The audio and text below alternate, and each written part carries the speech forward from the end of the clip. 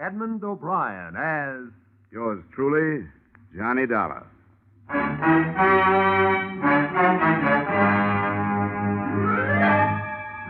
Edmond O'Brien, starring in another adventure of America's fabulous freelance insurance investigator, Johnny Dollar. At insurance investigation, Johnny Dollar is only an expert. At making out his expense account, he's an absolute genius.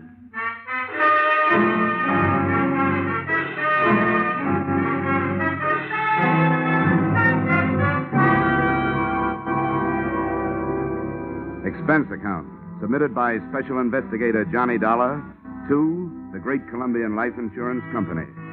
The following is an accounting of my expenditures during the investigation of the circumstances surrounding the murder of your policyholder, Loyal B. Martin, or how to take a vacation in Fairfield County.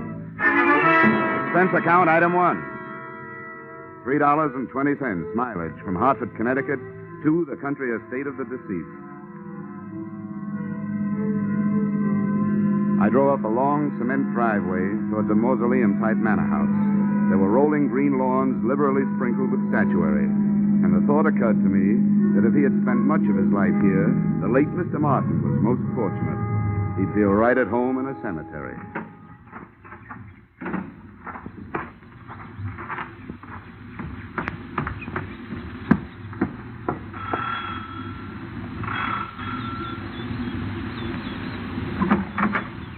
Yes? My name is Dollar. I'm here to see Mrs. Martin.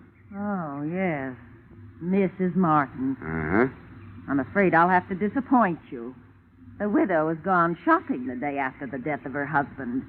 Something attractive in mourning clothes, I'm sure. Well, what time is she expected back? I have no idea. But it shouldn't be long. Do you mind if I come in and wait?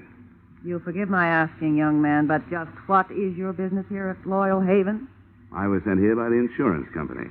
Oh, why, yes. Well, then do come in. Here, right in here. I'm Mrs. Tompkins, the housekeeper, Mr. Dollar.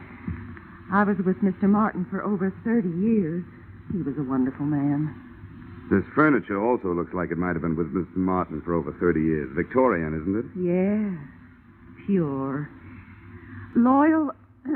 Mr. Martin, that is, was an expert on the Victorian period. Please sit down. Thank you.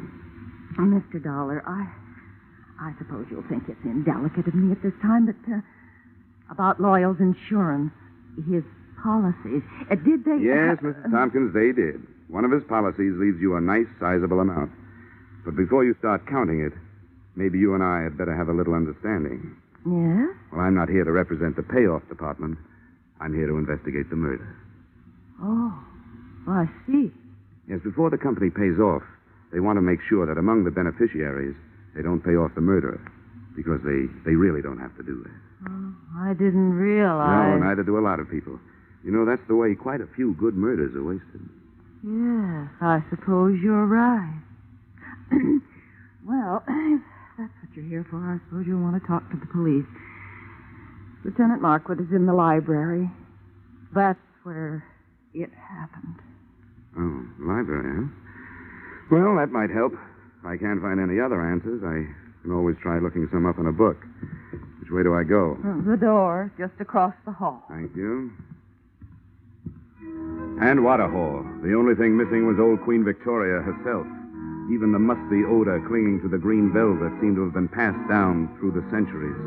There was a brace of moth-eaten pheasants on the wall and a bouquet of moth-eaten flowers under glass on a marble-top side table. The library was the same, but there were three things that looked out of place. A, an old suit of armor. B, a glass case filled with new, well-polished sporting rifles and shotguns. And C, a very gruff-looking lieutenant of the police who eyed me as I came in. And who are you? Oh, here's my little breath saver. Oh, yeah, Johnny Dollar. They told me you'd be here. Well, I've told everybody else I better tell you, don't touch anything. They want to re-fingerprint the whole room. Okay. What'd you find, Lieutenant? Nothing but the cadaver with 2 bullet holes in his back. Haven't got a caliber report from ballistics yet. Have you an estimated time of departure? Yeah, the coroner says Martin died after dinner last night. Uh-huh. Anything to go on? Just the usual faith, hope, and suspicion. His wife, too young and too pretty for an ugly old buck like Martin, must have married him for his money. Then there's that housekeeper, Sarah Tompkins. Yeah, I met her on the way in. And she used to be the old man's intended, from what I can find out. Probably jealous of the young wife. Then there's the brother, Marty. He showed up a few weeks ago, broke and brooding. Probably in love with the young wife. And then there's Nick Bellotti, a private detective who hired himself out as Martin's bodyguard. Bodyguard, huh? No doubt also in love with the young wife. Could be. Who's your choice? Except for the fact that there are only 2 bullets, I think they all did it.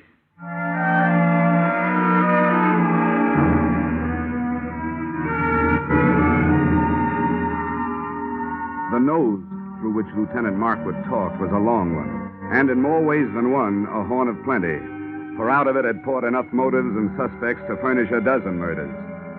I started through this cast of characters and found that all of them had very little to say and didn't want to say it. The first I dug up was the bodyguard, my brother investigator, Nick Bellotti, as he returned from a horseback ride. Glad to have you on the case, Dollar. The police have tied my hands. They told me to stay out of it, but to stick around. Have you got any ideas? Everybody seems to think it was an inside job, that somebody in the household did it. I'm not so sure. The reason I was around was because old man Martin made too many dollars and too many enemies doing it. But that's only my opinion. Why don't you talk to the old boy's younger brother, Marty?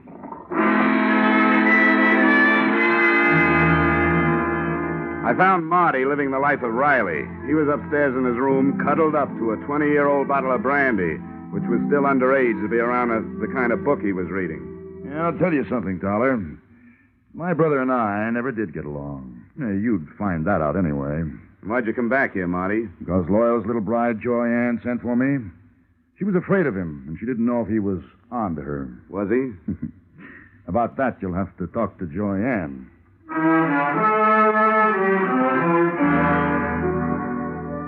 Joy Ann didn't get home until 3 o'clock in the afternoon. I caught up with her 20 minutes later as she came dripping out of the swimming pool. The suit she was wearing would have gotten her pinched on the Riviera. Oh, that was refreshing. It certainly is. Toss me that towel, will you? Yeah, surely. Here, Mrs. Martin. Joyanne, I hate formality. Who are you? Well, I'm from the insurance company, here to find out whether you killed your husband or not. Good for you, Mr. Dollar. That's what I like. Men who get right down to the point. I was told you were here. Oh? Nobody told me about you. Oh, come on over and learn. I want to stretch out here in the sun. Here, you man the fly swatter. Okay. Come on, sit down. Here beside me. If it gets too warm, slip off your shirt. Oh, thank you. Well, suppose we start talking business. Marty tells me you sent for him to come here because you were afraid of your husband. How come? Well, I knew Marty before I knew Loyal. As a matter of fact, he's the one who introduced me to. What do you call a dead husband? You call him unlucky, I guess. Anyway, for the purposes of this conversation, I'll know who you mean if you just say husband. But you didn't answer my question. I meant, were you afraid of your spouse? And if so, why? Yes, I was afraid of him. Oh, I might as well tell you, Mr. Dollar. I want to be frank with you. The only thing Loyal didn't have to offer me was love. I seem to be a girl who needs just that. Frankly, I tried to make up the deficit. Mrs. Tompkins, the housekeeper, saw to it that my husband found out about it. From then on, it was like living with a madman. So endeth my confession. So beginneth my suspicions. What about this housekeeper? Well, until I came along, she always thought that Loyal would wind up marrying her. No, don't get me wrong. I realize that I'm still the best jury bait around. If you killed him, you might make some headway with a self-defense plea. Thanks. I'll remember that. In the meantime, just in case this thing gets messy for me, and it shows signs, I'm going to spend what's left of my free time enjoying myself. Well, that won't sound good to a jury, but it sounds good to me. If I spend too much time around here, I might wind up having to plead self-defense myself. Oh? From me? No, from that bathing suit.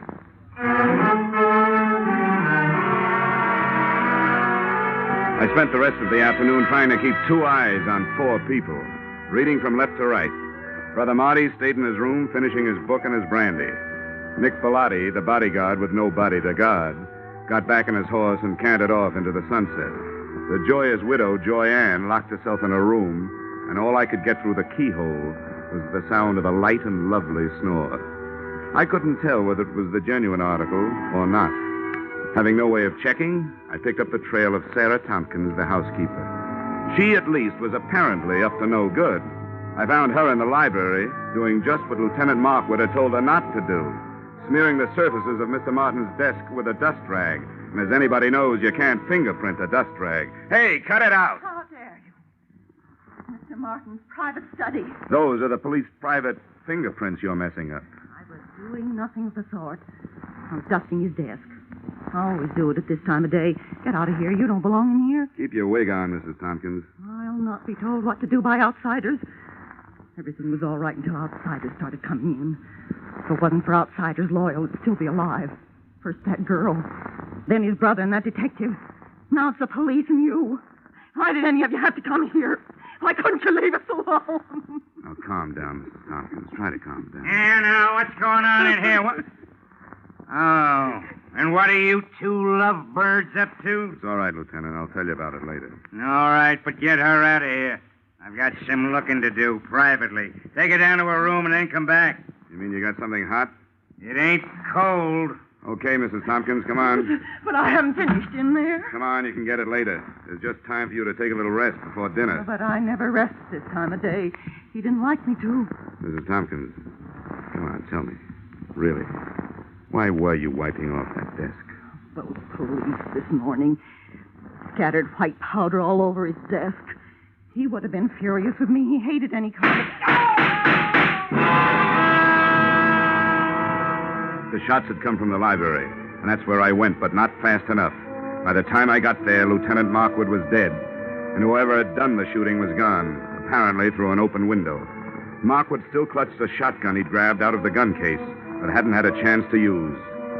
Two things had just died in that room: the lieutenant and a hot piece of evidence he'd never had the chance to pass on to me.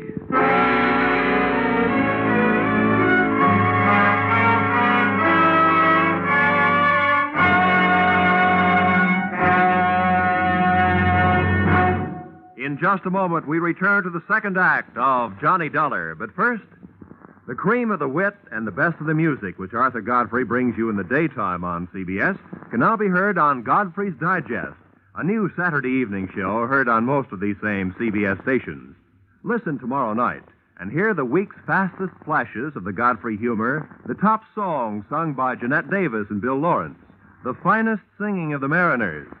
Arthur Godfrey's Digest and the Goldbergs are the latest addition to CBS's Great Saturday Nights. Now, with our star, Edmond O'Brien, we return to the second act of yours truly, Johnny Dollar.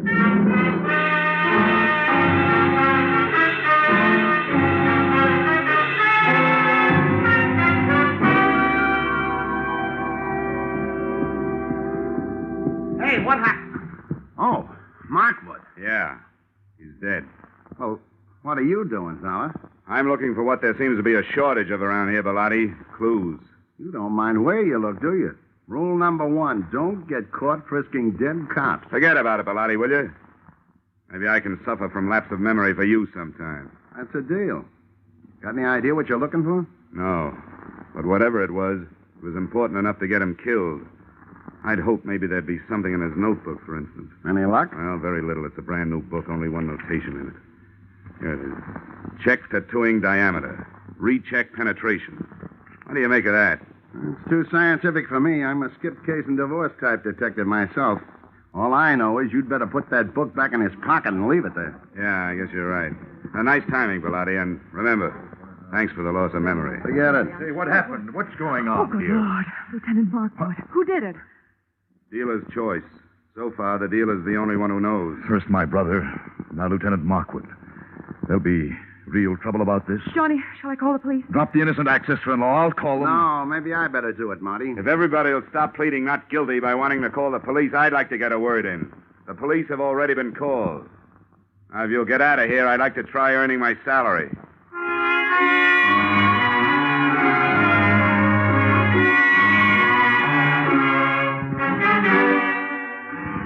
I had had longer ears and more soulful eyes, I would have been all bloodhound, because I could sniff out the first of the trail. The smell of cordite told me that Lieutenant Markwood's killer had either been inside the room when he fired or just outside with the weapon pointed through the still open window.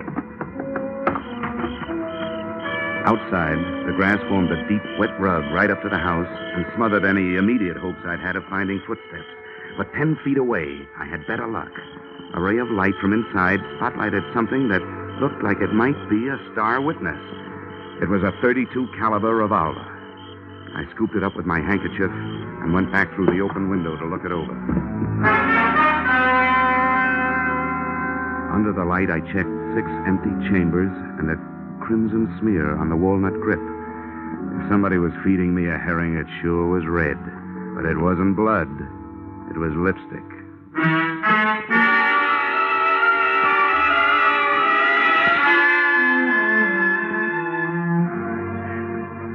I'd like to introduce myself, Dollar. I'm Sergeant Norrin McDougal. How are you, Sergeant? Poor Markwood. Thank the Lord he didn't have any wife and kids. I'm glad to hear that.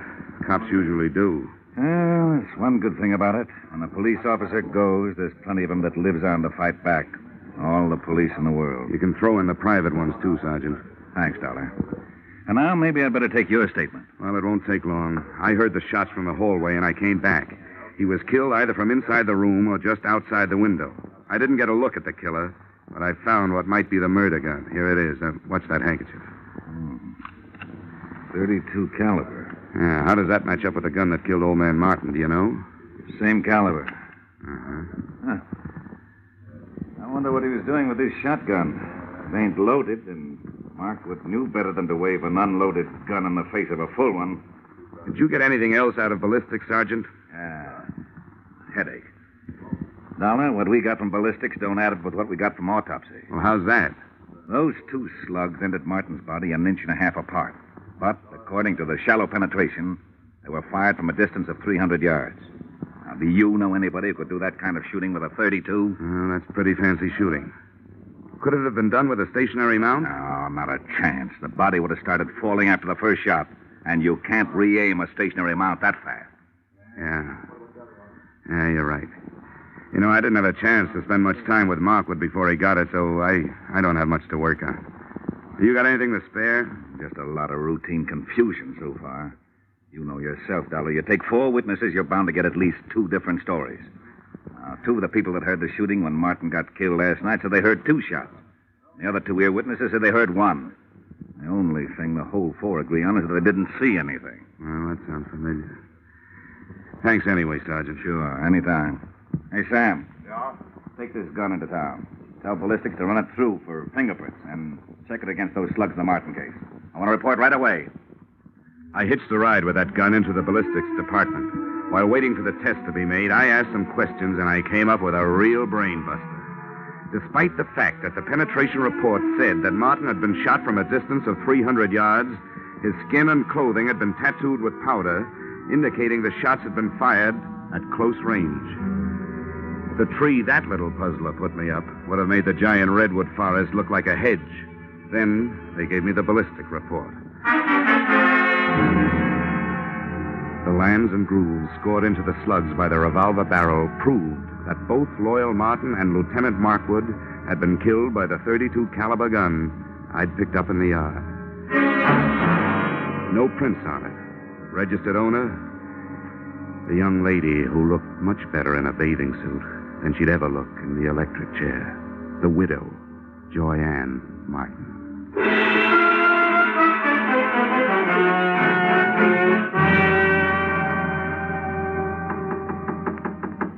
Yes? Who is it? The Hartford Hawkshaw. Dollar, I want to talk to you. Oh, I'll be with you in a second. I'm just out of the shower. Okay. First she was in the pool, now it's the shower. She's also in plenty of hot water. Hi. Don't pay any attention to my hair. Don't worry, I won't. I suppose you think it's a silly time of night for me to be taking a shower, but I thought it might help me to get to sleep. Well, I'm afraid I won't. Why, Johnny. You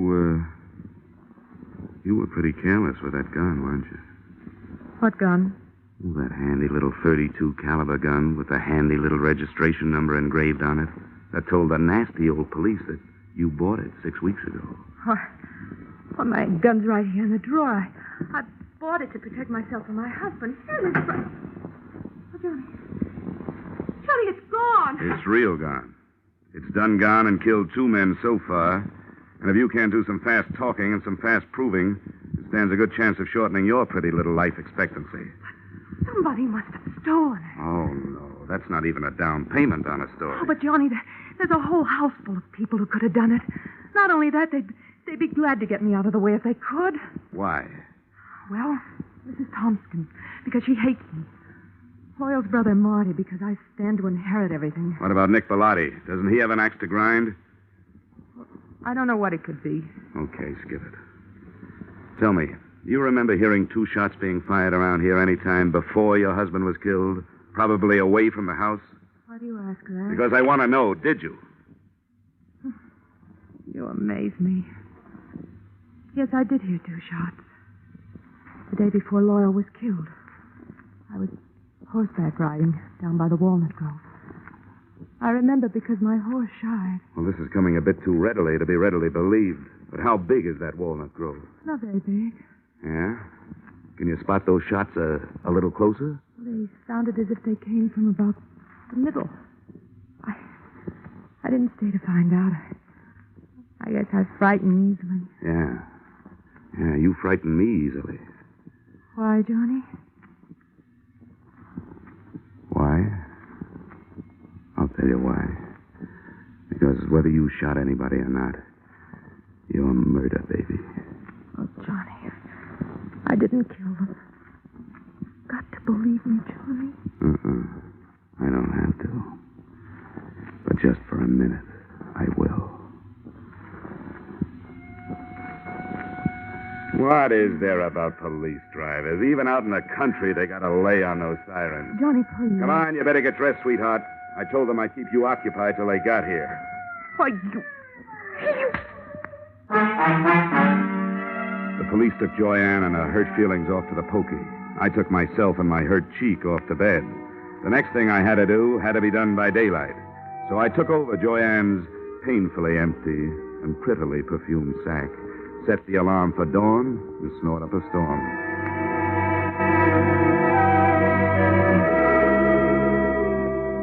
I never knew before how much went on in the country so early in the morning. On the way to the walnut grove, the damp air washed the cobwebs out of my head, and I started thinking.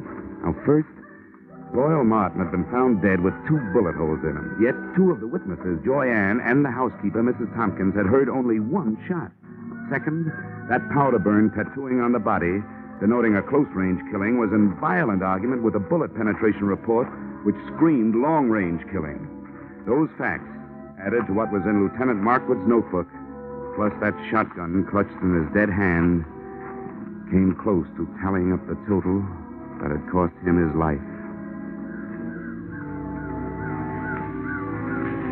Inside the grove, I found 4 walnut trees with hollows in their trunks. The first one gave me a handful of nuts and a fancy sassing by an irate squirrel. The second one came up with a handful of spunk water and a wet cuff. And the third, I found what I was looking for. I found about 2 pecks of clean cotton waste. That is, clean, except for some powder burns. Everything was falling into place, including a blunt instrument which hit me on the head from behind.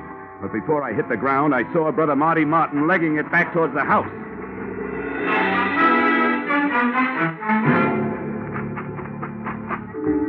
I made it up the house and up the hill and onto the trail, and was just starting up the stairs when I heard another out-of-season 4th of July. Okay, fella. I got him. Yeah.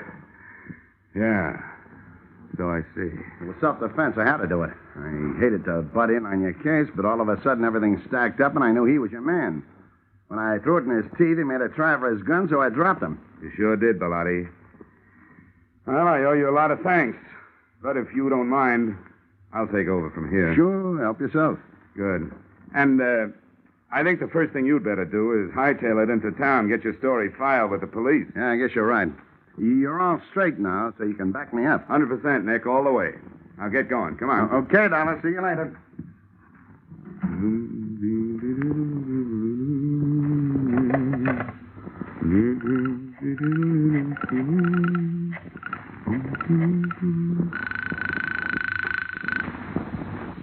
Sergeant Norrin McDougal. Yes, sir. Sergeant McDougal. Johnny Dollar, Sergeant. Oh, yeah, Dollar. What's new? Well, just another corpse. And in just about 15 minutes, the guy who made it one and conspired on the other two killings is going to walk right into your arms through the station house door. What? Who is it? Nick Bellotti, New York private license. He just shot his partner in this thing, Marty Martin. You're crazy. What about this girl? It was her gun. That was their fondest hope, Sergeant, to pin it on her. They borrowed her gun, fired 2 slugs from it into some cotton waste, then took the slugs and stuck them in a shotgun shell. 1 shot, just like both ladies said they heard.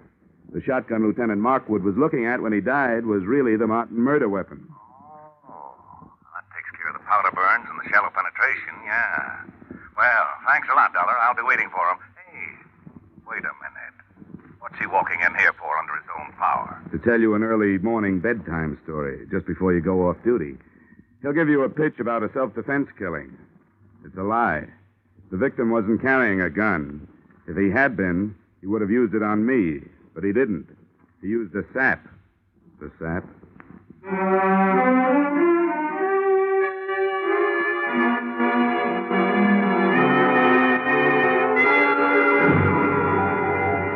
Expense account, items 2, 3, 4, 5, 6, 7, 8, and 9. $624 entertainment. Appeasing a rich widow with rich taste. Expense account, items 1 through 13 inclusive. $160 entertainment of poor insurance investigator with extravagant taste. Expense account item 14, $7.80 mileage New York to Hartford. You may disagree with that item, claiming that I finished the case in Fairfield County. But I didn't finish the case until I left her. And New York City is where I left her. Expense account total, $823. Signed, yours, truly, Johnny Dollar.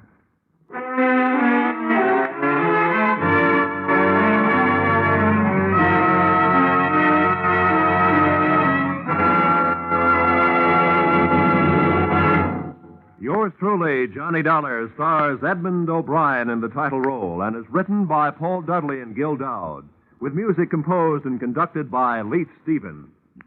Edmond O'Brien can currently be seen starring in the Harry M. Popkin United Artists production, DOA.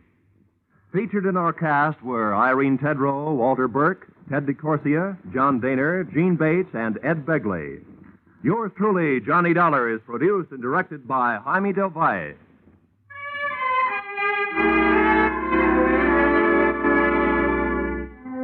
Join us again next week when Edmond O'Brien returns in another adventure of... Yours truly, Johnny Dollar.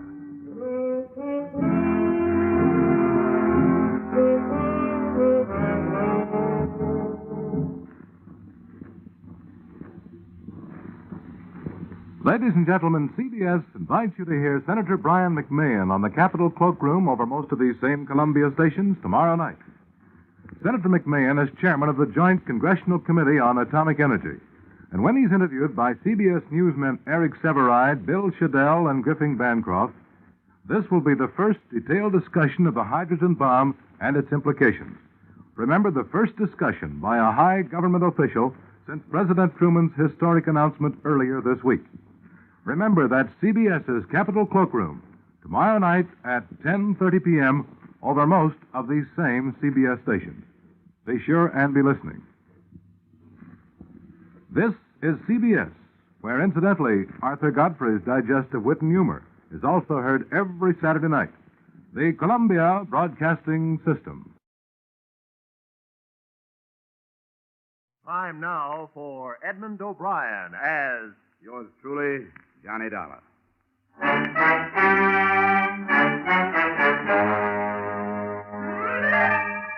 Edmond O'Brien in another The Adventures of the Man with an Action-Packed Expense Account.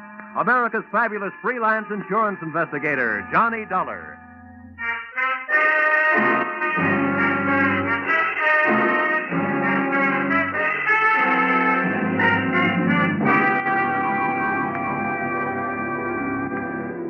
Expense account. Submitted by Special Investigator Johnny Dollar to Home Office, Intercontinental Marine Insurance Company, Hartford, Connecticut. The following is an accounting of my expenditures during my assignment aboard the SS Malay Trader, the ship with no port of call. Expense account, item 1, $80. Transportation from Hartford to Savannah, Georgia, where, after pausing only to grow a beard and deck myself out in seaman's garb, I proceeded to the local hiring hall of the Seamen's Union.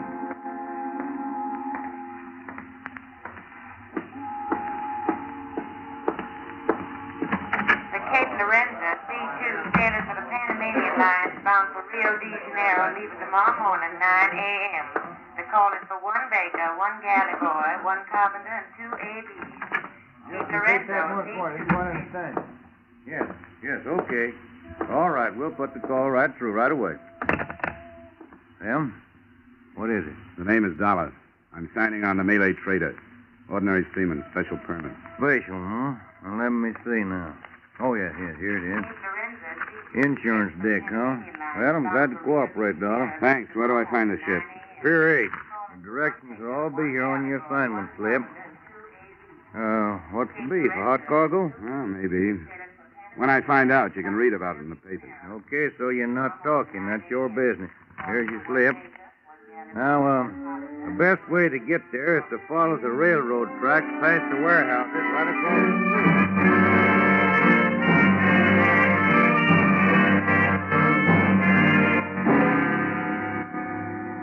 My new home, when I found her, looked neither pretentious, comfortable, or even seaworthy. She was a rusty old Liberty ship that probably had a war record, but hadn't had a coat of paint in months. Her winches, fore and aft, were busy feeding heavy rattan-covered bales into a gaping hold. Her decks were alive with longshoremen, and set against all that activity, a bulky gent wearing an officer's cap lolled on a stool near the head of the gangway, idling time with fingernails and a penknife. Yeah? What's your business?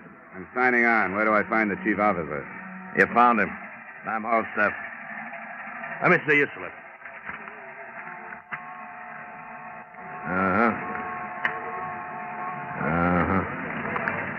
Yeah. Okay, Dollar. You're on the 4 to 8 watch, quarters of 3A. Just past the galley, then aft starboard side. Put up your div. You can sign later. Right.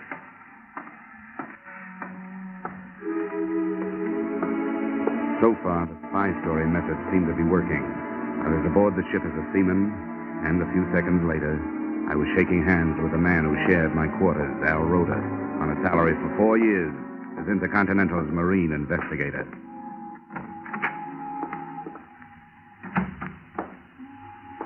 Johnny. Hi, Al. Hey, it's been a long time. How are you? I'm fine. It's good to be working a case with you again. Hey, is it all right to talk in here? Yeah, but let's keep it down. I've been on this tub since it left Singapore, and nobody's on to me yet. But play it cagey on deck. How much did they tell you in jolly old Hartford? Well, they gave me just the basic situation that Intercontinental insured a bunch of crude rubber from British Malays before the devaluation of the British pound sterling. Half that, I understand, burned in a warehouse in Singapore. You bet, to the tune of over 100,000 insurance bucks. I flew out there. Signs of arson, but no proof. I followed the other half of the crop here to Savannah. Hey, this company that owns it, Malay Traders, kind of an outfit, is it? They aren't angels. Been up against British customs a few times. Never nailed. They own their ships, and the branch here, headed by a Mr. Pila, imports basic commodities, like the rubber and minerals. Well, the point is that since this crude was insured before the British pound dropped, they can bring in more loot destroying it than they can selling it. Yeah. I guess that totals. And I take it the policy covers until they do sell, huh? That's it. I thought we were getting rid of it here. They packed it away in their warehouse, but then 3 days ago they started loading it aboard again. That's why you were sent down. What's the matter, Al? Don't you think the company trusts you? I guess they figure I need help. And they're right. Where do you think we're bound, Johnny? Well, my paper said Corpus Christi. The scuttlebutt is that Corpus is just a stop. That we clear there for Mexico, Veracruz, where arson investigation isn't what it could be. After that operation in Singapore, what else would they Hold be... it. Hold it. Hello. You in there? Yeah? All staff. Ship's articles are in the company office, corner of the warehouse. Go ashore and sign them. Yeah, okay, right away. Sir? Nice try, sailor. Oh, and if you'll take a word of fatherly advice... Well, practically anything you say. Go ahead. That girl in the office, the Malayan half-caste, she's the boss's daughter. Ah, my. Ah, my. Is that for appreciation, or is it her name? Both. But save your dreams. The chief, our friend Halstaff, is as possessive as he's big. And you know something? I don't blame him.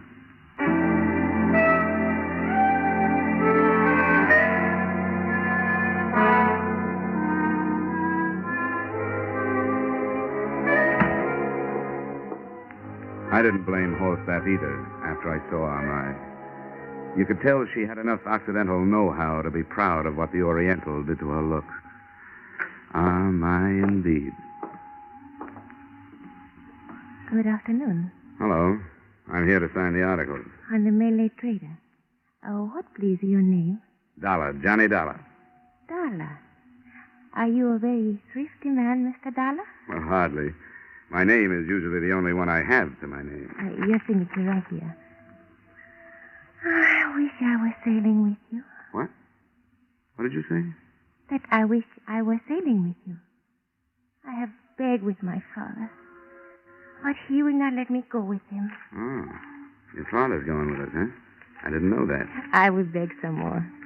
Once again, please, your name right here. You have nice hands, Mr. Dollar. Nice hand?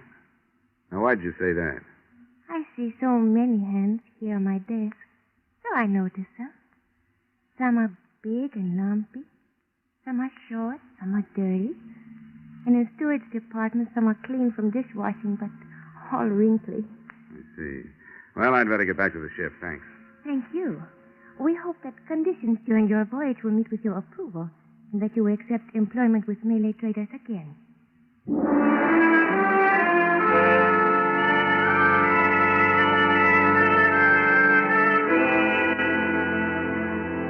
And with those memorized words ringing in my ear, I thanked the luscious Amai again and proceeded shipward to take up my duties as a very ordinary seaman. I hoped that her interest in my landlubber hands really stemmed from her unusual hobby and not from suspicion. And I wondered why Mr. Peeler, her father, and the local head of the suspect company had decided to go with us. Had his doctor ordered a sea voyage for his health? Or did he want to enjoy in person the odor of burning rubber?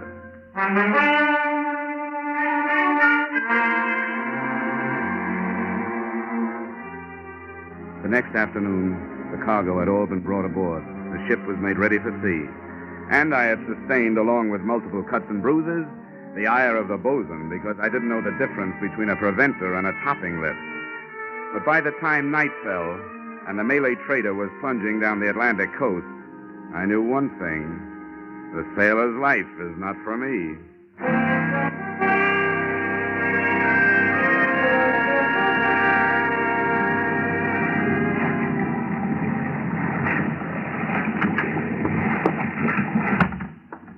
How'd you make out, Al?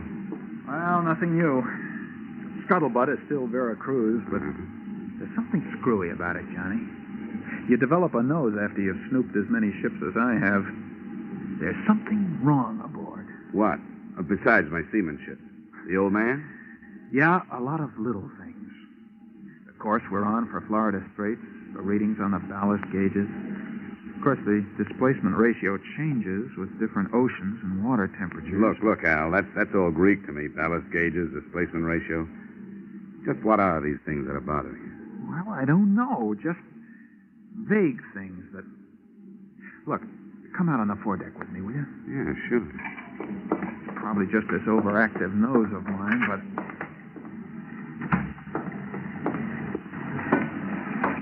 I want to get a look in one of these holes. Now, there's a hand standing lookout, and if you'll go up there and keep his attention, I'll slip into the escape hatch of number 2. All I'll need is about 10 minutes. I'll meet you in the cabin.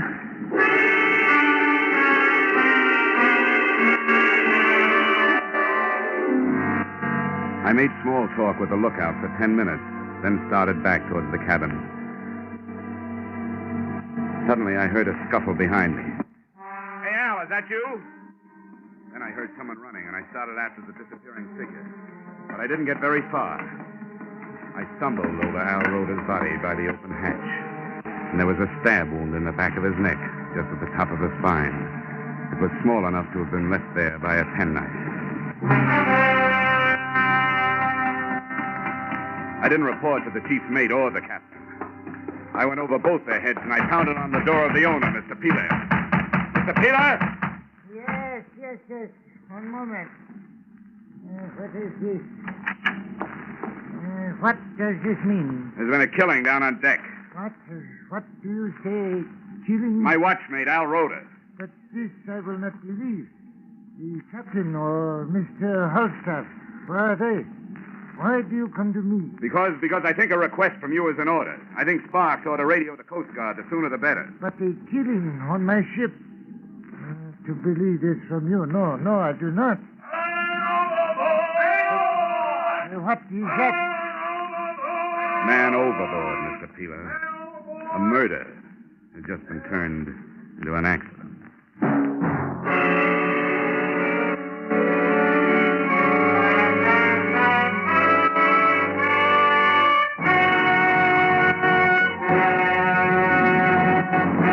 In just a moment, we return to the second act of Johnny Dollar. But first, Kitty Callan will join Vaughn Monroe's caravan along most of these same CBS stations this Saturday night. And on the CBS Gene Autry Show, the King of the Cowboys will bring you Ramona, When the Bloom is on the Sage, and many another Western favorites. The Vaughn Monroe Caravan and the Gene Autry Show are heard every Saturday night. Hear them tomorrow night in an hour of top pops and sagebrush symphonies. Now, with our star, Edmond O'Brien, we return to the second act of yours truly, Johnny Dollar.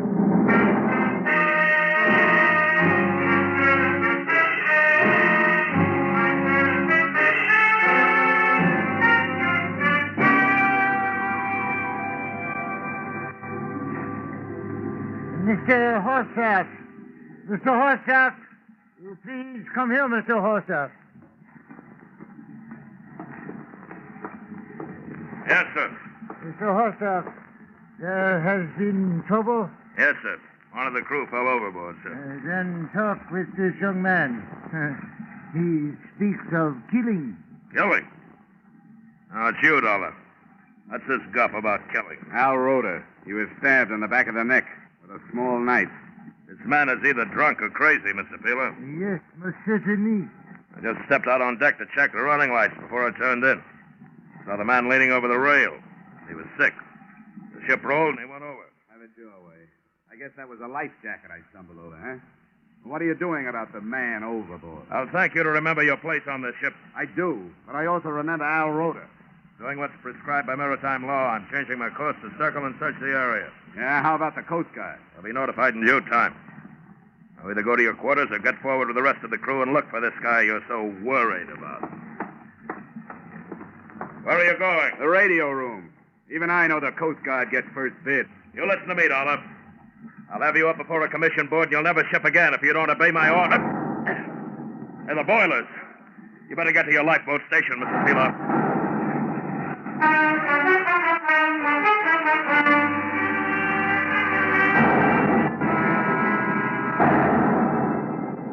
Every time an explosion lifted the Malay trader up off the water, it lifted my stomach up with it. My heart must have been pounding, too, because I felt it high in my throat. and feeling that big seagoing box of steel plates and bolts shuddering under my feet, painted sweat on my forehead, and big sticky splashes of real fear on my soul. This would be getting dead the hard way.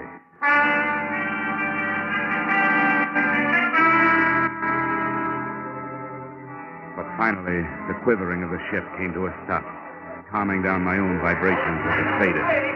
Then the tub started to lift, giving me a new reason for keeping my mind off of taking a cut at Falstaff with the closest fire axe. The crew got panicky as a bunch of kids in a burning school. And while they fumbled with the lifeboats, I took a last running look at number 2 hold. There were still bloodstains on the deck where I'd found Rhoda. And next to them, besides the open hatch, I found something that Falstaff hadn't realized he'd lost or hadn't had time to look for. His penknife, pearl shell handle, with an anchor embossed in silver.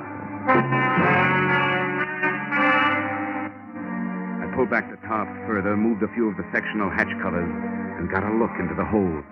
There was enough light to see the cargo, and enough smoke curled out to tell me the explosion had not been in the boiler. Yeah, I had a fine case, except it was going down under my feet, and I'd end up with everything but proof.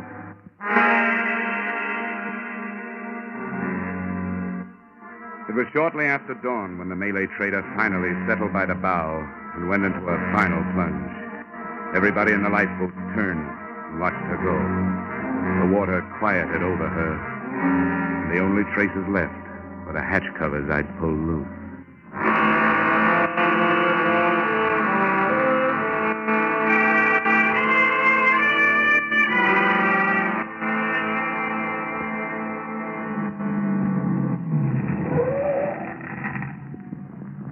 Here's the place, mister. Yeah, this is it. That'll be, 280. Yeah, here you are. Keep it. Oh, thanks.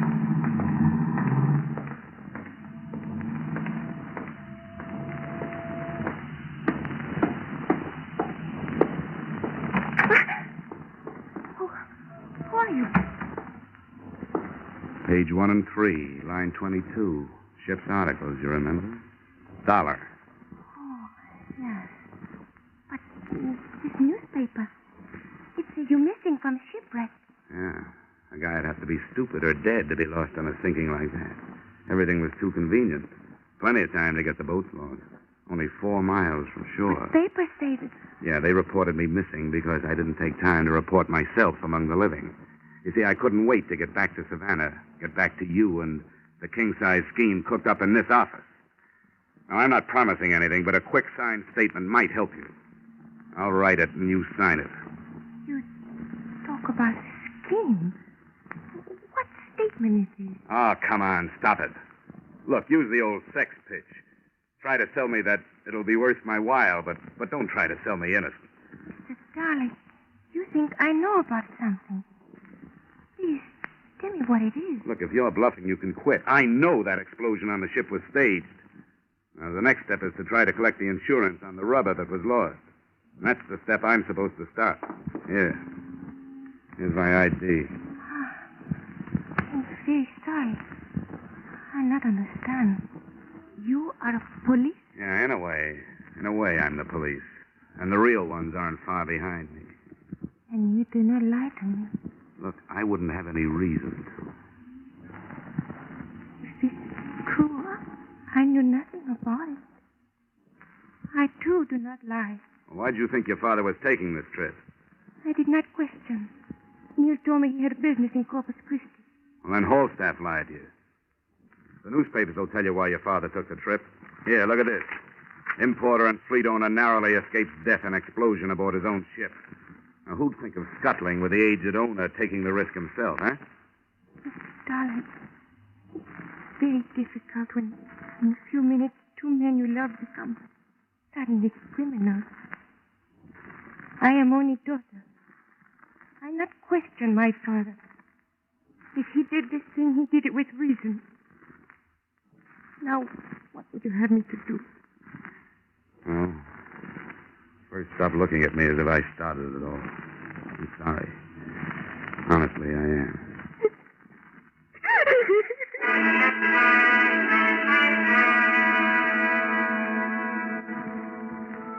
clear to me now that she wasn't lying.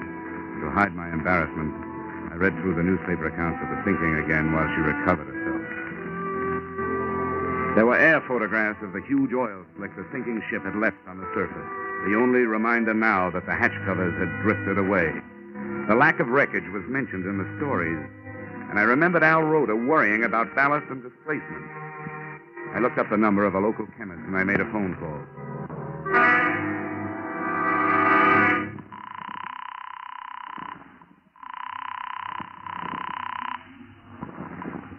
Hello? Listen, Doc, this may sound like a silly question, but it could be important. Does crude rubber float? Crude rubber? Do you mean perhaps latex? Yeah, whatever you call it.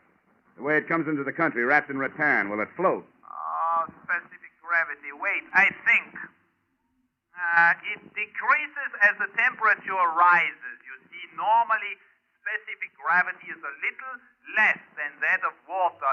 Yeah. It would float. Yeah, it floats. In the hold of a sunken ship, with a hatch partly open, it would force its way out and come to the surface? Yeah, it floats. Yeah, but it didn't. Thanks. Am I? Yes. How many warehouses does Malay Traders have here in Savannah? Only the two. Here on the waterfront, huh? Was anything moved out of them last night? After the ship left? No, nothing was moved. Mr. Dollar, what does this mean? Am I want you to wait here in the office for your father. When he comes, I want you to tell him that I'll be waiting for him in one of the warehouses and that I know the truth.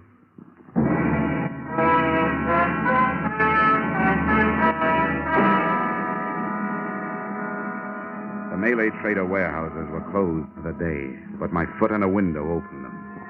Both were stacked high with imported goods, and I picked my way through everything from lychee nuts to ivory back scratchers. In the second one, hidden behind a wall of cotton Ceylon tea, I found what I was looking for.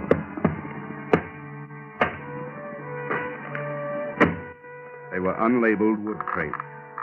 I opened one, and the resilient mass inside was crude rubber, still on dry land and still insured. All right, Dollar, hold it. Hold what, Holstaff? There's nothing left to hold. What do you mean by that? That for me, everything is finished, wound up. Time for the law. Unless you can make another switch with that rubber before they get here. You mean that rubber in the crate? Yeah. Been here for over a year. Ah, come on. Let's not waste time. You and Pila and I know there wasn't any rubber in number 2 hold. You saved it to sell after you got paid off for losing it. And I'll let the experts prove it. What experts? Oh, they got all kinds. You know, one group is going to nail you for murder. That's very funny. That's very funny. So is a penknife a funny murder weapon. But I found one on the Malay Trader on the deck near number 2 hold. So you've got a penknife, huh? Yeah.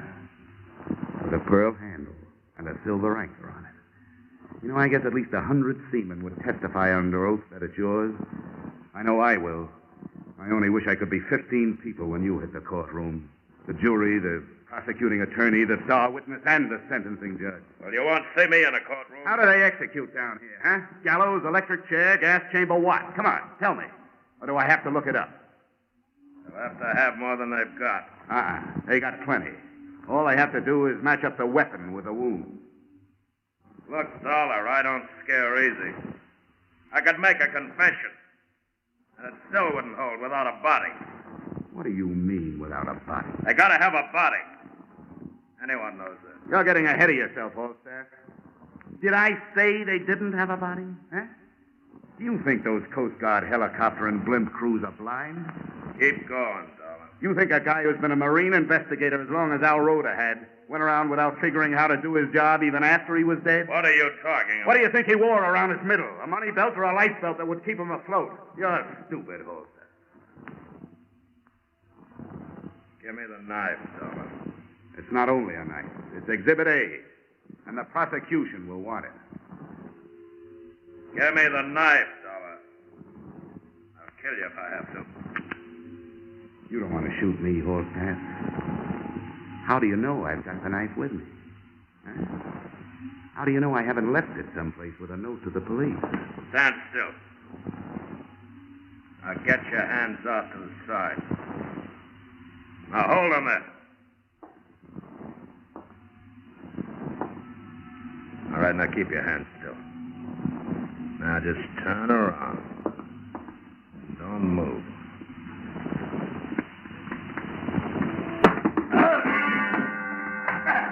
It wasn't time for Queensbury rules. He was close to me, and I used my feet.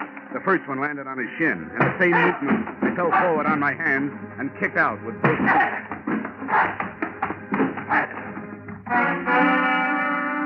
Two sea boots into the solar plexus would have stopped an ordinary man. And after I gave him a couple more, the big chief mate turned into just that, an ordinary man.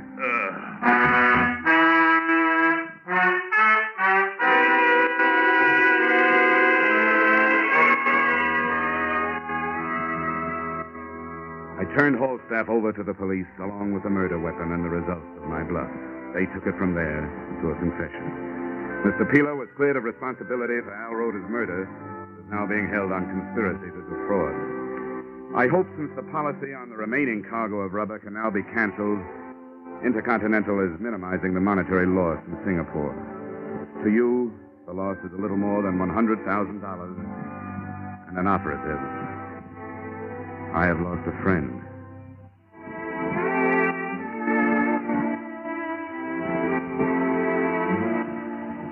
Expense account item 2, $63. Getting my foot on a bar and my chin off my chest while waiting for a train to take me out of Savannah. Item 3, $80. Transportation Savannah to Huff. Item 4, $10. Public stenographer who took the dictation on this expense account. Item 5, entertainment. Same public stenographer who spent the evening proving that socially she didn't take dictation. Also that she was no good at making me forget what I want so badly to forget. The face of Al Roda. Expense account total? Skip it. This one is on me. Yours truly, Johnny Dollar.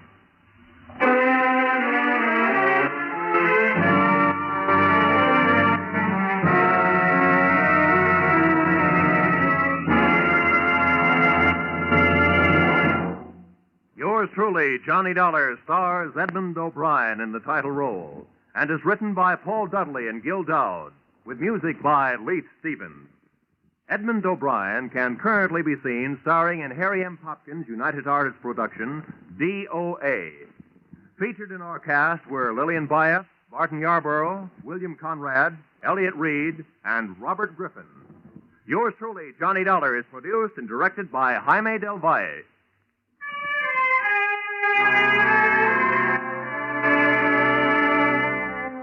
Join us again next week when Edmond O'Brien returns in another adventure of... Yours truly, Johnny Dollar.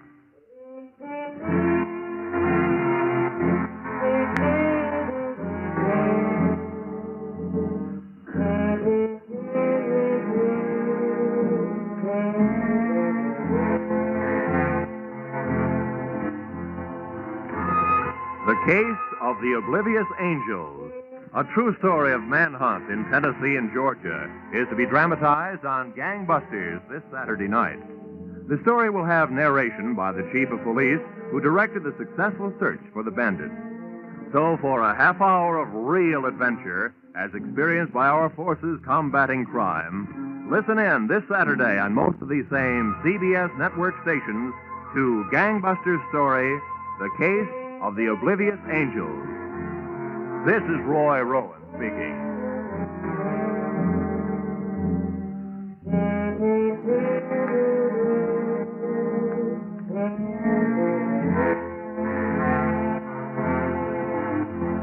This is CBS, where yours truly, Johnny Dollar, meets adventure every Friday night. The Columbia Broadcasting System.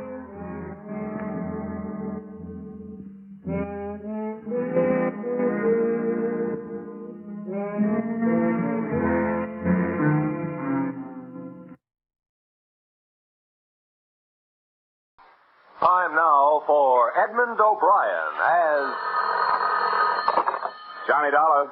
Johnny, how soon can you get out to High Bridge, North Dakota? North Dakota, huh? In the winter, you guys send me to North Dakota and the summer to Miami, Florida. All right, what's your problem?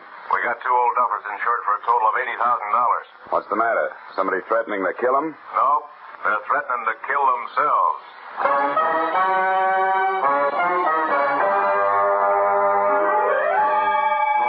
Edmond O'Brien in another of the adventures of the man with the action-packed expense account, America's fabulous freelance insurance investigator, Johnny Dollar.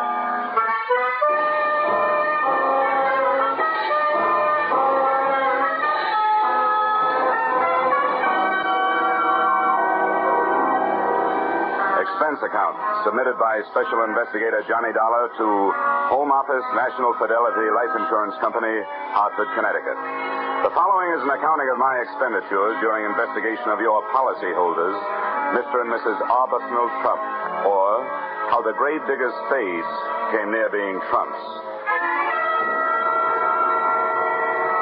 Expense account item 1, $113.52 railroad fare, Hartford, Connecticut to High Bridge, North Dakota.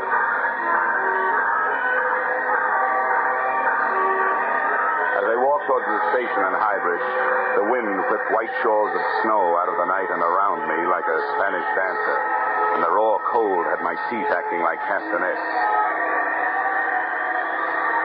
Inside the shack, I found a pot-bellied stove surrounded by a pot-bellied station master. Hello. Oh, hello. You are early customer? Well, I'm the only one got off the train. Can I find a taxi around here? Yep. As soon as my son gets the mail and freight tucked away, he'll take you. Only won't be any taxi cab. You drive you wherever you're going in the Pong. By the way, where are you going? To the Trump residence. You know it? Yep, I know it. You one of the family? No, just business. Oh. Well... Well, what? What is your business is none of mine. But, have you ever been out there before? No, I haven't. Why, something wrong?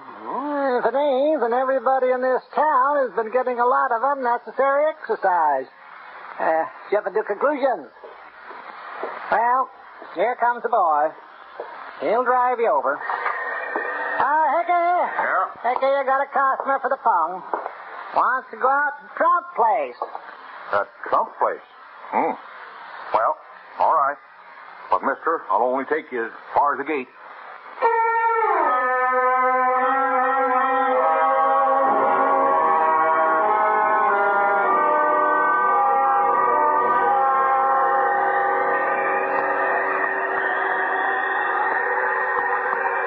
You say this your first visit, huh? That right, Mr. Dollar? Yep, that's right. Hey, how much more we got to go? Oh, about another mile. You cold? Cold. Ooh, I'm freezing. Well, flap your arms around. Keep up circulation. Hey, does it always get this cold around here? Nope. Only in the winter. Oh. Say, Hickey. Yeah? You mind answering a few more questions? No, many answers. You're welcome to those. Well, what about this Trump place? Why is everybody around here scared of it? What is it, a haunted house? Nope. As far as I know, everybody out there's alive, all right. Matter of fact, I'd feel better if some of the things out there was dead. What do you mean? Well, past year or so, I've been delivering some packages out there. Boxes coming express on a train. Some of them come all the way from Africa. Quite a few from India, too. All marked danger. All marked do not open. Deadly. Whatever comes in those boxes is alive.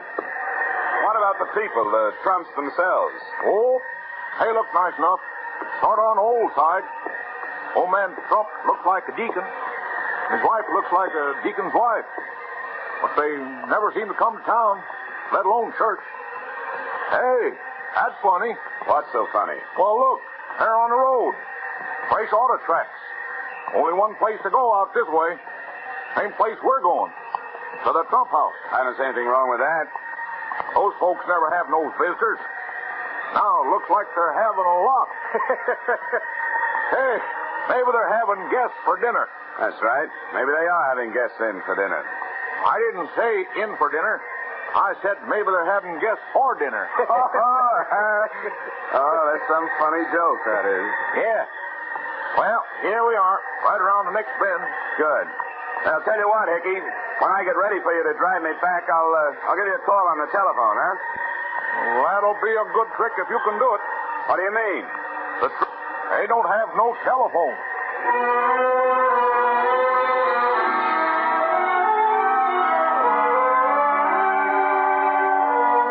Expense account item 2, $1.50 tongue fare. Hybrid station to the gate of the Trump estate where the driver Hickey dumped me off. I used one of the fresh tire tracks as a footpath up the long driveway through the snow, and steaming the white flakes out of my eyes with my breath, I took inventory of the house. It was big, colonial, and in good repair. All rooms lighted downstairs, one room lighted upstairs. Near the front, the automobile tracks took off around to the back of the house. I had to make my own footsteps in the drifts from there to the front door. Quickly, don't let that cold in. Let's shut the door. Now, who are you? What do you want? What are you doing here? I'm Johnny Dollar from the insurance company. As to what I want to see Mr. and Mrs. Trump. As to what I'm doing here, I'm just the victim of a bad choice of careers early in life. Well, all right. Take a seat over there. I'll go check with Mr. and Mrs. Trump. But don't bother taking your coat off yet. So this is Northern hospitality.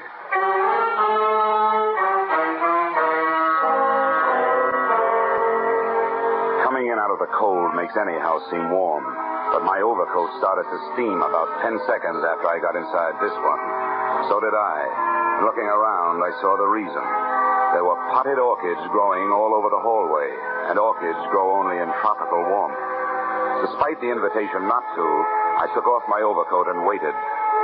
After 10 more minutes, I felt like slipping out of my suit, a decision I didn't have time to make. They're just finishing dinner, Mr. Dollar. They suggest you join them for coffee. Follow me. Thanks.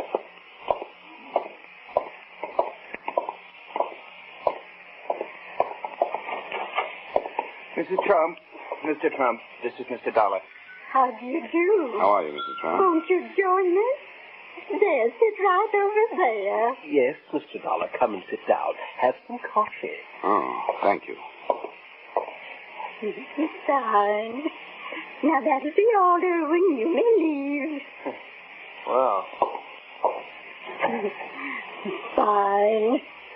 Now, sugar and cream, Mr. Dollar? No, thank you, Mrs. Trump. This will be all right, just the way it is. Well, Mr. Dollar, I assume you brought the necessary papers? Yes, I did. They're in my pocket all ready for your signature. Good. We'll sign them right away. Well, I was hoping you wouldn't sign them, at least until I've had a chance to talk to you about it. Talk to us? What is there to talk about? I hope you understand that, well, it isn't every day that an insurance company gets a letter from a pair of policyholders calmly stating that they are both planning to commit suicide. Oh, no? No. Well, I suppose it is a bit out of the usual run of things, but there's nothing we can do about it. My goodness, we checked with our lawyer. And he said we were perfectly within our rights. Well, granted, you've had the policy a long, long time, and the suicide clause is no longer in effect. However, frankly, the company did send me out here in the hope that while I was arranging the change of beneficiary you requested, I could also talk you into changing your mind. Mr. Dollar, you might just as well save your breath. Our minds are made up. Mrs. Trump is right, Mr. Dollar. As soon as we get those change of beneficiary papers signed, we intend to dispose of ourselves. Well, And furthermore, young man, within the past 48 hours, we have had ourselves thoroughly examined by a board of extremely well-thought-of alienists who signed documentary proof that we are both perfectly safe. Mm-hmm. So there is nothing you can do to stop us in that direction. But why? Why do you want to do this? Now, you don't look unhappy. Well, we're not. We've had an extremely happy life, haven't we, Mr. Trump? Indeed, we have, Mrs. Trump. And that's just it. You see, Mr. Dollar, we both feel that having enjoyed such a beautiful life, we owe the world something. And finally, we have evolved a method of paying our debt. In doing what we intend to do, we shall leave to the world the beginnings of a new humanity. What's the matter with the old one? Nothing. But it is doomed to extinction. Mr. Dollar, just think of yourself. Atom bombs, hydrogen bombs, biological warfare. And don't forget the flying saucers, Mr. Trump. Don't forget, indeed. Unknown objects hurtling through space, interplanetary traffic. Dear, dear. A prelude to invasion and destruction. Now, wait a minute. How do you know? Who told you? Mr. Dollar, Mr. Trump knows these things. He was a professor for many years, and he reads all the time. He knows all that. Would you mind pouring me some of that coffee, Mrs. Trump? Not at all. There. Thank you. Mr. Trump, granted we're all doomed for extinction, how's knocking yourself off going to help? If you just stick it out, you'll not only enjoy a bit more time alive, but you'll also be around to see the fireworks. You will notice, Mr. Dollar, that we are changing the beneficiary in our policies from our niece, Miss Hope Selden, to the young man who let you in here tonight, Mr. Irwin Harper. Yes, I noticed that. And I also noticed that this young man isn't even related to you. Now, what's that all about? Well, Hope is a frivolous girl. She laughed at us when we tried to tell her what's happening. Irwin is a serious-minded young man who will use the money brought to this household by our passing to make the down payment on a new human race. Mrs. Trump, do you happen to have any brandy around? Later, Mr. Dollar, later. You want to know why and how. Well, come along. We'll show you.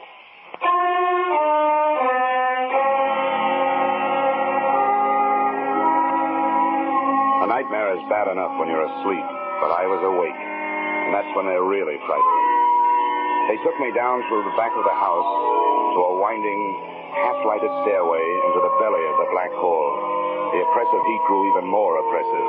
More stairs, then tunnels, all the ceilings cement and lined with lead. All the walls covered with pens and cages, and all of them filled with snakes, Mr. Dollar. Reptiles, hundreds of them. Every species, every variety known to modern man. Look at them. Look at them and look at them well, for here is the new beginning. When life as we know it is blasted off the face of this earth, either by man himself or by his planetary cousins. When that happens, then these shall be the inheritors of this global sphere, as they were in the beginning, according to the Meston theory as set down in 1903. Yes, Mr. Dollar, Mr. Trump knows these things, don't you see? No, I've got to admit I don't quite see. You will. There. Look. Every pen, every cage is equipped with an automatic feeding device. Stored above the cages is enough scientifically developed food to keep these reptiles alive for 100 years if need be. Until the Holocaust, they will be cared for by young Harper. I could use some old Harper myself. When the Holocaust comes, Irwin Harper shall survive as long as possible. Then the machines will take over. The reptiles will be fed, and when the recording devices up on top say that the radioactivity and magnetic forces have been dissipated, the doors of the cages leading to the earth above shall be automatically projected outdoors, and the cycle shall be complete. Then the reptiles will be set free on the face of the earth to once again evolve themselves into the new humanity. I see. Look, Mr. Trump, I'm out here to ask you a very simple question. What's all this got to do with your committing suicide? That is easily answered, Mr. Dollar. We need money. We need a lot of money to buy the rest of the equipment. We are willing to give up the little that is left of our lives to provide it. Irwin will remain behind to put our money to good use. Mr. and Mrs. Trump, I don't question your motives, but you can't blame me for taking a second look at your methods. This man springing from reptile theory is flimsy enough, but that's your opinion and you're entitled to it. But what you're not entitled to, and I'm quoting the Bible and the law, is the act of taking your own lives. We've talked that over among us, and we are willing to take our chances. All right. But at least you'll agree this is a whole lot to take in one sitting, isn't it? Now let me bring these papers back in the morning. We can talk it over once more, and Then you're free to go ahead and sign. Well, time is short, but I don't think a few hours will matter. Do you agree, Mrs. Trump? Oh, yes, I agree. Good. Now, if you'll be kind enough to either let me have a car or have somebody drive me into town. Car? We have no car. We haven't had one for months, and we've borrowed them from the property. Hasn't been one past the gate for almost a year. Oh? Including tonight? Yes, of course, including tonight. You'll just have to stay here. Come now. We'll take you up to your room, Mr. Dollar. What you need is a good night's sleep.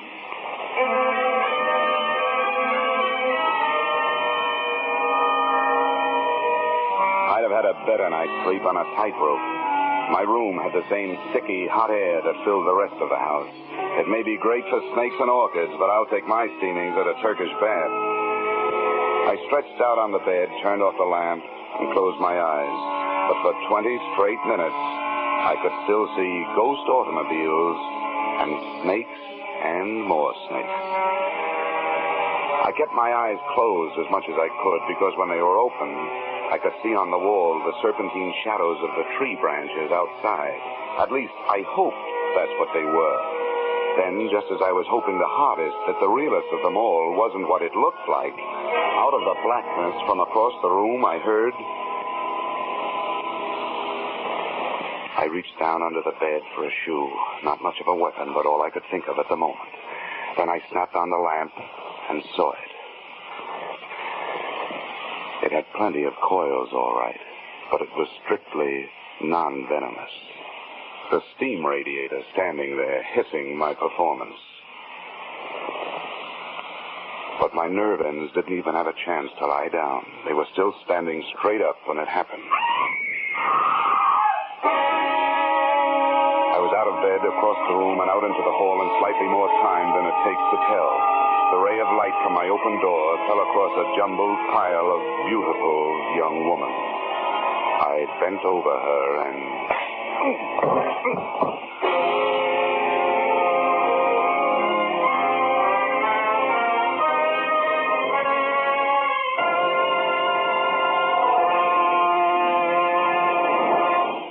In just a moment, we will return to the second act of Johnny Dollar. But first... Now, with our star, Edmond O'Brien, we return to the second act of yours truly, Johnny Dollar.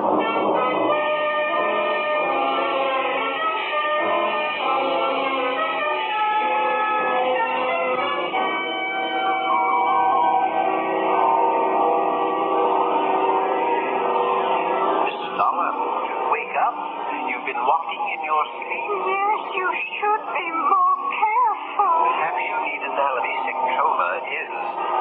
Perhaps you need analysis. Learn what the basic trauma is.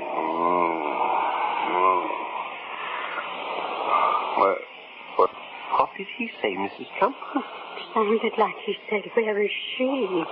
I'm right here, Mr. Dollar, right here taking care of you. Oh. Yeah, somebody's been taking care of me, all right. Oh. Well, where is she, huh? She's gone. What have you done with her? Come on now, where's the... Mr. Dollar, you better get hold of yourself. There is no girl here. Oh, no? Well, look. Earlier tonight, you told me there was no automobile around here, but there was. I saw the tracks in the driveway with my own eyes. I walked in one of them. All right.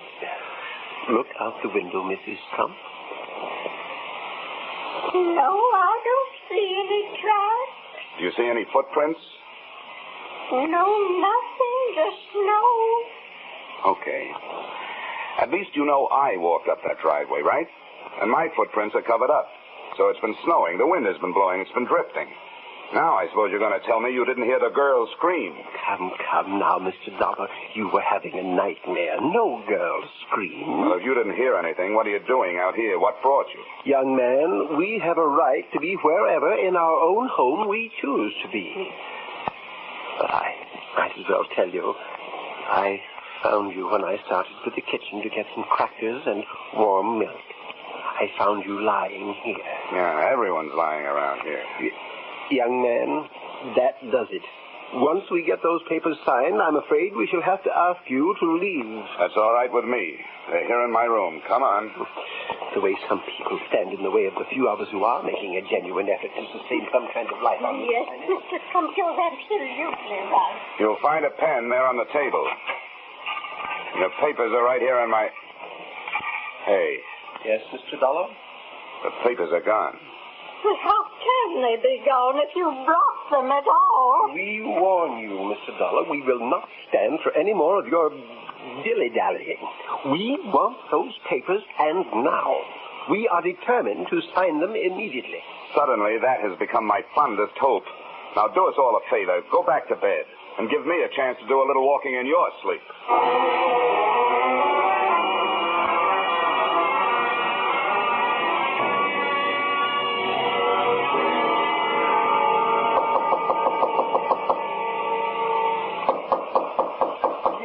Who is it? Dollar, what do you mean, barging in here? I'm looking for a girl, and I'll admit this is a very unlikely place to find her. I'll thank you to get out of my bedroom. You realize how suspicious you look just lying there in bed? What do you mean? Well, I mean that about 15 minutes ago, a woman screamed at the top of her lungs not 20 feet from here. Now, what's your story? That you didn't hear it? Or does it happen around here all the time? You're crazy. I didn't hear any woman scream, and I don't think you did. Okay, have it your way. I'm hearing things. But one thing I know, I'm not feeling things. See here? This lump on my head? That's for real. That doesn't interest me a bit. If I find out you put it there, it'll interest you. I'll not only put an egg on your skull, I'll make a whole omelet. In case you don't know it, you're looking at a citizen who's burned up. M-A-D. Mad.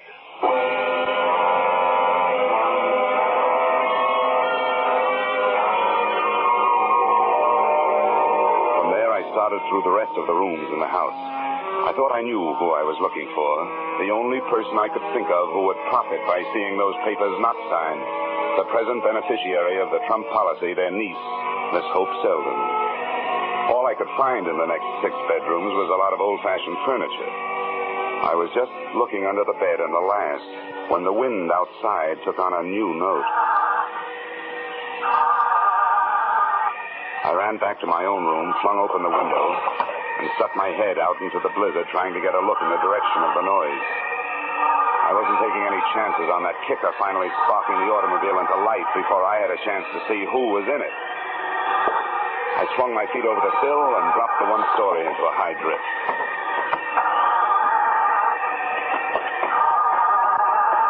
Come on. Come on. Oh, darn it. You're wasting your time. Around here, people only go for sleigh rides. What do you want? Who are you? You should know. You had your hand in my coat pocket earlier tonight. Of course, unfortunately, I wasn't in the coat, but something else was. And I want it back. If I took anything out of your pocket, I had plenty of reason and plenty of right to do it. The only one I want taking things out of my pocket is the cleaner when he's filling out the tobacco crumbs. Now, come on, give me those papers. No, just let me talk to you first. I want you to hear my side of things. Look, I'm freezing. If it takes more than 5 seconds for you to say what you gotta say, no dice. Well, then let's go back in the house. I know you'll believe me.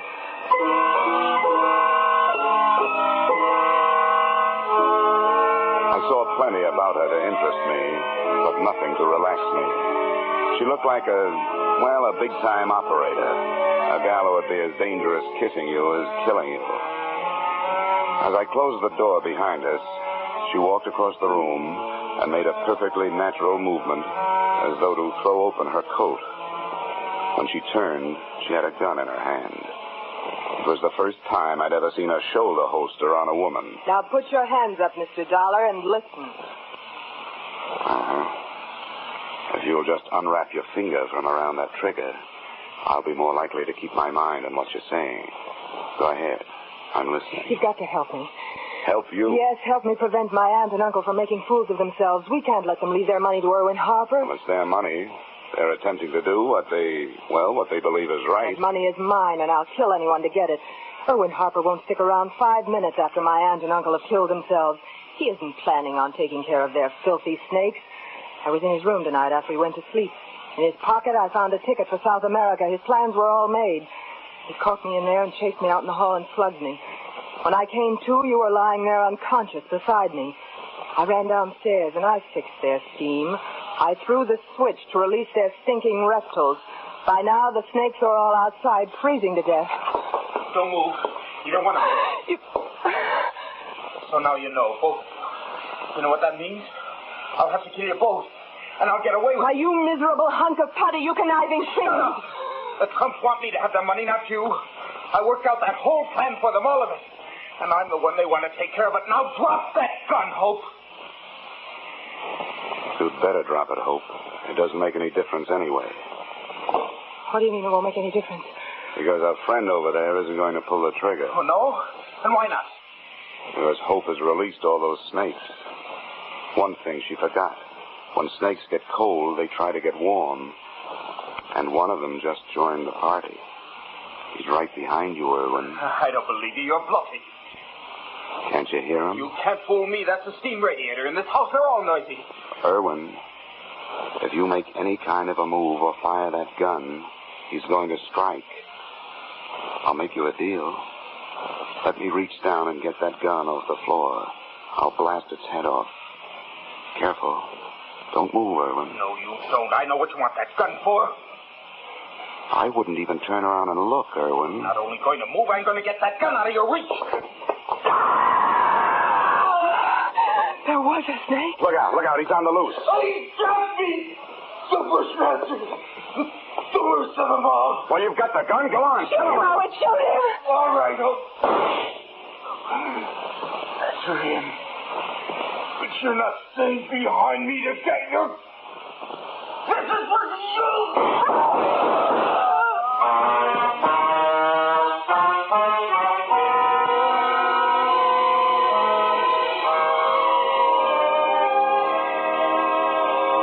Mr. and Mrs. Arbuthnot Trump were fresh out of beneficiaries, to say nothing of snakes. The only one that had found his way back into the warmth of the house was the one I'd mistaken for a steam radiator. And without a handy method for creating a new humanity, the Trumps found themselves without a purpose. So I gave them one. At my suggestion, and at the moment, Mr. T is hard at work in his home laboratory, attempting to develop a machine with which mankind will fight the flying saucer. Mr. Trump's invention will be known as the Flying Cup and will be secretly dedicated to a waitress I once knew.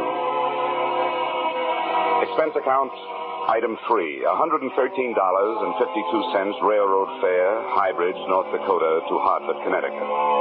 Expense account total, $763.90. You may say this doesn't add up, but neither does anything else about this case.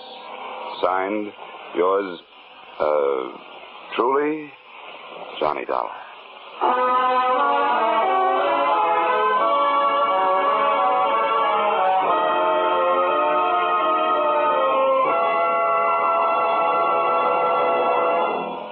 Yours truly, Johnny Dollar, stars Edmond O'Brien in the title role and is written by Paul Dudley and Gil Dowd with music by Leif Stevens.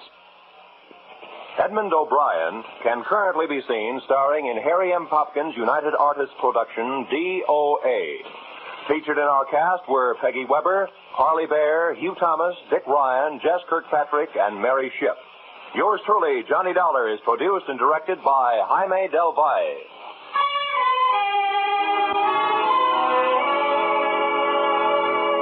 Join us again next week when Edmond O'Brien returns in another adventure of yours truly, Johnny Dollar.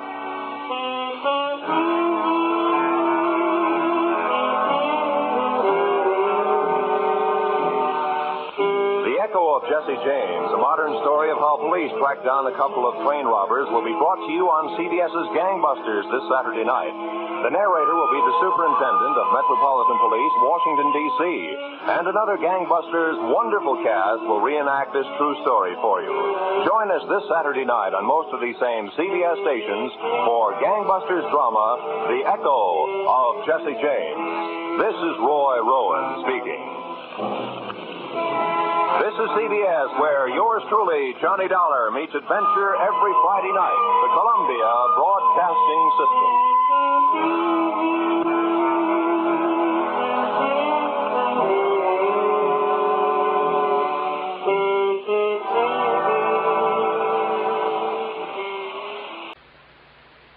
time now for Edmond O'Brien as... Johnny Dollar. Why in the world are you down here, Dollar? Your train leaves in 45 minutes. Well, I'm taking a quick refresher course in ancient history. You're sending me out to find a missing archaeologist, aren't you? Well, I want to be able to talk his language in case I find him alive.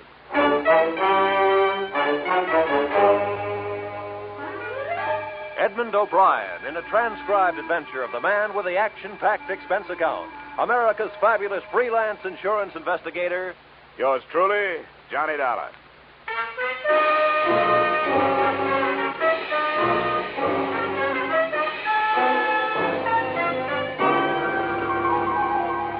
Expense account submitted by Special Investigator Johnny Dollar to Great Corinthian Life and Liability Company, Hartford, Connecticut. The following is an accounting of my expenditures during my investigation of the disappearance of Bruce Lambert, the archaeologist who never should have left his tomb. Expense account item 1, $7.50, railway and taxi fare from my Hartford apartment to room 317, Brighton Arms, New York City, a hotel whose front rooms had a depressing view of an 81st Street mortuary.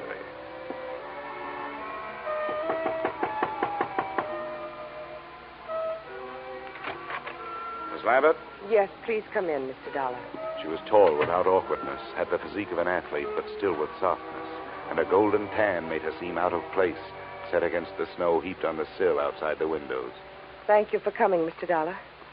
I realize that mine was a rather unusual request to make of an insurance company. Not at all, Miss Lambert. The company doesn't want to lose a policyholder any more than you want to lose a brother. But there are a lot of good private detectives in New York. I couldn't afford one. I had thought of notifying the police, but I realized that Bruce's case would be just one of many to them. They're so impersonal. And if there's a chance of any notoriety... Miss Lambert, if you mean that for some reason you'd rather the police didn't find him, you'd better tell me about it. Yes, of course I was going to. I don't see how it could make any difference. Please sit down. Maybe we'd better start way back at the beginning, huh? That would be in Egypt, wouldn't it? Yes. In the desert some 100 miles west of Thebes. My brother's an archaeologist, and he'd uncovered some ruins. It was quite an important discovery, something about the 12th dynasty. I don't know much about it. You were with him?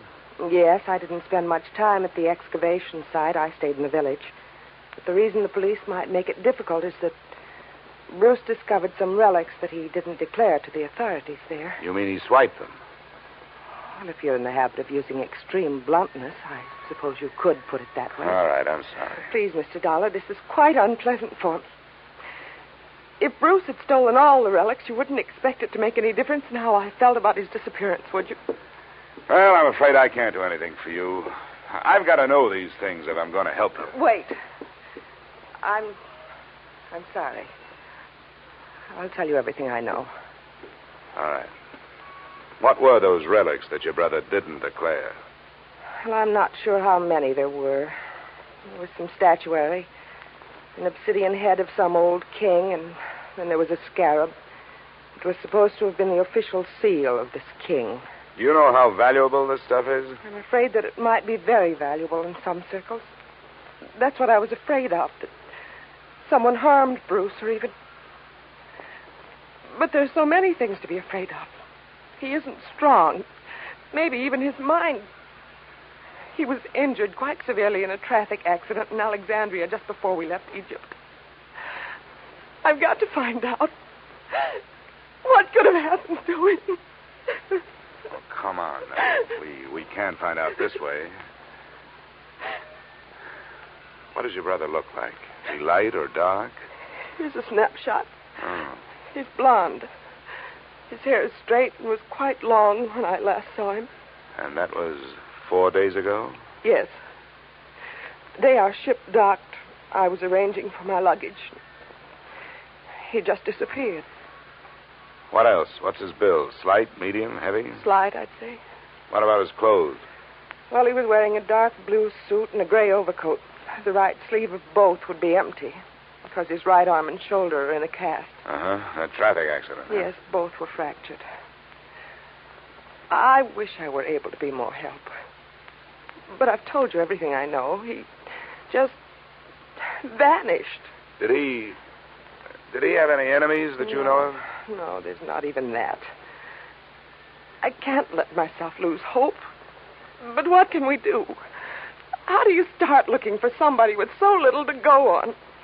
Before I answer her question, we started at the beginning again. The second run-through was pretty much like the first. But disappearance from a foreign ship in the port of New York is not as easy as the telling of it. I left the troubled Marcia, checked into an 8th-floor room in the Brighton Arms, where a phone call told me the North Fleet had already sailed. No hope of information there. So I headed for the U.S. Customs Office. Good afternoon. Mr. Nixon? Yes? Well, my name is Dollar. I'm an insurance investigator. The girl outside said you could help me. I'd like to get some information on a passenger who arrived from Alexandria on the North Fleet. North Fleet. Well, I'd have to know the day of arrival and the name of the line. It was 4 days ago. They'd made it... that would make it the 20th. It's a British ship. North Fleet. Well, no. What was the passenger's name? Lambert. Bruce Lambert. Did he clear any luggage through customs? Bruce Lambert. Yeah. Witnessed the examination of one piece of luggage, a suitcase, personal effects, one piece of statuary purchased in Alexandria, no duty. What address did he give you? Bruce Lambert. No street number, no hotel, the Brighton Arms. Oh, the Brighton Arms. Well, don't count on that.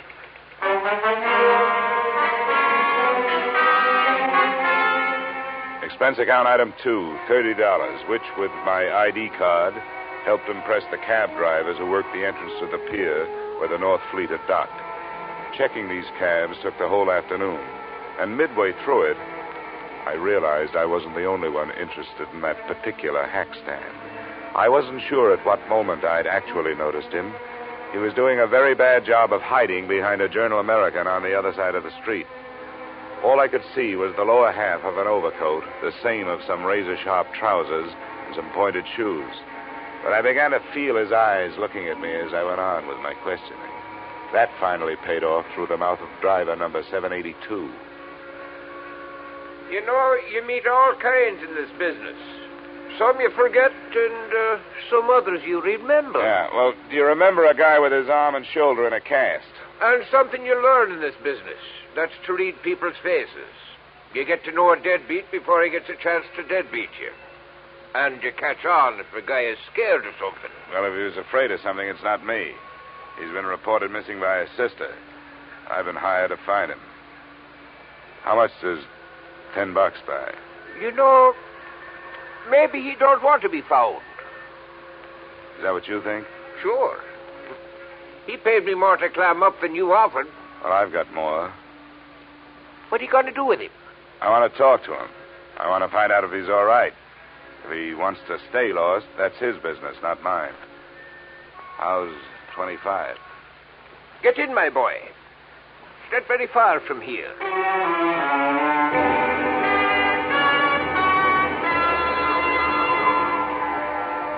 Our destination turned out to be an old red brick hotel near 39th Street between 10th and 11th Avenue.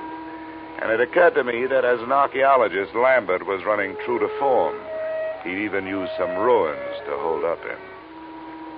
One $5 bill brought the information from the room clerk that Lambert was out of his room, and another brought a pass key that let me in.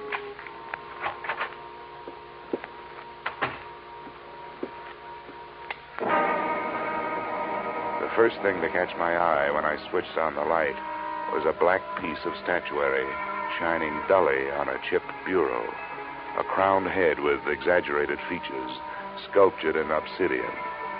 I posed myself this riddle.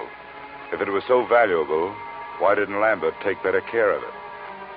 But before I had a chance to try for the answer, a foot nudged the door open behind me.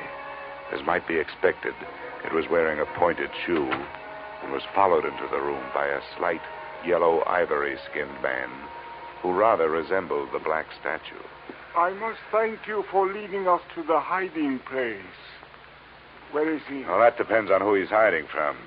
It looks like It's you. Perhaps it is that you do not know where he is. Yeah, perhaps. I followed your taxi after you talked with those drivers. That was very smart. Where did you think I expected you to go? What's your interest in Lambert? You were employed by the girl to find him. How much does she pay you? I never talk money with a stranger. Perhaps we will not be strangers for long. The point of importance is that you have not yet found him. Mr. Drummond will pay you $2,000 to do so. Mr. Drummond is generous, but what makes you so sure I haven't found Lambert? Because he is not here. Well, that only means he's someplace else. Please, I have no wish for violence. Well, then put that thing away. In the first place, gunfire, even in this neighborhood, is going to bring the law. In the second place, that's a lady's gun. One of those handbag jobs. You know, you ought to be ashamed of yourself for carrying it. Please, I have no wish to use it. Then get rid of it.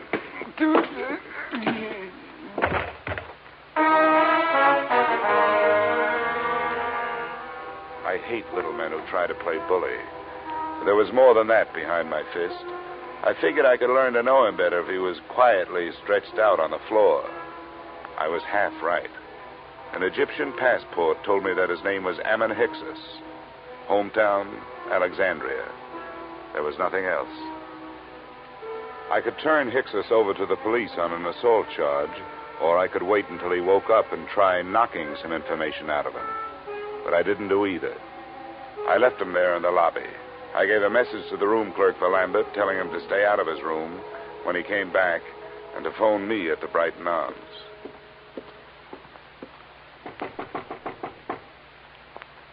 Who is it? Dollar. Oh, just a second. Is there any news? Did you learn anything, Mr. Dollar? Yeah, I made some progress. I met Ammon Hyksos. You told me your brother didn't have any enemies. That little Egyptian is out looking for him with a gun. Why'd you lie to me? I have no right to ask you to believe me now. That's so true. But I wish you would. Please come here and sit down. No, thanks. You sit there and I'll stand here. I think I'll be less inclined to believe you from here. That's not fair. I know. I wasn't fair with you either. I want to be. But there are some things I just can't tell you. Why not? Well, I can't tell you that either. No, nuts. Women like you make everything tougher than it should be. You demand all, but you give nothing. You ask to be trusted, and you won't trust. You make yourselves look soft when you're as hard as steel. You've got warmth, but you only turn it on when you get something out of it. You're wrong. I was trying to help him. Or us. I had to lie. Look, I started this thing wanting to help you. There was something personal about it. But you wanted me to do things your way and not mine. Well, we just stopped doing that. Please leave me alone. Just go away. Go back to Hartford and forget you were ever here. I wish I could. But I'm working for an insurance company looking for a missing policyholder. Well, I'll be up in my room if you decide to help me find it.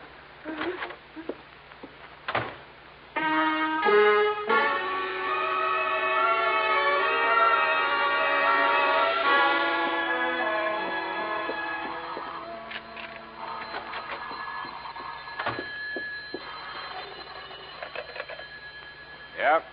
Is this Mr. Dollar? That's right. This is Bruce Lambert. I got your message to call. Where are you now? Not so fast. There were 2 attempts on my life while I was on my way here from Alexandria. I'm not anxious to tell anybody where I am. How did you get into this? Marcia called your insurance company when you took the run out. They hired me. Good for Marcia. Is she all right? Well, that depends on your point of view. I suppose she's being the helpful sister to you, but for me, she's done nothing but act mysterious. I don't get it. She won't tell the truth about you. I hope you do better. She told you she was my sister? Well, sure she did. Why shouldn't she? Well, I can't see why she'd do that. She isn't your sister? No, I don't understand it. She's my fiancée. I don't understand it at all. Where is she? I better talk to her. That's a good idea. Room 317, Brighton Arms. I'll be there with her, waiting for you.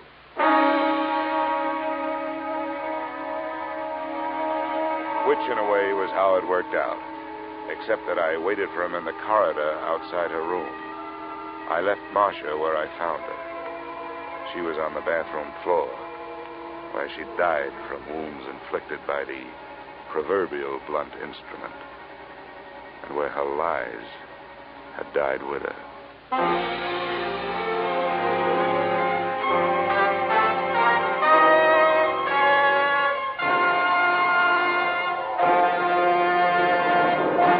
In just a moment, we will return to the second act of yours truly, Johnny Dollar. But first...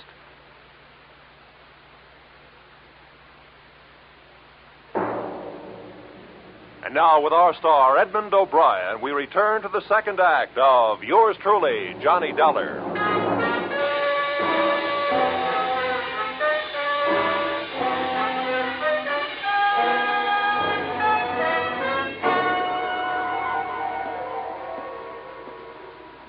Bruce Lambert? Yes? It's all right, I'm Dollar. Didn't take you long to get here. Where'd you phone from? Just around the corner, a bar. Why do you ask? Where's Marcia? Marcia's dead. I don't believe you. I want to go in there. She isn't dead. Let me in there. Come on, use your head, will you? There's nothing. Oh, your arm. I'm sorry. Look, you don't want to go in there. Believe me, you don't. There's nothing you can do for her. She can't be dead.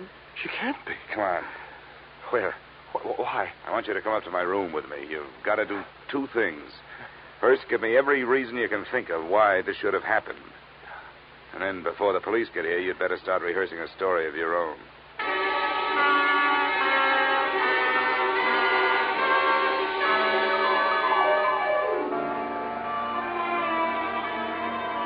Now, Abbott, the first hole in Marcia's story is that she wasn't in Thieves while you were working on your ruins. That's right. I didn't even know her then. I met her in the hospital in Alexandria after my accident. I was there for 2 months, you see. She was my nurse. But she did know about the relics. That statue and the scarab that I haven't seen. Oh, yes. Here it is. This is the scarab. Oh, yes, she knew. We talked about my little deceit. Well, how little is it really? You talk about 2 attempts on your life. Now we have actual murder. You'd better let me have that scarab. Oh, yes, of course. But surely you don't think the relics are at the bottom of this? They're rare, but not valuable enough for this.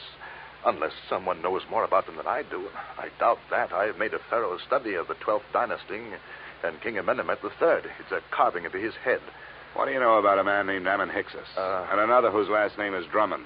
Hyksos? Ammon Hyksos? Do you know him? Does it ring any kind of a bell? No, I'm afraid not. Drummond means nothing. Oh, all right. Let's try the 2 attempts on your life. What about them? Well, they happened on the nights of the 17th and the 18th. Both of them could have been accidental, except that, well, the same small man stood near me both times. It would be too much for me to hope you could describe him, I suppose. Well, it was dark. Well, both times I was on the promenade deck, and something heavy was thrown or pushed from the deck above.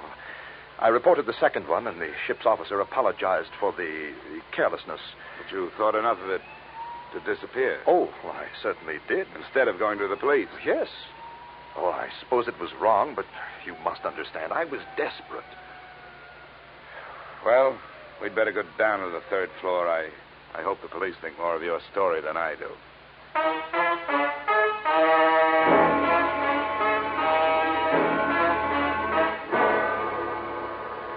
In 20 minutes, room 317 really looked like a murder scene. The place was swarming with New York's finest, white with fingerprint powder and blinding with flash bulbs. The lieutenant to whom I made my statement looked as if he thought I was as crazy as I thought everybody else in the mess was. But then he changed his mind. Dollar? Hey, where is that insurance stick? Here I am. Him in the bathroom. Oh, there you are, Dollar. Yeah, find a suicide note or something? What'd you say that name was? Ammon, Hyksos. Yeah.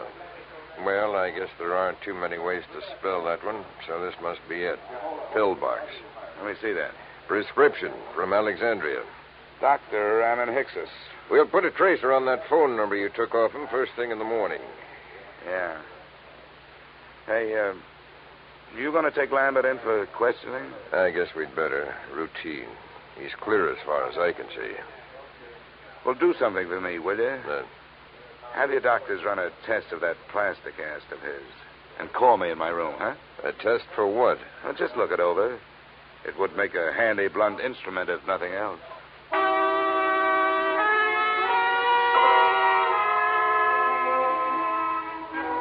Expense account item 3, $7.50.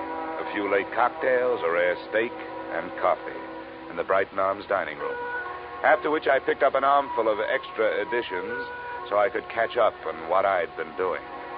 I self-operated my way to the 8th floor and started toward my room. I was looking forward to a hot shower, but I didn't get it. I was still looking forward, but into a familiar gun muzzle. This is the one, Garrett. Ah, yes, Mr. Dollar. May I introduce myself, sir? Garrett Drummond at your service. Our meeting has been postponed too long. Well, there's a difference of opinion on that. You will please open your door. How can I refuse that pint-sized invitation you're still carrying?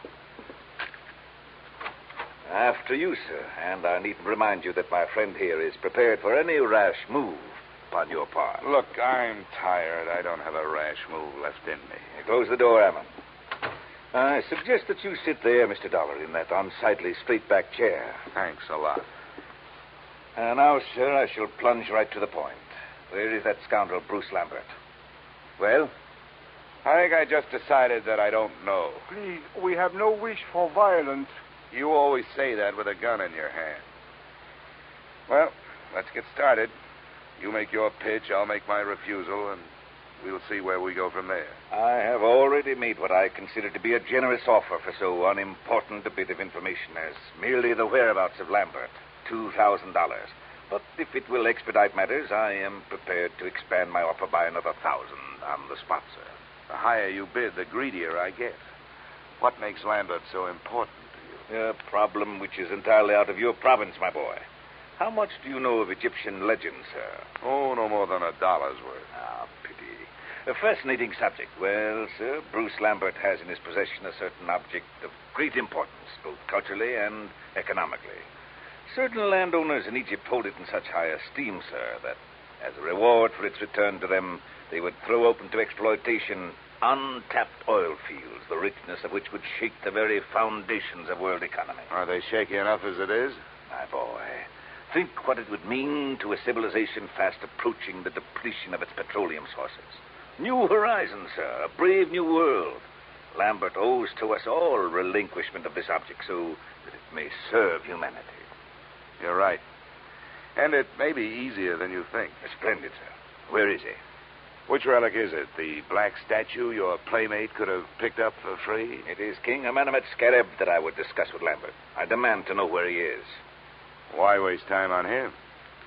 I've got the scarab. I find that most difficult to believe, Mr. Dollar. Well, I'll show No. Keep your hands away from your pockets. Ammon will save you the trouble. Ammon. Please remain still, Mr. Dollar. My wish is for peacefulness. Sure. Right coat pocket. He speaks truly, Garrett. Here it is. What's the matter, Garrett? You don't have that brave new world look anymore. I should be the first to admit, sir, that the lie has been put to the tale I created upon this useless gewgaw. But, Mr. Dollar, now that we are forced to fall back upon the truth, I remind you that it sometimes hurts. Your position has not been... The desk knows I'm up here. Answered, Mr. Dollar. But be cautious. Unfortunately, I do not share Ammon's aversion to violence. Yeah? Dollar? That's right. This is Lieutenant Black. Say, was that a hunch you had about that cast of Lambert's? Why do you ask? Well, if it was a good one. The doctors won't let us take it off, but we cut into it. It was put on in 3 layers. The middle one was wrapped in narcotics. Yeah? Don't be so modest, Dollar. There must be $300,000 worth. No, sometimes it's a whole month before we get that much. Looks like the work of your friend, Dr. Ammon Hicks's. Yeah. Oh, wake up, Dollar. I want to check Lambert's statement with yours. I'll have you there in 10 minutes. Goodbye. Okay. I commend you, sir, upon your show of intelligence. Who was it? The police. They're looking for Lambert. Oh, and what did they give as their reason?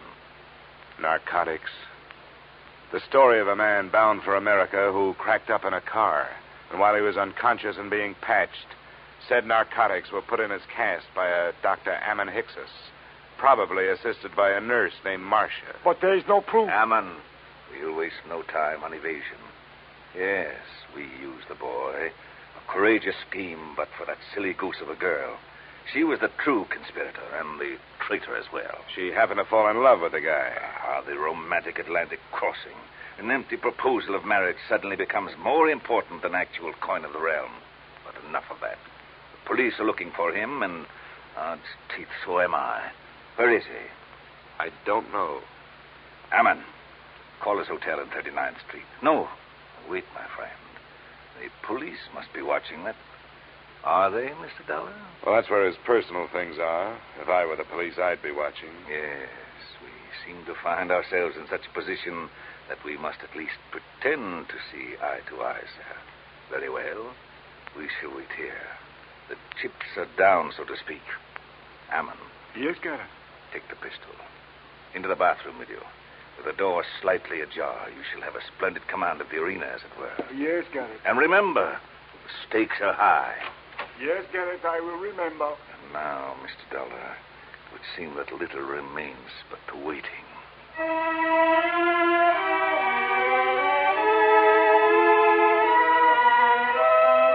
The waiting was more than enough. Drummond settled himself on the bed, facing the door, his pudgy hands folded over his bulging waist. I was still in the desk chair, facing him. As usual, the police were late. 20 minutes passed before we heard the knock on the door. Your guest, Mr. Dollar. Come, we shall go to the door together. Now, keep your back to me and open it. It's your party, Drummond. Come in, Lambert. Not Lambert, the police. Ammon, shoot! Ammon, my friend, help!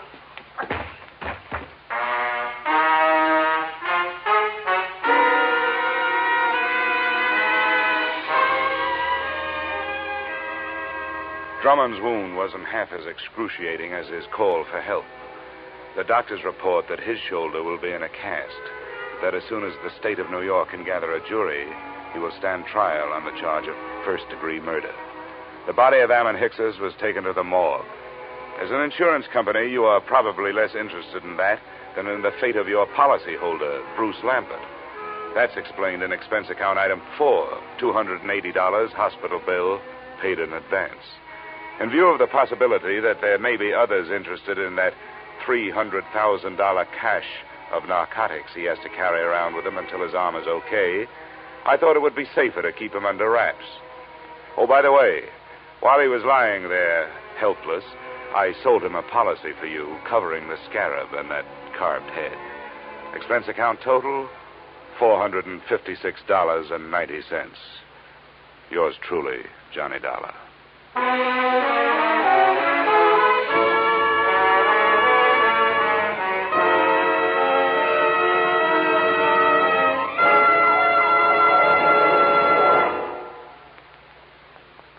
Yours truly, Johnny Dollar, stars Edmond O'Brien in the title role and is written by Paul Dudley and Gil Dowd with music by Leith Stevens. Edmond O'Brien can currently be seen starring in Harry M. Popkins' United Artists production, DOA. Featured in our cast were Virginia Gregg, Jay Novello, Ed Begley, John Daner, and Pat McGeehan. Yours truly, Johnny Dollar, is produced and directed by Jaime Del Valle.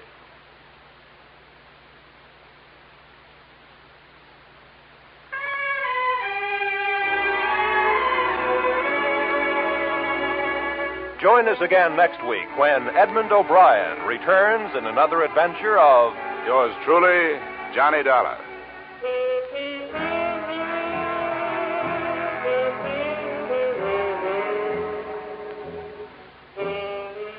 $54,000 is burning a little old hole in that little old jackpot of Sing It Again this week, just waiting for somebody to light up the right answer and drop the cash and prizes in his lap or her lap.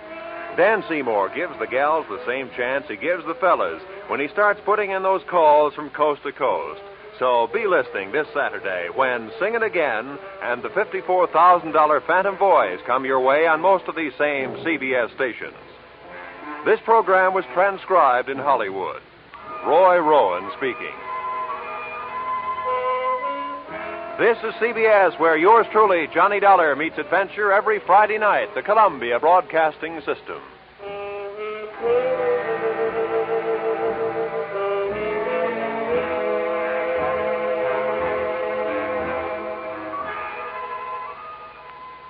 Time now for Edmond O'Brien as Johnny Dollar. Dollar, thank goodness I found you. Why? What's up? You've got to leave for New York, Dollar, immediately. A policyholder. He's afraid for his life. Here we go again. Who's he afraid of? Well, he wouldn't say over the telephone. All I know is, to us, he's worth $100,000 alive. Well, that makes it simple. He must be afraid of somebody to whom he's worth $100,000 dead.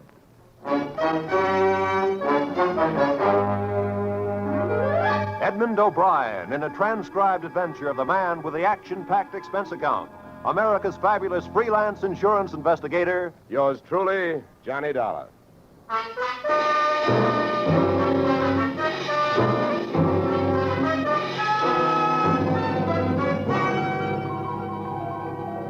Expense account submitted by Special Investigator Johnny Dollar to Home Office, American Continental Life Insurance Company, Hartford, Connecticut. The following is an accounting of my expenditures fulfilling your assignment as a bodyguard.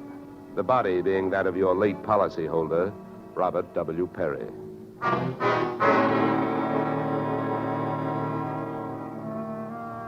Expense account. Item 1, fare on night train, Hartford to New York, $3.65. Expense account item 2, $1.80 taxi to Lower Manhattan following morning to offices Perry and Van Bruten, importers, arriving as promised at exactly 9 a.m. Good morning. May I help you? Yes, you certainly can. My name is Johnny Dollar. I have an appointment with Mr. Perry for 9 o'clock. Oh, yes. From the insurance company. Well, you're right on time. Yes, they told me I'd better be, and I'm glad that I am. Mr. Perry just came in. He's alone and waiting for you.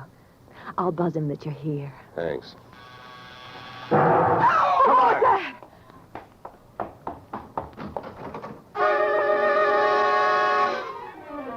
What was left of your policyholder, Mr. Perry, was just sliding out of a swivel chair as I hit the room. The top of his desk had erupted, and splinters of mahogany pointed their sharp fingers upward through lazy circles of smoke, swirling toward the ceiling. The buzzer from his secretary's desk had been rigged to a booby trap. Oh, no. Mr. Perry. Stay away from him. Come on, there's nothing you can do. He's dead. Oh. What happened? What happened? Whatever happened? Let's go. Let's get back out of here. Here you are. Sit down. I'll get you a drink of water.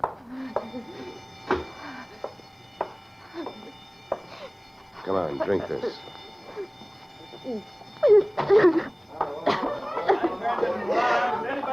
There's a doctor on the third floor. Shall I call him? Never mind the doctor. Go call the police. Nobody gets in here till they arrive. Now, the rest of you, go on, run along, beat it, will you? And have the building superintendent turn off that alarm. Okay, miss. Now, take it easy. It was all so sudden. What happened? Well, that's not hard to figure out. Somebody wanted to give your boss, Mr. Perry, a shortcut through life. So whoever it was figured out that a secretary would never buzz a boss unless he was at his desk. They rigged up a bomb somewhere in his desk that would go off when you buzzed him. Oh, then I killed him. Now, wait a minute, will you? Wait a minute. Don't go hysterical on me. There's excitement enough, and there'll be more when the police get here, so you keep cool. But I did it. You saw me do it. Look, honey, the way you put it, I killed him by coming in here and giving you my name so you would buzz him. And I was here to protect him. So drop it, will you? I'm sorry. Now, tell me, what about yesterday? Was Perry here? Yes, all day. What time was it when you last used the buzzer? Why, right up to the last minute, about 5:30. Who left the office first? Oh, Mr. Perry, he always leaves first. I lock up. From the looks of things, you should have used more locks last night. Somebody got in here to do some wiring. Oh, I forgot that fire alarm. Look, before the police arrived, do you know why I was sent here? Oh, yes. Mr. Perry felt that his life was in danger. He thought that, well, with a $100,000 policy, the insurance company would do everything they could to help keep him alive. Oh, he didn't have much of a chance, did we? What was he afraid of? I don't know. Okay. Tell me, what were his other appointments for today? Well, he only had two. His partner, Mr. Van Bruten, at 11, and later he No, had one at a time, please. Van Bruten. Anything special about their meeting? Oh, yes, Mr. Van Bruten arrived just yesterday from Holland. Oh, you mean there was a branch of this firm in Holland? Oh, huh? yes. Mr. Perry was buying out Van Bruten's interest. They had a final meeting at Van Bruten's hotel last night. I see. Van Bruten was coming by this morning to pick up his money. Cash? No, a cashier's check. The bank is to deliver it here at 10:30. Well, Perry's other appointment, who is that? Christine, his wife. Now she tells me. Christine, the beneficiary. Yes, she wouldn't have been the beneficiary in about another 2 weeks.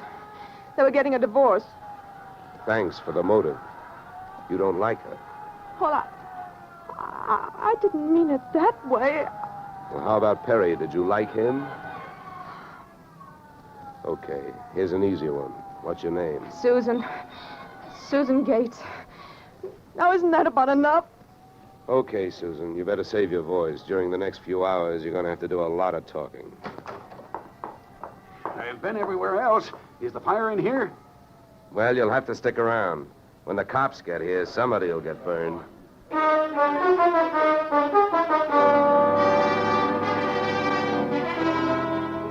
The firemen should have stuck around because the cops arrived in a blaze of glory. It was a very high-class investigation, 2 lieutenants. Finally, after about an hour, the police photographer ran out of flash bulbs, the office of the deceased ran out of fingerprints, and the lieutenants ran out of questions. So the on-the-scene phase of the investigation was closed. At about 5 minutes of 11, I left the police packing up their notebooks, their clues, and the body, and went into the outer office. Susan looked like she could use a big, broad shoulder to weep on, but unfortunately, I was wearing my light gray suit.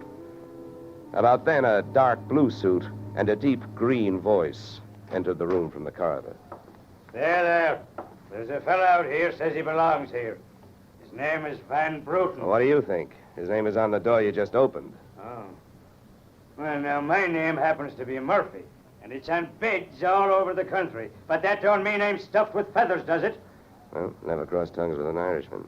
All right, send him in, officer. All right, you can go in. There's a policeman out there.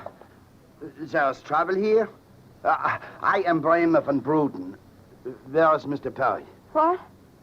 He is waiting for me, no? No. But my appointment... He's not keeping any. He's dead. Dead? Oh, this is not possible. Last night I saw him. He was well. What happened?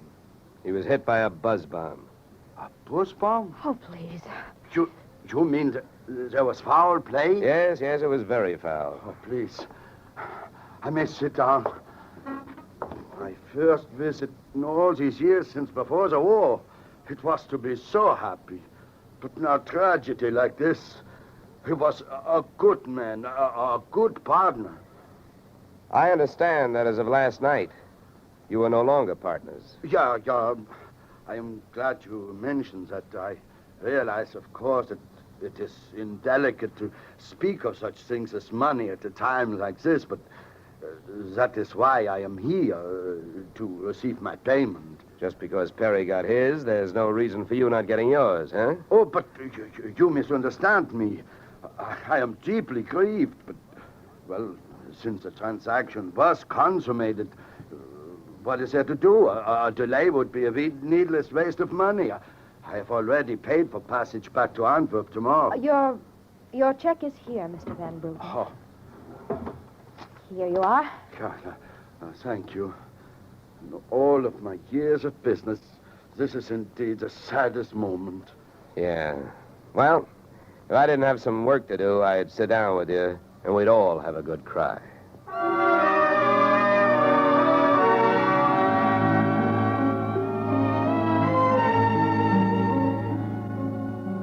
Expense account item 3, 90 cents, phone call to the home office. Mr. Gordon's office. Look, honey, this is Johnny Dollar. I want to speak to Mr. Gordon. While I'm telling him what I've got to tell him, maybe you'd better sit there in his lap with some smelling salts. I'm not that type of a secretary. Besides, he doesn't have a lap. Hello, Dollar. How are you making out? Out? About $100,000. What's that? Yeah. You know, you should have sent me earlier. Somebody turned Mr. Perry into a firecracker just after I got here. He's dead. Oh, that's bad news. Big policy. Yeah, what I want to know is, shall I stay on the case? Well, certainly, Dollar, by all means.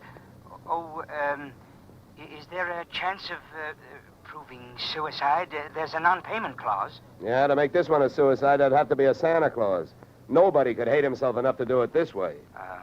What are the fraud possibilities? Fair, there's an estranged wife. She's the beneficiary, but she wouldn't have been in a couple of weeks. Divorce coming up. I'll start with her. All right, Dollar. Good luck. But watch those expenses. Why, Gordon, I'm surprised. I think an insurance man would be the first to want to see a fellow live a little.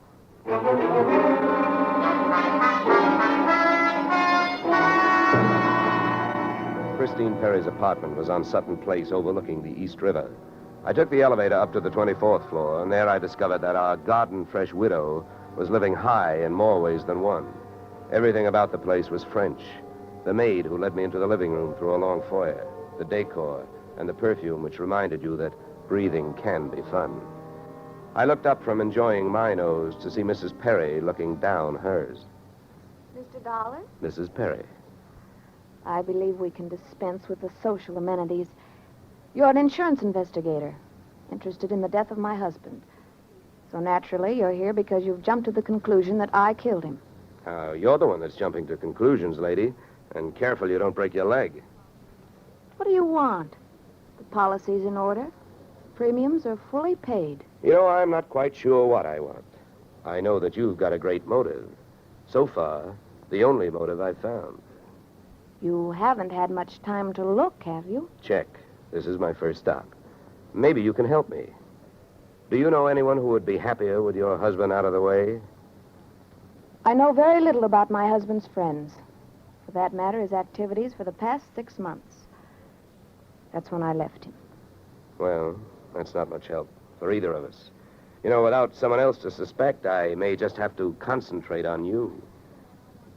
Mr. Dollar, I picked the men I want to concentrate on me. I hope you're as long on alibis as you are short on temper. Where were you last night? With a friend, Al Donovan.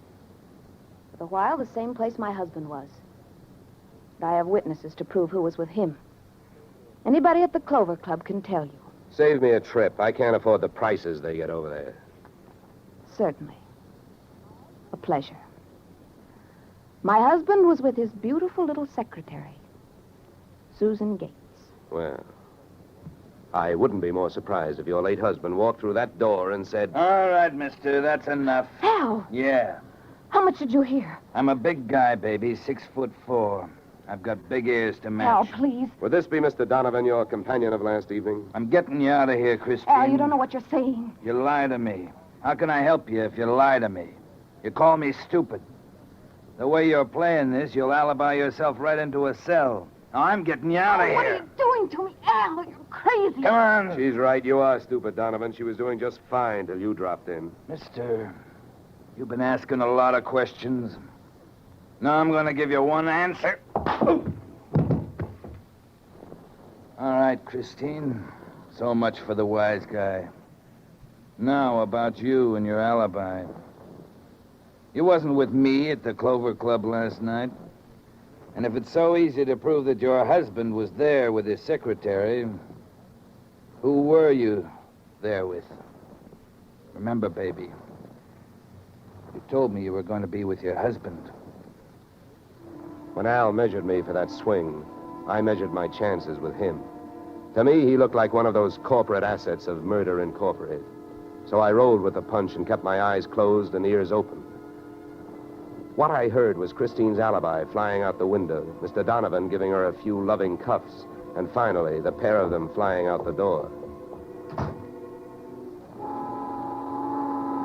Just then, the noon whistle blew somewhere in New York, and I decided to allow myself the luxury of 1 full minute for lunch. In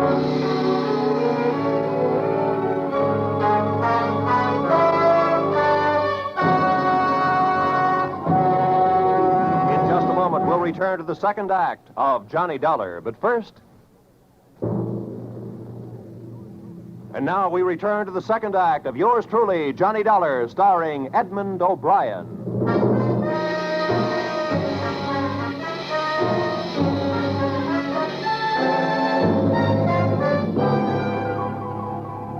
I spent the minute I took out for lunch eating a handful of Mrs. Perry's bonbons on the run. I hit the street just in time to see Donovan pushing Christine Perry into a cream-colored convertible. When they got rolling, I piled into an even yellower vehicle with a meter on it and started off crosstown playing tag through traffic. At 57th and Broadway, things got complicated. My cab was 3 cars behind them when a red light flashed them to a stop. Then the door of their car flew open, Christine dashed out across the street and melted into the river of humanity flowing down into the subway. Since Al Donovan didn't follow her, I followed him. When he finally pulled to a stop, he took 2 chances. He parked in a no-parking zone and walked straight into the building beside it, a police station.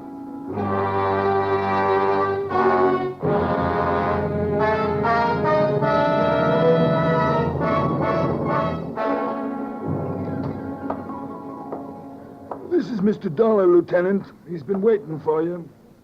Well? My name is Johnny Dollar, Lieutenant. Here are my credentials. Insurance, huh? Yeah, the Perry murder in particular. You've come to the right place, Dollar. A man named Donovan just walked in here and made a full confession. He what? That's right. My clerk's just typing it up. In the meantime, the gentleman is down in the tank having a bite of lunch on the city. He confessed. Well, does his story add up? As far as I know, I haven't heard too much about the case myself. It's not in my precinct. Yeah, but what did he use for a motive? Jealousy. Says he's in love, wanted to marry Perry's wife. Did he say how he managed it? Yeah, he stole a key to the office from the wife's apartment, entered the building last night, and wired the bomb to the buzzer system. Well, I guess guys do a lot of strange things in the name of love. It looks like Donovan did. Yeah, he either killed the man or he's trying to cover up for someone who did. Say, Lieutenant, don't execute him for a couple of days, will you? I spent the rest of the afternoon downtown in the offices of Perry and Van Bruten, importers. The partners' correspondents told me 2 things. They had been extremely friendly, and Van Bruten was extremely bald. Perry had been sending him toupees from a famous Hollywood makeup firm. At 4:30, I got to the employment files, which rocked me with 2 minor explosions of their own. First, I learned that Al Donovan had been employed over a period of years as Perry's bodyguard, and that he had been canned the day before the murder. That confession of his, which had been a little hard to swallow, was suddenly more digestible. On top of this came blast number 2. The employment application of Perry's secretary, Miss Susan Gates, informed me that during the war, she had worked in a munitions plant, her specialty, wiring bomb fuses. When Miss Susan Gates reached home at 8:30, she found a visitor, me. Oh. How did you get in here? Professional secret. Oh, you scared me. What do you want? Why did you come here this way? I wanted to bring you the good news. I heard on the radio that Al Donovan confessed to Perry's murder. Al? I can't believe it. Why not? Who do you like for the spot? Why, Christine. Al is covering up for her. Well, I'd like to agree with you. If it turns out that Christine wound up her husband's life with a bang, the company that hired me saves $100,000. But I don't know. She claims she has all kinds of alibis. One of them is you. Me? Yeah. Did you see her at the Clover Club last night? Oh, yeah. Well, yes, Yeah, I know who you were with. Your boss. There's nothing wrong with that. No. I'm not preaching a sermon. I want to know who she was with. I don't know. A man I'd never seen before. Mr. Perry knew him, but he wouldn't tell me who he was. Why not? I don't know. He said I might get the wrong idea. About what? I don't know. We didn't sit there and talk about it all night, so why should we sit here and talk about it all night? All right. Good heavens, when a census taker shows up and asks a lot of questions, people answer them. When an investigator tries to do his job, they make the proverbial clam look like a blabbermouth. Look, Mr. Dollar, believe me. This has been a greater shock to me than to anyone else. Yes, excepting, of course, your late employer, Mr. Perry. How long did you work for him? 4 years. Where'd you work before then? Well, I worked... Let me help you. Bombs, huh? Wiring fuses. Remember? All right. I remember. Good. Maybe you'll remember a little more. Let's go back to last night. The guy with Christine Perry, who was he? I tell you, I don't know. Was it Van Bruten? I don't know. You don't know? No. I'll get that. No, I'll go. Just make sure you don't keep going. Susan! When Susan snapped the spring lock to open the door, the gun outside opened up. The first slug caught her in the left shoulder, spinning her out of the way of the rest of them. It was getting monotonous. Every time a buzzer went off, things started booming. Susan was sprawled out on the floor in front of the door, and to open it, I had to move her. By the time I did, the hallway outside was empty. Okay, now, take it easy. Come on. Won't start hurting for a couple of minutes. We'll have a doctor here by then. He'll give you something. Please, try to keep calm. Here, boy. I'll throw my coat over here. Now, try not to move.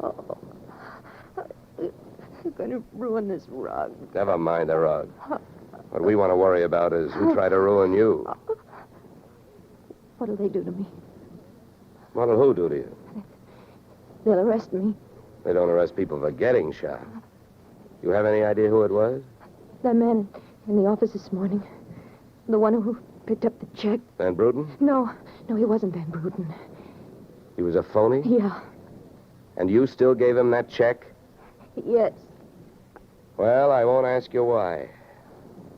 You gave him that check and then tried to blackmail him. Is that right? They'll arrest me. I wouldn't be surprised.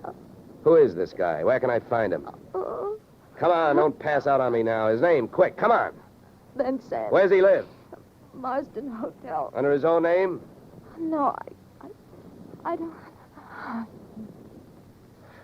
I don't blame you. I could use a few moments of unconsciousness myself. The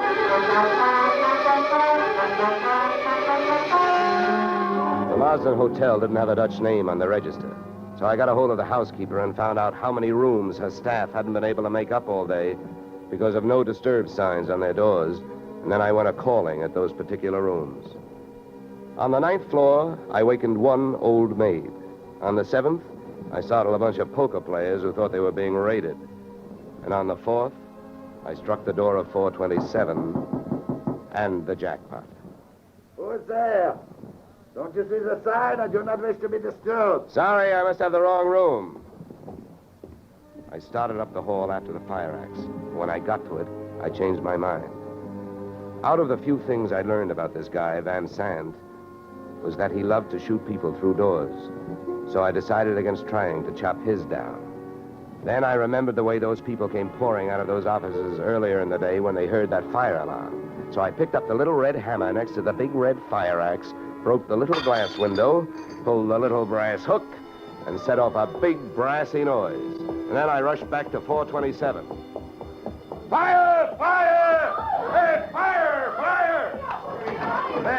There's the fire. Right here in my eyes, sweetheart. Why you come here, you wish you don't? Never mind the dresser. You're through shooting guns. What do you think, Van Sant? You want to try some more? You cannot make me stay here. So fire, we will all die. You'll look good barbecued, but I'll make a deal with you. You talk, and if I like what I hear, I'll show you how to get out of here alive. How I know this? You don't think I'm going to stay here and fry, do you? And if you don't start flapping that tongue in a hurry, I'll probably just tie you to a chair and run. So first, where is the real Van Bruten? You will find him in the bedroom. Yeah? He'd better be alive. He's out cold. What's the matter with him? He will be all right. He's under sedatives. Where did this identity switch start? Come on, hurry up, talk. I smell smoke. I knew Van Bruten from Antwerp. I know about the sale of his interests. I know the girl in the office here had never seen Van Bruten. Look, we go now. Don't get up. Come on, keep talking. I can feel it getting warm in here. Ah, the firefighters. We will be safe. Don't be too sure. They always start at the top floor and work their way down. Come on, I can hear those flames crackling. You know the rest. Last night, when the transaction was all finished with Perry, I gave to Van Bruten some sedative in his cocoa. So you set up that bomb so Perry'd get it before you showed up to pick up the check, huh? Yeah, I told you that. How the girl knows I am an imposter, I don't know. Well, let me tell you. She's been sending old Van Bruten toupees for the last 4 years. Gray ones, my red-headed friend. Oh, yeah. I can stand up now. We go out from here, no? We go out from here, no? Yes, out cold.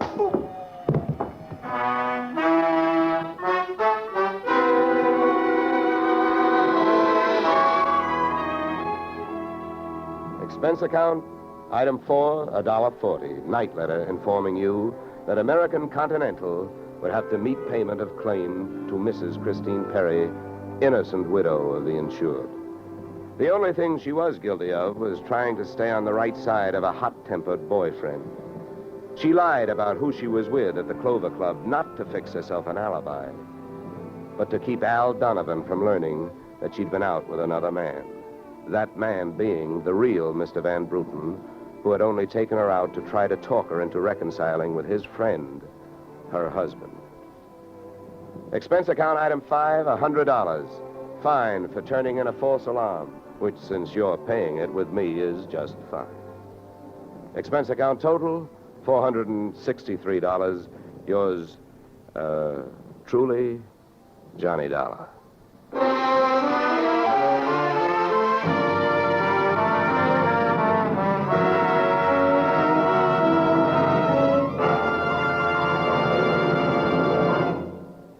Yours truly, Johnny Dollar, stars Edmond O'Brien in the title role and is written by Paul Dudley and Gil Dowd, with music composed and conducted by Leith Stevens. Featured in our cast were Walter Burke, Gene Bates, Joe Duvall, Ted DeCorsia, Joyce McCluskey, and Raymond Burr. Yours truly, Johnny Dollar, is produced and directed by Jaime Del Valle. Beginning next week, we are moving to a new time and day, and we hope you'll join us on Tuesday evenings when Edmond O'Brien returns in another transcribed adventure of Yours truly, Johnny Dollar.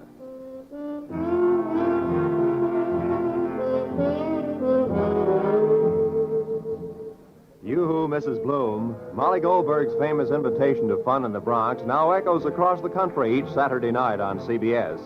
It's the same fine brand of comedy mixed with a tear now and then that's made Molly and her whole family, Jake, Sammy, Rosalie, and the others, favorites for many years. CBS invites you to hear the Goldbergs on most of these same CBS stations this Saturday and every Saturday. This is Roy Rowan speaking.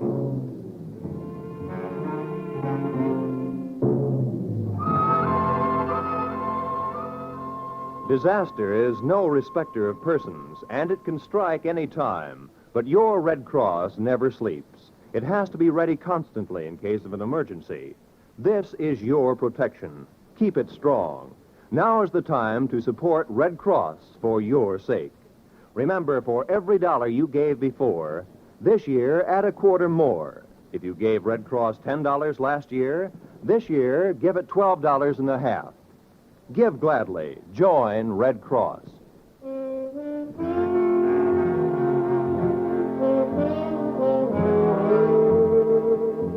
This is CBS, where yours truly, Johnny Dollar, meets adventure next Tuesday night, the Columbia Broadcasting System. Johnny Dollar? Bob Douglas, Corinthian Light, Johnny. How soon can you leave for California? Right away. My right big toe needs defrosting. What's the matter? A policyholder, young fellow named Jefferson, went west on an oil deal and he's disappeared. It might be murder. Well, I guess I'd better pack 2 shirts. Looking for one man in a big state like California can be murder.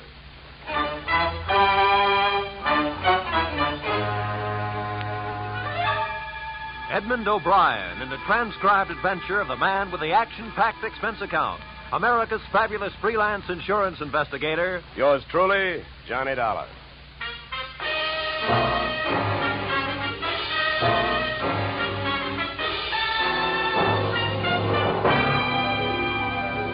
Expense account submitted by Special Investigator Johnny Dollar to Great Corinthian Life Insurance Company, Hartford, Connecticut. The following is an accounting of my expenditures during process of search for your missing policyholder, youthful millionaire Alec Jefferson, or how they were drilling for oil, for what they struck was me. Expense account item 1, $186.13. Airfare, Hartford to Los Angeles. Item 2, $15. Hire car, airport to office of Rebel Wildcatters Incorporated on potential oil land in the New Hall, Saugus district. I arrived at 9:30 a.m. A handful of dirt dentists were hard at it, drilling at a rig not 30 feet from the shack-type office. Pull it over, will you? Better stand by, driver. My man may not be here.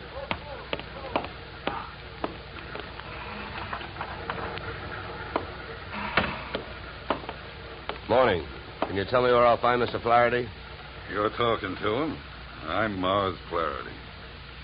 What can I do for you? My name is Johnny Dollar, Mr. Flaherty. Yeah. I've been sent out here by the Corinthian Life Insurance Company to see if I can get a track on your partner, Alec Jefferson. I see. Well, it's their money you're spending, Dollar, so I don't care much if you waste it. But if you don't mind my saying so, I do think you're going to be wasting your time. Well, I get paid by the day. Then I guess you don't mind wasting time. Oh, look, don't get the idea I'm just naturally pessimistic. I'm not. It's just that I've already done a lot of looking for young Jefferson, and when that bird flew the coop, he didn't leave a feather you could trace him by. Well, do you have any objection to giving me a few details? No. Sit down. Not at all. Thank you. To save time, maybe I'd better tell you what I already know. Well, it can't be much. It isn't. I suppose you realize Corinthian Life is the administrator of Jefferson's father's estate. Yeah. I know that. Well, having charge of the money, they naturally know that young Jefferson financed this operation. That's right. His money, my experience. The only thing we needed was a little more luck. Well, there you have it. That's all I've got. What can you tell me? That whatever young Alexander got, he was asking for. For a guy built like a cream puff, he got mighty strong around here. Around an oil field, that isn't healthy even for a big guy. You know. How do you mean he got strong? Too much money, too much opinion. That mixed up with too many other men's women can mean trouble for anybody. Any particular women? Too many. Mind telling me who they are? No. As a matter of fact, I got a list right here. Yeah, you can have it. I already tried it. Just one more thing. Yeah? How and when did he drop out of sight? A week ago last night. Yeah, he left here at 5 o'clock for his apartment on the Sunset Strip in Hollywood. He never got there. I checked that, too. Here. Give me that paper back for a minute. I'll write down the address. Thanks. Well, I'll be around. Oh, by the way, the first thing we try to figure out in my racket is who would benefit most. How would you like to have him found? Dead or alive? Either way, Dollar. I can take it. I've lost partners before. I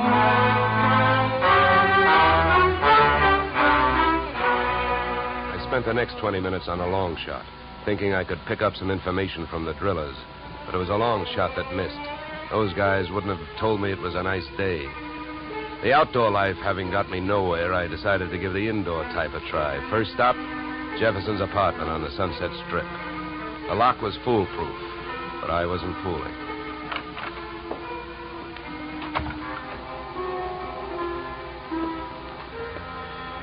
The joint was decorated in a lovely shade of hangover green. A series of alcohol rings from the bottoms of glasses carrying out the motif on all flat surfaces. In the living room, I found several pieces of loosely strewn feminine attire, In the bedroom, I found one piece of loosely strewn female. Hey. Hey, who are you? What do you want? Oh, sorry. I understood this was Alec Jefferson's apartment. It is? Oh. You can drop your eyebrows, mister. I'm his wife. I beg your pardon? You heard me. I'm Mrs. Alec Jefferson. Pass me that robe, will you? Now to make coffee? Yeah, why? Well, how about making me some while I go put on a face? I guess so. You'll probably have to wash the percolator. To me, the best grounds for divorce would be coffee grounds and an unwashed percolator. So I washed it. I also made the coffee, wondering the while how she had made the matrimonial grade. Right then and there, I'd have given her the bad housekeeping award. She looked like the kind of a girl who could get into a beauty contest, but like she'd never win it. Any way you looked at her, she was a new complication. Your coffee's ready. Yeah, thanks. Good. Find any clean cups? No, but I washed two. Here. Thanks. Now, would you mind telling me who you are? I'm an insurance investigator. I'm looking for your husband. I wish you'd find him. I could use some money. How long have you two been married? Few weeks. Why? Routine question. Tell me, when was the last time you saw him? I was waiting here for him the night he disappeared. Any witnesses? If I need him. Okay. Tell me this. Do you have any idea why he disappeared or where he is? Not the slightest. Do you know a man named Morris Flaherty? Yeah. Yeah, I sure do. How well? I was his girl. So? By the way, have the police come to you yet? No, I went to them. You see, I'm the one who reported Alec missing. Do you know whether they've come up with anything? Nothing much. Up until now, he's just a missing person. They put Alec's picture on a television every night. I don't know that they're doing much else. They keep calling him a Caucasian. Look, please don't get so hysterical about this. It makes you so hard to question. Huh? Oh, nothing. Oh, I get it. Excuse me if I seem dense this morning. Morning. It's 3 in the p.m. All right, so everything about me's wrong. That's right. Look, you can think that I married him for his money if you want to. Suppose you're used to suspecting everybody of everything. But have you heard? There are two sides to every marriage. Do I look strong enough to have carried him to the altar? I never weighed him. But answer me this. If he swept you off your feet, why did he pull a fade out in the middle of the honeymoon? What should I know? Maybe he'd never seen a dame without makeup on before and had to go someplace to think it out. I wonder if there's anything to eat. I'm hungry. Look, I think I'd better be going. I'm not much of a cook.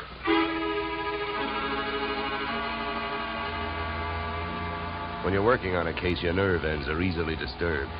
So when I left the house and saw a hard-top blue Plymouth parked opposite the apartment, mine clanged an alarm. In the car sat an equally hard-topped man reading holes in a newspaper.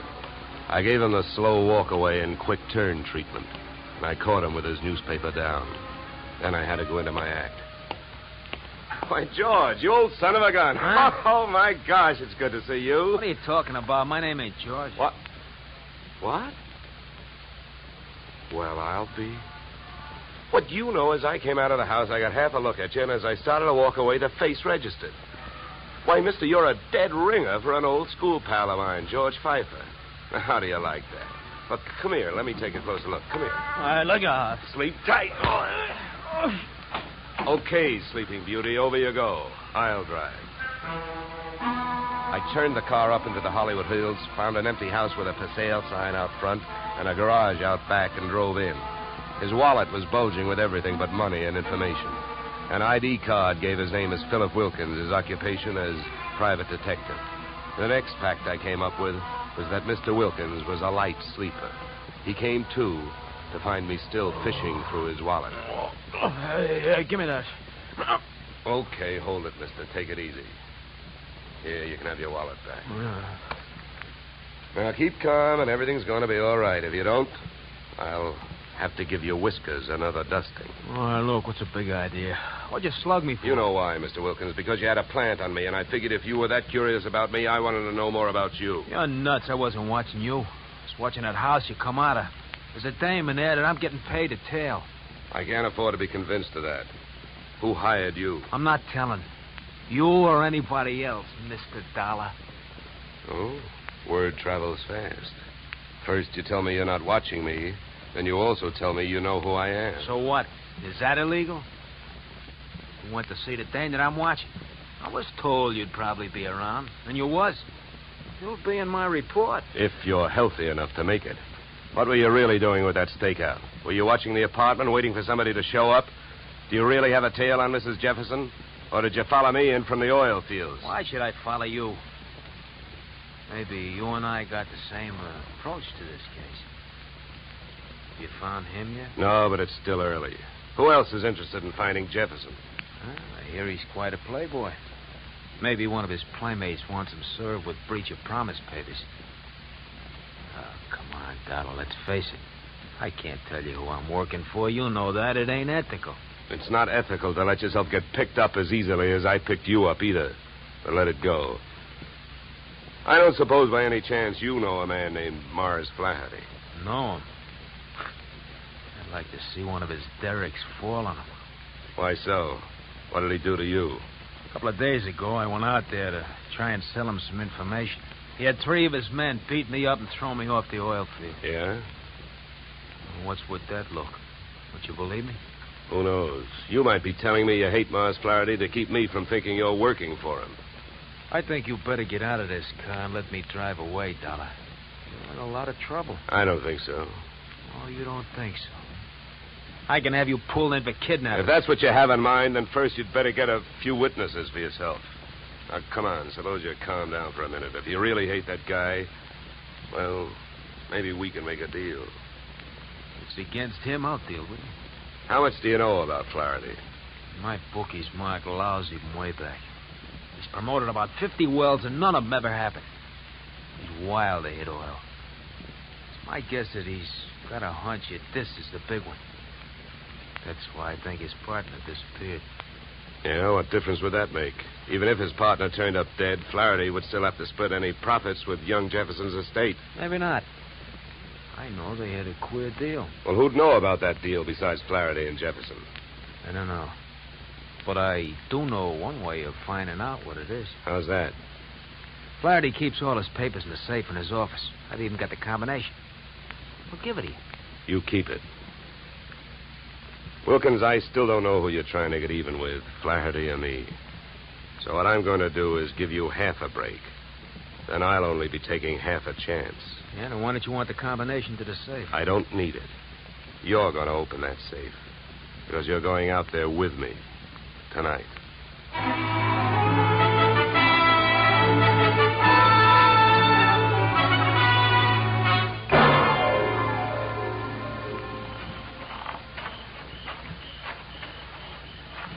Here.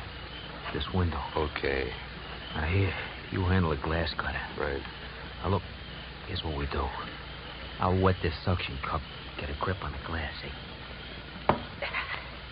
Now, you cut around the outside edge, and I'll lift the paint out in one piece.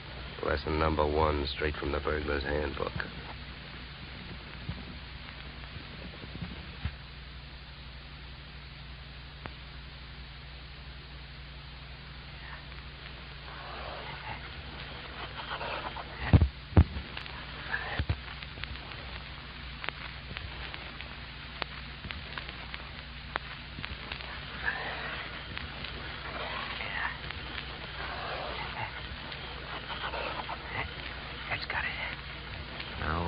There's a little tap with the knuckle. That's it. Okay.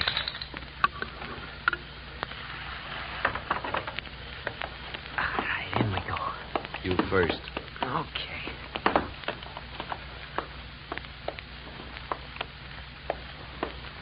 Now, the safe is over here. Get your fingers over that flashlight. For all I know, you might still turn out to be the local Paul Revere. Yeah, that's right. I might. Here. Your whole life. Thanks, I will. Go on, get to work. All right. I'm as anxious to get this over with as you are. Give me a little more light, will you? Okay.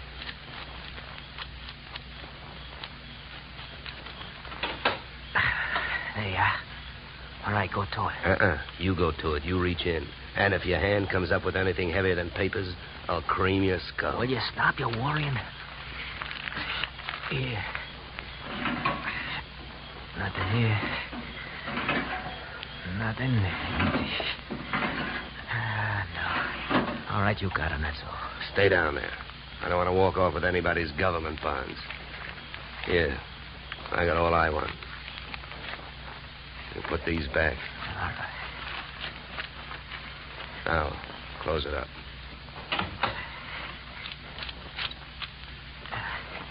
All right, now, come on. Let's get out of here. Just a minute, Wilkins. I gotta have a good look at these papers. You can look at them later. Come on, let's go. Look, this I'll give you for free. And it's the difference between being a $4 a day private detective and a $10 one. What you've got printed in your memory, nobody can take away from you. So hold your horses while I take a look at this partnership agreement. All right. But hurry up, will you? I got a couple of watchmen around here. Yeah, here it is. Okay, let's go. You first.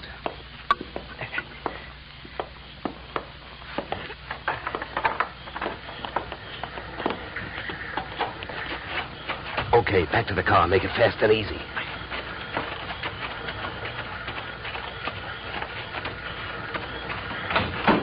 Get in. Over here. You drive. You know, Wilkins, I had a clammy feeling for a while back there that we weren't going to make it. Don't go starting any celebrations. You didn't make it.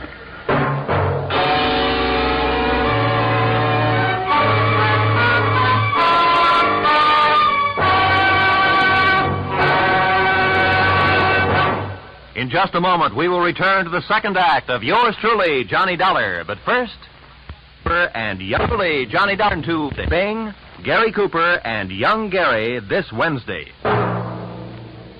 Now we return to yours truly, Johnny Dollar, starring Edmond O'Brien.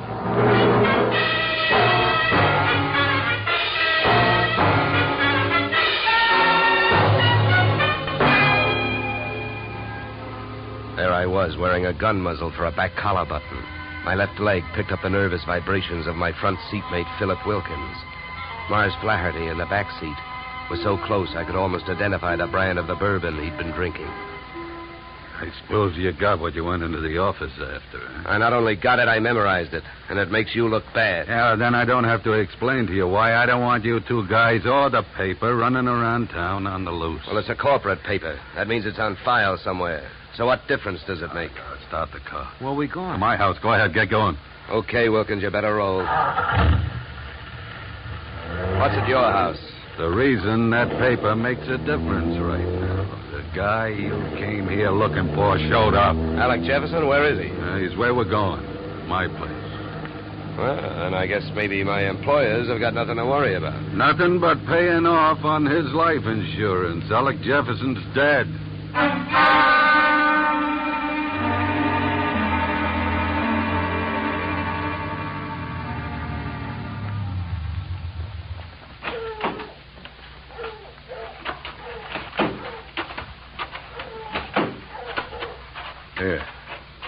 Here, Dollar, here's the key.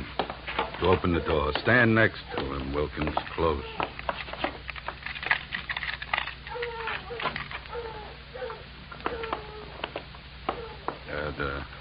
The light switch is on your right. There's your boy, Dollar. Died young, didn't he? Yeah, the thing is, it looks like he died in my house. Now, what do I do now? If you're putting on an innocent act, you're doing pretty good, Flaherty. How's the rest of it going? I've been around killings before, so I know how the rest of it goes. The cops take one look at this, they grab me, and before that happens, I got some work to do. So have I been around killings before, and I know how the rest of your story goes. You came into your house and you found him.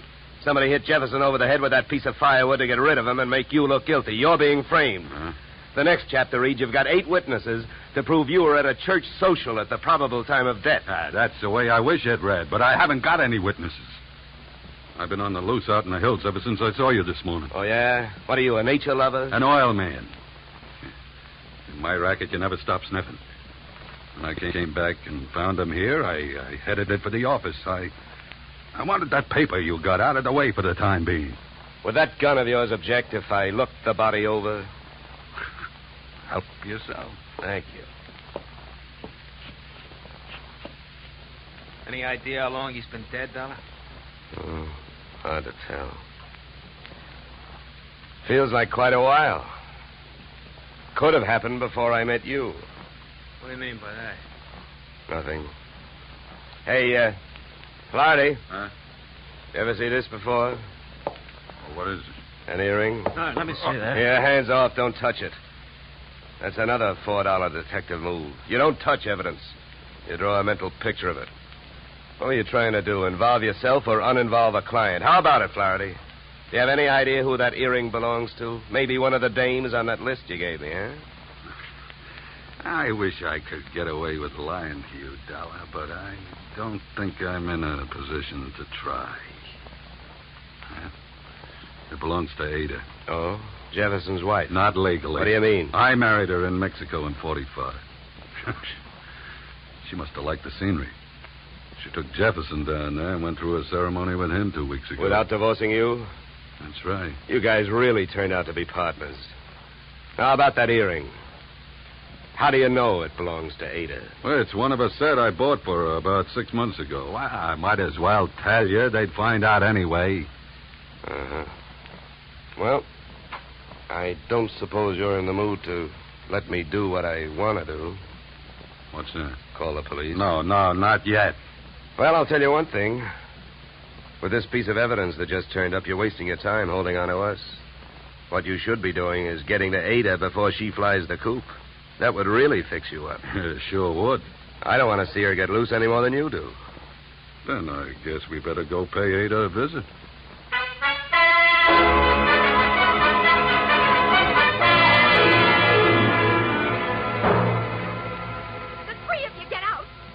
All you got is one lousy earring, and if you think I'm going to stand here and listen to you try to pin a murder on me, you're nuts. Mars never bought me anything. He never gave me any earrings. How about it, Flaherty? That's too bad, Ada. If I thought there was a chance to help you, I would. But your earring was laying right there on the floor next to his body. Why, you oily monster, you. What are you trying to do to me?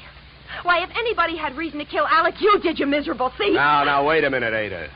Don't make yourself look worse by throwing a lot of accusations around. I know about the contract between Alec and Mars. In case of death, the survivor gains full control of the oil field. But a good piece of evidence will beat out a good piece of motive in any court in the country, and you've got both working against you. Get out of here. You don't know what you're talking about. I think I do. Knowing about that agreement, you married both these guys. Those Mexican marriages are just weak enough to help you beat a bigamy rap if it came to that, and just strong enough to help you collect if either of your husbands died. Your next move would be to divorce the one that was still living and take advantage of the California community property laws. Oh, you've got it all figured out, haven't you? Well, not quite. I haven't figured out why young Jefferson went to all the trouble of dropping out of sight and then showed up to get himself murdered. I think I can tell you. It was about time you told us something. I was working for Alec Jefferson. That's why I couldn't tell you, Dollar. I was getting paid to help him stay out of sight and keep my eye on these two. The contract had him worried. But when I uncovered the bigamy and told him about it, he decided to go to Flaherty and try and straighten it out, man-to-man basis. You know that, Ada? No. I don't know anything about anything. That's a lie. I was with him this morning when he called you. He told you he was going out there. You had plenty of time to get out there and wait for him. You can't get away with it. You can't prove anything. Now get out of here! Not before I don't mind the gun, Flaherty. I got her. No, let me go. Hey, none of that. Around you go. That's better. Yeah, much better. Now, come on, Angel, across the room.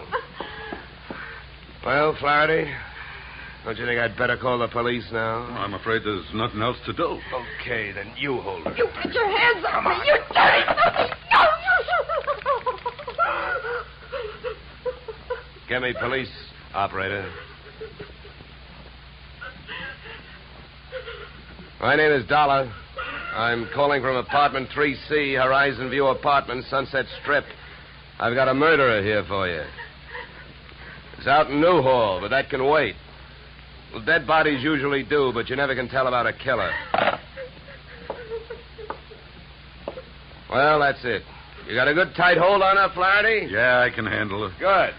Then handle this. Are you nuts? What'd you do that for? I wanted to keep him on ice till the police get here. Mars Flaherty is our boy. What? Come here, Ada. What is it? Wilkins, take a look at her ears. What? I don't see nothing wrong with them. Well, that's just it. That earring we found near the body, it was made for a pierced ear. Ada's aren't. She never could have worn it.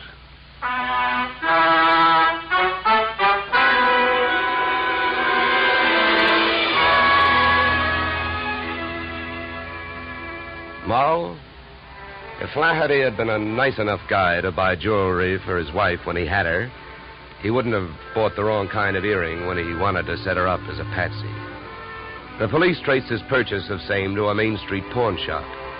But what really nailed him was the biggest switch of all. Since the murder weapon was a shaft of rough bark firewood, there were no fingerprints on it.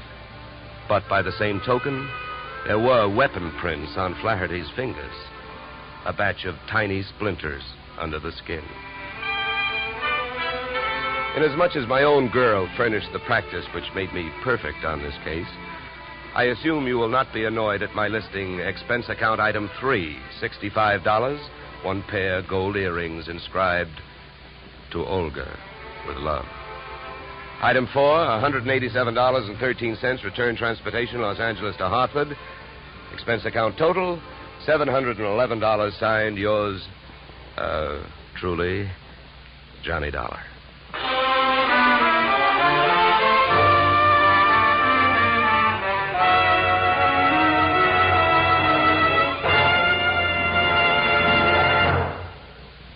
Yours truly, Johnny Dollar, stars Edmond O'Brien in the title role and is written by Paul Dudley and Gil Dowd, with music composed and conducted by Leith Stevens. Edmond O'Brien can currently be seen starring in the Harry M. Popkin United Artists production, DOA. Featured in our cast were Michael Ann Barrett, Ed Max, and Tony Barrett. Yours truly, Johnny Dollar, is produced and directed by Jaime Del Valle. Be sure to join us next Tuesday evening when Edmond O'Brien returns in another transcribed adventure of Yours truly, Johnny Dollar.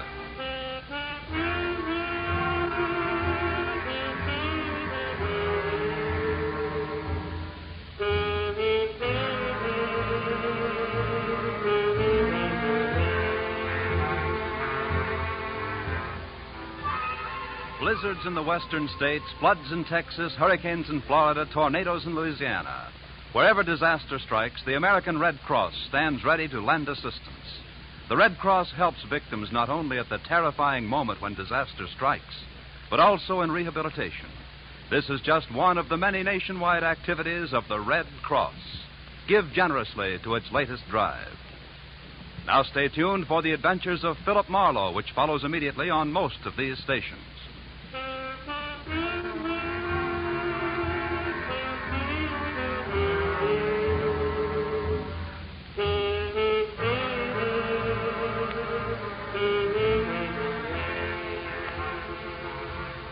This is CBS, where yours truly, Johnny Dollar, meets adventure next Tuesday night, the Columbia Broadcasting System.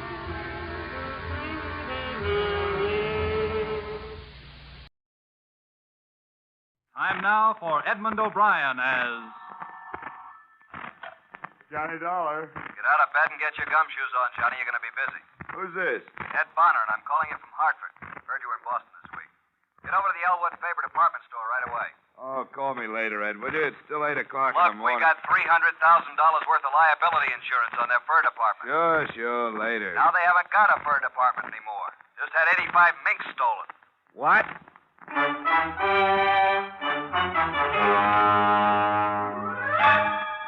Edmond O'Brien in another transcribed adventure of the man with the action-packed expense account. America's fabulous freelance insurance investigator. Yours truly, Johnny Dollar.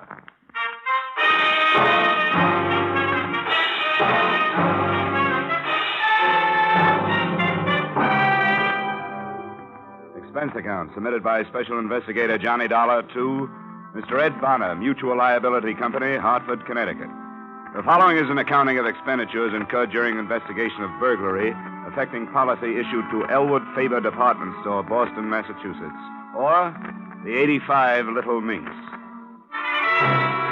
Expense account. Item, $1.90. Taxi fare to Stewart Street entrance of Elwood Faber Department Store, where a police emergency ambulance was standing open.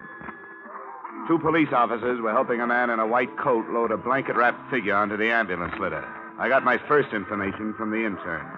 What's up? Oh, I only work the wagon. I pick up where everything else left off. This guy's name's Cronin. He's a night watchman here. Dead? Oh, about an inch away. We already gave him a transfusion upstairs. If the bullets don't kill him, the exposure will. What does that mean? Besides holes in his chest, he's also got frostbite. Somebody plugged him, let him lay in the cold storage vault where they keep the furs. How long ago? Oh, who knows? All right, Percy, wind it up. Let's get out of here. Come on.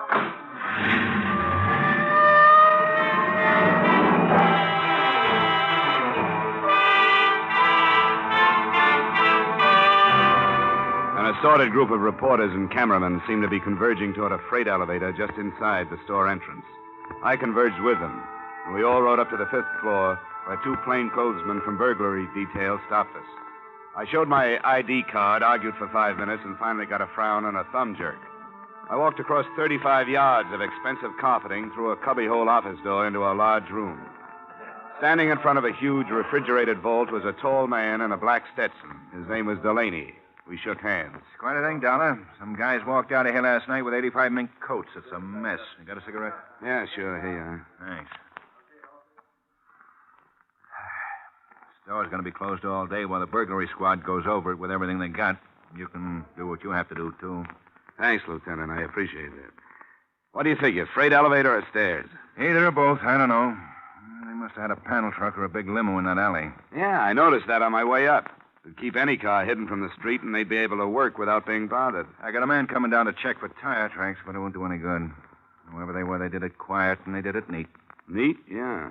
But quiet? You mean that night watchman, Cronin? Well, there must have been some noise when he walked into them and got shot. I hope he lives to tell us something. He's in tough shape. How about this? The vault? Just like the banks have, only smaller. And you can also hang meat in it. Not pried or blasted or cut into, just plain old-fashioned tumbler work. Sandpapered fingers and all. That wouldn't surprise me. Somebody was plenty good. Not even marks of a jimmy or pry tool to feel an edge. Just picked and plucked as nice as you please, and 14 little tumblers fell back. The door swung open. I thought that kind of thing stopped with Jimmy Valentine. Yeah, so did I. Who reported it? A guy named Dmitri Stroganoff, manager of the fur department. Come on. He's in his office now giving a statement of cover my boys. You can have a listen in. All I can say, I ask you, gentlemen, that I just hope... There's your pigeon, Dollar. How could Ain't he such a beaut? things happen to Dmitri Stroganoff? Aha! Lieutenant Delahanty. Mr. Stroganoff, this is Mr. Dollar. He represents your insurance company. Oh, your acquaintanceship, Mr. Dollar, above all else, I am glad to make. Aha! 85 mink coats, valued at $300,000, coin of the realm. You have, of course, brought check for same, yes? No. What? The adjuster will do that, Mr. Stroganoff. I'm an investigator, but don't worry. Week by week, month by month, 14 years, I get 2 words from the insurance company. 2 words, pay premium. Now it's Stroganoff's turn to say back is 2 words. Pay Stroganoff. Believe me, Mr. Stroganoff, your money's waiting for you in a vault in a bank in Hartford where nobody can get it but you. Waltz, ba, ba, pa. Suppose you go right on with your statement, Mr. Stroganoff. We have to have it, you know. Why is my 8 for mink in this direction? I answer you. Customer telephones Friday. Send over mink coat right away, she says. I send. Night comes, she wears coat to party. To breakfast next morning, she's also wearing coat. Maybe eggs she's eating. To party Saturday and to cocktail Sunday also. Monday, aha. My husband does not like coat. I'm sending back, she says. Mink. Real tough, Mr. Stroganoff. You can never tell what people will do next. Dmitri Stroganoff can tell. Look, if you'll just answer a few questions... This morning, even as I arise, comes to me a feeling of doom. Yes. Yes. Well, now about... Something is going to happen bad, I said to myself.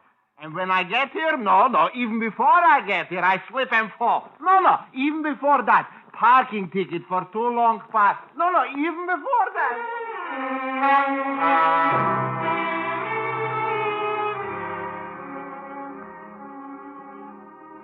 He went on like that for quite a while, and the police stenographer took down every word. His whole testimony typed up into 23 single-spaced pages. But only the following was of any use. Stroganoff arrived at the store at approximately 8:45, found the vault door open, and inside the wounded watchman Cronin. Also, the mink coats gone. Stroganoff notified insurance company. Stroganoff notified police, in that order. Expense account, item. $1.35 for 2 ham sandwiches, 2 bottles of beer, all of which I shared with Lieutenant Delaney in Stroganoff's office. All kinds of heists. Jewels, trucks, cars, banks. But this is the best so far. A real 14-carat double-breasted A-1 dilly. That's what it is, Dollar. How'd they get in that safe? They just opened it up and walked in the same way you walk in your own front door, Lieutenant. Yeah, but how? Who's that good? Who? Well, there's the creepy kid. They always say he's that good. You and me both know Creepy died 12 years ago at Dunamore. And there was Dancing Dan Marathon. Dancing Dan? He couldn't open a 2-bit padlock if he had the key. Who is good, Johnny? Who could do it? I wish I knew. Stroganoff's the only one in the store who knows the combo. The only one. But I don't know. But you aren't taking any chances. Didn't I see 2 of your men tail him out of here? You bet your life you did. And by the way, didn't you put in a call to your office and have him checked on? You bet your life I did. Cop work. All the time we get... Delaney. Yeah, hi, Richie. Well, give it to me. Yeah. Mm-hmm. All right, thanks. Hospital, Dollar. The night watchman? Cronin died 10 minutes ago without saying a word. I was hoping he'd be able to fill in some gaps. Well, he does. At least one. Which one? The other watchman's story about playing the radio. Yeah. What other watchman? Al Reedy. Oh, I'm sorry, Dollar. Maybe you passed him on. Well, tell me about him. Was he shot, too? No. We questioned him first thing this morning. You see, Cronin made the rounds, and Reedy held down the office. Reedy didn't know nothing about anything last night. He was listening to his radio in his office downstairs. What gap does that fill? And Doc says Cronin got it with a .32. That'd fit. They don't make much noise, and a man leaning into a radio close. Reedy, huh? Well, where can I find him? Right here. He's waiting in the locker room. Why, do you want to talk to him? Yeah. Mind? Oh, help yourself, Dollar. Thanks. Oh, Dollar. Yeah? You're looking for $300,000 worth of mink coats. I'm looking for a killer. Don't be a wise guy when you do your poking around, huh? I'll try to keep my nose clean, Lieutenant.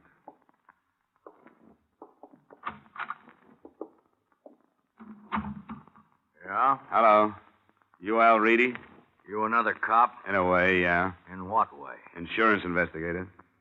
All right, Mr. Insurance Investigator. Am I supposed to tell you something that'll tip the whole thing? No, Mr. Night Watchman. You're just supposed to tell me how things went for you last night. Swell. I sat in my office from 10 to 6, went home, went to bed. Got picked up by 2 big flat-footed coppers at 7:30. And here I am. How'd things go with you last night? You sound a little put out, Reedy. Or are you used to places being heisted where you work? What kind of a nasty crack is that? What'd you see in here last night while you were doing all your night watching? Nothing. No freight elevator moving? No. No sounds on the stairs? No. And you didn't hear the shots that plugged Cronin? No, I didn't. Why? Because I sit in my office and listen to disc jockeys. The radio's liable to smother a lot of noise. Wrong answer. Well, the cops like it. I don't. Give me a better one. I'll have to look for it. But I'll find it, mister. Sure you will. Sure you will. But you'll never find those guys who tromped off with those coats last night. You sound awful sure of that. I am. Because you'll spend all your time on someone like me trying to make something out of nothing just to show everybody how good you are. Reedy, if you're clean, you haven't got anything to worry about. Well, maybe, but answer me this. Who's going to say when a guy's clean? When he's right or wrong? A lot of filing cabinets in a building somewhere? Answer me, investigator. Who knows? Who's going to say? Let me alone. Just let me alone.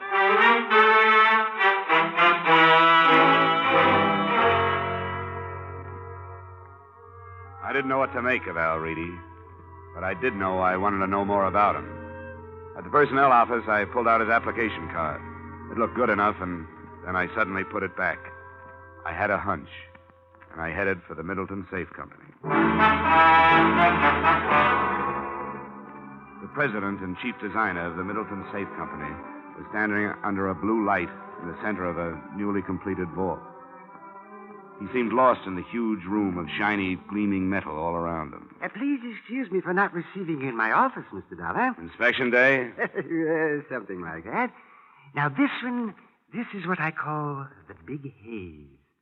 Beautiful, isn't she? Completed a fortnight ago for a firm of South American bankers. You work on the safes and vaults yourself, Mr. Middleton. Indeed, I do. The drama of it captured me as a youth. To compose and weld and conform metal into an impregnable stronghold. Oh, it's fascinating, eh? Yes, of course. Fine metal, case-hardened, perfectly alloyed Ohio steel. Strength, Mr. Dollar. Strength. But then I bore you, sir. And now then, why are we meeting? So you can tell me something about safes and vaults, Mr. Middleton? Oh, I dare say I could, sir. But I'm afraid you'll have to be more specific. All right. Tell me about the kind of vault you manufactured for the Elwood Faber department store. A vault for... Oh, yes, the fur vault. Oh, yes, of course. What precisely do you wish to know about that vault? How someone could open it without knowing the combination. Oh, an impossible occurrence. Have you read the morning papers? Papers? What about them? That particular vault was opened last night and all the furs taken. Yeah, well, what do you say? Looted? Well, that's impossible. It happened. That's why I'm here. This is quite a... Oh, dear me, Mr. Dollar. Of course, you'll want a thorough account from my organization. Of course. And I shall be glad to furnish you with any information that might be helpful. I'd like to know how the combination was set and who knows it. But I'd have to know the serial numbers on that particular vault. Yeah, try these. Oh, well, you're a very efficient man, Mr. Dollar. I see you've jotted them down. Well, let's go up to my office and look them up. Oh, no, sir. That won't be necessary. I recognize these serials. D4536. Oh, D. Oh, D stands for Dana. Mr. Dana set the final combination. Mr. Dana? My chief engineer for years. And who else besides him would know it? Myself, and the person in proper authority at Elwood Faber, of course. Well, that would be Stroganoff. Anyone else here? No, sir. I'd like to talk to Mr. Dana, then. Well, I'm afraid that's quite impossible, sir. Oh? Albert Dana has been dead for 7 years. Up to and including that point, I had a whole lot of nothing to go on. But by the time I got back to Boylston Street, heading for my hotel, things began to happen. A police car pulled up at the curb, and a familiar Stetson on top of a familiar head leaned out of the window. Hey, Dollar, yo. Yeah, hello, Delaney. Hop in. Just come by to get you. I thought you might be interested in a guy. What guy? The one we found floating down the Charles River an hour ago. Who is he? I don't know. But it looked like he's got the same enemies as a night watchman named Cronin. Huh? Yeah. There were 232 slugs in him. We wouldn't have picked it so fast, only that's the second pair been through ballistics in one day. And they match? Like your two front teeth. The same gun killed the night watchman and the guy in the river.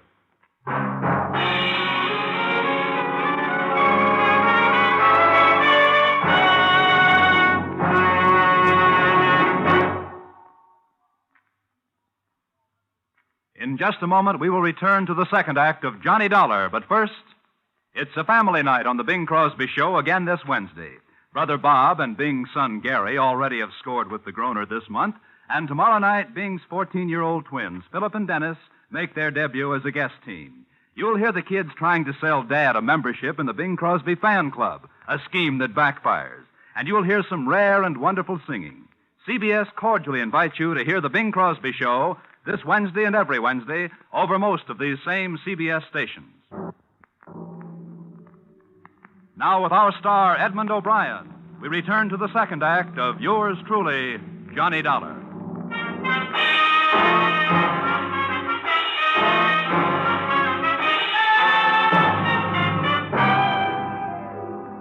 I spent half the night at the city morgue and police headquarters with Lieutenant Delaney, examining the body they found in the Charles River and trying to identify him.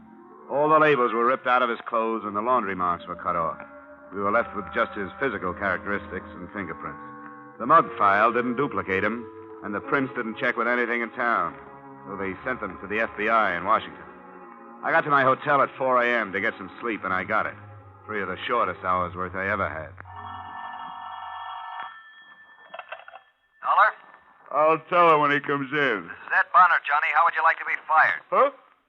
Oh, yeah, Mr. Bonner, sir. What can I do for you? Turn up with 85 mink coats. What have you been doing since yesterday? Sleeping? Bonner, I've run my legs down to my knees, honest. I've been trying to find out something, anything. I've peeked into so many corners, I've got television eyes. And I've got a weak heart. Unless we find those furs in 24 hours, we have to pay off Elwood Faber $300,000. Well, what are you going to do? Take it out of my pay? We have to. We'll start by selling your body to a medical school. Please, Johnny, do something. Bonner, what's Elwood Faber's financial position? AAA. Couldn't be better. They wouldn't steal him. How about the fur man, Stroganoff? He's always had money. Family. All right, Bonner, I'll keep after it. I'll call you when I get something. Johnny, don't take my shouting personally, but this is a big one. Give it everything you got. I forced myself to get out of bed, take a shower, and get my clothes on. I started for the door and had no idea where I was going Aha, Mr. Dollar. when somebody did my thinking for me. To see you personally, I, Stroganoff, maestro of the Elwood Faber Fur Department, MES. Do you have any news? News? Every paper in the country it should hit twice. Never in my 30 years of association with that foul little beast, the mink, has anything like this happened. What happened? You wouldn't believe me. Look, I'm pretty gullible. Well, it's incredible. I don't blame you for not believing me. Are we going to keep up this game, or do you tell me? Don't get huffy with Stroganoff. I will tell you. This morning, wrapped in dirty cardboard box, is arriving at the Fur Department. Guess what? A mink coat. Incredible? Incredible indeed. You mean one of the coats was returned by mail? Right. Well, that's encouraging. I am not overjoyed. You still owe me for 84 coats.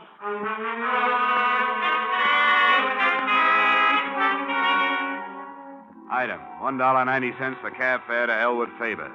It didn't make any sense that the men or man who committed murder to make the heist would return anything. But one coat had come back. And in the pocket, I found a small piece of slick cardboard. It was only 1/3 of an inch long, but there were 3 words on it. Country Club Dance.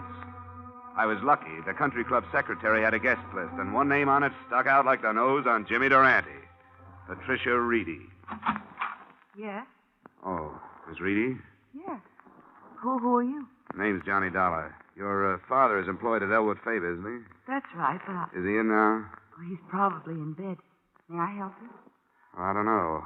I saw you at the country club dance the other night. Oh, were you there? Oh, I couldn't keep my eyes off you, especially when you had that mink coat on. The mink. Well, Talk with this guy, Pat. What do you want, Dollar? Some information. Patty, will you make some coffee or something? all right, Dave. Anything else? Oh, nothing I can't handle. Okay, Dollar, what are you doing here? Who asked you into my house? My job. I came to find out about a mink coat that showed up at Elwood Faber this morning. Look, let's go out in the hall and talk. Okay. All right, Reedy, let's hear it. Now, don't go into a long song and dance. I'll tell you everything. Just the way it was. And I'd be real interested. The way I figure it, you helped in the theft. You maybe even killed Cronin. You kept one of the coats, but you got scared you might be caught with it, so you sent it back. Your daughter left the dance ticket in the pocket. All right. Here's the story right down the line. I didn't help in the heist. I had nothing to do with it. I didn't even know what was happening. Like I told you, I was in my office listening to the radio. Tell me, Reedy. You ever been arrested? Well, Dollar, you're smart enough to find it out sooner or later. I served time, sure. You might as well know. Lots of it. Elwood Faber would be interested to know a trusted watchman served time. Well, what'd you expect me to do when I got out? Curl up and die? I gotta live, too. I'm straight now, Well, almost. I had a wife and a kid. The wife died. You've seen the kid in there. 13 years of her life, she had nothing. But now I'm trying to make up for that. Everything I do is for her, not for me. What about the coat? Sure, I took it. I borrowed it. Before the safe was locked up for the night. I've been borrowing stuff right along. Whenever my kid needed anything. I always return them in good shape. Told Pat they let me do it. She don't know nothing. That's kind of a strange philosophy. I don't even know how to spell philosophy. But I do know this. That girl in there has a life ahead of her. Her mind's behind me. I got to give her every chance I can to look good, to act good, to use her brains, to meet the right people and go to the right places. Not just for dough, you understand, a millionaire husband, but just for a right guy and a fair crack at happiness. Uh-huh. You guys are all the same. You work from a little book, printed directions. Everything's black and white in life. Nobody's human. Oh, well, that's that. I don't know what you're going to do, but I hope it don't blast that kid's life to pieces. Reedy, you should have thought of this a long time ago. I don't want any lectures. You'll shut up and you'll listen to me. I think I believe you. You're right. Maybe we do work from printed directions a little too much. Well, I can use a little judgment on my job. I think, for now, I'll forget everything you told me and forget where that coat came from. Go on back to bed. Go on, Reedy. Well, I didn't expect that from you, Dollar. Reedy, I know what bad breaks are like, too. Hush. Oh, come on. Look, you'll have me doing that in a minute. Hey, Dollar, I don't go in for this stool pigeon stuff. I never have. But now I see it another way. It doesn't matter what you tell as long as you tell it to the right guy. What does that mean? I'm going to give you something. It'll take them at least 24 hours to identify the guy they found in the Charles River. Picture in the paper this morning. Well, I can tell you right now who he is. Who is he? Ted Gray. Worked in Elwood Faber about 6 weeks. Was fired 2 weeks ago. How do you know? Oh, I just know.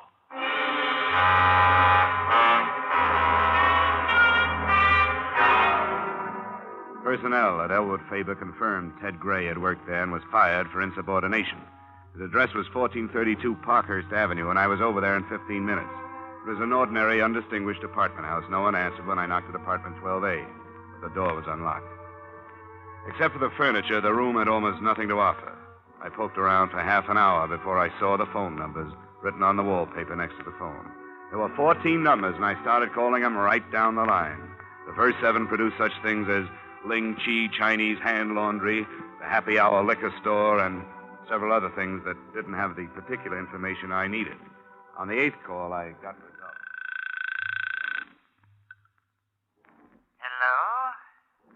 Hello? Is Harry there? Harry? Harry who? Harry Gordon. But I'm sorry. You must have the wrong number. Oh. Sorry. That's quite all right. Maybe he didn't know Harry, but I knew him. At least his voice. I called Lieutenant Delaney and told him where I was going. It was dark by the time I got to the Middleton Safe Factory. There was a single work light spreading a sickly yellow glow over the main floor of the loading platform. There wasn't a sound when I entered. That was too good to last. It went off somewhere in the darkness, and I dropped behind a medium-sized safe and waited for a gun flash. Dollar! Johnny Dollar! What are you doing here? Looking for 84 mink coats, Middleton. I thought that was you on the phone, Dollar. How much money do you make? Not much, but save your breath. You're going to need it to run. A man of your talents could do a lot in South America. With 100,000 and a business. I could never remember all those Spanish verbs. Thanks. Have you got anybody coming? Lots of people, Middleton. Lots. If I hit you, how'd I know you weren't a burglar? You know, I'll never give up. And you'll have to shoot better than that. You missed me 10 feet. Oh, my windage screw is off. Is that the 32 you used on Ted Gray? No. This time I have a Luger. For special work. I can fist that. Oh! Come on.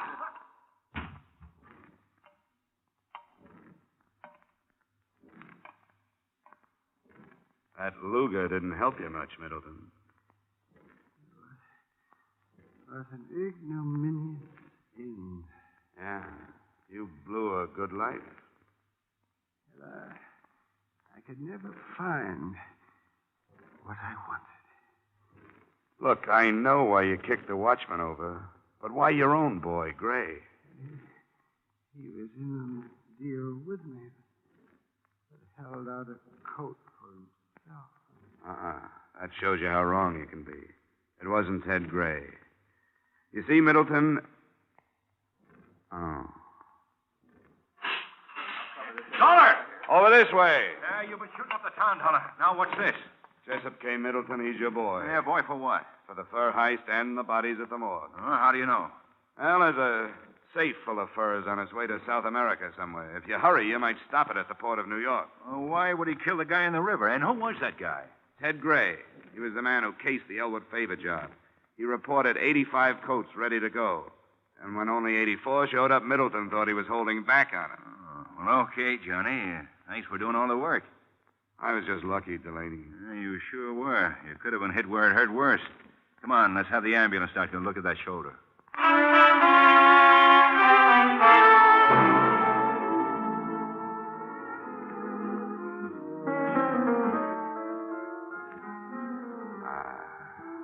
This is the only way to live.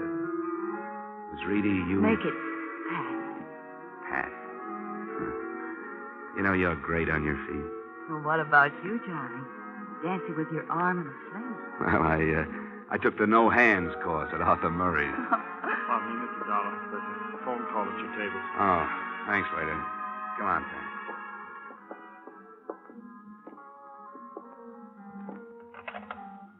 Johnny Dollar. Ed Bonner, Dollar.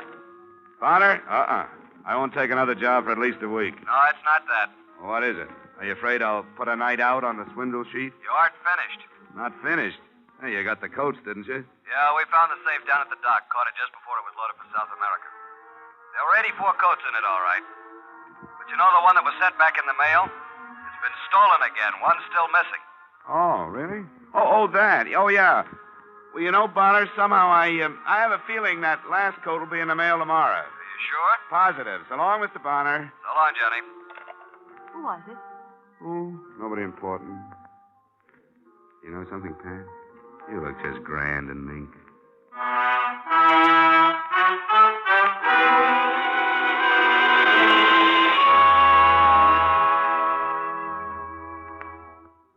Well, the coat did show up the next day and in the mail. Maybe she'll have one of her own someday. Me?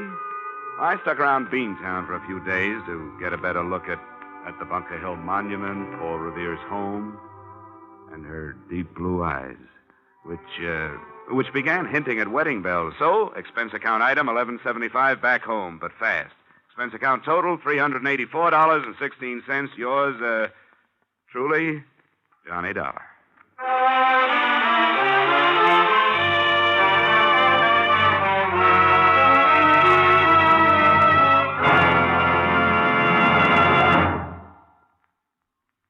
Yours truly, Johnny Dollar, stars Edmond O'Brien in the title role and was written tonight by E. Jack Newman and John Michael Hayes, with music by Leith Stevens. Featured in our cast were Harry Bartell, Joseph Kearns, Hans Conried, Bill Johnstone, Howard McNear, and Gloria Blondell. Yours truly, Johnny Dollar, is produced and directed by Jaime Del Valle.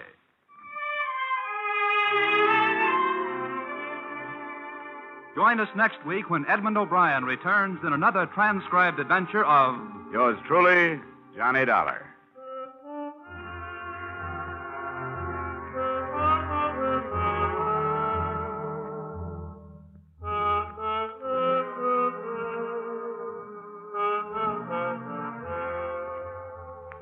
If you've got a piece of string handy, you better tie it around your fingers so you won't forget to file your income tax return. The deadline is March 15th, you know, and March 15th is right at hand. So to avoid penalties, file your returns promptly, but don't be in such a hurry that you forget to sign your name or attach your withholding statement.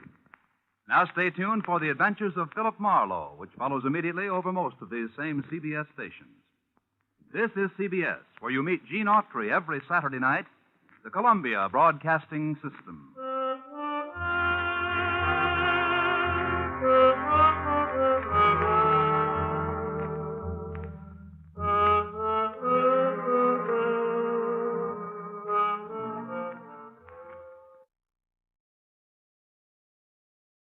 From Hollywood, it's time now for Edmond O'Brien as... Johnny Dollar. Mr. Dollar, this is Miss Ramey, Legal Department, Britannia Casualty and Life. Oh, yeah, Miss Ramey. Thanks for calling back. I just wanted to get something straight. If a murderer is executed, does his policy pay off? Well, that's an unusual question. As far as I know, yes, but we've never faced a situation. Well, put on your makeup. It's liable to happen any minute. Edmond O'Brien in another transcribed adventure of the man with the action-packed expense account, America's fabulous freelance insurance investigator. Yours truly, Johnny Dollar. Expense account submitted by Special Investigator Johnny Dollar to Britannia Casualty and Life, Hartford, Connecticut. The following is an accounting of expenditures during my investigation of Stuart Palmer, the man who wrote himself to death. Expense account, item 1, $123.42, air and miscellaneous travel expenses from Hartford to Chicago and the Cook County Jail. Well, you can make up your own mind about him, Dollar. He's like all those writers. If he isn't guilty, he's crazy. How are you, Lieutenant? Oh, hi, Markowitz. This is Mr. Dollar. Hello, how are you? Mr. Dollar? He's an insurance dick. He wants to talk to Palmer. Call him out, will you? Sure thing, Lieutenant. Hey, Palmer, your mother's here. I'll see you on your way out, Dollar. Yeah, thanks a lot, Lieutenant. Here's your boy, Mr. Dollar. You'll have to talk to him through the bridge. Stuart Palmer? Yeah. My name is Dollar. Britannia Casualty and Life sent me out here. I understand you're in some difficulty. If there's anything I can do to help... You didn't come here to help me. You came to investigate my new policy. Now, look... I don't need your help or anybody else's. I paid my first premium. That's all you or the company need be concerned about. They're concerned about the fact that you're being held on suspicion of murder. That doesn't affect the policy. Have you retained counsel? That's none of your business. Thanks for the cooperation. Nice to meet friends in a strange city. You can have him, Markowitz. Thanks. Well, Dollar, lovable, isn't he? What have you got on him? Oh, not much. Some wino was killed in the Clark Street pool room. Palmer was holding one of the cues. We pulled him in with about 14 others. When are you going to release him? We're not sure. He's been in before, you know. Tell me, what's the matter with him? Who knows? He's a writer. Crime stuff. Hangs around the West Madison district a lot of the time. Calls it research. Does he still have that Kenwood address? Wait a sec. Yeah. 5715. Well, I hope his wife is jollier than he is.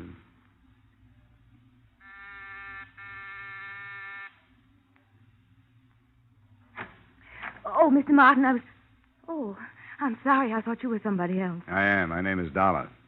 I'm an insurance investigator. Well, I'm sorry. We have all the insurance we can use. I said investigator. I want to talk to you about your husband. Oh, come in.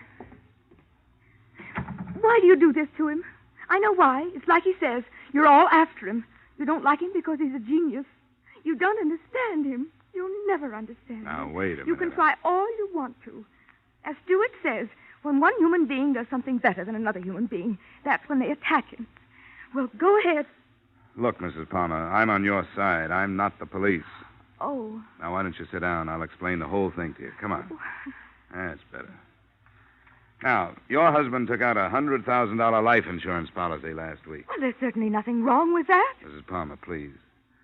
This week, your husband is arrested on suspicion of murder. There, now, you see? You don't know anything about him, and already you're accusing him of the most awful I thing. am not accusing him of anything, Mrs. Palmer. I'm just trying to help. I talked with your husband a little while ago. He wasn't very cooperative. I'd hoped you would be. Well, you put him in jail, and then you expect him to be cooperative. Does he have a lawyer? Yes, of course, Mr. Martin. That's who I thought you were. Well, how does Mr. Martin feel about this? But he's been very nice. Stewart isn't worried. Stewart knows that Mr. Martin can spring him any time he wants to. I see. What does your husband write? Books? Well, he used to write for the radio. But as he says, it's a very limited medium. So one morning he went to his agent and tore that contract up right in his face. And that very day he started to write his play. 140 pages. Uh-huh. With real people in every scene. He took every one of them from life. Is the play about crime? How did you know that? Well, I met your husband doing a little research in jail. Well, they put him in jail because they don't understand. As he says, they don't put a doctor to bed in a hospital because he's doing research on a dangerous disease. People don't know good from evil. That's what's wrong. They're afraid of the truth, and that's what Stewart writes. He practically lives with his subjects. Criminals. Yes, he studies them. Nobody can write believably about something unless they're familiar with it. That's the sacrifice he makes. You don't get to see much of him, do you? Well, his work is infinitely more important than I am. But as soon as his play is produced, we're going away together. Atlantic City or Bermuda. The manuscript has been in New York for 6 months now, so it shouldn't be long before he hears. What has your husband's income been for the past 6 months? Well, there hasn't been much. But great art is often born of poverty. But $100,000 insurance policies aren't. Who's this man, Neil Beasley, your co-beneficiary? Co-beneficiary? Well, if you're going to sit here and be insulting, perhaps you'd better leave. Well, perhaps I'd better. You mentioned an agent. What's his name? George Michaelkoff. He's in the Ingram building. Crazy. The guy is crazy. You can't do business with a guy like that. Art, he talks. Everything's got to be art. Spends his time with bums, and he calls it art. Hasn't he done anything for 6 months, Mr. Michaelkoff? Not with me. Well, let's face it. Not with nobody. You know, he could have been a good writer, this boy. But he was too arty, not commercial. Then, boom, he's got to write a play. And where is it? Probably in the bottom drawer of Hallstein's desk. And it's going to stay there. Here's a copy. Take it along and read it. Thanks. What about this research he does? Research? Is that what he told you? I had to go down to the county jail and bail him out. Twice. That's what washed me up. Someday they're going to catch him with the goods on him. You know, maybe it started out to be research, but it ain't now. Well, how did it start? With a guy named Neil Beasley. Neil Beasley? Oh, you heard of him, huh? Yeah. Yeah, that's the boy. He took Palmer under his wing, and that's where he still is. I don't know. Maybe he can't get out. Beasley came up to the office with Palmer once. What a character. Where does this Beasley hang out, do you know? Who knows? Nasty neighborhoods. Expense account, item 2, 80 cents, cab fare to a nasty neighborhood. After a lot of questions and bad bourbon, I came across a character who called himself Roscoe. Roscoe was the walking who's who of the district. When I mentioned the name Beasley, he swallowed his drink, wiped the back of his hand over his mouth, and leaned over the table toward me. Beasley. Let's see. Beasley. Come on, here. Here's something to stimulate your memory. Oh, yes, of course. Beasley, Neil Beasley. Been a friend of mine for years. Slipped my mind.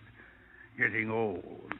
Beasley was born in Cincinnati of well-to-do parents. They say he attended Harvard, but perhaps it's only a story. You know how stories start. Skip the history. Where can I find him? Any number of places. If the racetrack was open, you'd find him there, but the racetrack ain't open.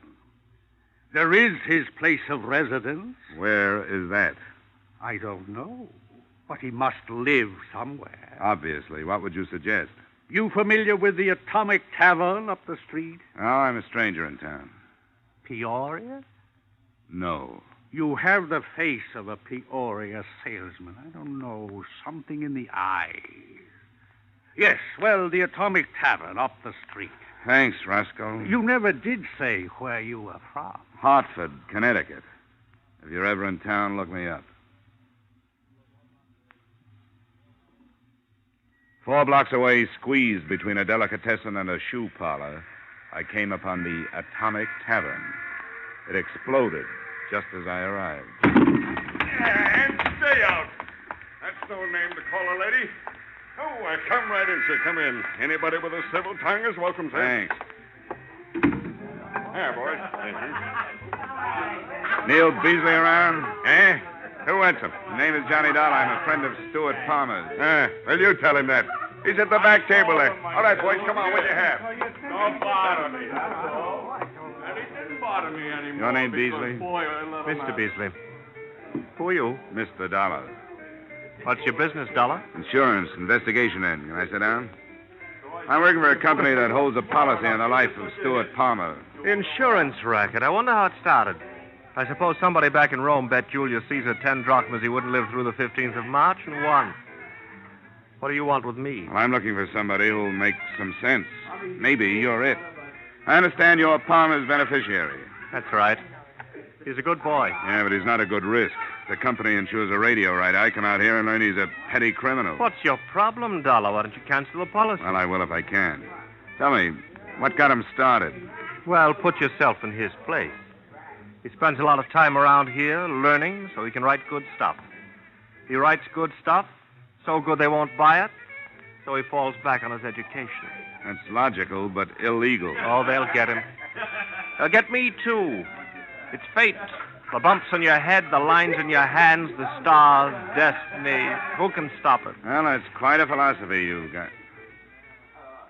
I was looking toward the front of the building. I hadn't seen him come in, but it was Stuart Palmer. He was standing at the elbow of the bar, obviously looking for his friend. When he spotted me, he started for the door. Oh, sit down, Dollar. That's my arm, Beasley. Sit down and leave him alone. The cops released him. Just leave him alone. Let go, Beasley. Hey, you guys, watch the furniture. Lay off, will you? Look what you're doing. By the time I got outside, he was half a block away, heading west. I knocked over several West Madison Street characters, and then it suddenly occurred to me that the only reason I was chasing him was because he was running away from me. Crashes in Toronto. I was 50 feet behind him when he rounded a Walgreens drugstore on the corner. Read all about it. For a second, I lost him. Then I saw him. He wasn't running. He was turned toward me. Palmer! Don't! The crowd! I bent over the newsboy just long enough to see that he was dead. And I started after Palmer again. There was no mistake about it. He wanted that policy, and he'd kill to keep it. In just a moment, we will return to the second act of yours truly, Johnny Dollar. But first, the screen's sophisticated, caustic Mr. Belvedere, alias Clifton Webb, will swap quips with Bing Crosby on the Groner CBS show this Wednesday night. CBS cordially invites you to hear this great show that promises some of the best laughs of the season when it comes your way on most of these same CBS stations this Wednesday night. Mildred Bailey, the rocking chair lady of popular song, also will be on hand as guest star.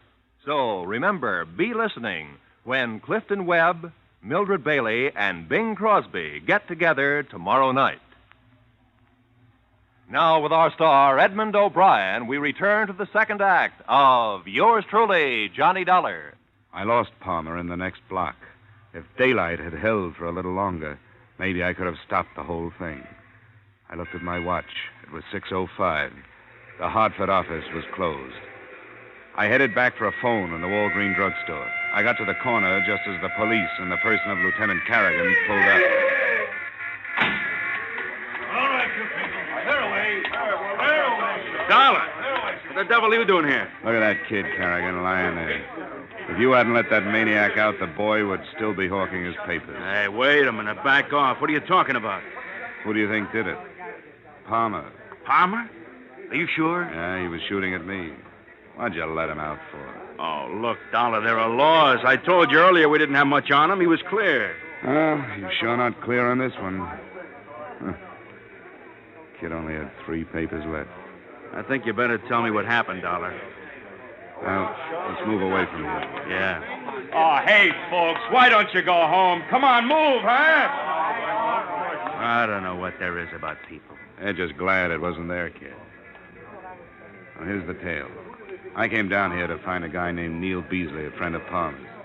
Palmer showed up in the joint. When he saw me, he made a dash up the street. I took out after him, and when I got to the corner, he opened up. The kid was standing next to me. After the gunfire, I went after Palmer again. Believe me, I wish I'd caught him.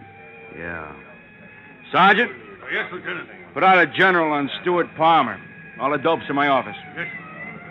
Why would he want to kill you? That's a $100,000 question, Lieutenant. I'll be in the drugstore. Gotta make a phone call.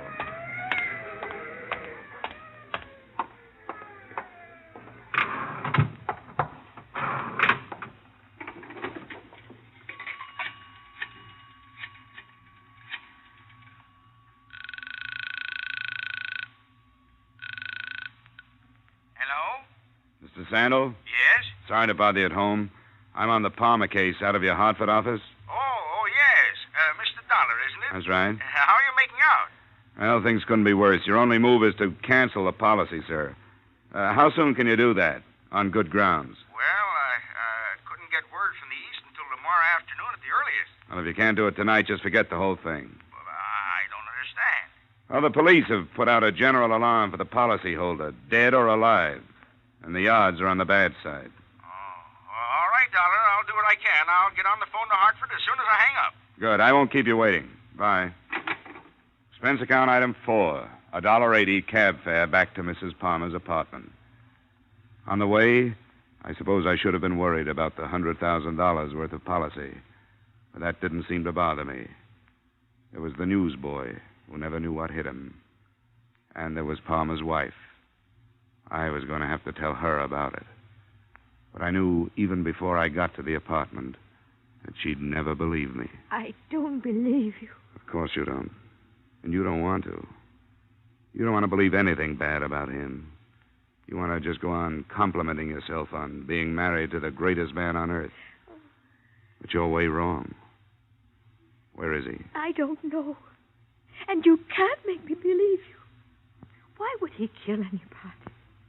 Well, my guess is that he's doing it for you. Oh, that's a terrible thing to say. He wouldn't do anything wrong, even for me. He took out an insurance policy that he couldn't afford. Why do you think he did that? I don't know. I never understood about business. Well, he sure got you. Some people have collie dogs, and he's got you. He comes home, pats you on the head, so you'll look up at him and tell him how wonderful he is. You know why? Because nobody else will. You just don't understand. You just don't understand at all. How long has it been since he treated you like a woman? Bought you things like candy, flowers. When was the last time he spent an evening with you? Why are you saying these things? Well, I'm trying to tell you that he failed, both as a writer and as a husband. Don't you see? He's trying to make it up to you. He wants the police to kill him so you'll collect the insurance. That's a lie. Where is he, Marion? Oh. Hello? Yes? No, he's here now. Why do you say that? No. Stuart, where are you? He hung up.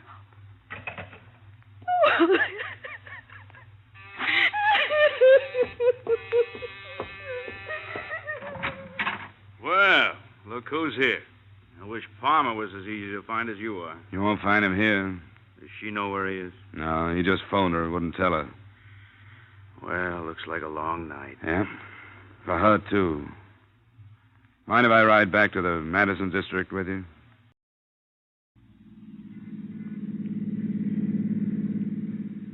That's quite a theory, Dollar. What happens to a guy to get him in a mess like this? I don't know. Burned too many bridges, I guess. Made a stand with his agent. Told everybody he'd show him he was right. Now he can't do it. Oh, people. I don't know. Maybe I've been in homicide too long. I used to think a lot about things like this. You know, wonder about what started these characters, what got them to the place where I'd have to go after them. No more. Their problems aren't mine. All I worry about now is how to get them without getting anybody else hurt. You've got a nice, simple job, Lieutenant Carrigan. Yeah. I was thinking of that. You want him alive? The insurance company does. I hope it works out for you. I can't take any chances. We always try to save him for a trial. But if you're right about this one, he'll come out with a gun. Those are the kind we have to stop. You know, this could turn into a very unpleasant situation. The lieutenant was kind enough to drop me at the Atomic Tavern. The place was empty. The sirens had frightened most of the clientele out of the precinct. All except one. He sat in the same position, at the same table, with what looked like the same glass of beer. Hello, Beasley. Mr. Beasley. I was expecting you. Sit down. Thanks. How's the insurance business? Well, sometimes we sell too much. You know where Palmer is? Surely, always know where Palmer is. He tells me things he wouldn't tell anyone else. You may not care, Mr. Beasley, but you just made yourself an accessory to insurance fraud. Not unless I tell the police where he is. And then your company is out the $100,000. And you're in 10. I'll tell you the truth. I don't want that money. I don't want a penny of that money. Looked good at first. He wanted to give his wife a break, offered me $10,000 to help him out. How did you help him out? Well, take right now, for instance. I could have tipped the cops twice a minute since it happened. In fact, I was supposed to. Cops would have killed him, Wife and I would have collected our money, but I can't do it. Isn't it a little late for Boy Scouting? No. No, not if you could talk him out of it. Where is he? No cops? No cops. Just as soon as I finish my beer. We walked down Halstead with the red streetcars rumbling by and the fruit trucks and the chicken wagons. I didn't notice the name of the street we turned west on, but a block and a half later, we stopped, 2 doors away from a basement barber shop. Well, that's where he is. You're crazy to go in there. Are you staying out here? No, I'm going in. But I'm crazy, too. Really? That's why you should never listen to a guy like me. Farmer's got nothing to lose. How much do they pay you for getting killed? Come on, if you're going, let's go. Okay.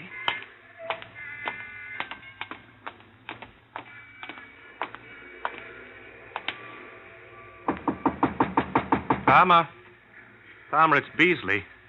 Let me in.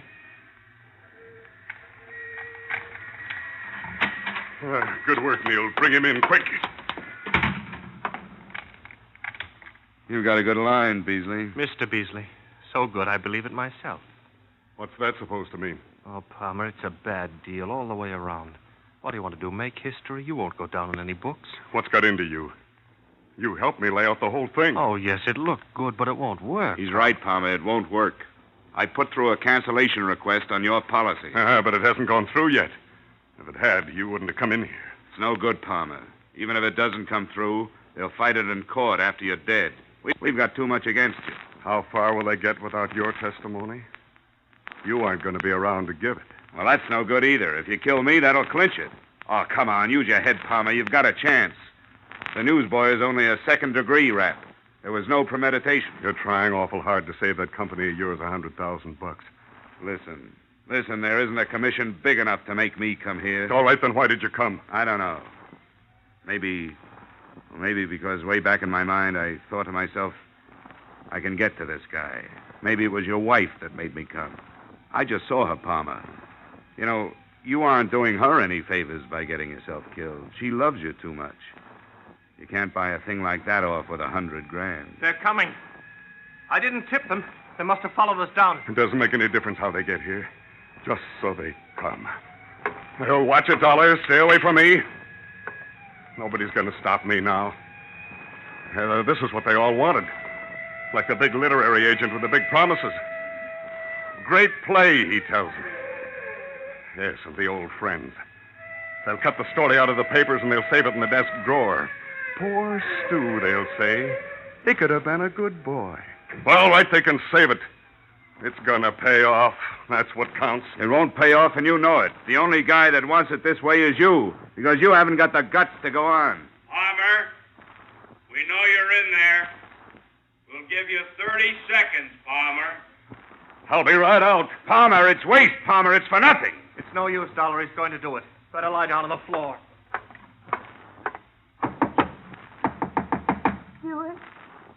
Stuart, are you in there? Marion, get away from here. I want to talk to you, Stuart. Open the door. Oh. Come on in here. Marion, what are you doing here? I'm with the lieutenant. Don't do it, Stuart.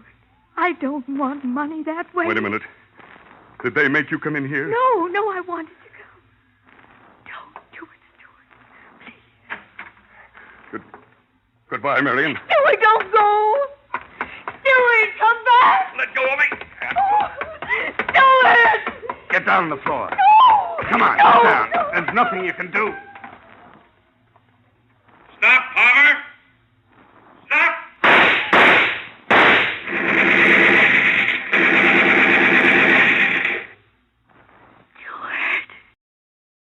As you know, Palmer's policy was not canceled before he died. But I'm sure that with a staff of legal geniuses employed by the Britannia Company, you'll come out all right. A soft judge gave Beasley 60 days for attempted insurance fraud, and that was it. Expense account item 6, same as item 1, transportation Chicago to Hartford. Expense account total, $635.24. Oh, Almost forgot. Item 7. 35 cents tip to Western Union boy. Telegram from Marion Palmer. Contents? Thought you'd like to know. Stewart's play accepted for production on Broadway. Yours truly, Johnny Dollar. Yours truly, Johnny Dollar, stars Edmond O'Brien in the title role and is written by Gil Dowd and David Ellis, with music composed and conducted by Leith Stevens. Edmond O'Brien can currently be seen in the Harry M. Popkin United Artists production, DOA.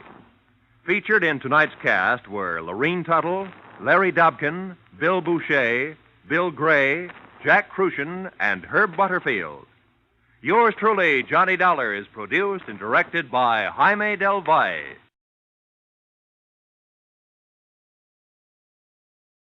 From Hollywood, it's time now for Edmond O'Brien as...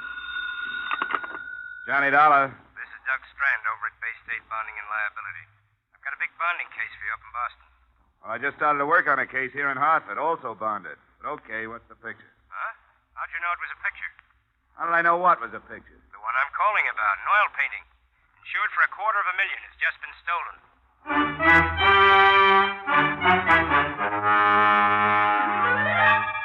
Edmond O'Brien in another transcribed adventure of the man with the action-packed expense account. America's fabulous freelance insurance investigator. Yours truly, Johnny Dollar.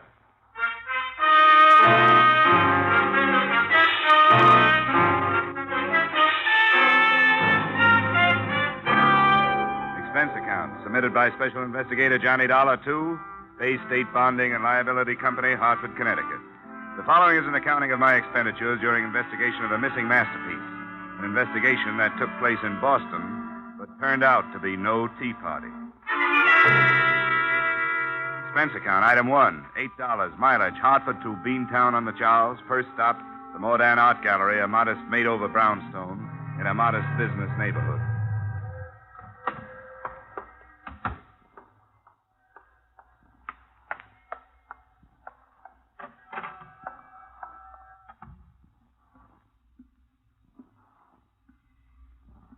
Good afternoon. Oh, hello. Is Mr. Andrian Modin here? He stepped out of the office for a few moments, but perhaps I could help. I'm his daughter. Oh, I see. My name is Dollar. I'm from the insurance company. They sent me up to see what I could do for you on last night's set. Oh, that's such good news. Father has been beside himself. I know he'll be so relieved with you here. Now, let's see. According to my worksheet, the painting was owned by a Mr. Rideau, huh? Caesar Rideau? Yes, he's an acquaintance of ours. He's not what you'd call the arty type by any means, but he's interested in good oils, and he has a very nice collection of masters. Was this village scene on loan to the gallery, or did Mr. Rideau want to sell it? It was a loan. And that's what makes it so terrible for Father, and for me, too. He didn't want to accept the loan, and I talked him into it. You see, it's been very difficult for Father, and I thought that hanging an important picture in the gallery would bring people in. And it did for 3 days, but... Oh, Father, this is Mr. Dollar. Yeah? He's here to help us. He was sent by the company that insured village scene. Ah, bless you, bless you. I am so happy you are here. I hope I can help, Mr. Modin. The police, I know they do their work well, but they are so stern, unfriendly. To them, who is Pieter Bruegel the elder? And village scene, what is that? A stolen broom would annoy them so much. Now, don't let their attitude fool you, Mr. Modin. I'm sure they're doing everything they can, Father. Yeah. Mr. Modin, I understand that nothing else was touched. Yeah, what is anything next to Pieter Bruegel? It was the only master in the gallery then, huh? I'd like to see where it was hanging. Yeah, of course. This door. Teresa, you will wait? Yes, dear, I'll be here. Wait, Mr. Dollar. I feel I must explain the importance to me personally. Is that all right? Sure, if you think it'll help, go right ahead. Mr. Dollar, if we do not find the canvas, my gallery is gone. Everything, all my years are for nothing. Why do you say that? Because of that man, Rito. There is a hate between us. We have not expressed it, but it is there because Well, you have met my daughter. You realize her great beauty. I have tried to protect her from this man. Now I am on my knees to him because of my carelessness. Well, I wouldn't give up if I were you. We haven't even started on this case yet. If we fail, I will take her away from Boston, start all over again. You come this way. In this gallery, you see my life, Mr. Dollar. Many of these canvases I bring with me from Salzburg when I leave, before the Anschluss. Here under that light, is where the lead scene was hanging. I have hung nothing more yet. Mm-hmm. Force this window, huh? Yeah. You see, it looks on the back of the property. Do you see something? No. No, I was just wondering what I'd do with the picture if I'd stolen it. Who could I sell it to? Who'd be willing to take a chance on displaying it? Oh, I'm afraid there are a great many unscrupulous collectors in the world. There's much trade in stolen goods. And again, sometimes great masterpieces are held for ransom. For that reason, I have offered a reward of $5,000 myself. Hey, that's pretty steep for you, isn't it? What about Rito? Rito? What cares Rito? To him, the canvas is nothing. I wish he was right. Well, I think I've seen everything I want to see here. I'm going to check in with the police, Mr. Modan. I'll let you know when we turn something up.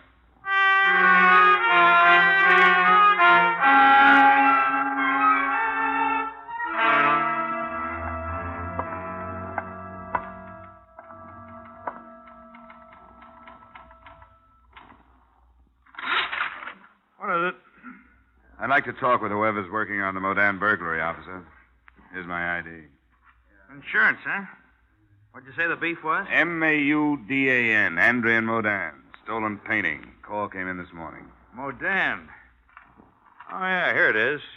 That'd be... Hey. Estimated value of $250,000. Yeah. A picture? Yeah. And I'll bet you the artist was lucky if he got a month's rent out of it. The price has gone up $100,000 every century he's been dead. Oh, one of them old-timers. You can have him. I don't understand him. Your man is Sergeant Hines, through that door, first office to the left. I'll buzz him. You're on the way. Thanks.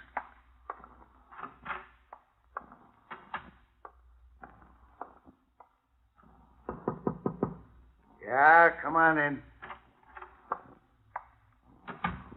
How are you, Dollar? So you came up on the Modan thing, huh? Yeah, that's right. I wanted to check in with you, find out how much I can do before you pull your rank. Ah, cut it out. Well, I run into some touchy policemen. Not here. Well, I get my hat off that chair. Sit down. Thanks. You get a free hand as far as I'm concerned, Dollar. Been out to see the old man yet, Modan? Yeah. Say, what kind of a make did you get at the gallery? Nothing special. Typical window job. Heavy crowbar, no signs worth anything outside. The old boy ran a story in the papers about the picture coming to his gallery, so it's a little tough to narrow the suspects. This guy who owns it, Cesar Rito, I've heard of him, haven't I? Yeah, a lot of people have. He made his pile during the war. There was talk of black market, but nobody could pin anything on him. Then last year he was up before the Senate Investigation Committee. Something about buying contracts. Then he came home. What are you looking for, Dollar? Fraud charges? Well, let's be realistic. They may be easier to find than the painting. I've worked a few of these things. You know, the usual method is to gut the canvas out of the frame with a razor blade while it's still hanging. Rolled up, it's easy to conceal. On this job, it went frame and all, didn't it? That's what I got. But I'm thinking the other way. I got details out looking for that frame. I can dream, can I? It's faster my way. And I got tickets for South Pacific for 3 weeks after Easter.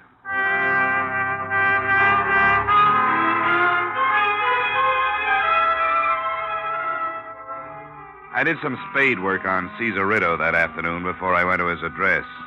His current position was that of wholesale liquor distributor for a number of distillers that managed to keep their prices high and their quality low. His financial condition was healthy, But you don't have to be broke to be able to use $250,000. I found Riddle's residence halfway up the shady side of Beacon Hill. He hadn't made the top, but he was climbing. There was a coat of arms on the wrought iron gate and a butler, complete with cummerbund, inside the front entrance. But the class stopped there. Charles, that's that clown from the dress shop. Give him to me. When I get through with him, you can shovel him out. It's a gentleman to see Mr. Ritto, madam. Oh. Go finish the silver. I'll talk to him. Yes, madam. Hello, my name is Dollar. That's very clever, but it doesn't help. Could you be the sick friend he's been sitting up with lately? The insurance company told him I was coming up when he reported the theft of his painting. Ah, Ritto's folly, huh? You Mrs. Ritto? Not yet. I'm holding out to be a June bride. Come on in the bar, Mr. Dollar. You and me are interested in the same situation. My name is Lily Swanson. I don't know anything about art, but I got a few ideas about who's supposed to be modeling as a sap. You want a drink? No, thanks. Don't let me stop you. I had one here somewhere. Oh, here it is. Well, did you meet the museum piece? You mean Teresa Modin? Yeah, I met her. If you want to make a quick buck, take out a policy on her life. To me, she's poison. Oh, that's hard to believe. What do you mean by that? I was just looking at you. You don't have anything to worry about. Haven't you heard sometimes beauty is only skin deep? I want to tell you about Caesar Ritto. He's a climber. I've been good enough for him for a long time, but now he wants refinement. Doing specialties in burlesque houses, that's one thing you don't develop. Maybe I'd better have that drink. Yeah, help yourself. Don't get me wrong. I'm not building up to a sob story. It's just like him waking up one morning with a big interest in art and money enough to carry it off. The right people were impressed. Now he wants that dame, and he's willing to gamble a few $100,000 if it'll help. That's why he put that picture in that fire trap. Where do you think it is now? How should I know? The point is, he doesn't care where it is. He's protected. Another point is that I'm getting paid to care a lot where it is. Well, I can't help you there. But he's got to be taught that he can't walk over people without getting hurt himself. I'm afraid I can't help you there. Then that dame, Teresa. If you think she's worth it, tell her. He's not good enough for her. She'll get hurt. He's got no more feeling for her than he has for a new suit. He'll wear her for a while. When he gets bored, he'll go shopping for a new pattern. If she's a nice kid, she ought to be told. That's quite a pitch, Lily. Caesar. I don't mind strangers hearing things like that, but the servants might have been listening. Discipline, you know. I don't care. Wait till I write my memoirs. You're one of the rottenest mashers I've ever known, and I've known a few. Go fix your face. Sure. On the way, I might as well fix yours. I didn't hear enough of it to find out who you are. Name's Dollar, insurance company. Oh, yeah. Tell me, you made any progress? Yeah, general progress. I've learned that Bay State Bonding and Liability hired an investigator on the wrong end of this case. They should have looked you over before they issued the policy. With any kind of big company, you can depend on about 90% of that all the time. Rush things when the money's coming in, then be careful when it's too late. Tell me, what about my picture? Well, I don't think a nice, honest thief has it. Why do you say that?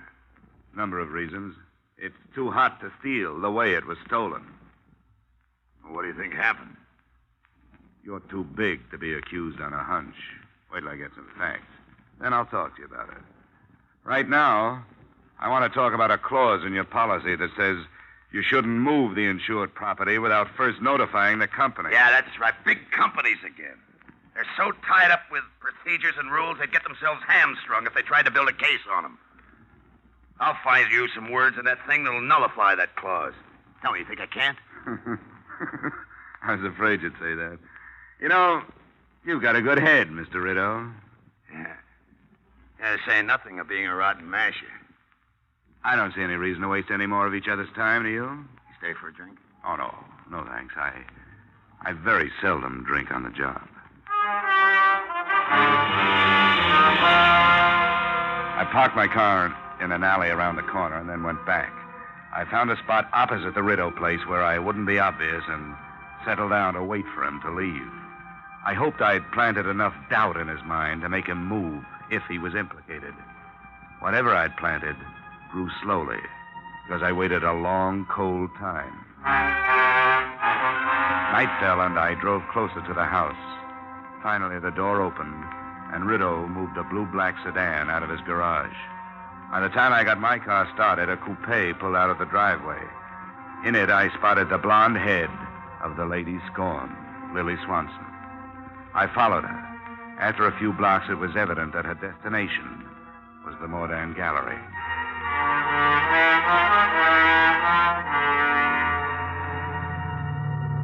I pulled up at the rear of the building. I could see a dim light burning on the ground floor. I started toward a window. But before I got to it, it happened at another one.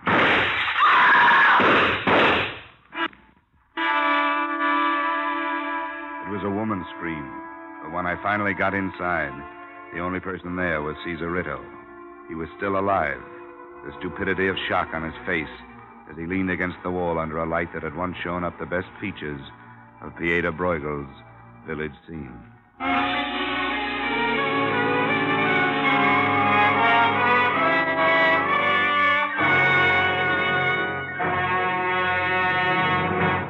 In just a moment, we will return to the second act of yours truly, Johnny Dollar. But first, Wednesday nights on CBS bring you Groucho Marx, Bing Crosby, and Burns and Allen. An hour and a half of radio's top entertainment for the whole family.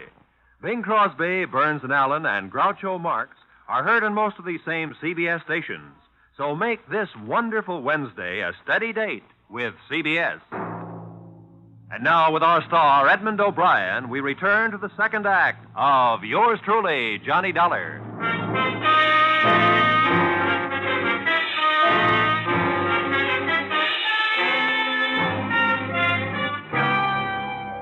So there I was. I'd been sent to Boston to find the missing village scene and found myself at the scene of attempted murder. Caesar Rideau had taken 2 slugs, one in his left shoulder and a grazing one on his right forearm. I phoned for police and ambulance, then did what I could to make Rideau comfortable. I turned up the thermostat, covered him with my coat. Who did it, Dollar? That's the question I was going to ask you. Don't you know? Must have been outside. That's right. Through the open window there. Why'd you come down here? I forgot my hat. Look, you're in no shape to try being clever. You met Teresa. Let me alone. I want to know how your stolen painting figures into this. Leave me alone. Leave me alone. I met Teresa. This is where we meet. What about the painting? It was stolen. I don't feel good, Dollar. I don't feel good at all. I don't want to talk. I feel like I'm going to pass out. And he did. After the ambulance took him away, I made a statement to the police that was not false, but lacked enough truth to save a few people from being dragged in for questioning. I headed for the blonde member of that group.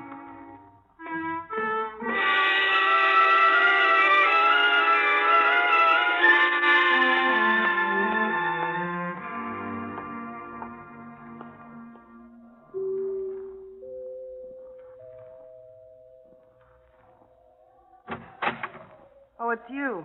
What do you want? Just a few words. I used up all I had earlier today. Yeah, but we got new things to talk about Such now. as? Well, the police might want more from me on that art gallery shooting. All right. Is he dead? No. Did you know I was there, or were you just guessing? I wasn't guessing. I followed you from here. Oh, I suppose that earns you a drink. Come on. Thanks. Up yourself. You said the police were there.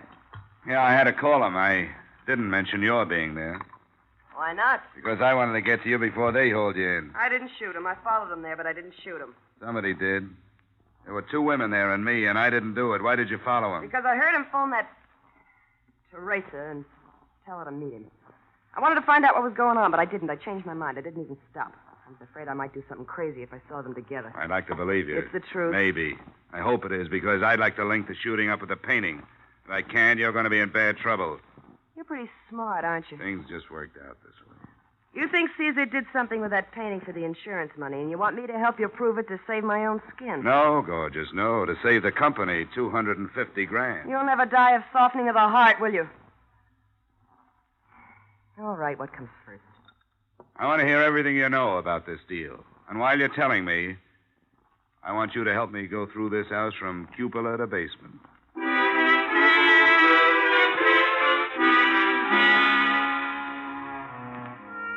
This time I believed her story. but there still wasn't anything in it to help me. The search of the house paid off the same way. No painting, no leads, nothing. At 11 p.m., I left, looked up the Modan home address, and bearded the other point of the triangle in her den. It's terribly late, Mr. Dollar. It's after 11. Your father here? He's upstairs in his studio. Wouldn't tomorrow morning be better? Maybe for you, but not for me. I don't want to give you all that time to get your story straight. My story straight? Why'd you meet Rideau at the gallery tonight? Don't say that's any of your affair. A girl has a right to meet her fiancé when and where she wishes. Fiancé? Yes. They're to be married as soon as possible. You were with him when he was shot. Why did you leave him? Because I was terrified. Caesar told me to go. He thought she was trying to kill me. Did he say it was Lily, or is this your idea? Of course it was she. Who else would it be? Mr. Dollar, this situation is unpleasant enough without these insinuations from you that I don't even understand. It means nothing to you. It is a matter for the police. You have no right to meddle in our lives. You are sent here to look for village scene. That's what I'm doing. Why are you marrying that self-styled dictator? Because I love him. Well, that won't stay down. Nobody but Caesar Rideau could love Caesar Rideau. Right. It's because I'm tired of being a poor man's daughter. I want to get away. I finally decided what I want out of marriage. What he can give me. He's going to be a big man, a wealthy one. And I'm going to be his wife. Teresa. I'm sorry you heard that, Mr. Modan. Oh, Teresa. Stay out of this, Father. I've made up my mind. Go to bed. Go to bed with those words in my ear. My daughter, what has happened? What has that man done to you? Be quiet, Father. Teresa, wait. We will not be poor always. Go. Don't talk to me. How can this be? Suddenly, she is no longer Teresa.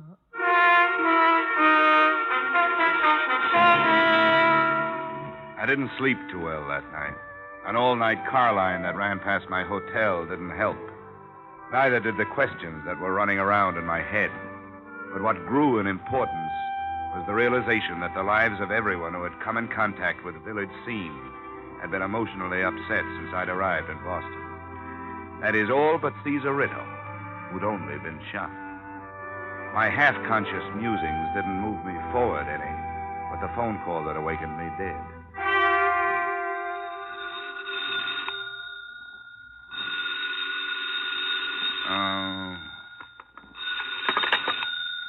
Yeah, hello. Dollar? Yeah, who is it? Sergeant Hines, burglary. Oh, how are you, Sergeant? What's new? That fraud case you were dreaming about, it won't work. Hey, come on. It's too early for that kind of stuff. Sorry. Couldn't resist it. The picture's been returned. What? The old man Mordan didn't know where to reach you. He called us. It was returned for the reward he posted. Have you seen it? No, but if he's not worried, I'm not. I've got a lot of other burglaries. Okay. Thanks for calling. I'll go right out there.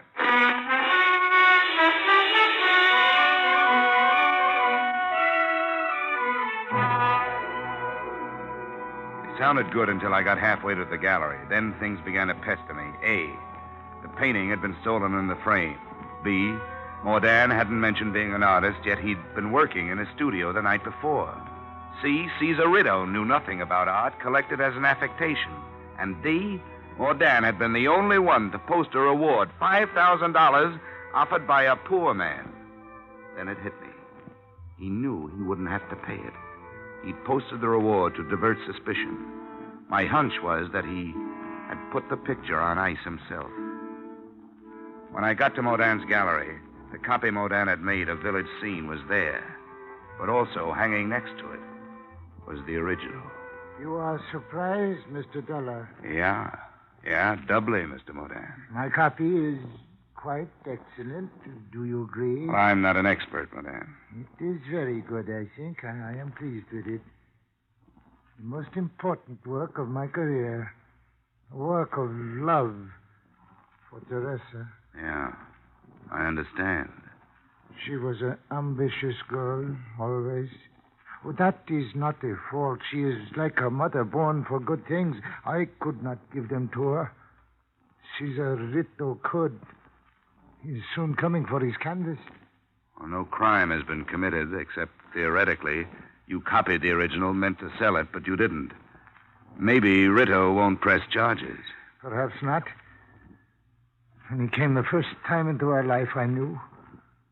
The way he looked at her, I knew he wanted to take her away from me. Then the gifts, more expensive, each one money to buy. You should understand, Mr. Dollar. This copy is a work of hate, too. You don't have to tell me these things. Why don't we wait till he gets here and see what he's going to do? Yeah, we wait. But I must say these things that are in my heart. To attempt a copy was wrong, and it was not wrong. To little Bruegel's village scene was nothing. He was blind. I hoped with the money I could hold Teresa. But I waited too long. I was too late. He's taken her from me with his money. Come on, Miss Modan. I think you'd better sit down. No, listen. Listen, here he has come. I must be strong. Show him he is no bigger than I am. Hello, Modan. Dollar. Well. Except for a little blood, everything turned out just like it should. The insurance company will be happy. Where is my daughter? Why, she's in the car. She thought it would be better if she didn't come in. Yeah, perhaps she is right. Oh, come on, Pop. I'll take good care of her. Now, come on, you just give me my picture and we can forget. Hey, wait a minute. What's this? There's two of them. Yeah, two of them. What's the matter with you, Modan? What is the matter? In all my life, there has been no shame until now. There, you see on the wall. Deceit. For that, I am ashamed. We can still forget it. And in your car, waiting for you, my daughter. For her, I feel the greatest shame. I give her my blessings. Modan. Hey, no! My blessings. No! Drop the gun to the floor. Go over to that chair and sit down. I could do nothing else. Now, it is finished. Mr. Dollar! Your father killed him. He thought he was doing it for you. No, there was no reason. Teresa, come on. Come on, pull yourself together. Stephen knew my father had made a copy and that he was going to sell the original. But he didn't care. As long as I married him, he wouldn't have done anything to father.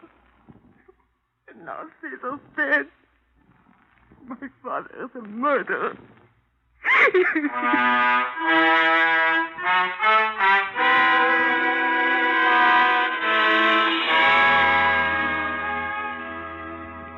There wasn't much left for me to do in Boston. I made the statement that caused Andre Modan to be booked for murder, the father who didn't know when to stop protecting his daughter. I paid a farewell visit to Teresa, the daughter who had put her father where he was by trying to help him. And I mentioned to Sergeant Hines that if he cared, it had to be Lily Swanson who had thrown those wild shots into Rideau at the gallery. Expense account item 2, $8. Return trip to Hartford. Expense account total, $68.30. And I want to go on record right now as saying that the next time anybody sends me out after a masterpiece, my expense account is going to be a masterpiece of overstatement. Yours truly, Johnny Dollar.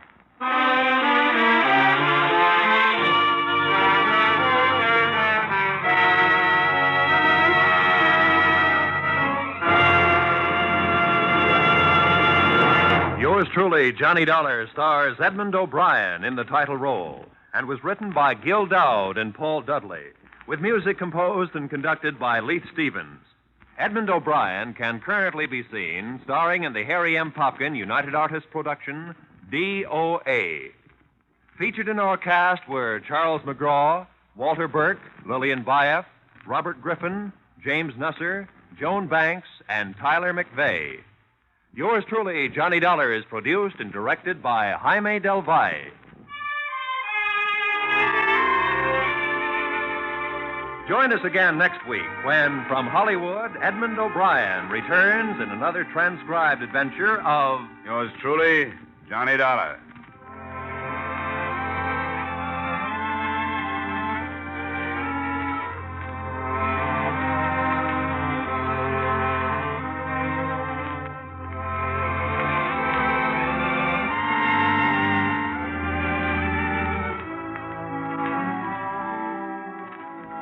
There's a man with a little black bag turns up on most of these CBS stations every Wednesday night.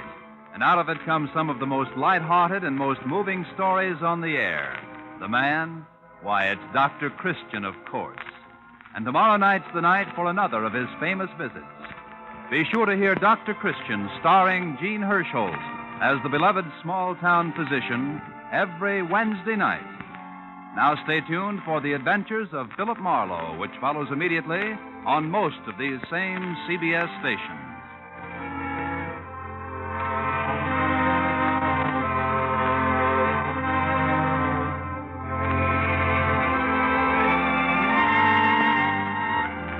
This is CBS, where Wednesday night is Bing Crosby night, the Columbia Broadcasting System.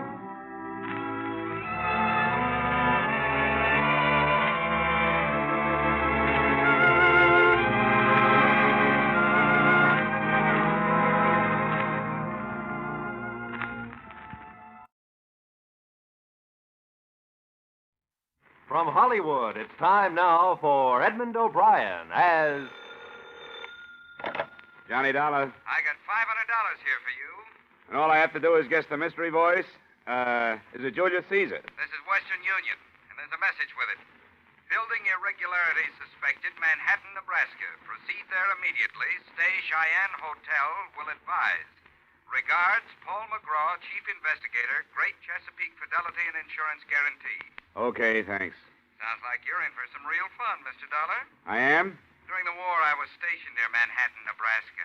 Good town? Good town. It made a Texas Army camp look like the promised land.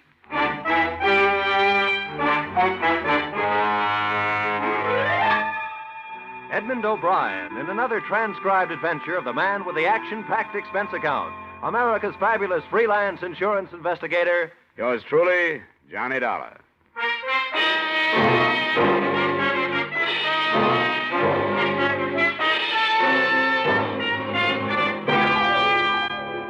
Expense account submitted by Special Investigator Johnny Dollar to Mr. Paul McGraw, Chief Investigator, Great Chesapeake Fidelity and Insurance Guarantee, Hartford, Connecticut. The following is an account of expenditures incurred during investigation conducted on behalf of your company or the story of the Big Red Schoolhouse. Expense account. Item, transportation, $134 plane fare, New York to Omaha. Item, transportation, $3.95 bus fare, Omaha to Manhattan, Nebraska, which a fellow passenger told me was a quiet, sleepy little town. But which seemed to be celebrating Rip Van Winkle Day as I stepped off the bus. Nobody was walking and everybody was running. I followed the crowd in the general direction of the excitement. 2 blocks north of the main street, the fire crews were hard at work playing the hoses on what was very shortly not going to be the new high school building. And that's where a little man with black curly hair introduced himself. I am Paco Gonzalez. I carry those bricks myself.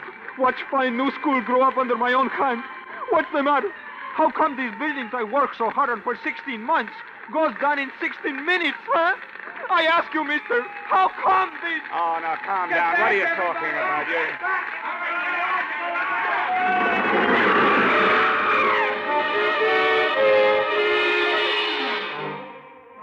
Like everyone else in Manhattan, Nebraska, I spent the next 3 hours working with the emergency fire and disaster squads.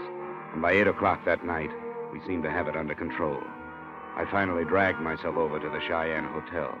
But before I could leave the front desk, I had a long-distance call from you, McGraw. Johnny, where have you been? I've been trying to There's been a big fire here in town. Everybody had to work on it. Did Joe Stankovich get in touch with you yet? Who's Joe Stankovich? A guy who lives there. He tipped us, said something about a building we're covering being in bad shape. What building's that? A new high school, just put up 6 months ago. And it fell down tonight. What? In a heap. The building will retail now at a junkyard for about $35. Well, you better start with this Joe Stankovich and see what it's all about, Johnny. Right. Mac, I'll keep in touch. So long. So long. Room clerk, have you got city directory around here? Yeah, city directory in this burg? Yeah. Who do you want to find, Mr. Dollar? I know everybody in and out. Man named Stankovich, Joe Stankovich. Yeah, oh, him. City morgue. What? When? He just came over the radio. They picked up what was left of him out of the fire. Yeah, and that ain't much.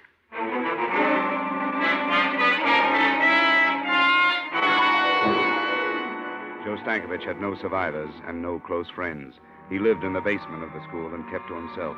That was all I found out about him after asking questions around town for an hour or so. About 11 o'clock, I started back for the hotel. Turning a corner by an alley, 2 men in dark clothes were holding a third man in a tweed suit. The fourth man was giving him everything. Hey! Hey! When I came up, the 3 men scattered like burglars. The man they were beating pitched forward, and I caught him before he fell. You need some help, mister. Everybody needs help. But let me tell you who I am before you help me. Maybe you won't want to. All right, who are you? Bill Garrett. Yeah? You don't live here, do you? No, I just got in town this morning. I was the architect on that school. Well, don't you understand, Samaritan? Don't you see? Those 3 men were a group of citizens.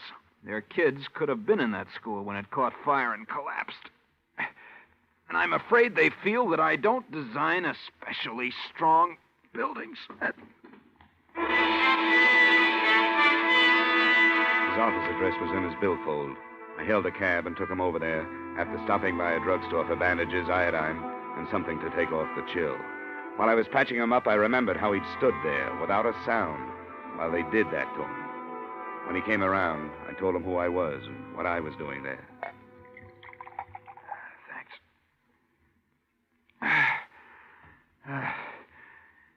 You represent a powerful company, Mr. Dollar.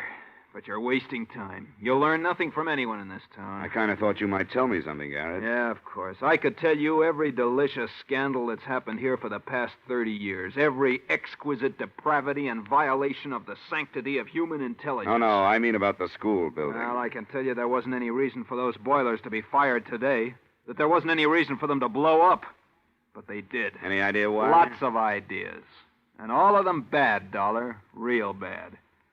Okay, tell me. Look, I was raised here. I went to college over in Lincoln. And one day I came back an architect. I was going to make the whole place over. Nice buildings, nice streets, everything. You saw what happened. The school was my first big project. Yeah? I drew it 4 years ago, revised it a year later. And the city hired you? Better than that. I was so good, the day they broke ground on that school, I left for Paris to study at the Sorbonne. And you weren't in town while it was being constructed? I was out learning how to build even better things. I got back in town 4 days ago. I went over to see my building. Well, here's a laugh for you. They used my outside drawing, that's all. Looked like they made up the rest of it as they went along. I went over to see the building contractor to ask him about it. Double talk.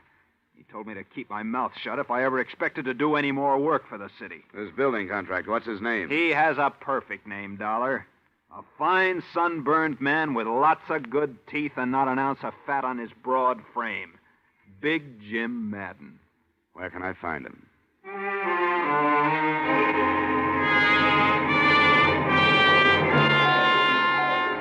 20 or 30 irate citizens of Manhattan had already gathered outside Jim Madden's home, with the 10 uniformed men from the local sheriff's office forming a half-moon circle across the close-clipped lawns, as well as the 2 standing guard over the yellow convertible in the driveway, meant there'd be no kind of beating up around there. My identification card got me inside, where I waited around in a den that was stocked with good liquor and good leather chairs. Finally, a big man in a blue suit walked in. Dollar?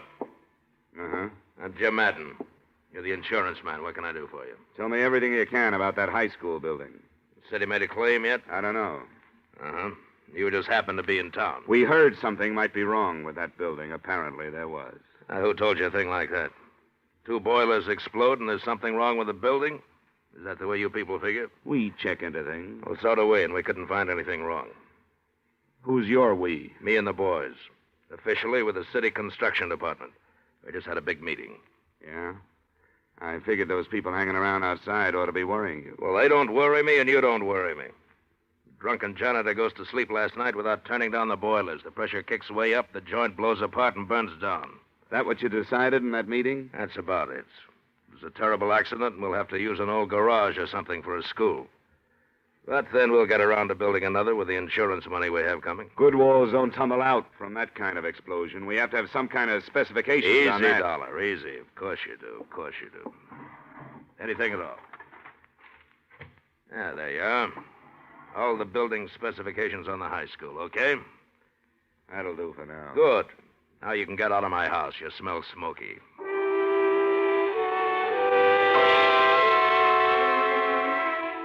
There were 50 pages of specifications on that building materials used in the construction of the school. They looked all right. They also looked as if they could have been forgeries. I tried to get hold of Bill Garrett, but he didn't answer his phone. Then I noticed an inspection receipt at the back of the folder. It was signed by the local building inspector, a man named Mike DeGuerra. You stay up late, whoever you are, but come on in anyway. The woman standing in the doorway was tall and blonde and smoking a longer than you can buy cigarette that went with the black filmy thing she was wearing. You say your name's Johnny Dollar and you want to talk to Mike, huh? I'm Vivian DeGuerra, and Mike isn't home just now, but you can wait for him and talk to me. I'm not bad company. Would a drink help? Help what? Whatever's wrong with you. You look tired. It might, but I'd rather not. I just came by to talk to your husband. You said that.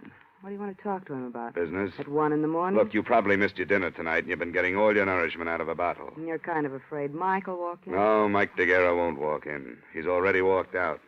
And you're feeling kind of sorry for yourself. Why, I didn't... A man, if he lives in a place, is an ashtray or a picture or yesterday's sports section lying around the front room. There's nothing like that in this room. And if I walked over to that closet 10 to 1, I wouldn't find any of his clothes. Come on, tell me. When did he lamb out of town? Stop, you're hurting my arm. Come on, when? 3 months ago. Get out of here. Why? Where is he? Find him and ask him. You're the detective.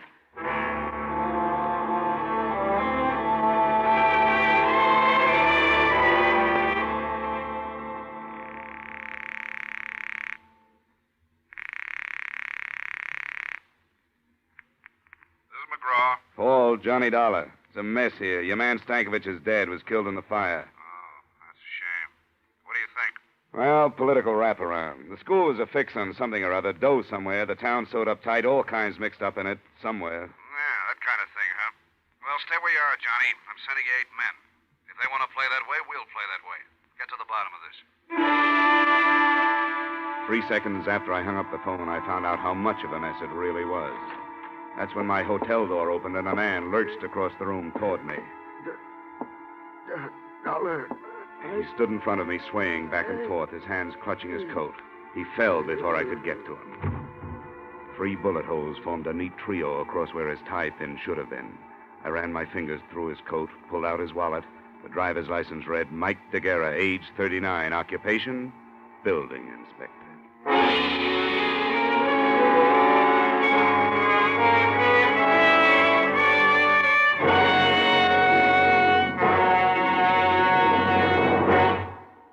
In just a moment, we will return to the second act of yours truly, Johnny Dollar. But first, the king of the cowboys, Gene Autry, will be riding the CBS range again this Saturday night. And Gene will be singing 2 of your favorites, Funny Little Bunny and Home on the Range.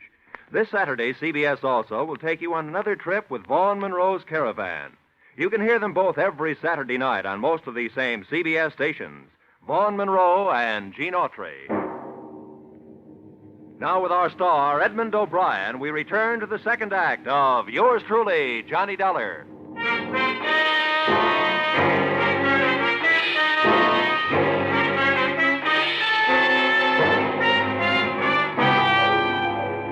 After they took Mike DeGuerra's body to the morgue, the local constables held me all that night in custody. Several Cheyenne hotel employees, finding nothing better to do for excitement, finally showed up to certify that DeGuerra had come into the hotel already shot up. So I was clean, and they let me leave a little after dawn. When I got back to my room, Paul McGraw's contingent of operatives had already arrived. There was Ralph Haycraft from Continental, Carl Royal, Chip Hannigan, who handled the St. Louis diamond heist, Patty Phillips from Detroit, Rocky Andresano, reliable Jerry Cotte, Tip Miller, Rod Cornile, and a guy who saved my life once in Denver, K.G. Peterson. Johnny, how are you? Hi, fine. Hey, how's everybody, huh? Chip, Patty, Ralph, good to see you. Chesapeake certainly spreading the dough around. What's the scoop, Johnny? This is a big one. It's going to take all of us. Now, if you'll sit down, I'll go over it for you. All right, here's the story. Chesapeake insured a high school building here about 6 months ago. Yesterday, it fell on its face. 1, it was not built to specifications, or 2, somebody blew it down, or both. In any case, we don't pay off. But we have to prove our case. Now, there are too many leads for one man to follow before they evaporate. The guy who signed the building inspection papers was killed last night, a guy named Mike DeGuerra. Carl and Chip, that's your job. Find out everything about him, his bank account, his friends, his troubles, his wife, everything. Oh, his wife, yeah. She's living at 113 South Street. You'd find a girl on Mount Everest, Johnny. Well, she's not my type, honestly. Robin Tip, your man is the building contractor, Big Jim Madden. He's cocky, belligerent, but I think you guys can handle him. Run him down. Bank accounts, purchase orders, what kind of money he spends, so on. Patty and Ralph, find out everything about Stankovich, the janitor who was found in the ruins. Rocky and Jerry, start talking with anybody in town who might know anything. Bars, restaurants, street corners, teachers, pupils, anybody, anywhere. And report back to me anytime you want. Now, don't push anybody around, but don't let anybody push you guys around. Anyone have anything to say? Yeah, just one thing. Let's get this thing over so I can get back to Philadelphia. I'm about to become a father.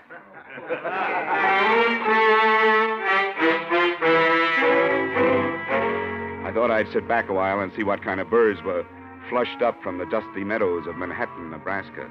An hour later, my first bird winged in. But it wasn't at all what I expected. It was a tall, gray-haired man, His Honor, Mayor Randall.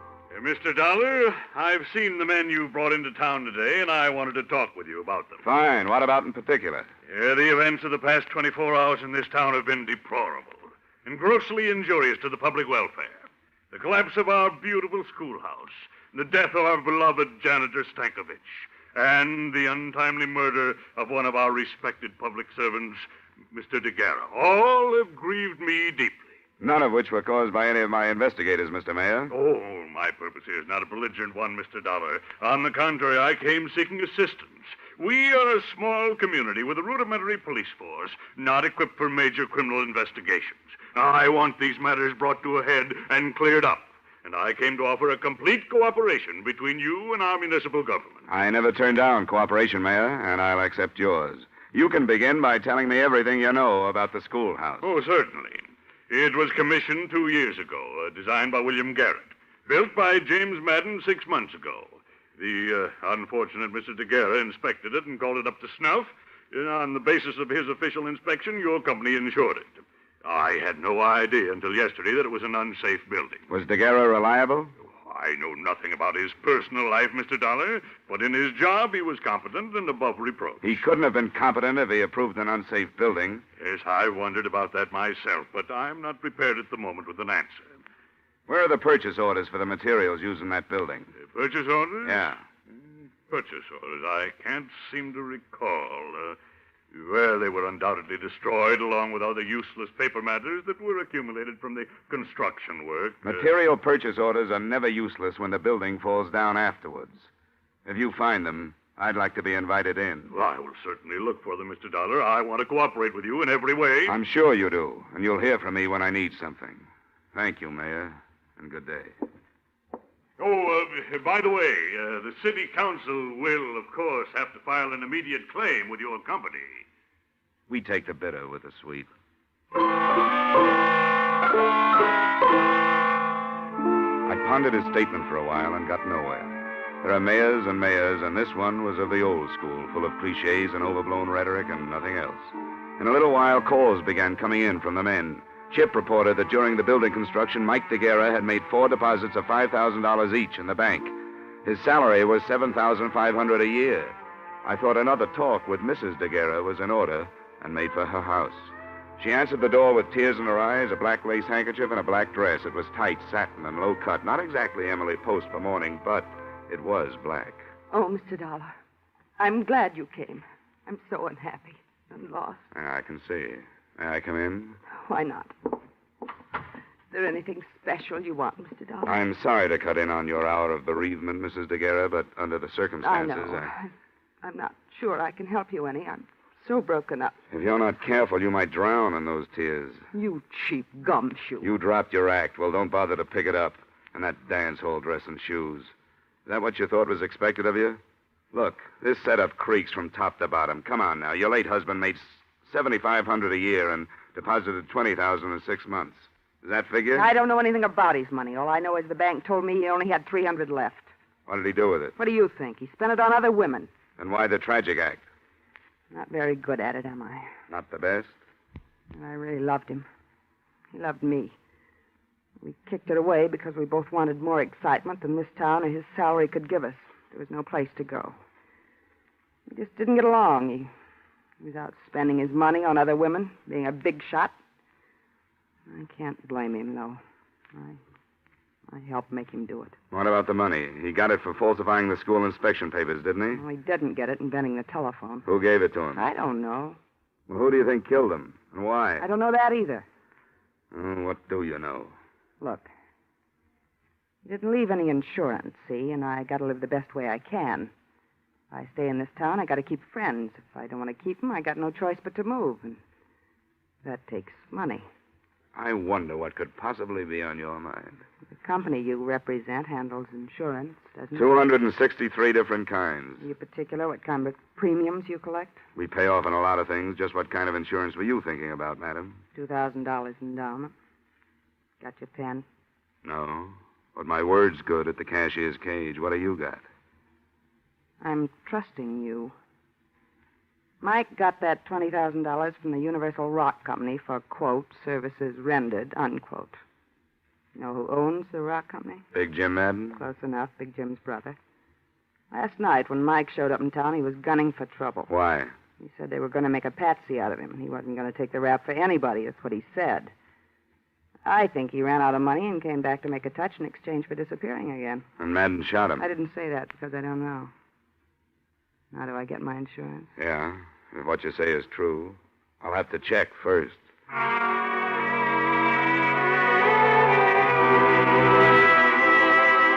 finally tore myself away from the grieving widow and headed back for the hotel in case any of the boys called. On my way down Main Street, getting the worst end of the local stairs, someone with a wrinkled coat and bourbon on his breath stepped out of a doorway and stopped me. Bill Garrett, the architect. Dollar? Yeah, Garrett, what is it? I finally got up courage enough to do something decent. Decent for me, anyway. For anybody else, it would be too low to talk about. What was it? Well, I'm not much of a lawyer, but they say there's a statute in the books that says a private citizen may commit a crime to prevent a greater crime from being committed and still go free. Is that right? Most states have it. I suppose Nebraska does, too. Well, I committed a crime. I'm a Fagin, that's what I am. So long, Garrett. I'm busy. Oh, now, Johnny, wait a minute. Now, just written on the head of a pin, it goes this way. I had a secretary in the mayor's office steal something from his private file. Here. The purchase orders for our humble contribution to ageless architecture, the Little Red Schoolhouse. Signed by no other spotless member of our model community than James G. Madden.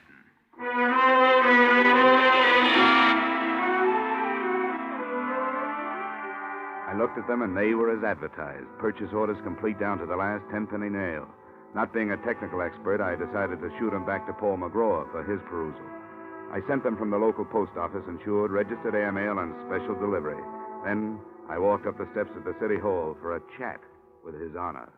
Good afternoon, Dollar. My door is open to you anytime. Glad you feel that way, and I hope you still do when I finish. You finish what, Dollar? Calling you a liar? Now, see here. Save the B-picture dialogue for your next campaign.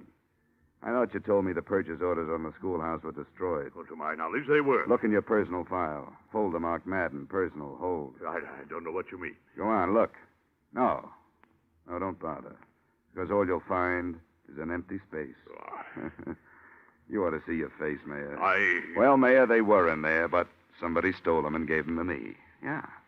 I sent them to my company for examination, and I'm sure somebody's going to be in a jackpot when the material purchased doesn't come up to the specifications of the building.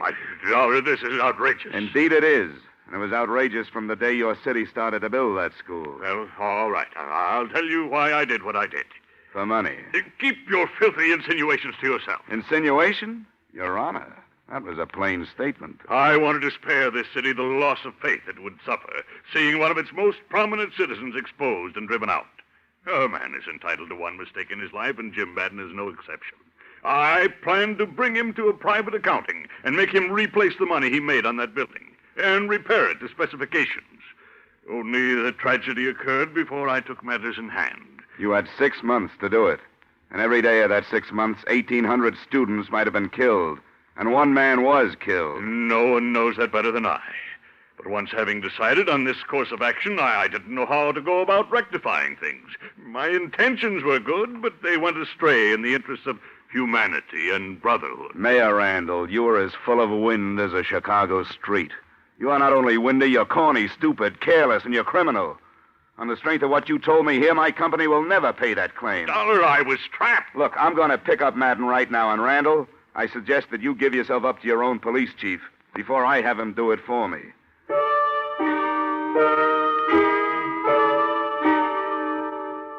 I raced back to my hotel to organize my men and pick up Madden. When I came in, the phone was ringing. It was Rocky Androsano saying he had 2 witnesses to Daguerre's shooting. I told him to pick up the boys and come right over.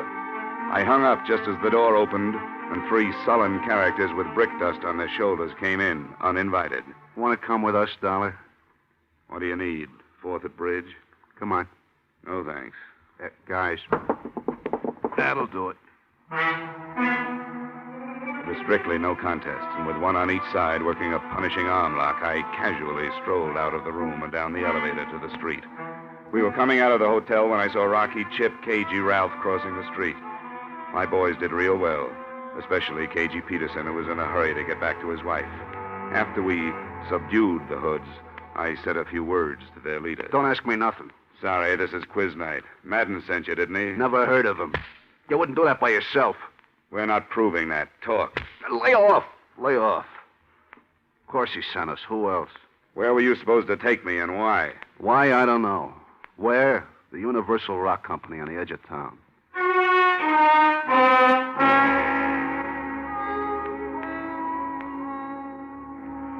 It was a huge, dusty building next to some intricate rock-crushing machinery. Parked in front of it were 3 cars. A yellow convertible, such as a well-to-do contractor might drive, a long black sedan, such as a city official might have, and a small sedan, such as anybody might have. We covered all the exits, and KG Peterson and I went up the front way. We were halfway up to the offices when we pounded up to the landing just as Big Jim Madden staggered out of an open office and fell twisting on the stairs. Through the open door, I saw a flash of black skirt and a hand holding a gun that started jumping. Give me that. It's empty. Dollar. It's all right, Mayor. I'll get an ambulance out here as soon as I can.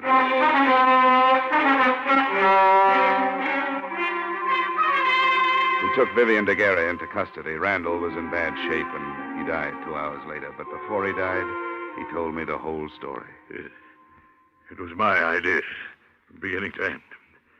Madden didn't want to do it, but I told him if he didn't, he'd never get another contract from this city. We were able to split $100,000 with the cheap supplies we used in that building. Well, when I showed up Madden, he was afraid he was going to take the rap alone, huh? He was afraid he'd end up like Mike Daguerre. That right? Yes, I had to have Daguerre killed. He wanted more money. And you kept the purchase orders so you could make Madden do what you wanted him to do. When he found out that your company had them, he was going to turn both of us in. I talked him out of it. Yeah, with a gun. He's dead. He's better that way. Why is it there's always a falling out among thieves?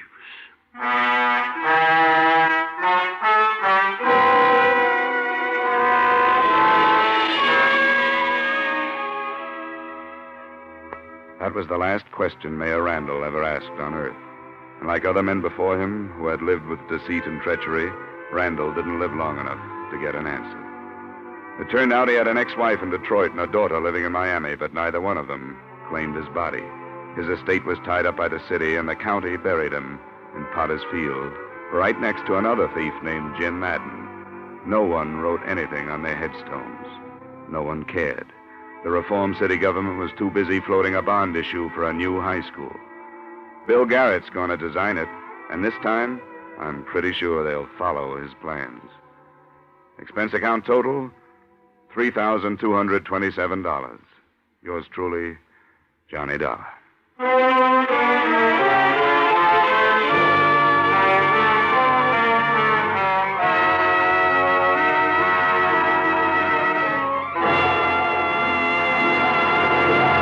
Yours truly, Johnny Dollar, stars Edmond O'Brien in the title role and was written by E. Jack Newman and John Michael Hayes, with music composed and conducted by Leith Stevens. Edmond O'Brien can currently be seen starring in Harry M. Popkin's United Artists production, DOA. Featured in our cast were Victor Perrin, Elliott Reed, Hy Averback, Clayton Post, Bill Conrad, Virginia Gregg, and Willer Waterman. Yours truly, Johnny Dollar, is produced and directed by Jaime Del Valle.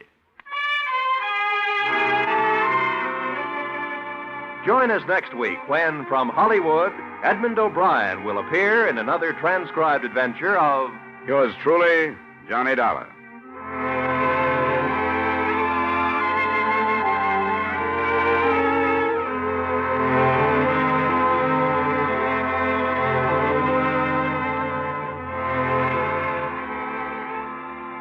You can bet your life it's fun. It's a laugh a minute. You can bet your life it's full of surprises. It's radio's craziest quiz show, and you bet your life it'll be one of your favorites when you join Groucho Marx every Wednesday over most of these same CBS stations for You Bet Your Life. Now stay tuned for the adventures of Philip Marlowe, which follows immediately over most of these same stations. This is CBS, the Columbia Broadcasting System.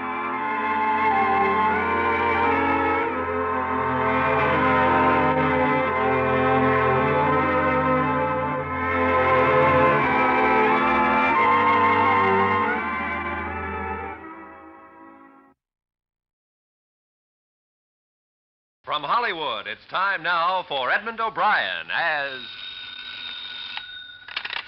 Johnny Dollar. This is Bill Hudson, Johnny. Grand Industrial Assurance. Remember? How could I forget? Whose assembly line busted down this time? It's steel, Johnny. Cornell Steel, Pittsburgh. Lots of so-called accidental deaths from the open hearth furnaces. Frankly, it smacks of murder to me. Could be hot work. I'll bring my sweatshirt. When's the next plane for Smokeville?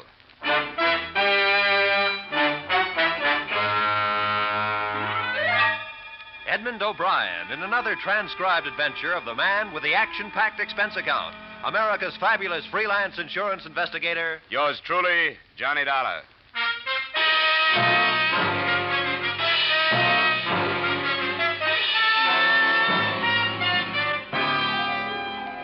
Expense account submitted by Special Investigator Johnny Dollar to Great Industrial Assurance Corporation of America, Hartford, Connecticut. The following is an accounting of my expenditures during investigation of the dead first helpers.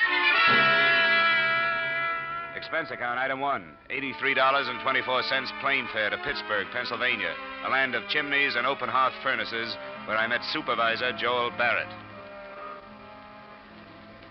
5 men in a single month, Mr. Dollar. All of them first helpers. What's a first helper? Well, it goes like this. The melter foreman is in charge of a number of furnaces. The first helper is in charge of an individual furnace. Under him are the second helpers and the cinder snaps. I see. Well, how did the deaths occur? In a number of ways. One man tumbled down a flight of stairs. 2 were killed by a crane magnet. Another one fell from the pouring platform. And just last week, one of our best men was killed in an explosion of a hot-cap bowl. You better explain that one. Certain types of steel have to be capped after they've been poured from the ladle to the ingot, you see. Sometimes the pressure is so great inside of them that when the pourers shoot water on the cap to seal it, the cap flies off and sprays a man with molten steel. I've seen it happen only once, Mr. Dollar. That's enough for me. Any connection between these deaths? How do you mean? I mean any common denominator, anything that could provide a motive for murder. None that I know of, except for the fact that all the men had been with us for a long time, 15 or 20 years. Just the boys who know their way around, eh? That's what's so strange, Mr. Dollar. None of them have ever been found to ignore safety regulations. Uh-huh. How do you plan on proceeding? Well, it's been my experience that plant investigation from the outside is pretty often a waste of time. The men are on their guard. You want to go right to work in the shop? What did you say they call the lowest man on the open hearth furnace? Cinder snap. Well, you break out the overalls, Mr. Barrett. We'll see how good I am at snapping cinders.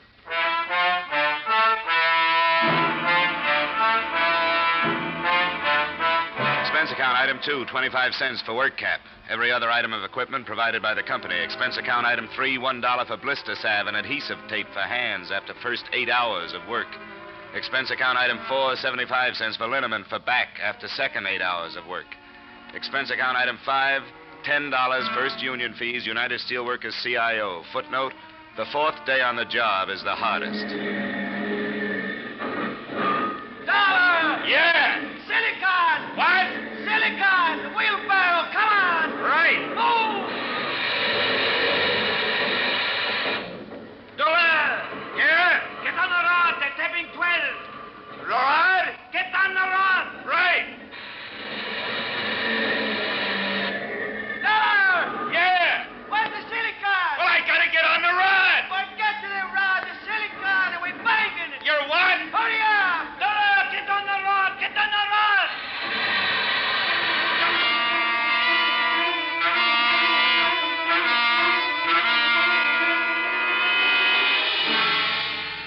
The routine was a killer, but more and more I felt myself becoming a part of the making of steel. It's really something to watch the straight white-hot steam pound into the ingot molds from the ladles. And I began to know these men whom you never hear about, the men with the big backs and the soaking red bandanas around their waists, like Andre with the funny last name, who got a kick out of helping me along. It's all right, Dollar. You get the swing of it. It's not half so hard like you think. After a while, you get strong, get tough like nails. Oh, my aching back. Bet you never eat so good, huh? Bet you never sleep so good. Oh, I dream about lime-silicon ratios. You on sea turn tomorrow? Yeah, if you mean the midnight shift, yeah. Good, you be with me. I show you lots of things. Well, I don't mind the work, but frankly, I'm scared. You work good. They no fire you. It's not that, Andre. I mean cranes and scrap cars and ladles of steel 3,000 degrees hot. You learn how to go around. You have no trouble. You remember the rule. You have no trouble. You'll be fine. Maybe. But some of the boys were saying that 5 men died in the last month. And boys that should know how to get around. Right, Andre? Accident always happen. Fools, the old ones, they are the careless ones. They think they know so well the rule, and they slip and poof. Yeah, you said it. Poof. But sometimes it isn't so easy to make friends in a steel mill. Sometimes, no matter how hard you try, you know that you've lived too soft a life to ever get information from a steel man like Joe Poland. I found him in the company cafeteria. Where you come? Chicago. You no look Chicago. What do I look? You look from office building. Where you work before? Office building. Your hand like baby, soft like milk. How'd they take you? Guess I've got an honest face. What? Skip it. Eat your soup. It's getting cold. Yeah.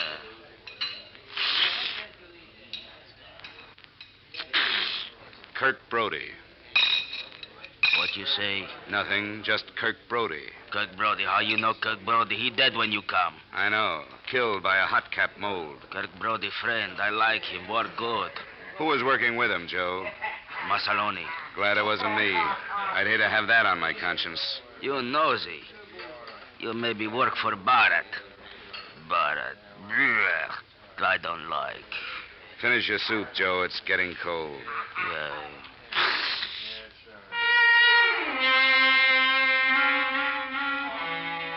But then there was Fred, another first helper, who helped me understand the general feeling about Mr. Barrett. You'll learn what it's like, Dollar. You married? Not yet. Well, if you were married and maybe had a couple of kids, you'd find out.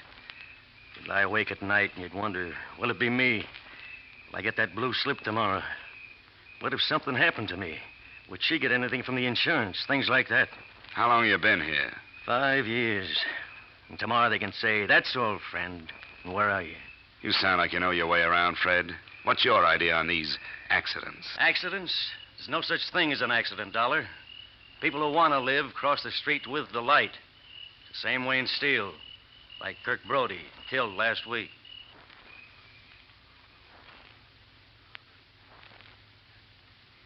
I decided to pay Kirk Brody's widow a call, but there was so little to go on, I had nothing to lose. She lived in a cold water flat. There was still a black wreath in the door.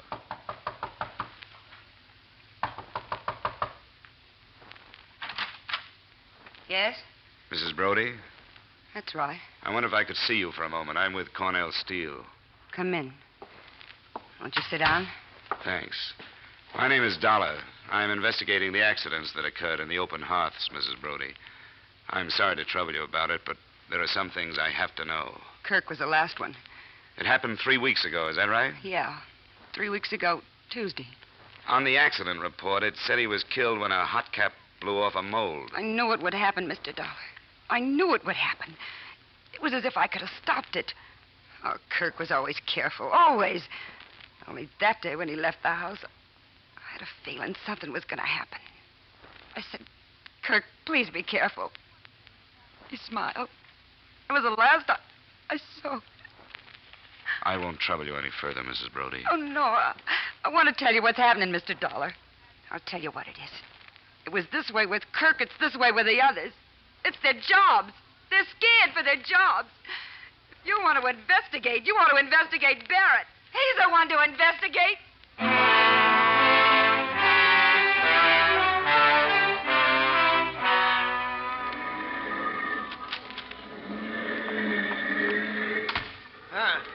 Hope nobody saw you come in here. Nobody did, Barrett.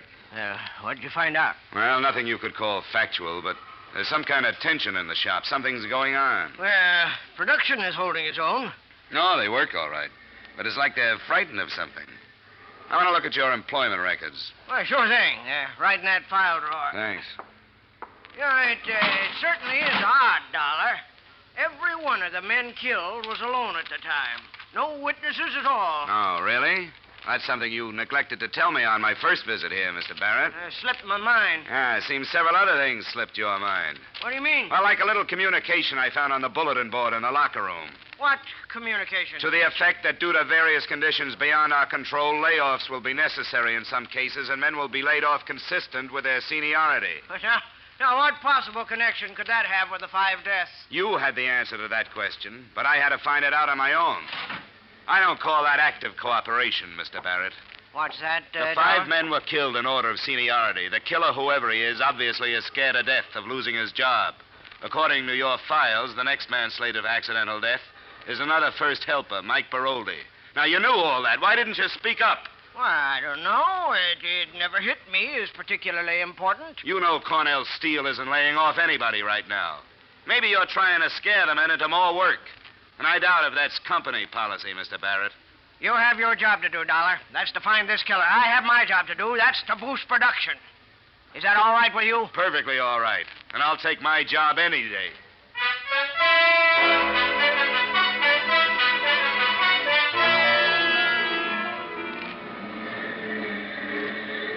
Mike! Yeah? Come here. What? The delay clerk shanty. Okay. I just block it with manganese for the tap, Dollar. I can't waste no time. Look, this won't take long. Mike, you're on somebody's death list. You know that? What are you talking about? I'm with the Plan Insurance Company investigating the 5 deaths that occurred here in the last month. According to my figures, you're next. Cut it out. It's not just a matter of accident, Mike. It's murder. You're the highest man in the shop in seniority outside of the melter foreman. Somebody is knocking off the top of the list one by one. So just watch your step. I believe it when I see it. When you see it, Mike, it's going to be too late.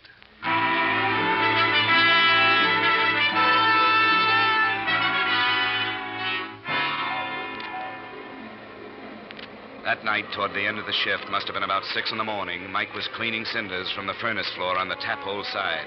I was making it my business to keep an eye on him.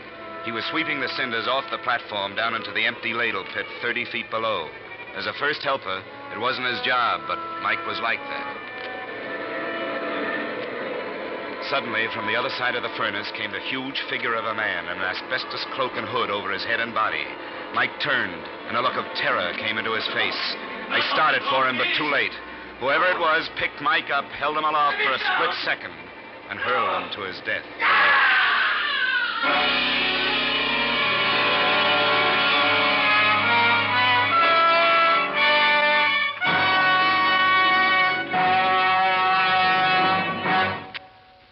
In just a moment, we'll return to the second act of yours truly, Johnny Dollar. But first, to politely paraphrase history, George burns while Gracie fiddles. And the result is, of course, the laugh riot heard every Wednesday evening over most of these same CBS stations. George and Gracie are 2 of America's best purveyors of nonsense, and 2 neighbors everyone enjoys visiting. You can never tell what Gracie has up her sleeve, but you can always bet it'll get George into trouble. Be sure not to miss the Burns and Allen Show this Wednesday and every Wednesday at that spot on your dial marked CBS.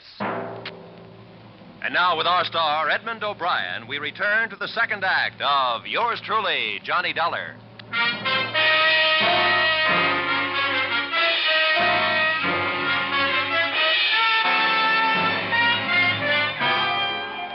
They gathered around the body of Mike Baroldi, and I gave chase to the killer. It was like running after a brown ghost. He ducked up the aisle between furnaces and hopped gingerly over the coupling of a train of coal scrap. I wasn't so lucky. I climbed up, but my foot got caught in the coupling guide, and I fell on my face. The next thing I remember, I was in the plant inspector's office. He was dismayed. He took one gander at my noggin and launched into Lecture 1A of the safety inspector's manual. And look at this one. Another example. Look at his head. You're lucky to be alive. What rule did you break? Section 3, Code 2. Don't you be funny with me. You know, I could have you fired, you know. I'll bet you could. What have you found out about Mike Baroldi? I filled in a full report. The poor man fell over the railing while cleaning the platform. Not quite. What? He was pushed. Pushed? Who pushed him? I don't know. The killer had an asbestos cloak and hood over him. A killer? This is worse than I thought. You got a skeleton key to the lockers? I want to see Mike's belongings. Look, just who do you think you are? I'm with the Grand Insurance Company, mister. You give me the key, and I think we can have this thing straightened out in no time. He was so stunned, he sent me to the Open Hearth production office where I got a key. The locker room was empty. I went to Mike Baroldi's locker first. I found his wallet with a pass to the plant in it and $3 in cash. There was a picture of a woman holding a baby. I put the wallet back, looked through the inside pocket of his coat, empty. I closed the locker and started a methodical search of each locker in the place. About 2/3 down the first row, I came to a locker labeled Andre Lemire. I opened it and found what I was looking for, an asbestos cloak and hood. There had been a tear on the sleeve of the cloak worn by the man who had killed Mike Baroldi. I took the cloak with me, locked up, and walked down the aisle to the door. Somebody was coming in just as I was coming out. It was Joe, Big Joe Poland. What you do here, Nosy? Aren't you supposed to be at work? I feel sick. Where's Andre? Andre work. Number 10? Like always, number 10. You nosy fella. I get nosier. Did you ever see this asbestos cloak before? Sure. It used to blow a top hole when they put out new heat. You seen it lately? Like on somebody? Sure. Andre, he have on coat. When? Before. Before what? I don't know. Before. All right, thanks, Joe. See you later. Yeah. You tell Andre Joe's sick. Joe go home. I'll tell him, Joe. Hey, wait. Inspector say Mike Baroldi pushed from rail. That's right. How he know? I told him. How you know? I saw it. You see Andre push Mike, huh? What makes you think it was Andre? Andre bad fella. He don't like this Mike. Always make trouble for this Mike. And you don't like Andre? Sure I don't like Andre. Why you think I tell you? Did you see Andre? I see him go to furnace where Mike is. Stomach too big. You go on home, Joe. You don't look so good. As far as I was concerned, there were two main possibilities, two big boys. One was Joe Poland. The other was Andre Lemire. I stuck the asbestos cloak that I found in Andre's locker in the production office where I could get to it later. The sun had come up, and Andre was standing there, enjoying the fresh air before going down to the locker room. Hello, Dollar. It's a beautiful day. Yeah, it is. It's a beautiful day. That man should have to bury himself in this dirt and filth when all the world is so beautiful. That is the shame, no? Yeah, that's right, Andre. You going home now? Yeah, I go home now, yes. Oh, I have wonderful suggestion. Wonderful suggestion. You come home with me, huh? We have good French meal. You like good French food? Yeah, sounds great. Your wife won't mind? Sure she mind, but who cares for the wife? Ah, come.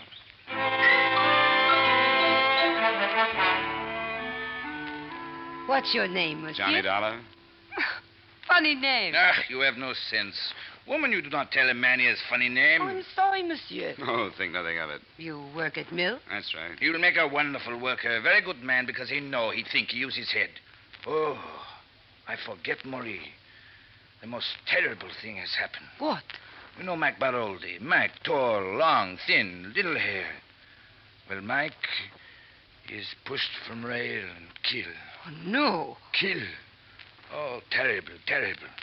You see it, no, Dollar? Yeah, I saw it.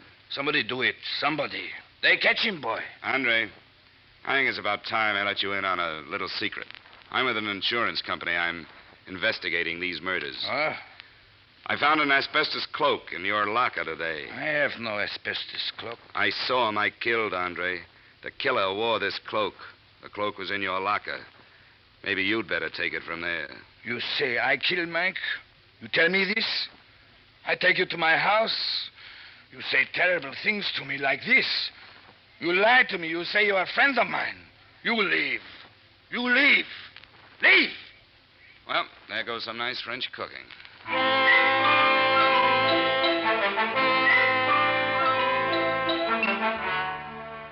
Expense account, item 6, 25 cents for coffee and donuts at a corner cafe. I kicked myself a couple of times for breaking out the evidence before I should have. Then I went back to the open hearth office. Barrett had just arrived. He greeted me with a frown that reminded me of the last conversation we'd had. Well, Dollar, have you found anything else? You heard what happened early this morning? About Mike, yes. I thought you had it all figured out. Well, I still haven't. I chased the killer across the shop, but he got away. I see. No, you don't see. He had an asbestos cloak and hood over him. Pretty clever fella. Yeah, and pretty big. I've got it narrowed down, but that doesn't help much. I suppose you've come to look through the files again, just so you can tell who's going to be killed next? Maybe it'll be different this time, Mr. Barrett. I think I'll just take that seniority list with me, if I may. I'm going to go home and get some sleep. How do you like the night shift? It's anything but dull, Mr. Barrett. I'll see you later.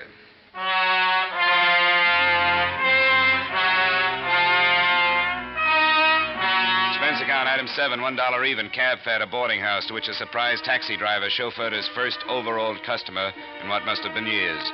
Did I study the list in the cab? I did not. I grabbed a little sleep. The driver shook me awake. I paid him, went upstairs, and flopped in the cot. Then I opened the paper. The next name on the list was none other than Andre Lemire.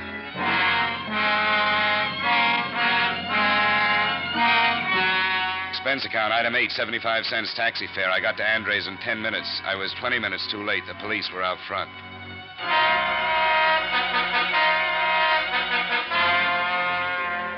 Dead. He's dead. They killed him. Who killed him, Mrs. Lemire?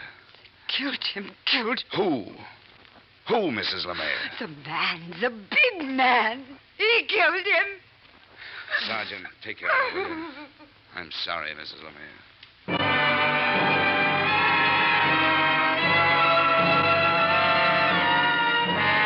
Expense account, item 8, cab fare to plant.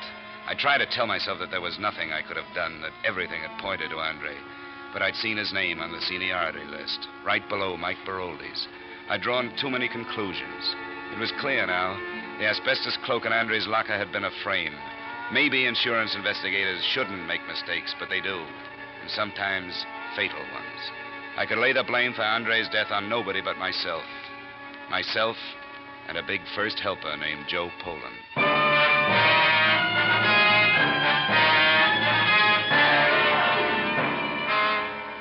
Where's Poland, Barrett? Why, I don't know. He got sick. We sent him home. What's his address? I have it right here in my book. Well, bring it with you. You and I are paying a visit to Joe Poland.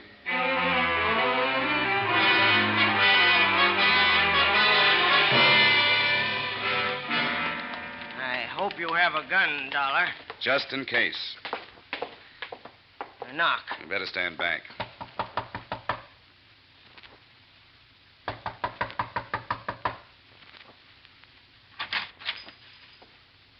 Yeah? Mrs. Poland? Yeah? Is your husband home? No. We're from the mills. This is Mr. Barrett. Huh? Where can we find your husband, Mrs. Poland? He's not home. Mind if we come in and see? He's not home. Go away. He's not I'm home. sorry, Mrs. Poland. We'll have to make sure. You stop. You try that door, Barrett. I think you'd better try it. You Dollar. go. Right. You go. I call police. He's not here, Barrett. He's not home. I told you he's not home. Mrs. Poland, you may not know it, but your husband is wanted for murder. Murders. Yeah. Now, come on. Tell us where he is. You from Mills? I tell you nothing. Look, Mrs. Poland, be reasonable. Reasonable. You be reasonable. 5 kids. Be reasonable. This place be reasonable. Mills be reasonable. Barrett. You go. I call police. Come on, Barrett.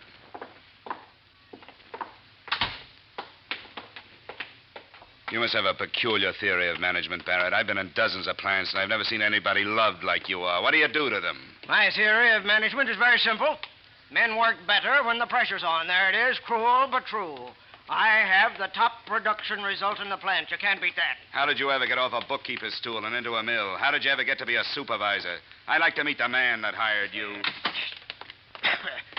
I give you 10 days as a supervisor in the steel mills, Dollar. You'd change your opinions fast. Men are no different now than they ever were. Give them an inch, they take a mile. Give them 5 minutes off, they take an hour. Let them out of your sight for a minute, and they're playing cards in a corner. You know, men are more than figures on a production chart. Could that be why you lost a lot of good first helpers, Barrett? One maniac runs loose, and you condemn the whole method. Sorry, Dollar. You've got a lot to learn about the practical management. You'd better just stick to investigation. And from the way you've messed this case up, I'd say you were the one who had a lot to learn in his field.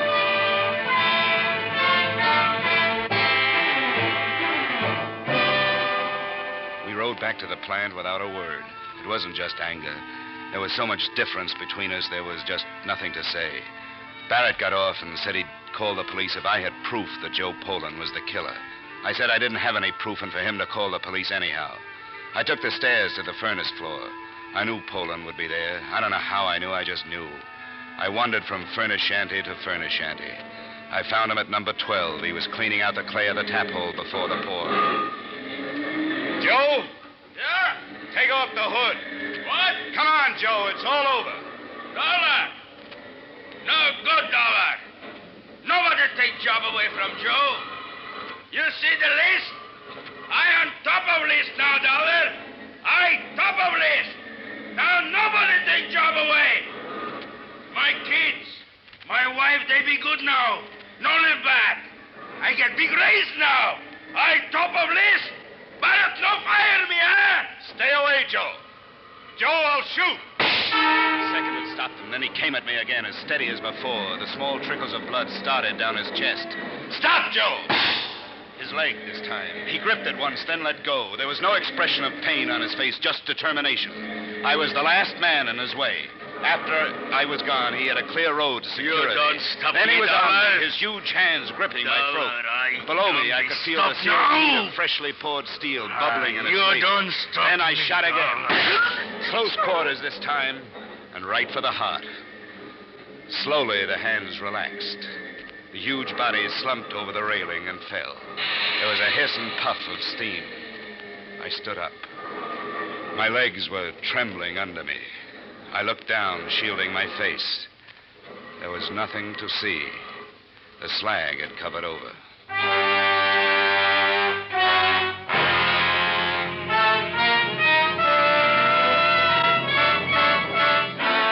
Expense account, item 9, $20.53.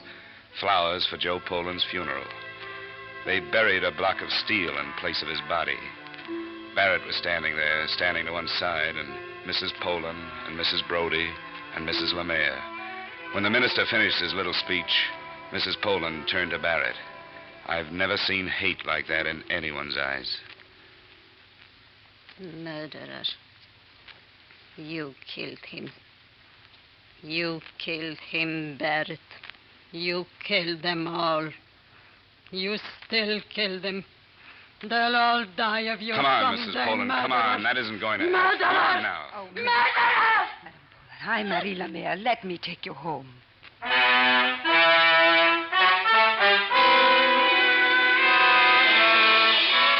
So Mrs. Poland went home with the woman whose husband Joe had killed. And I wondered, who are the murderers, and where does murder start? Though I don't like to see anyone lose his job, I like petty Simon Legree's even less. So I'm pleased to report that Joel Barrett has been replaced as supervisor. I finally concluded that if you trace a murder far enough, you get right back to every one of us. Expense account total, $520.25. Yours truly, Johnny Dollar.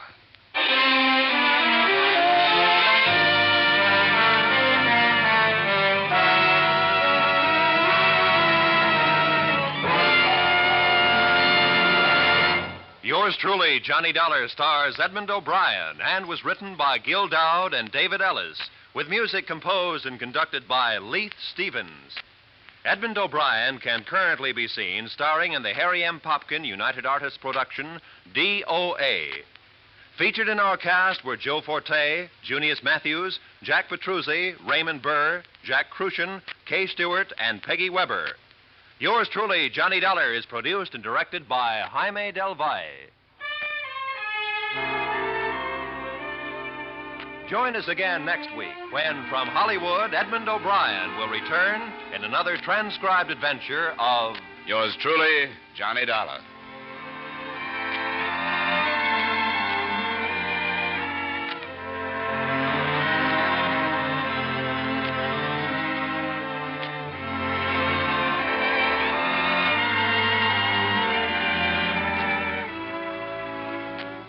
CBS will go right on bringing you Dr. Christian every Wednesday night over most of these same stations, along with Bing, Groucho, and George and Gracie. Stay tuned now for The Adventures of Philip Marlowe, which follows immediately over most of these same CBS stations.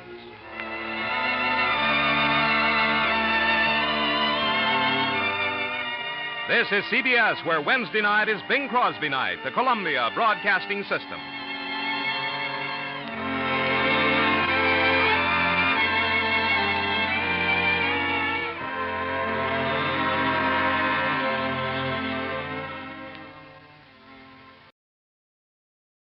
From Hollywood, it's time now for Edmond O'Brien as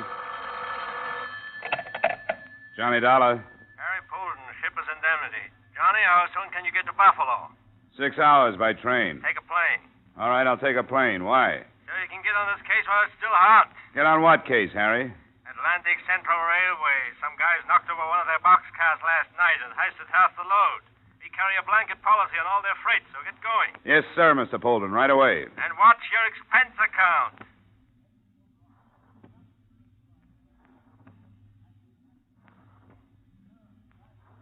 Edmond O'Brien in another transcribed adventure of the man with the action-packed expense account, America's fabulous freelance insurance investigator. Yours truly, Johnny Dollar.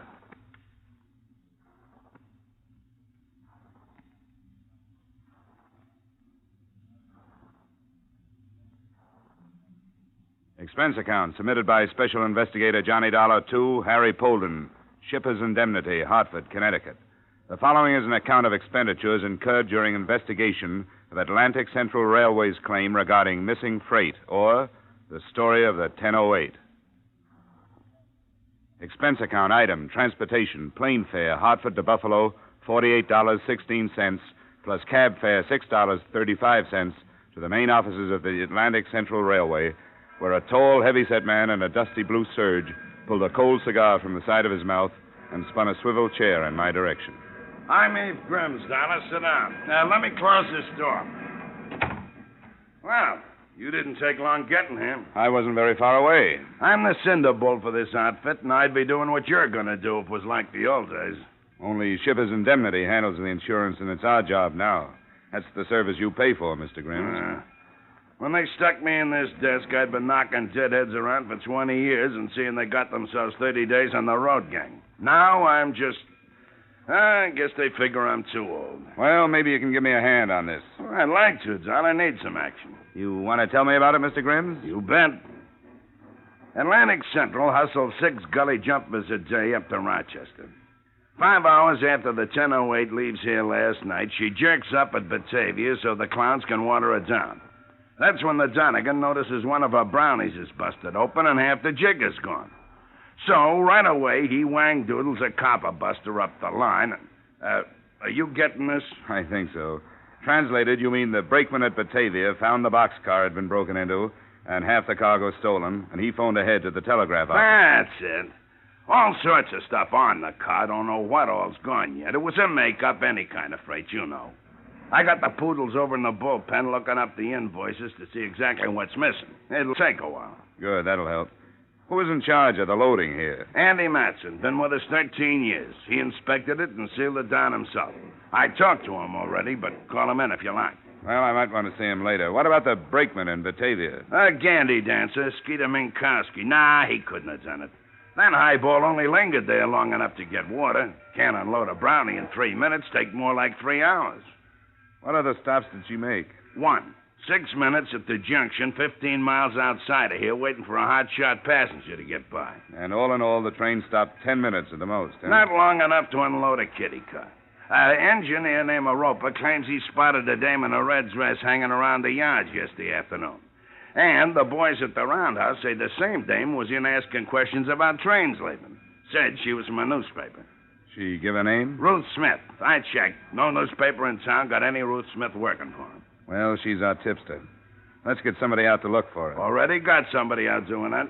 Good. Now, along the route up to Rochester, between here and Batavia, there must be a highway running parallel to the track somewhere, huh? And whoever cracked into that boxcar had to get aboard at the junction, then tossed the stuff from the moving train and jump off somewhere this side of Batavia.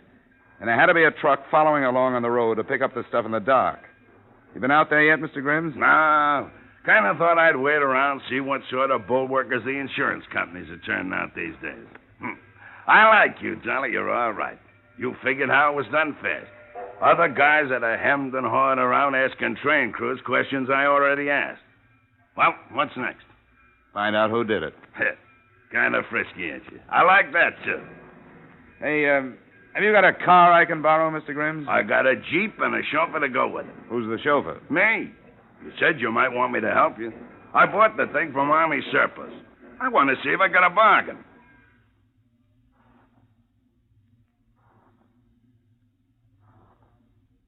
Expense account item, $4.38 for gasoline, which went into a Jeep that Eve Grimms and I used to follow the lonely stretch of old road that ran parallel to the Atlantic Central Railroad tracks.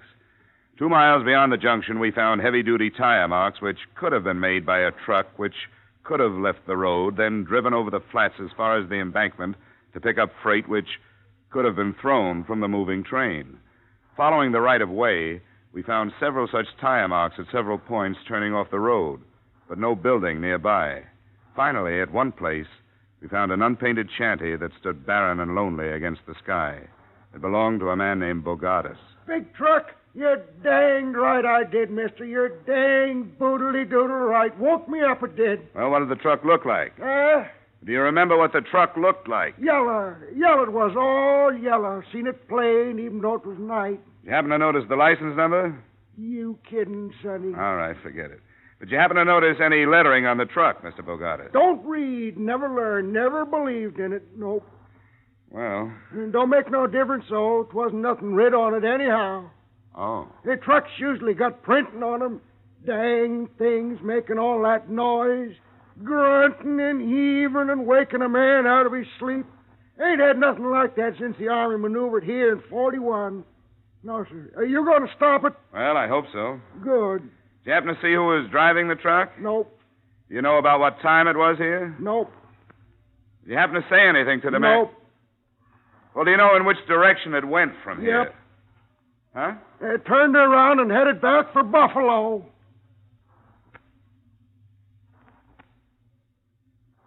Which is exactly what we did, back to Buffalo, where we began to look with the help of the police for a big yellow truck with no lettering on it. We tried garages, trucking concerns, and any place big enough to hide such a truck. It wasn't an easy job, but it turned up. Hello? Hello, John. I got a yellow truck all loaded down with stolen freight. What? Yeah. Meet you over at the West End Viaduct. Highway Patrol just found it. Good. Only one thing. It's wrecked.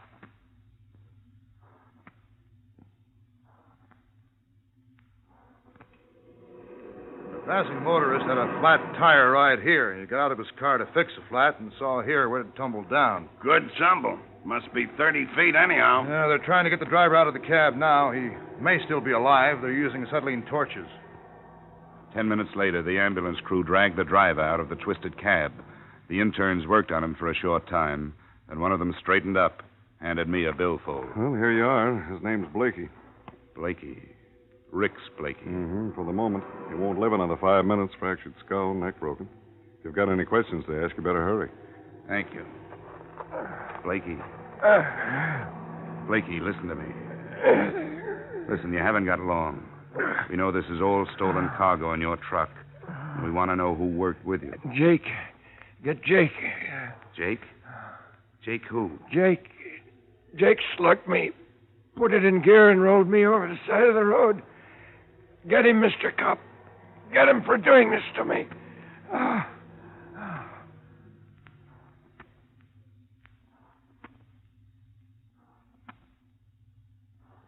I stayed around the wrecked truck watching Eve Grimm's crew stacking the cargo, and then I saw something that could have fallen out of Blakey's wallet when the intern handed it to me.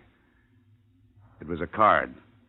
On one side was printed Horseshoe Bar and Grill, and there was an address underneath it.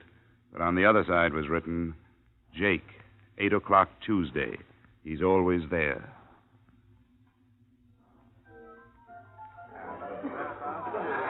The Horseshoe Bar and Grill was short on lights and even shorter on drinks. After a couple, I signaled the bartender. Yeah? Another one? Uh-huh. Sure.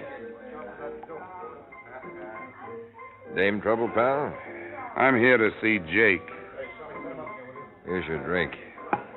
He been in here tonight? That'll be 50 cents. Jake hangs around here, doesn't he? Look, the minute you walk in, I look at your feet and I say to myself, flatty, gumboots, glim-heeled cop. Not City Hall type cop, but something else, I say. Something different that still spells law. I was asking about a guy named Jake. Something else, I say. Maybe private people. Then I say, if he's working, he's got himself a bib. And a bib means it don't come out of his pocket when he's around looking for somebody and asking for guys. Will this help?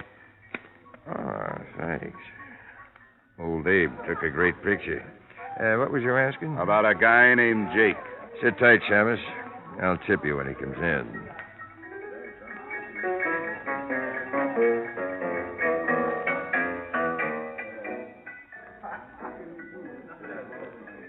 An hour went by, and about the time I was wondering if I was going to be able to write that $5 off on the expense account, the bartender slipped out from behind the bar and went through a door in the back marked private.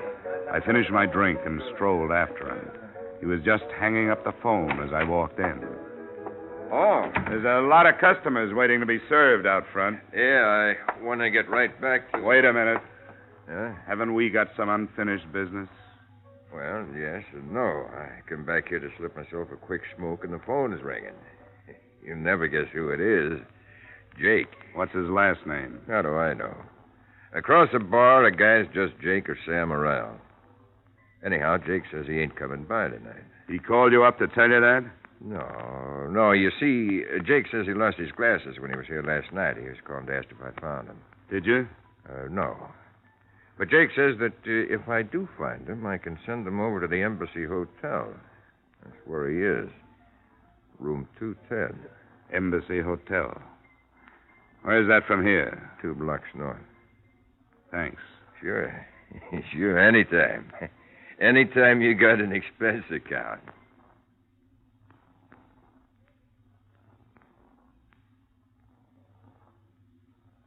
I walked over to the Embassy Hotel, and naturally enough, there was no one in room 210 named Jake. As a matter of fact, there was no room 210. But when I stepped outside and started back for the Horseshoe Bar and Grill, a pair of wide shoulders and a coat collar fell on step beside me.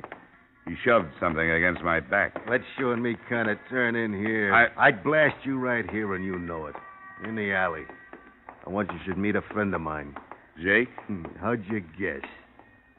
Okay, hold it. Here he is, Jake. A tall, thick figure with an odor of fine cologne around it stepped from the shadows. His hat was down and his collar was up. He stood very close in front of me and asked, "Why do you want me? Who are you?" "I'll ask you first. All right. Frisk him, Trench. See who he is." Everything became very quiet then, except for one voice that belonged to a man who had died earlier that day. I kept hearing it. Get him. Get him for doing this to me.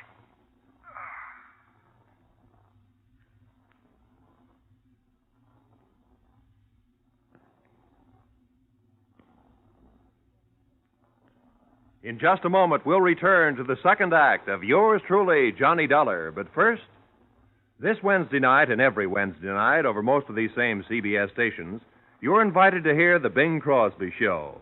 Bing Crosby with the music of John Scott Trotter, the Rhythmaires, Ken Carpenter, and of course, a top name star each week is his special guest. Here's the show designed for the whole family. A pleasant and diverting mixture of music and merriment, guided by the one and only Bing Crosby. Plan now to make Wednesday night Crosby night on your listening schedule. That's The Bing Crosby Show every Wednesday night on CBS. And now, with our star, Edmond O'Brien, we return to the second act of yours truly, Johnny Dollar.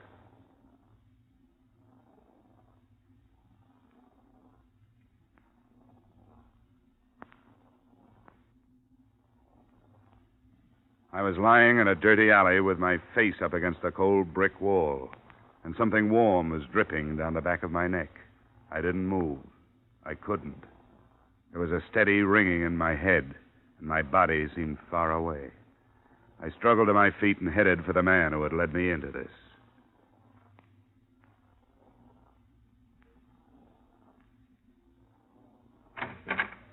What do you want? Hey, what's this all about? Let go of me! Look, I've been beaten and slugged and frisked, all because I talked to the wrong guy. I looked for you in the bar. They told me you went home. Now spit it out. Spit what out? Does that remind you of anything? You tipped Jake off that I was looking for him. Why? Let go of me. I can't talk like this. If you can breathe, you can talk. Come on. Look, Jake's a steady customer of mine. I gotta treat him right. I never seen you before in my life. What's Jake's full name? What does he do? And where can I find him? I don't know. You don't know what? Anything about him. Except that he's a big black-haired guy who dresses like a bookie, Flash. He just comes in with some guys and drinks. His name is Jake Samuels. He has a sidekick named Trench. I don't even know his last name. What does Jake do? I don't know. He don't say nothing personal to me. Well, what do you think he does? Maybe he plays the horse's books. How do I know? And you don't know where he lives? Mister, if he owed me a $100 bar bill, I couldn't find his house.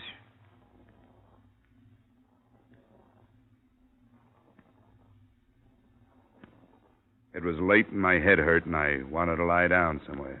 So I made for the Imperial Hotel Eve Grimes had recommended. I took a shower and polished off the drinks they sent up. Then I felt well enough to call Grimes again.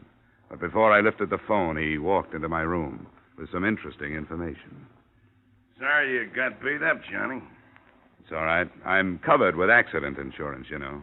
I wish I could help you with this Jake Samuels fella, but I never heard of him. Thanks anyway, Eve, but I'll run him down sooner or later. I do have something that might help, Johnny. Yeah? We checked all that cargo that was found in the wrecked truck, and I don't know exactly what it means, but everything was there except one barrel. What was that? A barrel. And listen to this. Of all things, a barrel of jeweler's rouge. The stuff they use for gem polishing? That's what an intelligent friend of mine told me. It was insured at, I got it right here, $247. Now, why would anybody want that? Well, who sent it? A jeweler by the name of Ralph Morton. Morton Jewelry Company, 1312 Shenandoah Street. Sent to Michael Adelson, Adelson, 177 Carling Terrace, Boston, Mass. Adelson, huh? Yeah, Adelson or Adelson. Know him, Johnny? Not sure. Something rings a bell. Well, thanks a lot, Grims.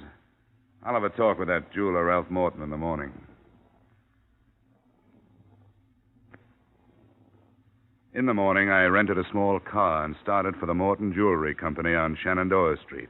I found it in the middle of the block, a small, hungry-looking neighborhood jewelry store. But the most interesting thing about it was standing in a doorway across the street from it. A middle-aged man. He was a plant, if ever I saw one. I ignored him and entered the store. There was a small man with thinning brown hair bent over the insides of a watch, and a snappy-looking blonde job dusting counters about 4 paces away. I spoke to the watchmaker. He took out his eye lens and looked up. Yes? 2 days ago, you shipped some jeweler's rouge to Michael Adelson in Boston. Yes, I did. What about it? Well, it was hijacked out of the freight car yesterday. Oh. Clumsy this morning. Hijacked, you say? Stolen. Somebody wanted it pretty bad. They passed up a lot of other stuff more valuable. Well, who are you? Johnny Dollar, insurance investigator with the Shippers Indemnity Company. Oh, it was insured, of course. Well, you should know. For $247. I'm sorry it was stolen. I presume your company will have to pay for it. Well, we don't mind paying if we know what we're paying for. What do you mean by that? Why would anybody want to steal rouge? I'm sure I don't know. Whoever did it went to a lot of expense and trouble, and they murdered a man for good measure. Andrea! Why must you always be knocking things down? I'm sorry, Mr. Morton. My hand slipped. Well, be more careful. You say they killed a man, Mr. Dollar? Surely they did not do this over my little shipment of jewelers, Rouge. It sounds stupid, I know, but it was done. Why did you send Rouge all the way to Boston to Michael Adelson when you could buy the same stuff there? Oh, no, you're wrong. This is a private formula I developed myself. I sell it to a number of widely scattered people. They seem to prefer my mixture. Uh-huh. Who is Michael Adelson?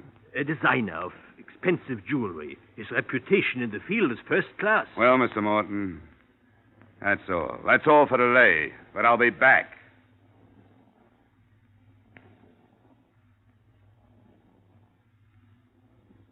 All the time I was in there, the blonde, Miss Phillips, kept her blue eyes and her pink ears focused on me. My common sense spoke to my vanity and told it to play dead. She was interested in more than my profile. Outside, I spotted the plant across the street. I thought he was growing in the doorway until I approached him. He ducked clumsily and walked away with such obvious nonchalance that I was tempted to follow him, and I did, to a corner drugstore with a good view of the Morton Jewelry Company. We shared adjoining stools while he cut into a butterscotch sundae. Hey, a little more butterscotch on this, please. You got the 20-cent special.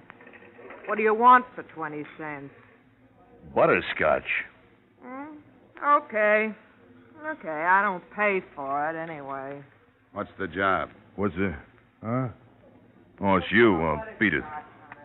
Here. We're both in the same racket. Oh, insurance? Are you working on the Arcadia job, too? No. What's the Arcadia job? What are you working on? A railroad hijack. What's the Arcadia job? Oh, Ben Sanchez is my name. How do you do, Dollar? How do you do? Yeah, I'm working independent. I don't take divorce cases. In 2 months, I haven't had a decent job. But I got myself a little old idea. You see, 3 months ago, a wholesale jewelry house was pried open, see? And $250,000 worth of uncut stuff disappeared. And so far, none of it has showed up anywhere. And somebody will pay a lot of money if it's found, especially an outfit called the Erie Mutual Fidelity. What's Morton's edge on it? Well, I could be wrong, but I seen that guy operate for a number of years. Here's the butterscotch. Yeah. Oh, thanks. It's a little jewelry store stuck off in a forgotten part of the city, you know, buys watches for $10 and sells them for $12. Well, lots of guys do that. Yeah, but they don't own a little old $85,000 house in the Longacre section with 2 new cars in the garage. And you think Morton has the Arcadia jewels? I think he's been a fence for a long time. There hasn't been nothing good to fence since the Arcadia job. He has a record? He has. Say, what'd they steal of his from a railroad car? Just some jeweler's rouge, that's all. Oh? Gee, maybe I'm wasting my time. Well, I hope you... Pardon me. The blonde came out of the jewelry store with a coat and hat on and climbed in an automobile parked down the street. I made for my You Drive It model and followed her. At 8 cents a mile, I was out about $1.25 before she shut off a key and coasted into a curb. I went past her around the block, parked the car, and sauntered back to the house she had entered. It was just a house, nothing special, a few more bricks, maybe, flagstones instead of cement for a walk. That was all. I stood looking straight at the house when it turned out I should have been looking straight behind me. Why don't you kind of put your hands behind your neck? That's it. You won't need this heater. Seems to me I've heard that voice before, and it was just as unpleasant. Now, why don't you kind of walk into the house?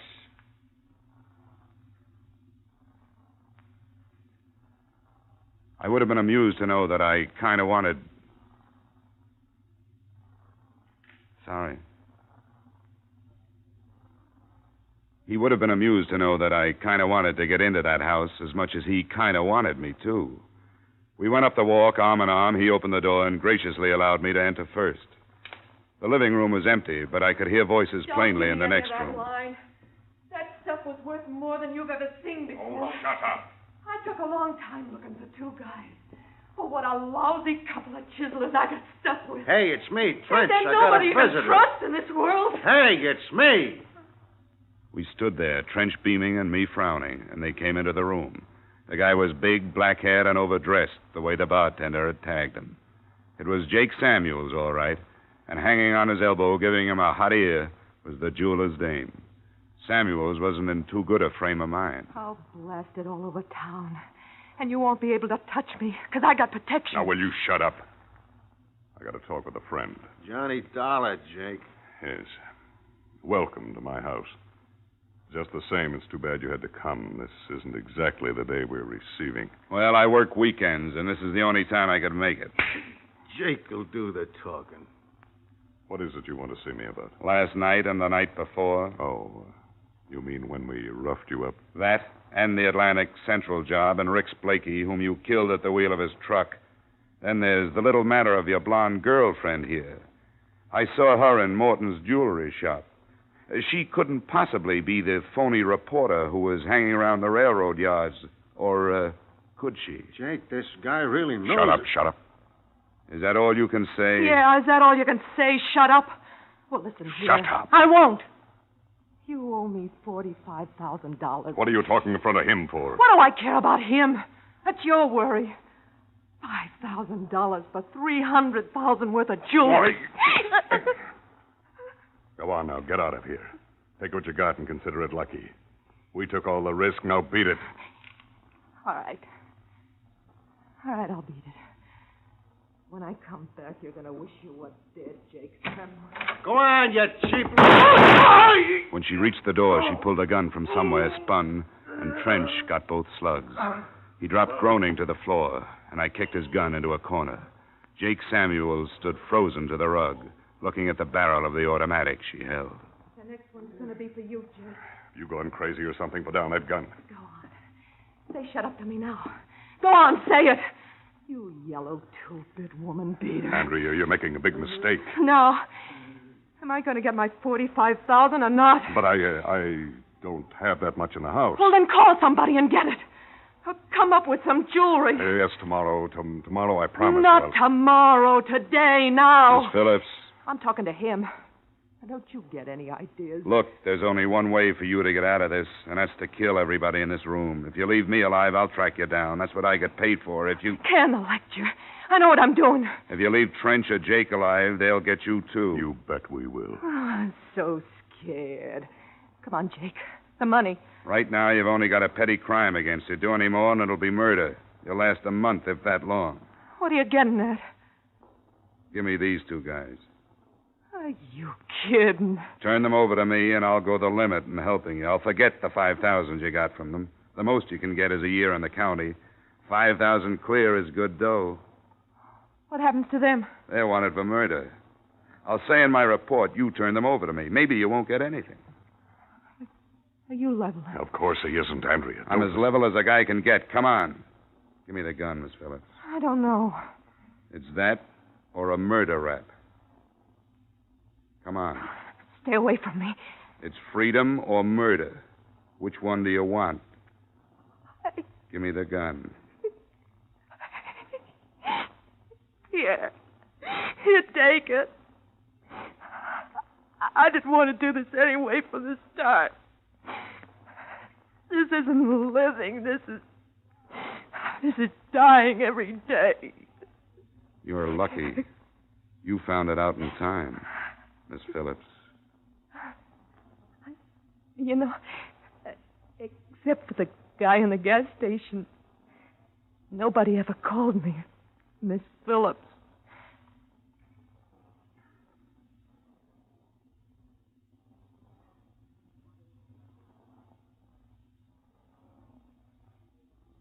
And that, Polden, is the way it all wound up. I called the police, and they took things in hand.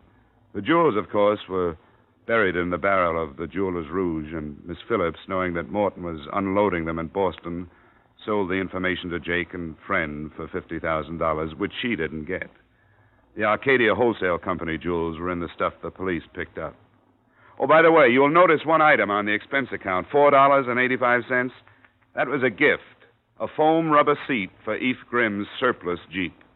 Total expenses, $312. Yours truly, Johnny Dollar.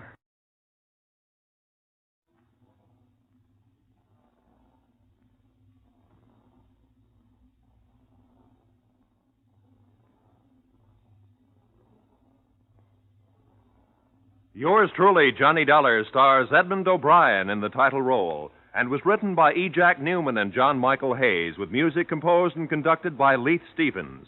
Edmond O'Brien can currently be seen starring in the Harry M. Popkin United Artists production, DOA. Featured in our cast were Ted DeCorsia, Pat McGeehan, Harold Durenforth, John Daner, Bill Boucher, Gene Bates, and Clayton Post. Yours truly, Johnny Dollar, is produced and directed by Jaime Del Valle. Join us again next week at this same time when, from Hollywood, Edmond O'Brien returns in another transcribed adventure of... Yours truly, Johnny Dollar.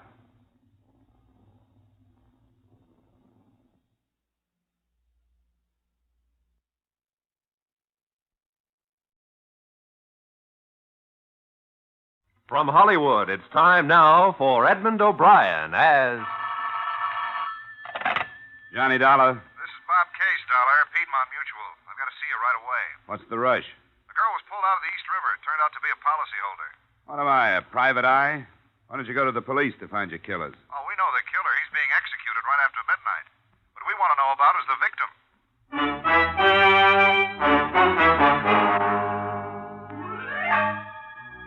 Edmond O'Brien in another transcribed adventure of the man with the action-packed expense account, America's fabulous freelance insurance investigator. Yours truly, Johnny Dollar.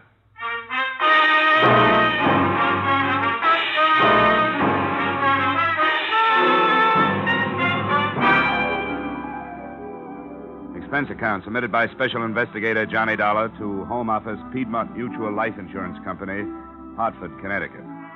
The following is an accounting of expenditures during my search for the beneficiary of policyholder Pearl Carassa. Expense account, item 1, $4.50, mileage, Hartford to Sing Sing Prison, last place of residence of the girl's convicted murderer, Monty Pruitt. He was sitting in his cell playing solitaire. Hey, what time is it? About 11, Marty. An hour more. How much you say the policy was for? $5,000. 5,000. That's funny. Just what I got paid for the job. Who'd she leave it to, the old lady? Yeah. Yeah, I knew she would. You know where I can find the beneficiary? The beneficiary? You didn't know the beneficiary, did you? Never had the pleasure. If you'd known her, you wouldn't be looking for her. Mrs. Carrassa's virtues are none of my business, Marty. The company has $5,000, and I've got to help them get rid of it. What good are you doing yourself by not telling me where she is, if you know? What time is it now? A little after 11. Boy, did that money look good. You know all the things you can do with $5,000? This girl back home. I was going to get married. Nah. I wasn't going to get married. I'd have put it in roulette like all them other times. You never did say who hired you. No, that's right. I never did. Marty, I know you've been through this before, but you got to admit it's a good point. You're going to die, and the real murderer is getting off free. Does that make sense to you? What's your business, mister? Insurance. Stick to it. I think I will. You know what I'd do if I was you? I'd take that $5,000 and put it in flowers. Thanks, anyway. Hey, Dollar, let me give you some last-minute advice. Leave it alone. It's the most unnatural mess you ever got yourself into in all your life.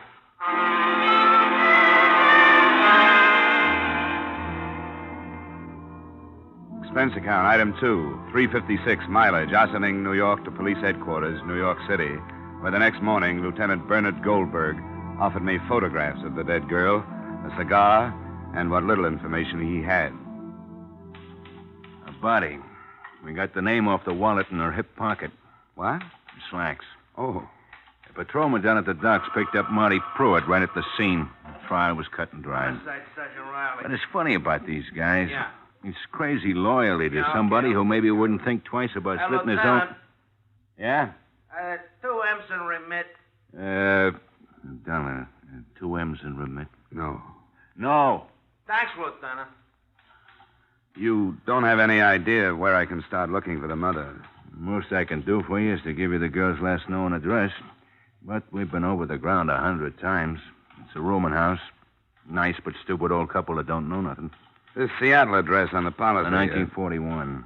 Then San Diego, then to Cairo, maybe. Who can know? But we're still working on it. Hey, Lieutenant. How do you spell parasitical? $1. Parasitical. Tell him to look it up. Look it up, Sergeant. What am I, a Webster?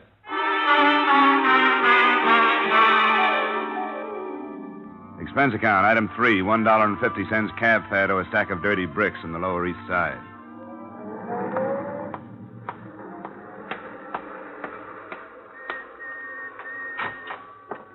Well, you have no business being up here in the first place, and especially with your husband in that condition.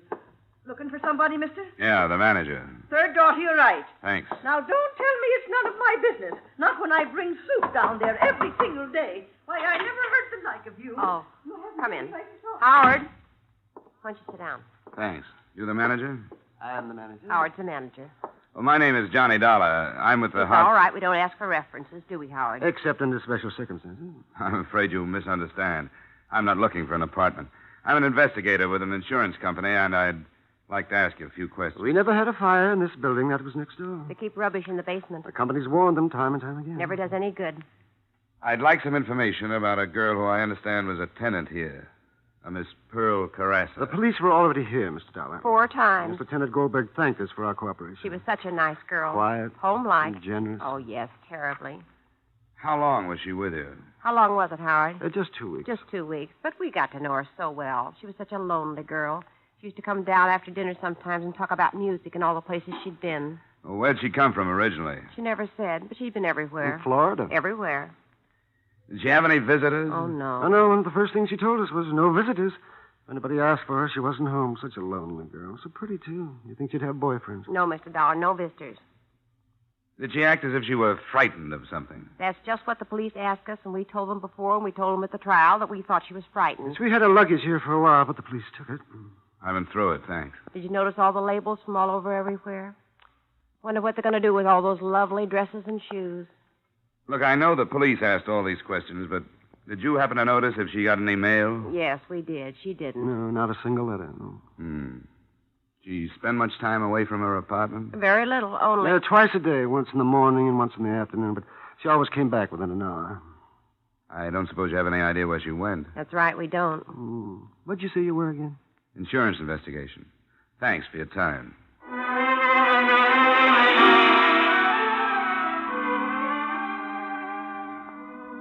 Expense account, item 4, $50 in cab fares. It took me the rest of that day and half of the next visiting neighborhood postal substations. It looked like a beautiful way to waste time, but I was betting on the impossibility that her daily excursions had been for mail. This kind of foot padding taught me very little other than the fact that there are a good number of substations in any given half-hour area. The second afternoon, I dragged into a fruit store which advertised Postal Station 324, along with a special on honeydew melon. I walked up to the little cage. Anything for Carassa today? Who? Carassa, general delivery. Just a minute. Grant? Carassa. C-A-R-R-A-S-A. Carassa. Just a minute. Yes, here we are. 3 cents postage due, Las Vegas, Nevada. I looked at the envelope. Pearl Carassa, all right. It had been forwarded from Las Vegas 3 days before.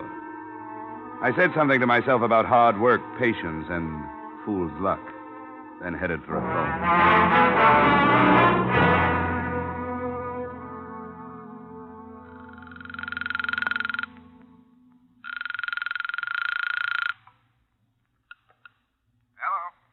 This is Dollar, Bob. On the Carassa thing, I'm still cold on the beneficiary, but we've got the girl traced as far as Las Vegas. Well, that's a long haul for a $5,000 policy. You have a final address on her there? A letter was forwarded to General Delivery here in New York that was originally addressed to the Rambo Club. I got a permit and had it opened. It's nothing but a dressmaker's bill. I guess the Las Vegas Postal Authority sent it on. That's all I got. You want me to follow it up? Nothing else we can do. You hereby have authorization. Get going.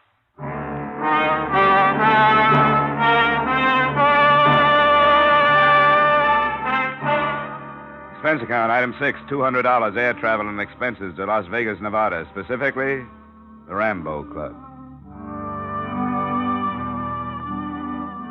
It's always the same when I hit Las Vegas. I expect to find tuxedos and evening gowns playing the games, but I never do.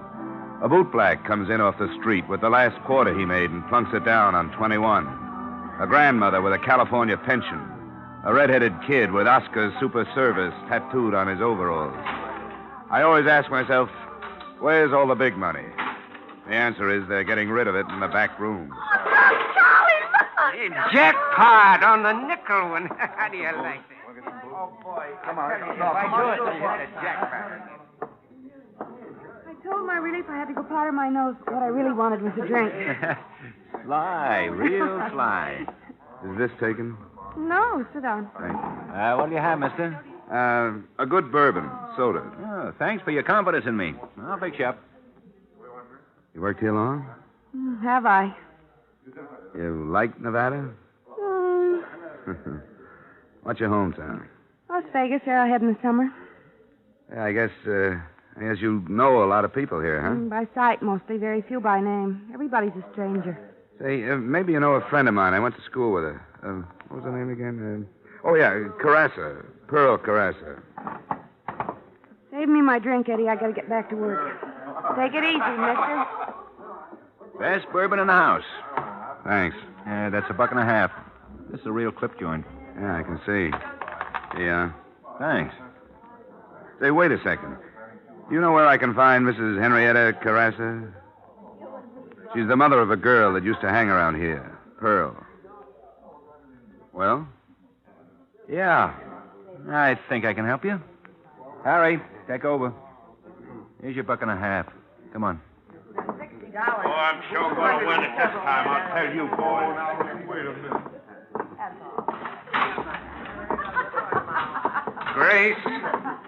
Grace, will you quit? Grace, will you? Will you quit, Grace? Grace, I'm telling you, quit. Listen to me, Grace. Will you quit? Grace, quit! Shut up! The stairway led to the mezzanine. I followed the bartender along the thickly carpeted hall to a door labeled Peter Barron. My benefactor knocked, a shadow loomed on the frosted glass, and just like that, there he was. A long red gash of a scar ran across the left side of his face, twisting it into a humorless smile. The barkeep was dismissed with a nod. We sat down. Cigar? Thanks, no. What can I do for you? I'm looking for a Mrs. Henrietta Carassa. Why? I got business with her. What kind of business? Insurance? She don't need no insurance. Where can I find her? She don't need no insurance. Well, thanks anyhow. Sit down. What for? You see this mark across my face? You know how I got this? Asking foolish questions and not giving the right answers. Suppose you tell me what you want with Mrs. Henrietta Carassa.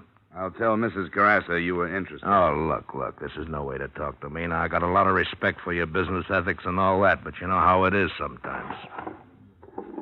Now, come on, Mr. Insurance. What do you want with Mrs. Carassa?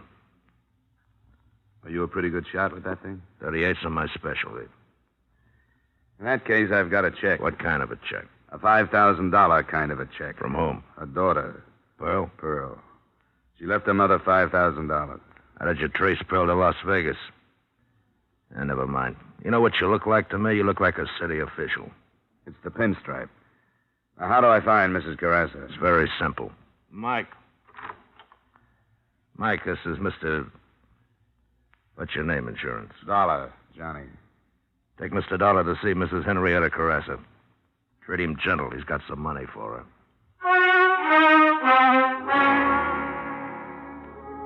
The place looked and sounded the same on the way out, but something was different. Maybe it was the 4 6-footers standing at the door. As they fell in behind me, I thought maybe I'd asked one question too many. At the alley, I found out how right I was.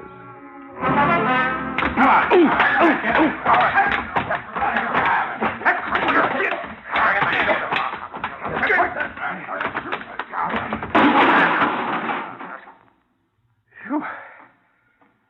He was a tough one. Would have been easier. Just slipping my Mickey.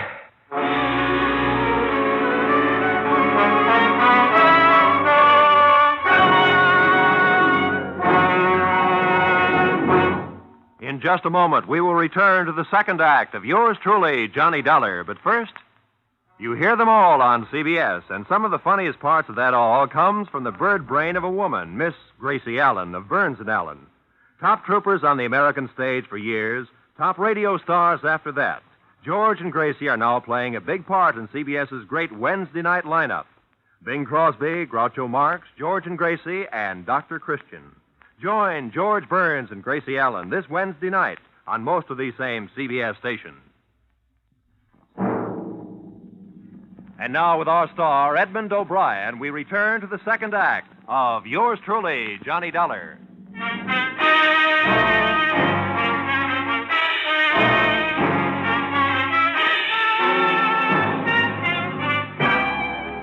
There was a lot more to this case than a $5,000 insurance payoff. I'd sensed that from the beginning. A hired killer with a still unknown employer had searched out the girl in her New York hideaway and done a thorough, if not profitable, job.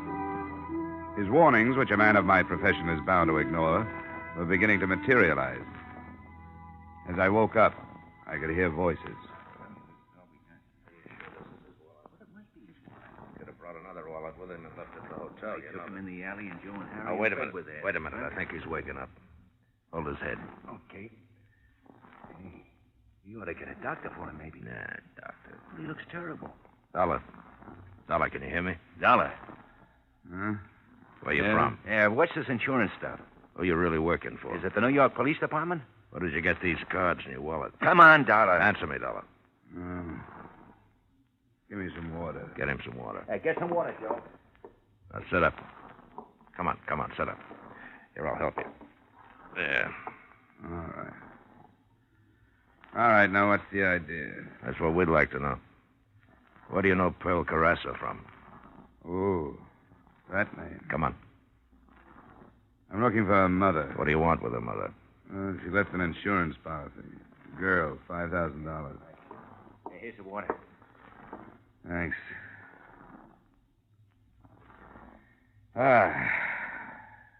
Who are you? Pete Barron. Oh, yeah. Yeah, the face is familiar. You mustn't be bitter, Dollar. Why? Why questions? Look, I'm just a working man. It's so simple. There's a company in Hartford, an insurance company. They sold a policy. The girl aboard it is dead. Policy is for $5,000. The money goes to her mother. All I want to know is, where is mother? No kidding. Are you really an insurance man? No kidding. Well, why didn't you say so? Why didn't you come right out with it? Why do you go sneaking into bars asking funny questions? Mister, do you know a Mrs. Henrietta Carassa? You're in Las Vegas? Here in Las Vegas. I tell you what I'll do. I'll look it up for you. Thanks. Now, lay me back down again.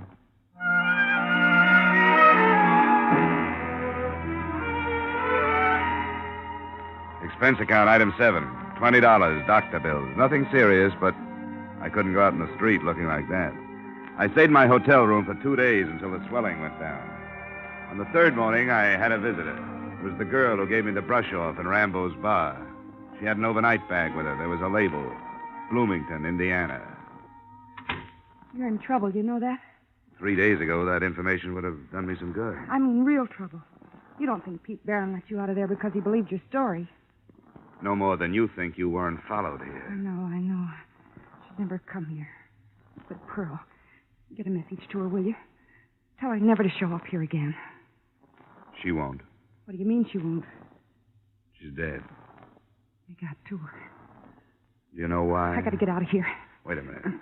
Why did Pete Barron hire Pruitt to kill her? Let go. I gotta get out of here. He came up here for a purpose. Yeah, but I didn't know she was dead. You're going to let him get away with it? It's narcotics. The gambling place is up front. They fly it up from Mexico at night and get out by morning. Pearl found out about it, and that's why they did it. Does Barron know Pearl told you all this? I don't think so, but I'm not taking any chances. I got a bus ticket. It leaves from across the street. I only got a minute. Good luck, honey. After she left, I went to the window and watched her leave the hotel and cross the street. A nice girl, I thought. And I wondered how she got mixed up with Barron's crowd. The bus door opened, and she put one foot on the step. She crumpled to the sidewalk. The little overnight bag tumbled into the gutter. I got downstairs just ahead of the deputy sheriff, just after the bus had left. The people were still standing around. She was a nice kid. You knew her? Not for long. Did you see this happen? Yeah. Step over here for a second, will you, please?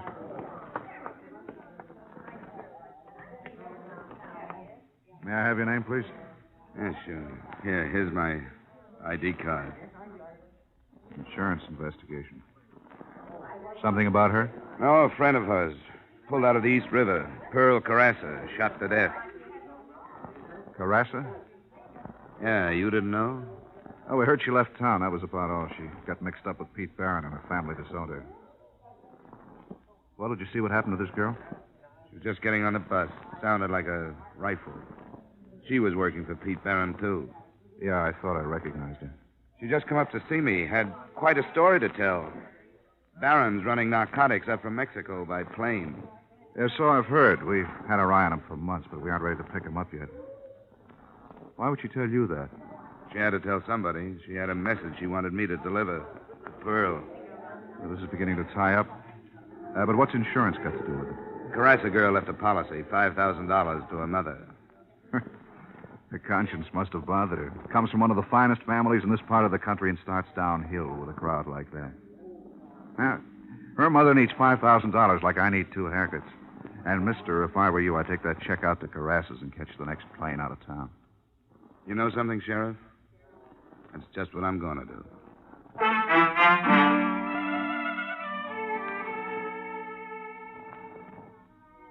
And that's just what I tried to do. Expense account item 8, 50 cents cab fare to the Carassa estate on Juniper Drive. They should have charged admission. There was an ivied stone wall running all around it, and a mile drive through a cactus rock garden to the mansion. I felt a little like a grocery boy delivering a check for a measly $5,000. I was met at the door by a butler in a business suit and was toured around an indoor swimming pool and potted palms to the library. Buried in a large leather chair, reading a 25-cent version of How to Be Your Own Gardener, was the man of the house. I was introduced and left alone with him. Insurance? Investigation. How long since you've heard from your daughter? Oh, such a long time, such a long time. Is she in more trouble? She's dead, Mr. Carassa. Dead? Pearl dead? Can't be. What happened? She was killed. An accident? No, it wasn't. Not an accident. Someone hired a killer. Oh. It's my fault. I knew, and I did nothing. Gregory, I've been looking all over for you. Have you watered the palms today? No. You didn't water the palms. Now, Gregory, the leaves will get all yellow and fall all over the floor, and it'll take simply minutes to clean up the mess around the pool. And I told you specifically that the music club had changed from Wednesday to Monday, and Monday is tonight. This is a man from the insurance company. How do you do? Now, Gregory, please do this one thing for me. You know how much I have to do. Henrietta, it's Pearl. I told you never to speak that name in my presence. She's dead. Dead. She was murdered, Mrs. Carassa, in New York. I'm not sorry. Maybe I should be, but I'm not. Not in the least. She's never done anything but bring shame to me and to her father. She brought these awful people to the house.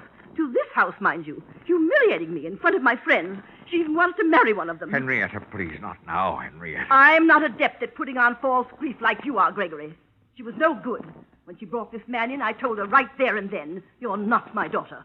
Go to the people that you fit in with. Well, this is the way it had to end. I'm going upstairs.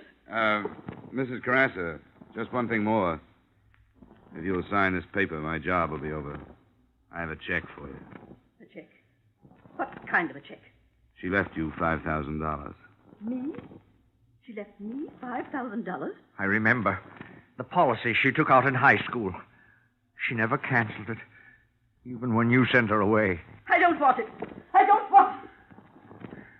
Tell me, do you know who killed my daughter? Well, the man that did the actual killing has already been executed in New York State. The man who hired him, it's only a suspicion. I'd rather not say. Barron. What about this check? I don't think she wants the money. You can tell your company that. Look, Mr. Carassa, I've come a long way. I'll leave it here. You can sign the form and mail it. Would you mind calling me a cab? Expense account item 9, 50 cents cab fare. Just as we pulled out of the driveway, somebody else pulled in. I don't know if he saw me, but I saw him. It was Pete Barron. Are you sure, Dollar? Positive. Sheriff, I woke up looking at that face. What would Barron be doing at Carrassa's place? Could be a connection you didn't know about. Yeah, this could be the tie-up we've been looking for. Somebody who supplied the dough. It's a big operation. I'm sure Barron didn't have enough dough to start it. Well, what are we waiting for?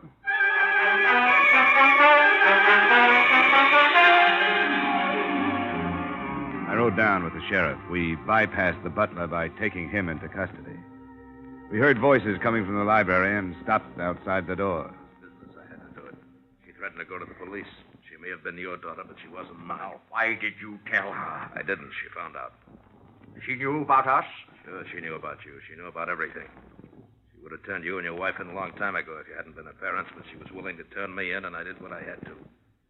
Wasn't my idea, you coming into this thing, but now that you're in it, you gotta learn that things like this happen. Yes, and things like this happen, too. Come on. Drop it, Carrassa. And look who's here. Hello, Mrs. Carrassa. Let's go, Carrassa. No, wait. I want you to know about this woman. I want you to know what she is. All respectability and shine. Chamber music and non-objective paintings in high society. And where did the money come from, Henrietta? From narcotics. From the same people you hated so much. Gregory, stop it. I had a tile business before the war, but it wasn't good enough for her. She wanted this place, Italian marble, tapestries. She met Barron in back rooms and arranged to have me buy into his gambling casino. That was the first thing. Don't you dare put the blame on me. Whose idea was it to have the narcotics flown in? How many times did I beg you to stop? But you never listened to me. You couldn't keep from impressing the ladies and gentlemen. And when Pearl wanted to marry a decent young man, you insulted him right out of this house. This is the woman who sent her daughter away because her friends were not good enough. I don't think you need me anymore, Sheriff. I'll just take that check and go home.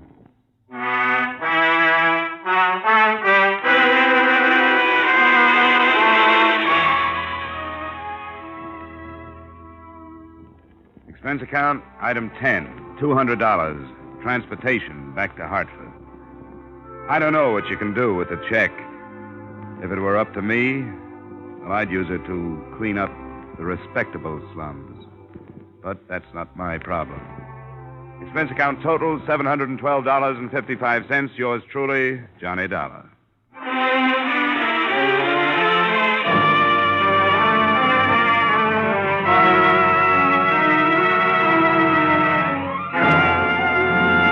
Yours truly, Johnny Dollar, stars Edmond O'Brien in the title role and is written by Gil Dowd and David Ellis, with music composed and conducted by Leith Stevens. Edmond O'Brien can currently be seen starring in the Harry M. Popkin United Artists production, D.O.A. Featured in our cast were Hy Averback, Joseph Kearns, Bill Johnstone, Bill Conrad, Martha Wentworth, Sarah Selby, Howard McNair, and Virginia Gregg. Yours truly, Johnny Dollar, is produced and directed by Jaime Del Valle.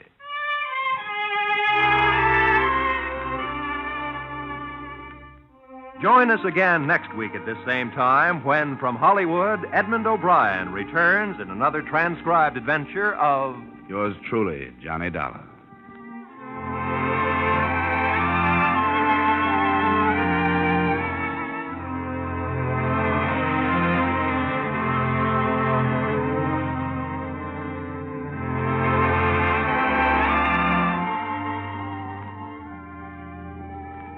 There is no more pitiful sound in the world than that of a hungry child.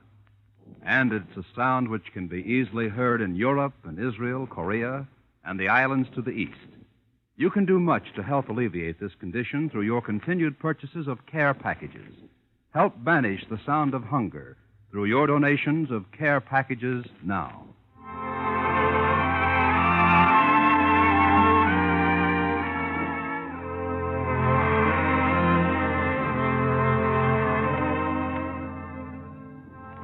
There's a man with a little black bag turns up on most of these CBS stations every Wednesday night. And out of it comes some of the most light-hearted and most moving stories on the air. The man, why, it's Dr. Christian, of course. And tomorrow night's the night for another of his famous visits. Be sure to hear Dr. Christian starring Gene Hirschholt as the beloved small-town physician every Wednesday night. Now stay tuned for the adventures of Philip Marlowe, which follow immediately over most of these same CBS stations. This is CBS, where Wednesday night is Bing Crosby night, the Columbia Broadcasting System.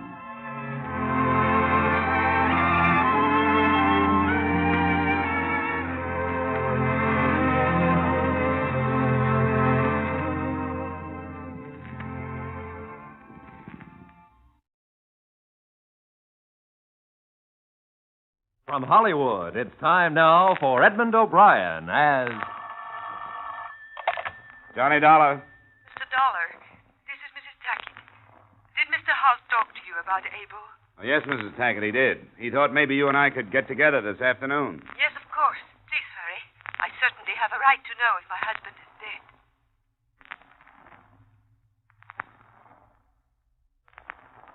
Edmond O'Brien in another transcribed adventure of the man with the action-packed expense account, America's fabulous freelance insurance investigator. Yours truly, Johnny Dollar.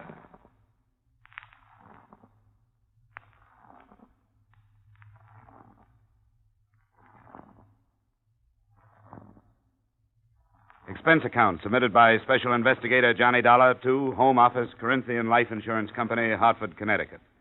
The following is an accounting of my expenditures during the Abel Tackett matter. Expense account item 1, $5 transportation costs from Hartford to the New York address of Mrs. Abel Tackett. The apartment door was standing open, and I walked in. It was dark inside, except for the dim glow from a blue light at the head of the stairway, where the beat of drums came from a phonograph. There was a crude native mask on the wall with an idiot's grin. Something stale and heavy in the air. There was no one downstairs, so I went up. Walking up those stairs was like walking out of civilization. She was sitting on the arm of a chair in front of the phonograph. You heard them. I did not want you to. You're a half hour early. Well, that gives us a half hour more to talk. My plane leaves tonight. What does the insurance company say? I'm going to British North Borneo to look for him. They do think he's alive, do they not? The company always operates on that premise, yes. The rain. That awful rain. There is no getting out of it, he says. Have you seen any of his letters? No, I haven't. I want to read you this. I'm lost. I've always been lost. I don't know who I am or what I am or what I was intended to do. I've played all the parts and been all the places and found nothing of myself. The jungle is as nameless as I am, as nameless and as lost. That was the last one. From Borneo. Sandakan. 5 years ago, next month. 6 years since we were married in Paris. You must find him, Mr. Dollar. Well, I'll tell you the truth, Mrs. Tackett. I'm afraid that I'll be looking for a dead man. After all, he's been gone a long time. Maybe he just stopped writing. Maybe he didn't. That's why I'm going over there. Maybe he just stopped writing. Maybe. Maybe he wants nothing to do with me anymore. I woke up in the morning and he was not there. Just a note. He could be alive and not come back, could he not? You told me he's been gone for 5 years. He has a paid-up policy. If he's dead, you receive over $700,000. If he's alive, what then? Do you think he'll come back? No. But he'll be alive. How old are you, Mrs. Tackett? 24. Look, I want you to promise me something. If I come back with proof of his death, you'll move out of here. I promise. But you'll never prove that he's dead.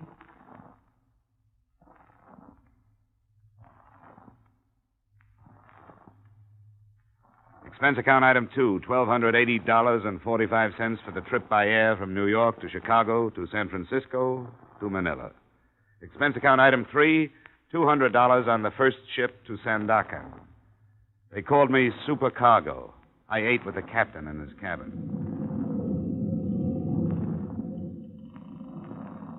Cochintamon, edible bird's nests, a filthy place. All my years in these waters, and I never set foot on Borneo. Why would a white man go there? Not for diamonds. Malaria, maybe, or a new type of insanity. You look sensible enough. Who is this man, your brother? No, never met him. But I've got to find him, that's all. Second biggest island in the world. 3 million souls. Dusans, Bahaus, Murids, Dayaks. Ugliest people in the world. Took a young planter and his wife there. 6 months ago it was. Carried the bodies back my last trip. How did they die? The jungle. Oh, come on, I'm a close-mouthed man. Who are you looking for? You wouldn't know him. His name is Abel Tackett. Abel Tackett? I never heard of Abel Tackett. You find me a hand west of Tawau who hasn't heard of him. You knew him? Nobody knew him. He wasn't a man to know. He was a man to talk about. I want to show you something. Look here. That's a nasty scar. Right across the chest. Abel Tackett. If you find him, give him me love. How did that happen? In Manila. He did it slowly, as if he was enjoying it.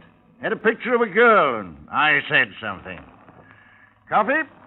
No, thanks. Was it his wife? His wife, perhaps, or somebody else. Steward! Hot coffee! Hot coffee! Hot coffee!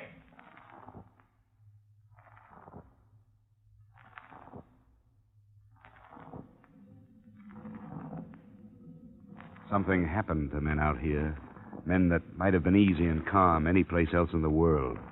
Something happened to them. Hysteria, wild anger, madness. In the weakening heat, the sudden bursts of temper arose where men would kill over a matchbox. Channel fever, the crewmen called it. But perhaps there was another reason. The name of Abel Tackett.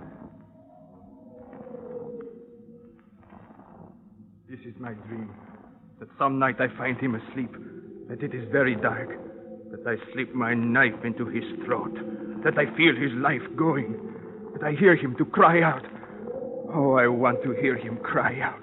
What did he do to you? Unspeakable. Unspeakable.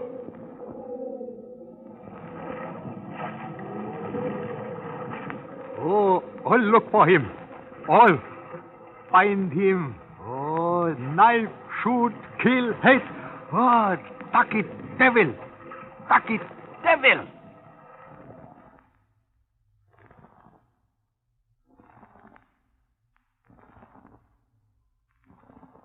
Sandakan.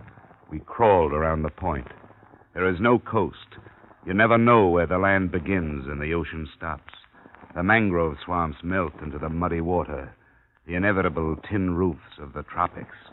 The breathless heat of the equator. Sandakan. I found the British North Borneo Company office next to an exporter's shop. The secretary to the assistant district manager pointed me into a rattan chair and handed me a fly swatter. Oh, Abel Tackett. Oh, fabulous fellow. Great strength, drive, power, you know. Why are you looking for him?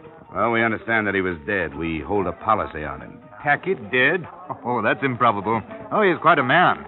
I say, you didn't happen to bring any cigarettes, huh? American cigarettes? Sure. Yeah, here's a carton. Oh, no, please, you spoil me. What was he doing out here? Tackett? Oh, no one seems to know. Some say gold, diamonds, gutta percha. Escaped, perhaps. He just popped in one day from Manila, got all the necessary papers, and headed into the interior residency. Not before he caused a bit of a ruckus in a native pub, however. I say, you haven't been to London lately, have you? About a year ago. Oh, not since then, eh? Oh, shame. What I wouldn't give for some swept ginger beer. Splendid for the tropics. Ordered a case and it never came. I had to settle for gin. Look, can't anybody tell me about this man, Tackett? What is this legend, this myth? What? Oh, it's a paradox, Mr. Dollar. A man of great strength and great weakness. Well, like us all in a way. Looking for something. Always looking for something. But looking for what? Well, now, look, you're trying to solve this thing in American terms. This is the tropics, Mr. Dollar, and here we admit the inexplicable. But I've got to have answers, Mr. Kenyon. Oh, no, you don't understand, Mr. Dollar. Here, look at this map. You see here? Sandakan. Then you leave for the interior. 200 miles inland is Kwamut. Now, there's no trouble thus far. And he was reported to be there 8 months ago. From Kwamut, it's a different world. There's fever, reptiles of all sorts. It's not worth it, really. I mean, is it a large policy? $750,000. Oh, for a man living in Borneo, that must be a tremendously high premium. Well, $1 million couldn't get me out there, and 1,000 could take me home. How do I get to Coamus? Oh, by lorry. One of them goes up tomorrow with supplies for the garrison. We can fit you aboard, but... Oh, this is absurd, Dollar. Yeah, I know. Well, all right, then. I'll send you to Hargroves, our representative there. Oh, what I say, don't forget those cigarettes.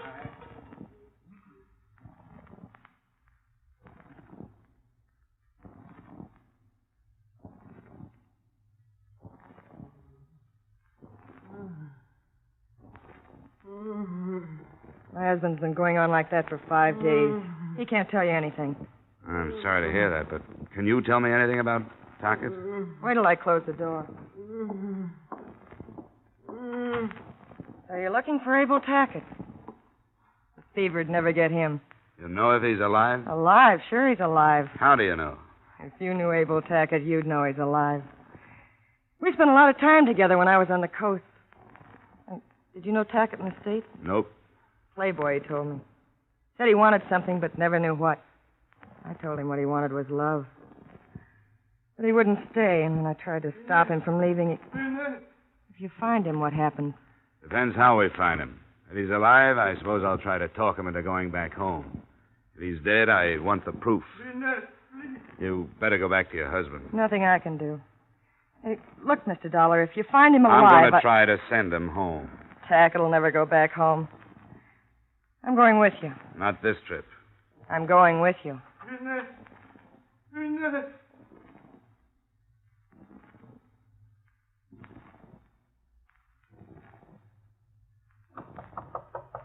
Come in. Mr. Dollar, I want to talk to you. I told you, Inez, I can't take you long. You better be getting back to your husband. He needs you. He's dead. I'm free now. I've got to find Tackett, Mr. Dollar. Look, I can't... I can help you. I can get a good guide for you. He'll take you all the way to Penunga. I know the jungle, Mr. Dollar. Please. What do you hope to accomplish? Oh, I don't know. If I could talk to him, I could get him to come back to me. I know I could. Look, Inez, I'm going to be very frank with you. I don't like you and I don't trust And you don't understand me. But I'll tell you this, you'll never find him without me. I knew him better than anyone else, and you have to have a good guide, and I can get it for you. I'll get my own guide. Someone sent supplies to him a month ago. I know who it was. Okay, Inez. It's a bargain. Pack up.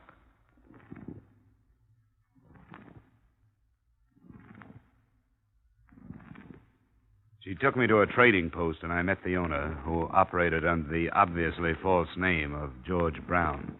To me, he looked big and clumsy, but he'd been trading with the interior for 10 years, so I decided to take the recommendation, as if I could do anything else. Sure, I know where he is. At least I knew where he was a month ago. I've been trading with him for over 3 years. Okay, when do we leave? You don't know what you're getting into, mister.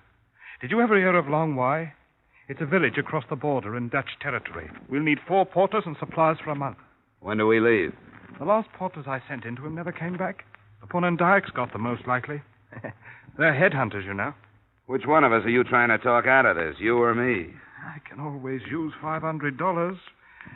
But that isn't all the pay I'm going to get. What do you mean? If I find Abel Tackett, I'm going to kill him.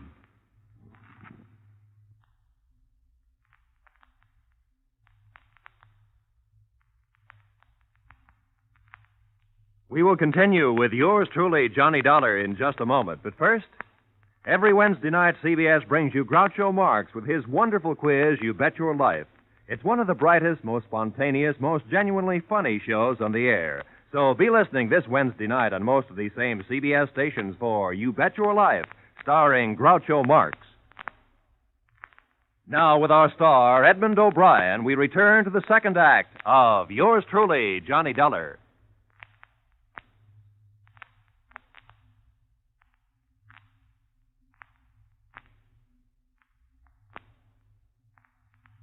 Expense account item 5, $830 safari to Long Y, Dutch Borneo. One of the first things I learned about jungle travel was not to waste breath talking. Not until we made camp that night was there conversation. A slow day. The woman slows us down. Where is she? In her hammock. It couldn't be helped. It was a bargain. I didn't want her to come. I wonder why he picked Long Y. I wonder a lot of things. The easiest travel here is on the rivers. If he'd picked a river village, it would have been simple. This way we have to fight for every foot. What are you going to do when we find him? What do you mean? About Mark killing him. I'll decide when the time comes, if it does. Maybe I don't think you'll go through with it. You know, if you really wanted to, you wouldn't have waited for me to come along. I suppose it was in the back of my mind before then. I knew something had to be done, but I hadn't decided. Now, I had. What did he do to you? What does he do to everything? He spoils it. When the Punan dikes are peaceful, my trade is good. When they're not, my trade is... Oh, now look, Brown. You aren't going to tell me that this man is capable of stirring up a few thousand natives. That's ridiculous. Is it? Well, how does he do it? Why? How? By being there in their country. They hate him. They're afraid of him.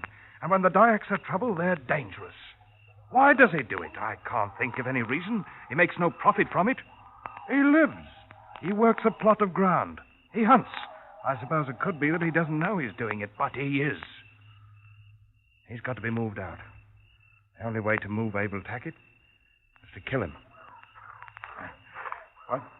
I'm going to turn in.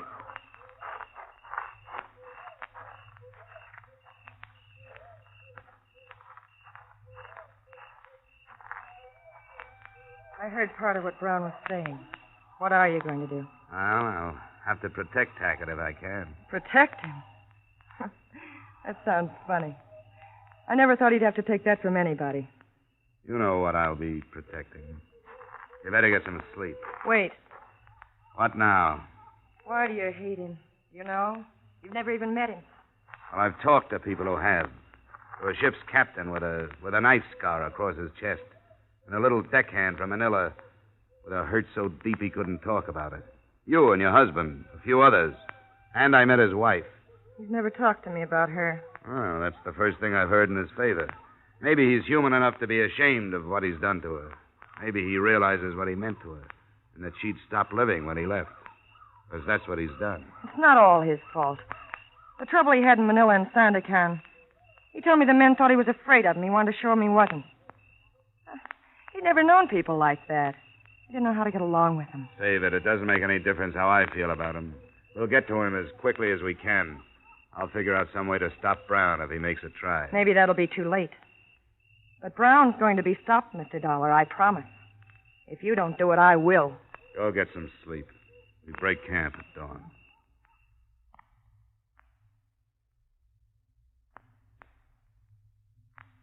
Lying in my hammock, looking up at the solid ceiling of foliage that hid the sky, and with the unaccustomed language of the jungle bothering my ears, I tried to get a fair perspective of the situation. But I couldn't. I couldn't answer any of the questions. I dropped off to sleep realizing that I was more than anxious to meet the amazing Abel Tackett. There was no sign of real danger until the third day, only the painful monotony of slashing at vines with heavy knives, fighting insects, stumbling over half-concealed ankle-high branches, of sweat-filled boots and soggy clothing, and 100 other arguments against Borneo. Mind the plant that looks like a fern here. Got it. It carries a brutal sting. This is the one, Inez. Watch it. I see it. Hold up. Come on. What is it? I wondered about that. What did he say? Head hunting. They found a body on the trail. Coming along? Yeah. Better stay here, Inez. I wondered about that. It's been too quiet. We haven't spotted a Dyak since we started. This section is usually swarming with them.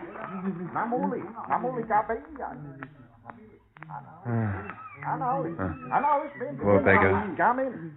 How does that look to you, Dollar? You still think the natives aren't stirred up? No. Oh, it looks like they're stirred up for it. Poor beggar. He can thank your man Tackett for what he got. We don't have to look at him. It's the work of a Punan. You can tell by the clean moon. Their mandows are the sharpest ones in the island. They know we're coming, Inez. Yeah. How do you know that? I know them. They hide the bodies. They don't leave them on trails unless they've got a reason to. Like telling us to stop, huh? That's right.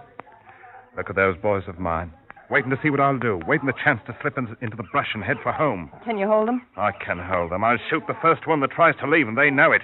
Come on, Battle a house! We'll have to make a camp here. They're great people for Romans. I told them to start looking for good ones. Yeah, and I know them. It'll take the rest of the day and half the night to find enough to move them towards Long Wai again. How do the omens look to you? I can't say yet. The headhunters know we're coming, but they don't know why. If they knew we were coming after Tackett, each in our own fashion, so to speak, I don't think there'd be any trouble from them. Well, they don't know, and there's no way to tell them. You're blaming Tackett for this? I am. You stupid fool. Do you really believe in this idiotic stand you've taken against him? Or is it a convenient answer for some mistake you made with the natives? I can't be quiet. Inez, stop it. Don't you believe it? You're lying. Make her shut up, Donna. I'll shut up after you've answered me. Stop it. We've had enough. We don't need hysteria. Now be quiet, will you? You won't answer me, will you? They've been headhunters from the beginning. So tell me why Tackett is to blame for what you found on the trail. Tell me why. I will, if you'll shut up long enough to hear it. You've been in Borneo too long. I know what the tropics do to men like you. I know the people. For 10 years I've learned to know them. I understand about headhunting. To the Dayak ahead of the strongest magic in the world. Strong enough to bring rain, make things grow. Strong enough to protect the whole kampong from plague or anything else. Like enemies. You should have been born in one of their filthy huts. You think like one. Forget it, Brown. Forget it. She'll find out I'm right. Headhunting was almost stopped until Tackett came here. Then it started again. Because they hate him. Because they're afraid of him. That's why they're collecting heads again, and that's the truth. Blame everything on Abel Tackett. If you can't find another reason for something, blame it on Abel Tackett. Oh, I've had enough. Brown! What the devil's the matter with you? You heard her. I've been in Borneo too long.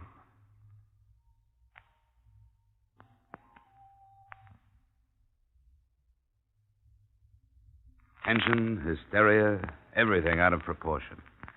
The distorted perspective of the jungle where emotions become sensitive as skin. Inez wanted to love Tackett. George wanted to kill Tackett. I wanted nothing but proof of his existence. Yet all of us were of one mind and one thought. All our efforts were directed toward Tackett. And Borneo was keeping us from him. We started to move again in the next morning. That day and the next were easier, physically at least. The country cleared some, and we started to climb out of the humid jungle into a section where there seemed to be more air. The following day, we stopped before dark, and Brown pulled me into the privacy of a shadow. We'll be there tomorrow. Oh, that close. What then, Brown? I was going to ask you the same thing. I've learned to like you, Dollar. Thanks, but I still can't let you kill him. I'm not so sure you can stop me. How would you get back to the coast without me? I've been asking myself the same thing. I'd be stupid to take the gamble, but I'd have no choice. So that's the way it is. Yeah, that's the way it is. All right. I can smell rain. It'll be here before morning.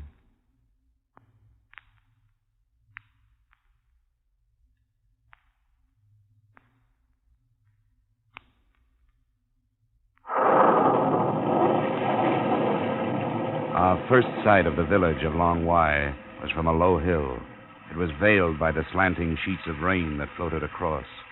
A welter of huts, two larger buildings for gatherings, but not a sign of life. Abel Tackett's hut was barely visible, a mile or so down the shallow valley. We started down toward it.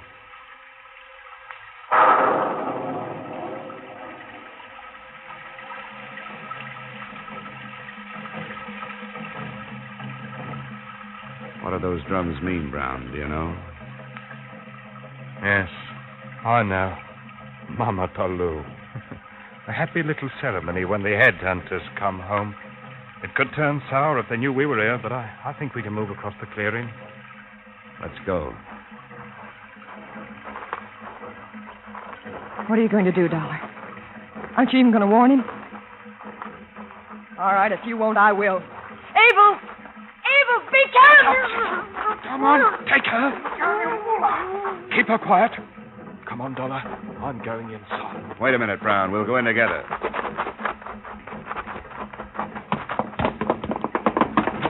Tackett.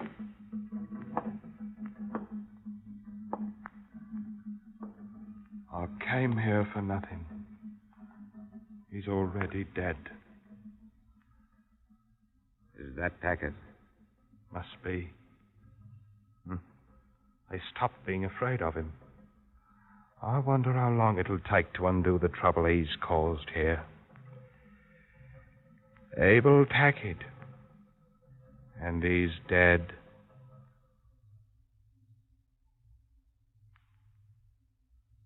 There was the body of a man lying on the floor, dirty duck shorts and jacket, but no papers. I couldn't positively identify him as Abel Tackett. The natives who had killed him were headhunters.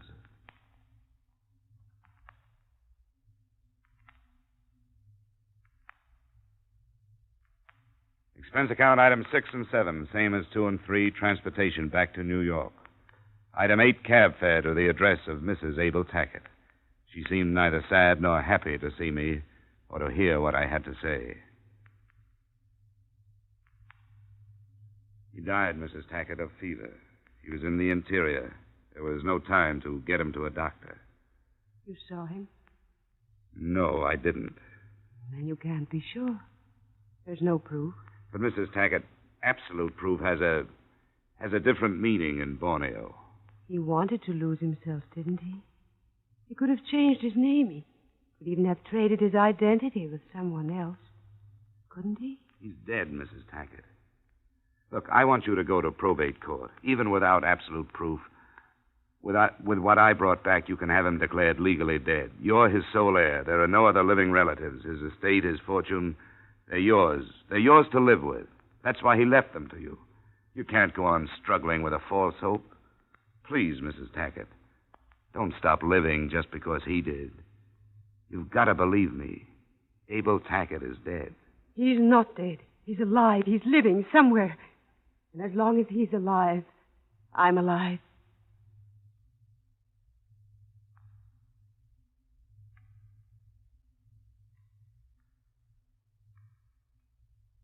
There was nothing to do. I left her in the old house with her records and her dark walls and her old letters. I left a young woman dying there, and there was nothing I could do. I walked out into the clean, fresh air and went home. Expense account total, $4,075.80. And for what? The only constructive thing I can make out of it is that it made me an expert on pure, unadulterated frustration. Yours truly, Johnny Dollar.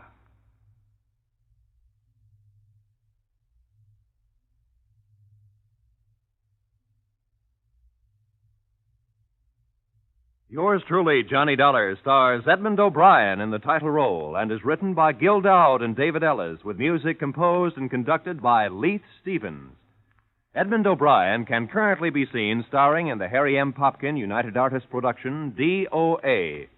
Featured in our cast were Maria Palmer, Tudor Owen, Raul Chavez, Ben Wright, Chris Kraft, and Dan O'Herlihy.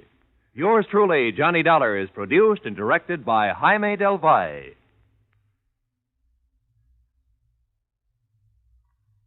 Join us next week at this time when, from Hollywood, Edmond O'Brien returns in another transcribed adventure of... Yours truly, Johnny Dollar.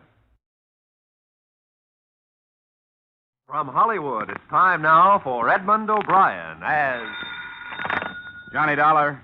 Jack Barton, Johnny. Take this down. Policy number 245-7809. Got that? Yeah, got it. Los Angeles, California. Amount, $1,150,000 straight life. Beneficiary, Mrs. Mabel Trandom. Insurer, her husband, Mr. Harold Trandom. Right, it's all down. Now, what's the problem? Officially, there's none. As you know, the company can't take any preventive action. But we certainly aren't very happy to learn that there has been an attempt on Mr. Trandam's life.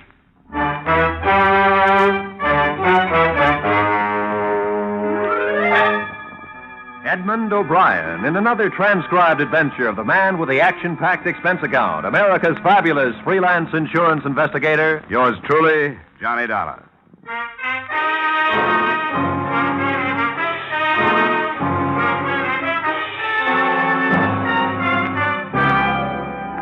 Expense account submitted by Special Investigator Johnny Dollar to Home Office, Clayson Mutual Assurance Company, Hartford, Connecticut. Attention, Jack Barton. The following is an accounting, unofficial but very payable, of my expenditures during investigation, also unofficial, of the Harold Trandam matter.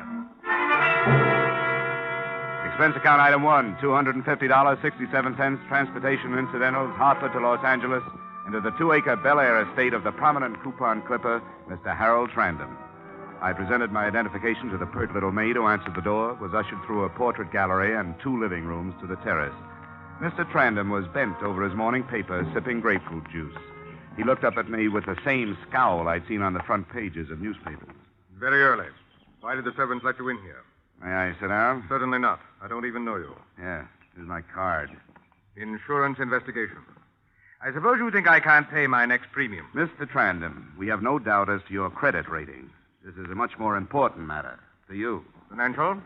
In a way. Now, what is this important matter? Your life. I understand there's been an attempt on it. That's my own affair. Strictly my own affair. I made adequate provisions. If your company is worried about my life, I'm very touched. But I assure you... Don't misunderstand, Mr. Trandam. I'm only interested in your welfare unofficially. The company takes no preventive action of any sort. However, as a friend of Jack Barton, who's head of the Hartford office of Clayson Mutual, I'm here to try to see that no further attempts occur. Unofficially or officially, I'm well taken care of, thank you. Oh, that's that then. Sorry. Must have been a long trip from Hartford. Yes, it was. I should offer you a drink, I suppose. Well, it's a little early for anything hotter than orange juice for me. My doctor makes me drink this lot. Grapefruit juice. Go there. Lila!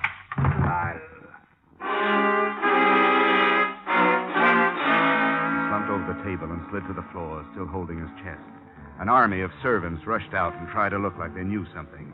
I was obviously the major suspect, and they vied with each other in their attempts to blame me. But nobody bothered to call 1 a hospital and 2 a policeman. Finally, one big guy, obviously a bodyguard, scooted everybody but me off the terrace and sat me down. He's dead. You didn't do it, did you? No. I didn't think so. But if I go back to the boss and tell him Trandam was knocked off right in front of my eyes, I'll get the axe, you know what I mean? Yeah, I know what you mean. No, I'm prepared to exchange information with you. Well, that's mighty generous. I'll see you later. No. Please, wait. Don't go. Law. Didn't you see nothing at all? Nothing I can go back and say, Mr. Halmer, I had my eyes open? Well, if it means your job. Yeah, it does. Believe me, it does. I saw a wisp of blue smoke over there, that clump of bushes across the lawn. And a man, he run away. No man. Just smoke. The shadow of a man. Just smoke. The gleam of the gun. A thin wisp of blue smoke. This is all? Look, you can make up the rest as you go along. Now, if you'll excuse me, I got a phone call to make. I think the police ought to know about this.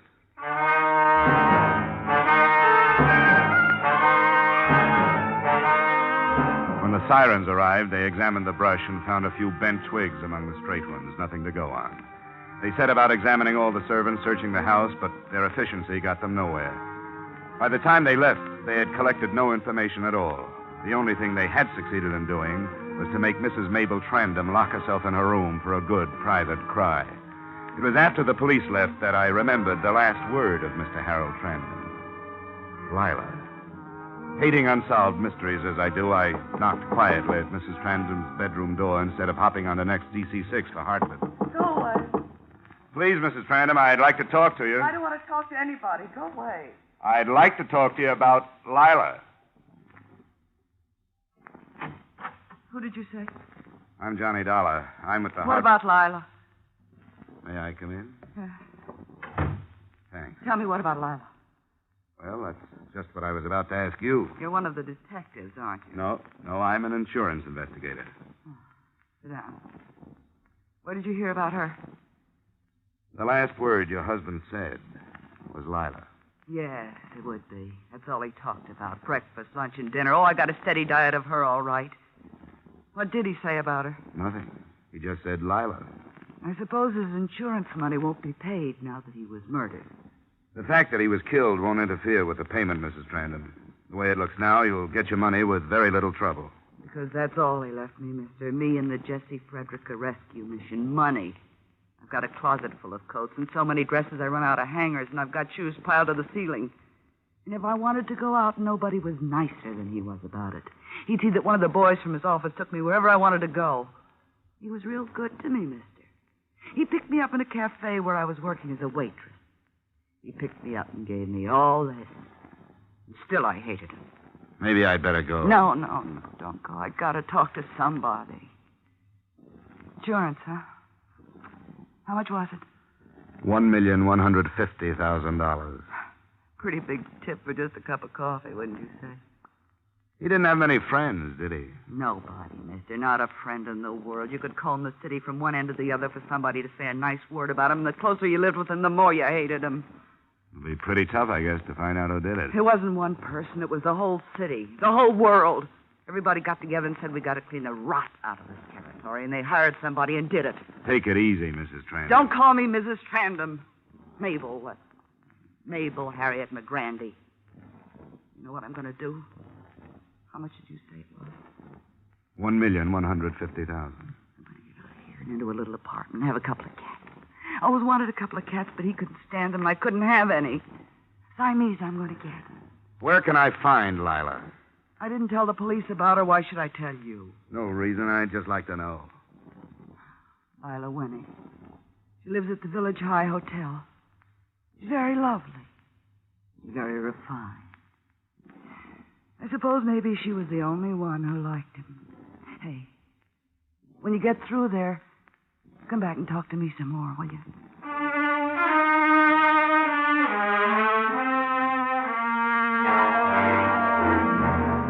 Expense account item 2, taxi fare to the Village High Hotel in North Hollywood. 4 tanned kids dashed in and out of a sprinkler's path. I walked to the last apartment to the right and knocked. I knocked again. I knocked a third time and tried the door. It was locked. I looked in the window. Through the lace curtains, I could see the body of a girl. Her head lolled crazily to one side, and there was a small red dot on her temple. The police investigated. The bullet hole was the quick work of a .38. There were letters in the bureau drawer, letters to Harold Trandon. The sergeant who found them grabbed the nearest chair, propped his feet up on a stool, and settled down for a long day's reading. Hey, listen to this. How I die to have you put your arms around me again. Darling, you must know how much I miss you. You must know how much I love you. And then she takes it from there. All right, Sergeant. You've had your kicks for today. Dolly, you seem to be just about everywhere these days. Mabel Trandon gave me her address. Did she tell you anything? I gathered that Lila was the other woman in this mess. Only one left out of the 3. I think maybe we'd better pick Mabel up. She didn't have time to do it, Lieutenant. I was with her right up to 20 minutes ago. Would you swear to that in the courtroom? Yeah, I'd have to. In that case, let's look around. Thorough search, Sergeant. Room by room. Somebody hasn't heard. I'll get it. Hello? No, she isn't right now. Who's calling, please? I see. No, I don't think she will. I'll tell her. Yeah, goodbye.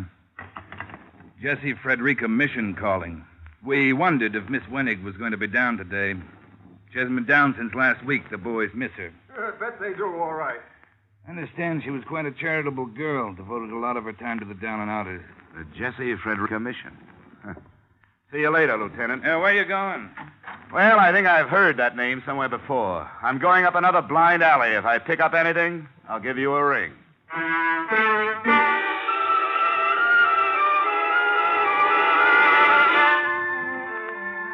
Expense account item 3, $4.90. Transportation Bel Air to the Jessie Frederica Rescue Mission on Main Street. Now that the mystery was doubled, I thought it wise to follow up every enterprise the two late lovers had in common.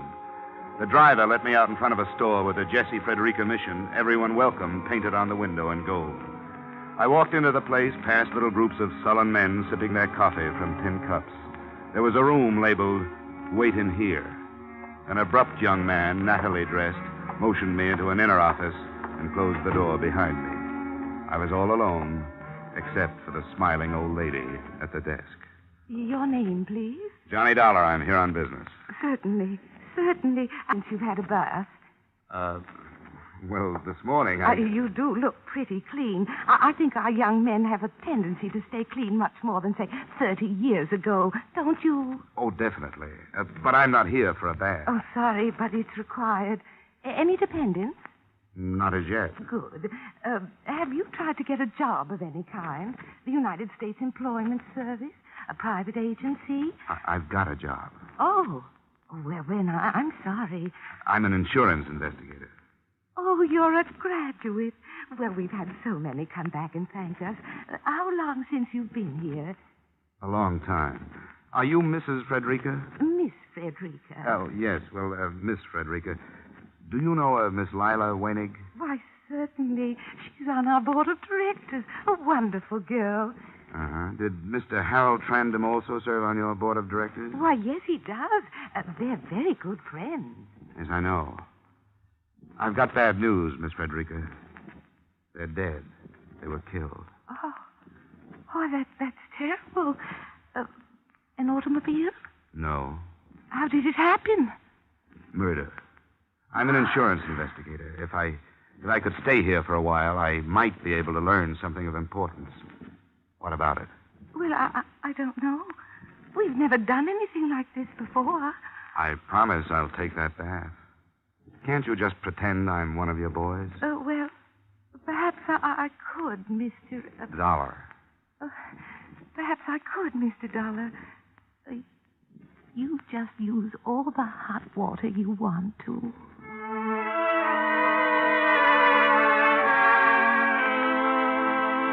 I found myself in the midst of a lot of confused men. Men made even more helpless by belief in their own failure. I hung around the rest of the day listening to their stories.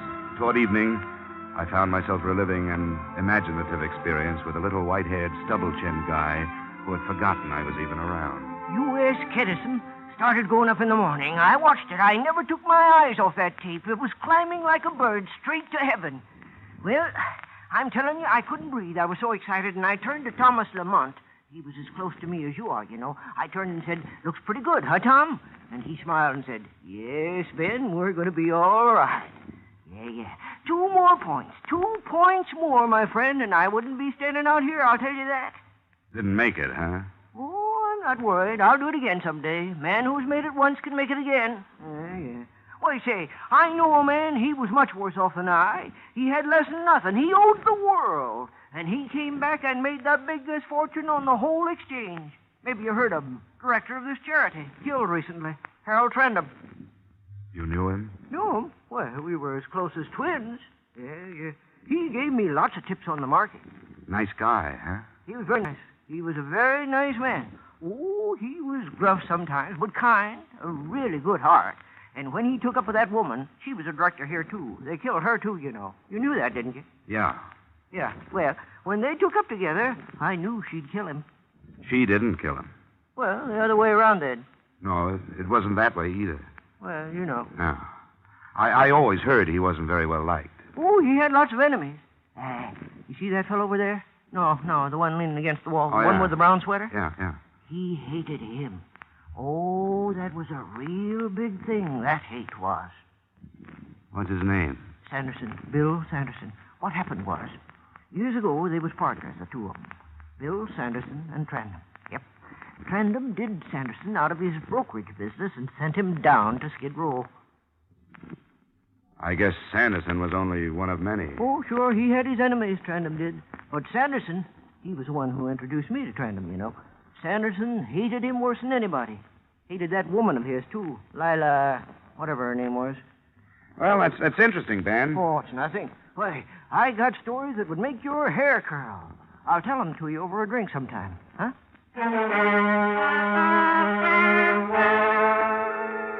I had noticed Sanderson watching me out of the corner of his eye. He was a big man of indeterminate age, rolling a toothpick around in his mouth. I walked to the cafe down the street, had a bite to eat, and came back to the mission. A crowd was gathered in one corner, talking excitedly. I moved through to the front row and looked down. There was little Ben, lying dead on the floor. I moved back through the crowd and right into Bill Sanderson. Dollar, maybe you better come along with me. The sliver of shining metal in his hand convinced me to come along with him. There didn't seem to be a great deal of choice. He stopped me in front of a door 3 buildings down, opened it, shoved me in, and closed it again. Inside, it was not quite pitch black. I'm glad to meet you, Dollar. Any friend at Plandum's is a friend of mine.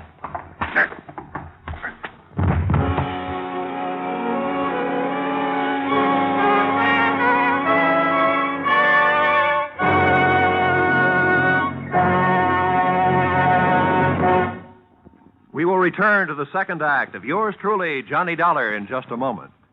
The radio audience has the chance to be a part of a quiz show. They can enjoy laughing along with the nation's top comedians, too. But Dr. Christian is the only dramatic show on the air which is actually written by the radio audience. Each Wednesday evening, over many of these same CBS stations, you hear Gene Hersholt as kindly, gentle Dr. Christian tell a story which has been sent in by a CBS listener. Here's your chance not only to enjoy a radio show, but be an actual part of that program by writing it yourself. Be listening each Wednesday evening when CBS presents Dr. Christian. And now, with our star, Edmond O'Brien, we return to the second act of yours truly, Johnny Dollar.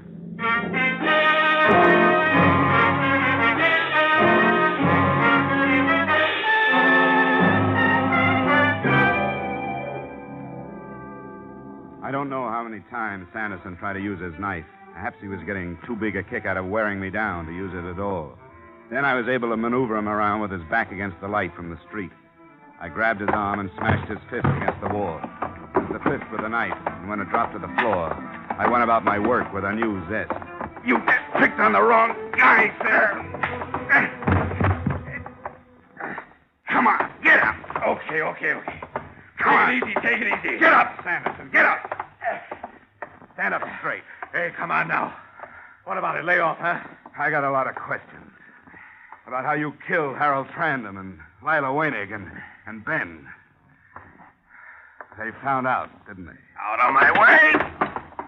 He pushed me aside and went out the door, melting into the population of Main Street. For me, the mystery was over and the manhunt had begun. Got away, huh? Yeah. He played possum and I fell for it. Yeah, we got all the cars on the lookout. Too late to stake out the neighborhood. We'll get him. You can go on home. No, I'll stick around just for laughs. I've got kind of a personal interest in this case. So I see. It didn't do your face much good. I think I'll drop over to the widow's house. Oh, Mrs. Trandom? Yeah, she asked me to drop back to keep her company. With Sanderson on the loose, she may need more company than she thinks.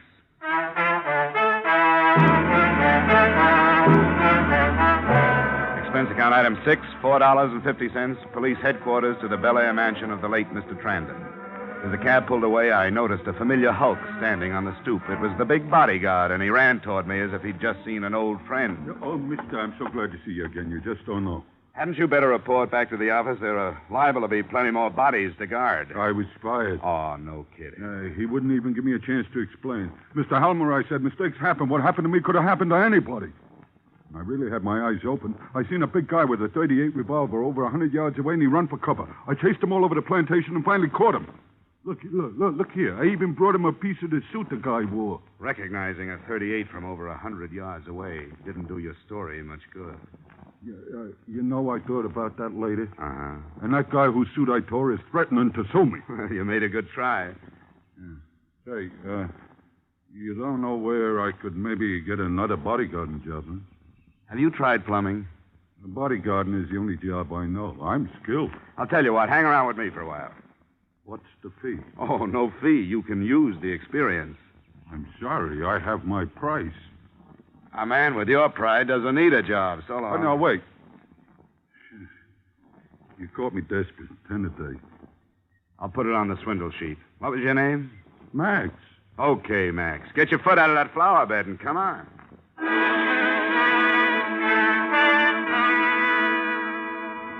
My earnest protector and I went up the grand staircase led by a butler, Max keeping a good 6 paces behind me like an Arabian bride. The butler went through a door, leaving us to wait in the hall. When he came out, he whispered to me to wait. He went downstairs. I opened the door, leaving Max on the outside, and walked in. Mrs. Harold Trandom, who preferred to be called Mabel, was fingering the ears of a white cat on her lap. Isn't he beautiful? He's lovely. I want to ask you about a guy I ran into a few hours ago. Do you happen to know Bill Sanderson? Bill Sanderson? No, I don't. Blonde or dark? You know, you aren't the lonely little girl I remember talking to this morning. What makes you so happy? I'm going away. Where? Somewhere. How much did you say that policy was for? A lot of money. You can mail it to me. You going alone? All alone. Pretty girl like you alone all this time? Hard to believe. Oh, it'll be different now. You'll see. I've got my next guy all picked out. In my mind, I mean. He'll marry me for my looks and my money, but mostly for my money. Then I can be boss for a change. You wouldn't mind if I took a small look around the room, would you? Keep your hands off things that don't concern you. I know all about search warrants. I'll bet you do. But keeping letters like this on your dressing table isn't playing it too smart. You keep your hands off my personal mail. Signed by Bill Sanderson. You shouldn't leave things like this around. I don't know what you're talking about. Mabel, I should have known that a girl with your looks wouldn't just sit around with her crocheting while her husband gallivants about town. You better get packed. Those tickets on the table are for the 6 o'clock plane. It's 4:30 right now. Don't worry, Mr. Dollar. I'll make the plane. You keep everything handy, Mabel. Point that the other way, would you mind? We'll make that plane. Bill has wonderful plans. There's Rio and Argentina and all those South American countries. Nobody's going to stop us now. So you paid Bill I paid Bill nothing. He killed Harold because he loved me. Should have married him in the first place, but he didn't have the money, and that was important to me then. I met him too late. I met him after Harold had torn every penny and every bit of self-respect out of him. He's killed a few more since you last saw him. It's been one after the other. I don't suppose you've heard about Lila Wenig and poor little Ben down at the mission. You're a liar. It'll be in this evening's papers. Or better yet, you call the police department. You're going off with a mad dog. He's tasted blood and he doesn't know when to quit. You've got over $1 million. Take my advice, Mabel. Find yourself another guy. Get out of my way. You're an accomplice to 1 murder. Don't try for 3. Get out of my way! I always bow to firearms. This is the room with the outside lock. Goodbye, Mr. Dollar. Max! Max! Hey, boss, what happened? Where were you? Oh, I was catching a few winks. Tired, I thought I'd die. That's being on the job, Max. You're fired. Why? What'd I do? A young lady and a killer are about to embark for South America, and you ask what you did. Here's your 10 spot. Try the want ads. I ran down the stairs, brushed aside the butler, and opened the front door just in time to see Mabel's car pull out of the garage and grind over the gravel to the gate. Through the rear window, I saw her suitcases piled high in the back seat. I rushed back into the house and grabbed the phone.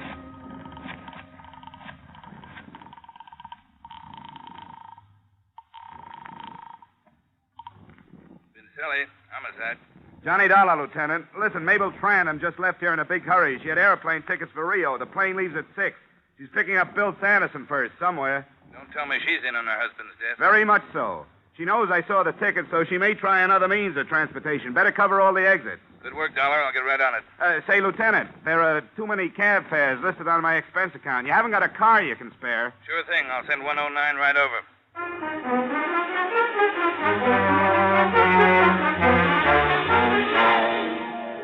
He sent 109 right over. We got to International Airport in time to check the passenger list. Sure enough, there was a name, Mabel Trandom. We waited till departure time, and I felt a little like Drew Pearson must when his predictions come true. She didn't show, Dollar. I better check with headquarters to see if she's been reported at the railway stations or the bus depots. Smartest thing she could do now would be to pick up Sanderson and head for the border by auto. I've already sent out a roadblock notice. Well, your job is done, Dollar. Why risk your neck? This is one I don't want to just read about. And then there's the matter of $1 million policy. Before we're through, we might have to dig up the second beneficiary.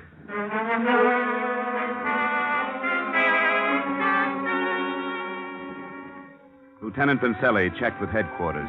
They had not shown at any departure points.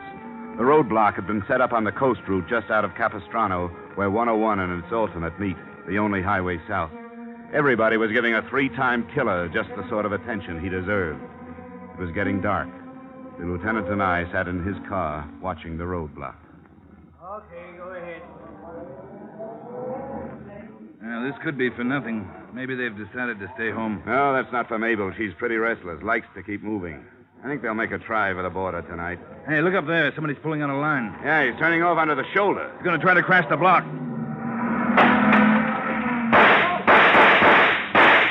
Okay, let's go.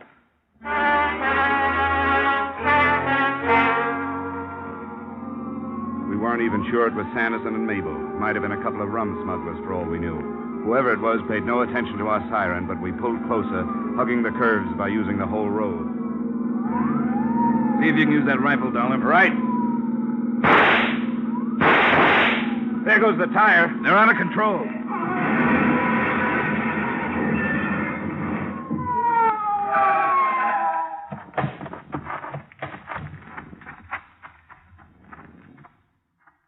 Yeah, is that the car? Yeah, that's it. Let's try to get this door open. No use, Lieutenant. Look inside. Yeah. Yeah, I better get on the radio.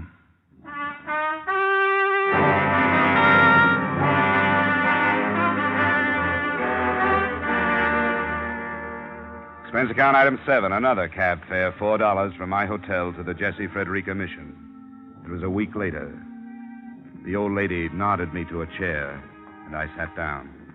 Well, Mr. Dollar, it's good to see you again. Won't you sit here? I think this seat will be more comfortable. Thank you. I've just come to say goodbye, Miss Frederica. I wish you all the luck in the world, and I've got something for you. A contribution? I think you'd better sit down first. Miss Frederica, I wish I could have the pleasure of giving checks like these to people like you more often. And don't try to count the zeros. 1,150,000. Oh, Mr. Dollar. It's from a guy named Harold Trandom. It's his way of giving back about 5% of what he should never have taken. I can't believe it. How did it happen? He named the Jesse Frederica Rescue Mission as a second beneficiary, and the first beneficiary is dead. Please excuse me, Mr. Dollar. I think I'm going to cry.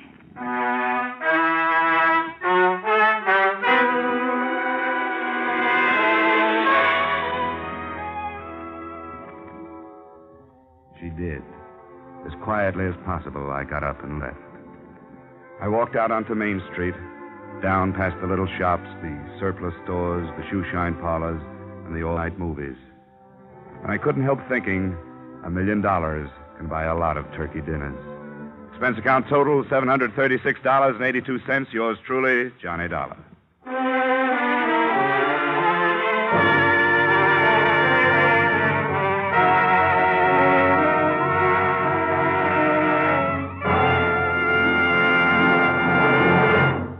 Yours truly, Johnny Dollar, stars Edmond O'Brien in the title role and is written by Gil Dowd and David Ellis with music composed and conducted by Leith Stevens. Edmond O'Brien can soon be seen starring in the Columbia Pictures production, The Los Angeles Story. Featured in tonight's cast were James Eagles, Ted Osborne, Ed Max, Gloria Blondell, Raymond Burr, Ida Reese-Marin, and Junius Matthews. Yours truly, Johnny Dollar, is produced and directed by Jaime Del Valle.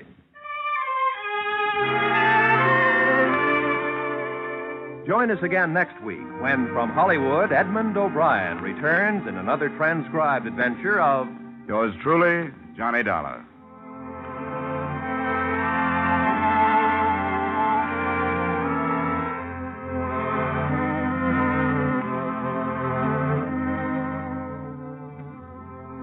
This is CBS, where Wednesday night is Bing Crosby night.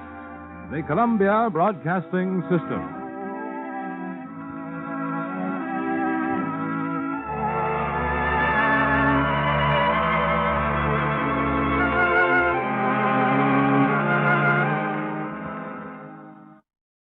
From Hollywood, it's time now for Edmond O'Brien as... Johnny Dollar. My name is Edward Hawley. I represent the East Coast Underwriters Association of America. Yes? It has been brought to my attention that you are a special investigator, available on a contract basis. That's right. But as a matter of fact, we carry a policy on a Sidney Rykoff, a pugilist, I believe. We We have received notification of a very unusual nature. Uh-huh. Why don't you get it off your chest, Mr. Hawley? Off my chest? Oh, yes, of course. We have just received a ransom note. Mr. Rykoff has been kidnapped. Edmond O'Brien in another transcribed adventure of the man with the action-packed expense account, America's fabulous freelance insurance investigator. Yours truly, Johnny Dollar. Expense account submitted by Special Investigator Johnny Dollar to East Coast Underwriters Association, Hartford, Connecticut. Attention, Edward Hawley. The following is an accounting of my expenditures during investigation of the Sidney Rykoff matter. Expense account item 1, $1.50 cab fare to your office. Now, I'm not in the habit of beating about the bush, Mr. Dollar, but the situation from which we must extricate ourselves is, well, delicate enough to warrant your extreme caution. Sidney Rykoff will be dead in 7 hours. You want to pay off the ransom note, is that it? Now, you understand that this requires the utmost secrecy, because few people realize the necessity of insurance companies, such as ours, being forced to negotiate with unscrupulous persons. Here's the note. It was mailed yesterday in Kansas City. Have the police seen this? Certainly not. I'm afraid you don't understand at all, Mr. Dollar. Now, you see... Yeah, I see. $25,000 is against $100,000 for you boys. No questions asked, right? Right. It was what anyone would expect a ransom note to look like, made up of print taken from newspapers and magazines and pasted on a plain sheet of yellow paper. It read, "We have Sidney Rykoff. If you want him alive, bring $25,000 to the Anthony Millstone Mausoleum, Johnson Park Cemetery, Kansas City, Missouri, at exactly midnight, May 13. If you call the police, forget the money, Rykoff will be dead." Now, naturally, $25,000 is a lot of money. If there's a possibility of saving it, we wish you do a little investigating first. Now, look, Mr. Hawley, it's 5 o'clock in Kansas City now. As you said yourself, he'll be dead in 7 hours. It'll take me at least 5 hours to get there. We'd better pay off first and investigate later. You've marked the money, haven't you? Certainly. Here's the list. And here's the $25,000. The matter's in your hands. Expense account item 2, $453 in advance for charter plane. As we hit the Ohio River, the sky started to blacken ahead of us. Looks pretty rough out west. What's weather say? Nothing later than St. Louis. Storm front to 16,000. I think we ought to set down. We can't. If I'm not in Kansas City by midnight, somebody will be dead. You a doctor? Yeah, in a way. But this is one sickness that can only be cured with money. Look, mister, I'm going to lay it on the line. I'm no hero. I got a wife and a couple of kids back east. My contract says I'll get you to KC if I can. But that front ahead there isn't kid stuff. It'll bounce this kite around like a balloon. Well, I can't tell you to do it. It's up to you. But if we set down now, we'll find a dead man in the morning. Okay, mister. I'll do the best I can. Fasten up. This plane is too underpowered to climb above it. We'll try to go right through. Hope the wings stay on.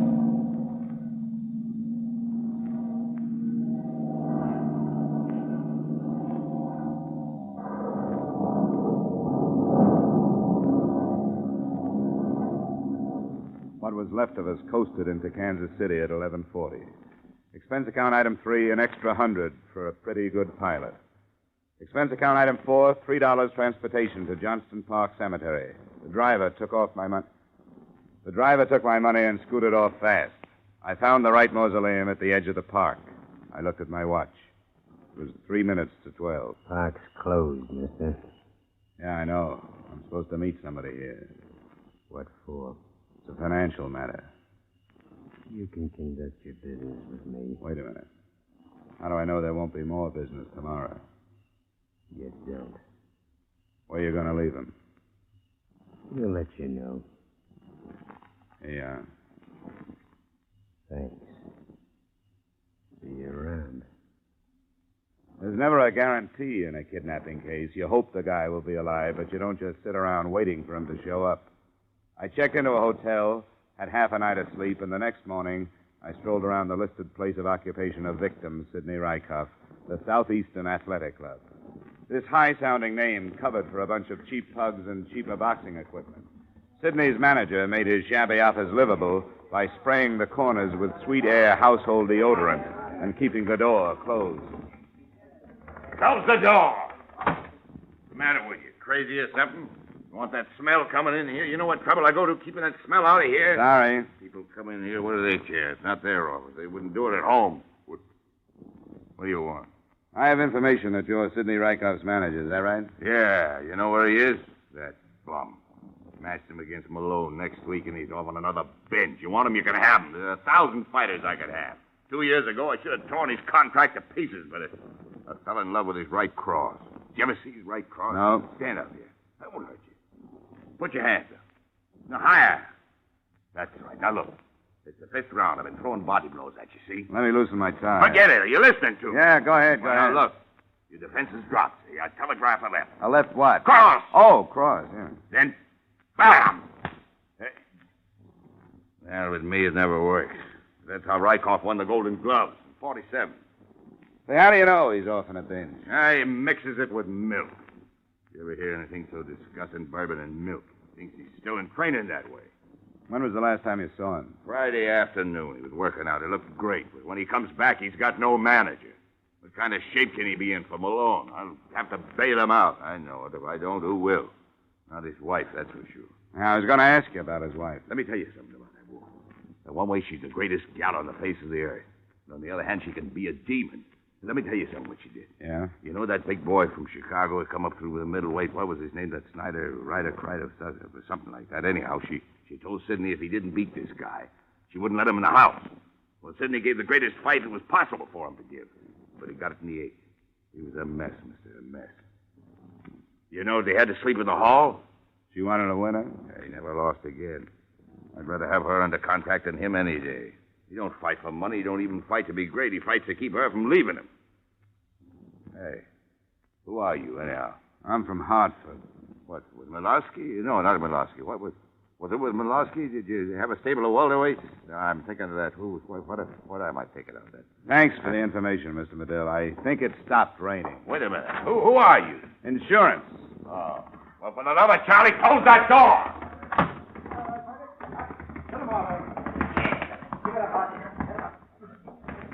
Say, I hear you're nosing around about Sidney Rykoff. I've been losing a lot of money on him.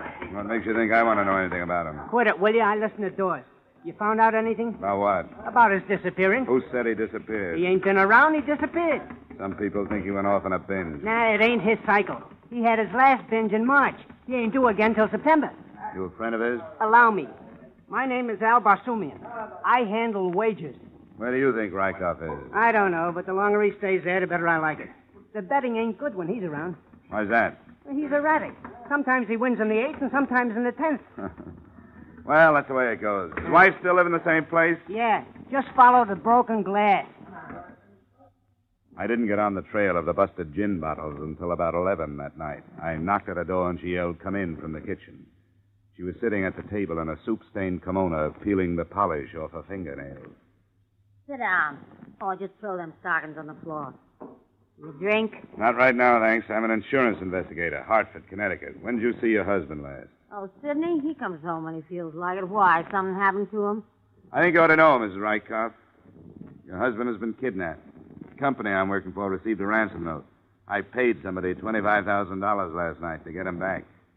$25,000? For Sidney? Gary Medill, his manager, took out a $100,000 insurance policy on him. Would you throw me that bottle? Who'd know about that policy? $25,000 for Sidney. The papers know about this yet? Hey, I gotta get fixed up for the reporters. I look like a perfect slob. Nobody knows about it but you and the insurance company. Now, how about giving me some answers? Why, so I can get him back? What do I want to get him around here for? Who'd know about that policy, Mrs. Rykoff? Besides Medill, I don't know, but he's Gabby. Who did you pay that $25,000 to? Well, the man that gave it to me didn't give me his name. Wait a minute. If that bum walked out on me, if he picked up $25,000 by kidnapping himself, well, he can stay out. He's not getting back in. What did he look like, who you paid it to? It was dark. Couldn't see much but his size. About up to here. Oh, then it wasn't Sidney. He's a light-heavy, 5'11". Could have been a friend. Any idea who? No, and if I had, I'd tell you. Ah, he can't get away with this. What makes you think he'd try? Because he got no guts anymore. Wants to quit fighting. When he does that, he quits having me. And he knows it. I'm not the type for any milk stop. Hey, you sure you don't want a drink? No, thanks. Why not? Mrs. Rykoff. Who's that? It's me, honey. Who's he? That your husband? No, it's another stumblebum, Mickey Snell. Hey, who's this guy? Never mind who's this. You lost your fight. Oh, Joe, honey, what's a I heard it on the radio, a lousy four-rounder, you stupid clown. Get out of Oh, here. now, don't be that way, Joe. It was a bad match. I'll win the next one for you. Then you can come back. But you lost tonight. Get out of here! Hey, Joe! Get out of here! Go on, you two-bit mug! She backed him into the living room and reached up towards the mantel as she passed it. She finally found something heavy enough. A 2-foot wrought iron candlestick.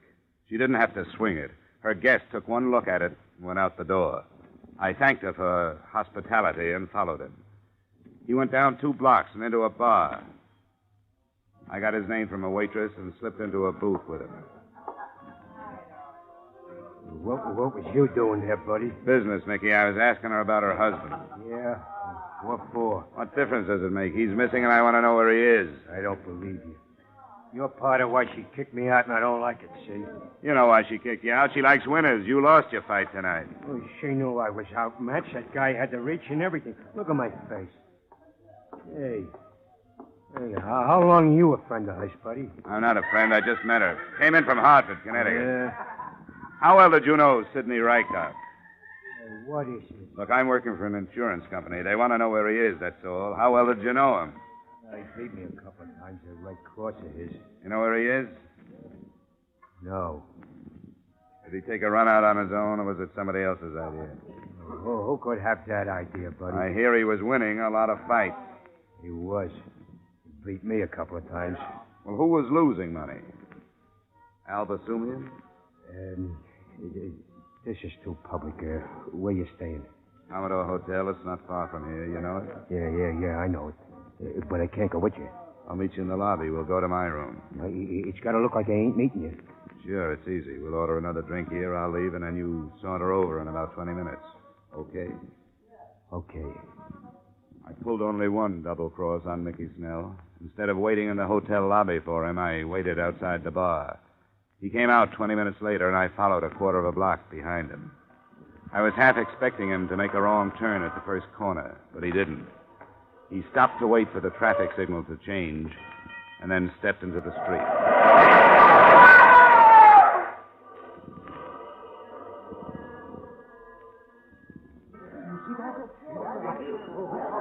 And you say you saw it happen, Mr. Dollar? That's right, Lieutenant. I saw it happen. It was deliberate hit and run. You get the license number? No, only the first 3 numbers. M176. Uh-huh. Now, any other witnesses? Well, I don't know. There were a lot of people around. Well, that doesn't necessarily mean witnesses. Say, what'd you find in his wallet? Identification. Mickey Snell. He was a fighter. He must have won tonight. He was loaded. Can I see one of those bills? Yeah, Dollar, but watch it. I have to keep a record. Thanks. It was a $50 bill the lieutenant handed me. In the corner was a number I'd memorized on the plane trip out. The bill on Mickey Snell's body was part of the ransom money I'd paid for the victim I hadn't gotten back. We will return to the second act of yours truly, Johnny Dollar, in just a moment. Circle Wednesday night. That's the night George Burns and Gracie Allen drop by to visit with you over most of your CBS stations.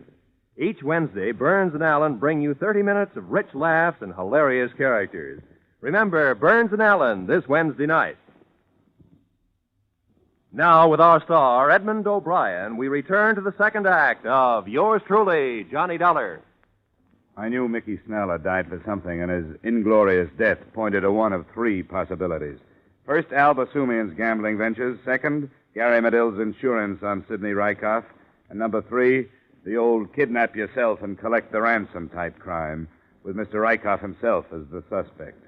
To me, the latter loomed as the most probable. I told the police as little as I could, still operating on the assumption that Sidney would be dead if I spilled what I knew. At 2:00 a.m., I went back to my hotel for another half-night's sleep. The next morning, I made up my mind to visit Mrs. Rykoff again.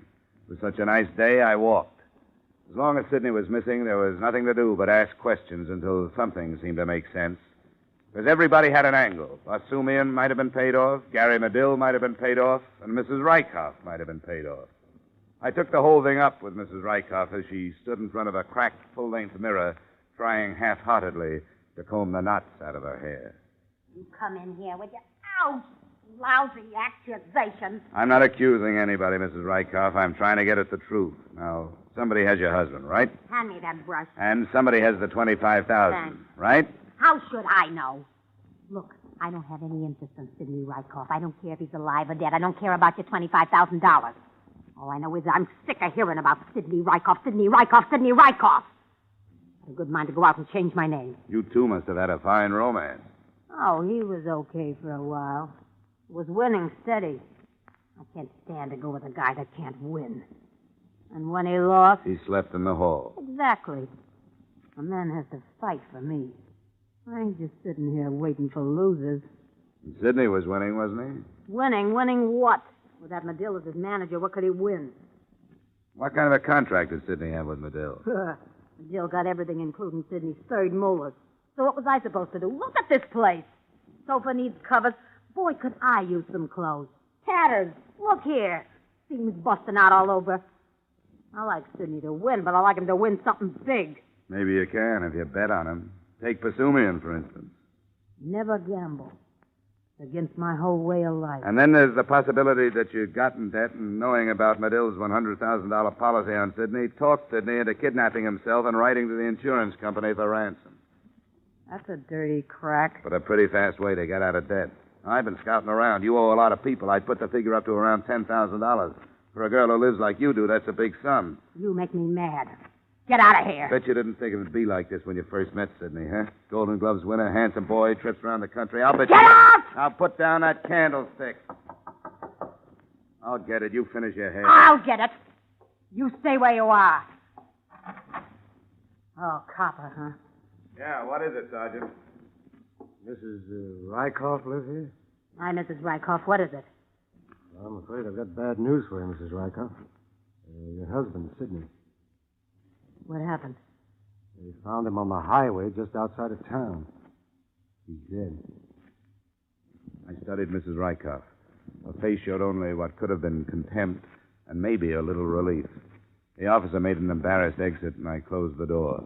Mrs. Rykoff walked to the window. I followed her. We didn't say anything for a long while, and then she turned to me. What do you expect me to do? Cry? Not if you don't feel like it. I feel like I felt when they paroled me. I didn't know you did time. Twice. For what? Burglary and a couple other things. What are you going to do now? I don't know, something. Go away, I guess. You know, he wasn't such a bad guy when you got to know him. He tried hard. I used to sit in the front row, and when they knocked him down, I'd stand up and yell at him and call him every name in the book until I saw how mad he got, and he'd get up and win. Funny guy. I never could figure if he won because he loved me or if he won because he couldn't stand me. Hey, have a drink with me, will you? I'd appreciate it. Sure. Expense account item 5, $250, transportation. After toasting the remains of Sidney Rykoff in gin, I went down to the morgue and took a look at what was left of the Golden Gloves champ. His head had been bashed in with what the attendant described as a heavy instrument. The heavy instrument hadn't been found. They covered him up, and I went back to the hotel. It was still possible that Sidney had abducted himself, collected the money, then been killed for it by whoever he hired for the job. But then everything was possible. The more things happened, the more things were left in the dark. My head was spinning with Rykoffs and Medills and Basumians, and the taste of that raw gin wouldn't go away. I slept through the day, got up and ate dinner, and went to sleep again. It was a good thing I did, because the next morning, the phone rang early. Hello? Mr. Dollar? Yeah? This is Al. Al, give me a sec. Oh, yeah, Al. Yeah, Basumian. You better get down here to my place. Yeah, why? Don't be ridiculous. I can't tell you over the phone. 1050 Clay Street in 10 minutes, huh? Yeah, as soon as possible. Well, hurry. Yeah.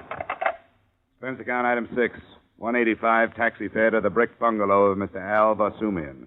I was surprised to find a man of such uncertain profession housed so well.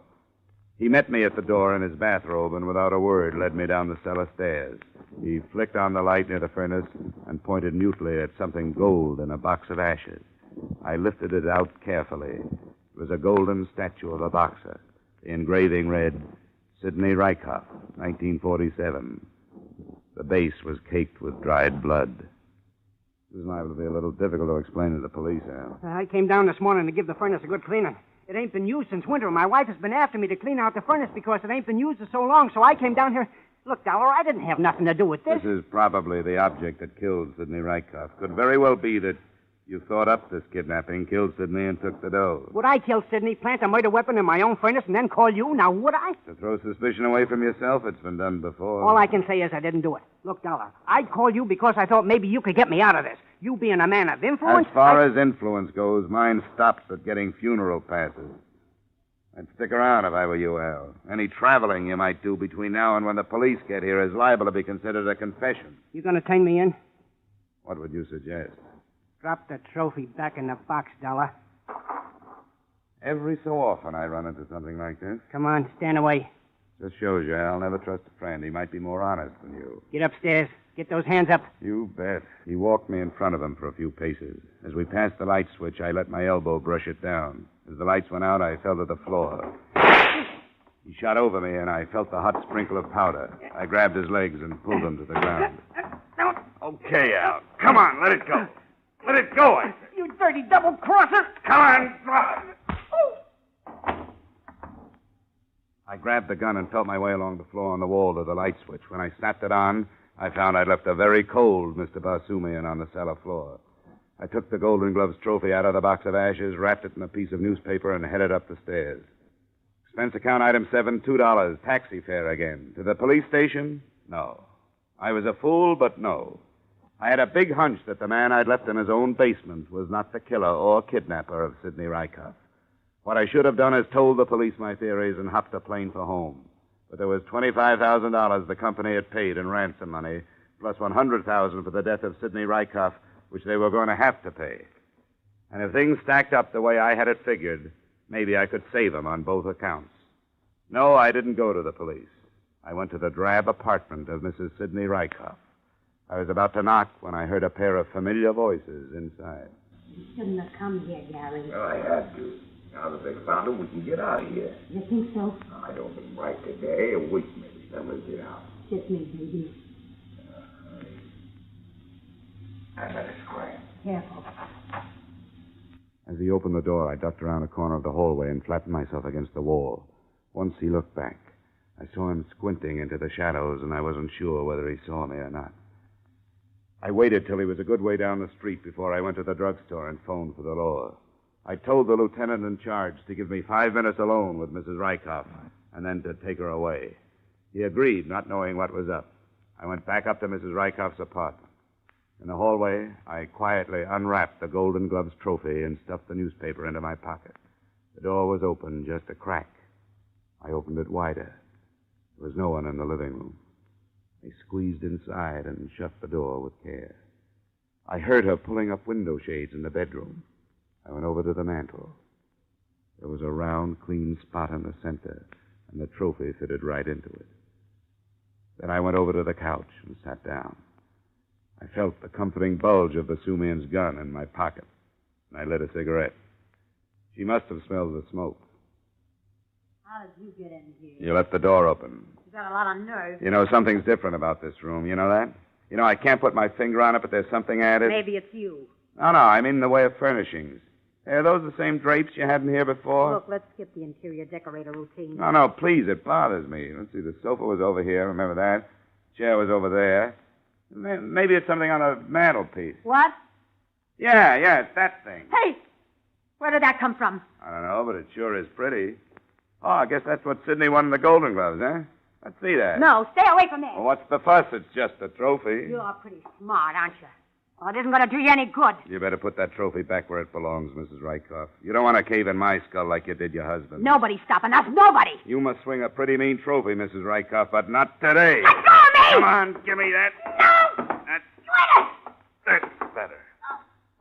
You better stand over there near the door. Go on. This thing's loaded. Get him, Gary!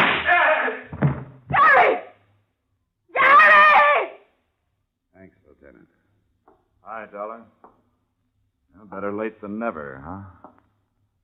It all tied up nice. Al Basumian's gambling racket was looked into and cracked wide open. Mrs. Rykoff's confession read something like this. I killed him a week ago. I got mad at him.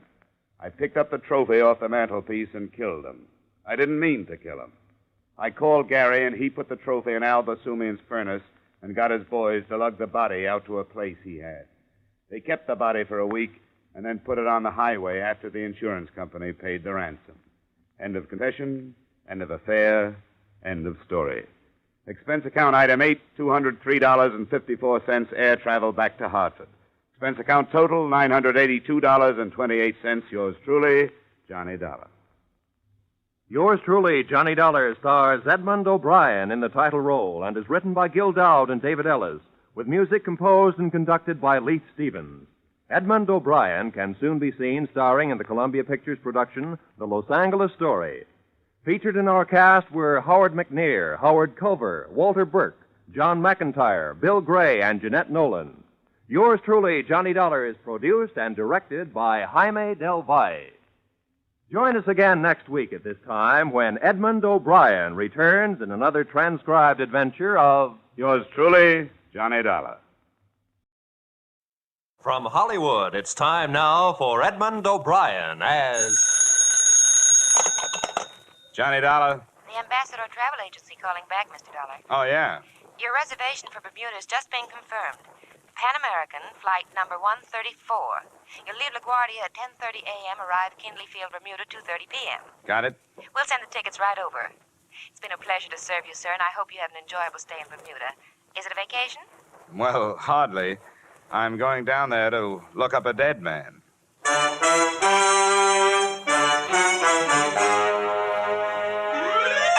Edmond O'Brien in another transcribed adventure of the man with the action-packed expense account.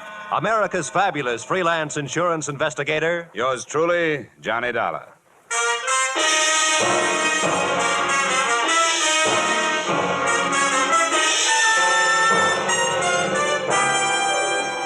Expense account submitted by Special Investigator Johnny Dollar to Tri-State Life Insurance Company. Attention, Leland Scarf, Chief Adjuster. The following is an accounting of my expenditures during investigation of the Earl Chadwick matter. Expense account item 1, $1.80, cab fare to your Hartford office. The man has been seen alive, Dollar. I never was satisfied that he was dead. His boat, a small cruiser, was found wrecked, you know, but never a body. How long ago was that? A little over 4 years ago, 1945. He was declared dead in 1947 in appellate court, and we were forced to meet the claim of his widow, or his wife and accomplice, as it might seem now.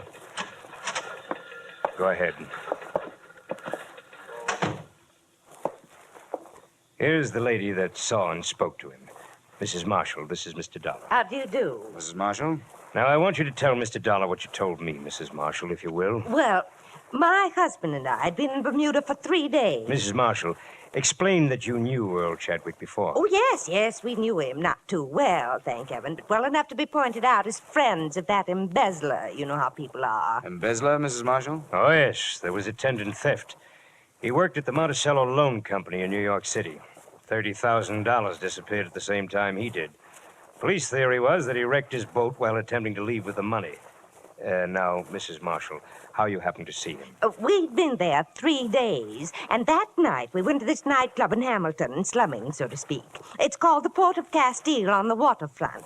It had been a number of years, mind you, and Chadwick was much thinner, but I recognized him. He was seated with some sailors, and I said, Jerome, doesn't that look like Earl Chadwick? And then you spoke to him. What else could I do? I was dying of curiosity. When he got up to leave, I met him and said, Aren't you Earl Chadwick? He denied it, of course, but being that close, I'm positive that it was. What did he say? Did he give you a name? No, but I found out. I felt I was quite within my rights in asking a few questions. The name he's using is George Brewster. Well, Dollar? What about Chadwick's wife? What happened to her? She remarried one of his business associates, Harold Anderson. Yeah. I had the girls draw up a complete record on the case. Photographs, police reports, everything you'll need. The wife's address is there in Queens, I think. All right, Mr. Scarf. I'll do what I can.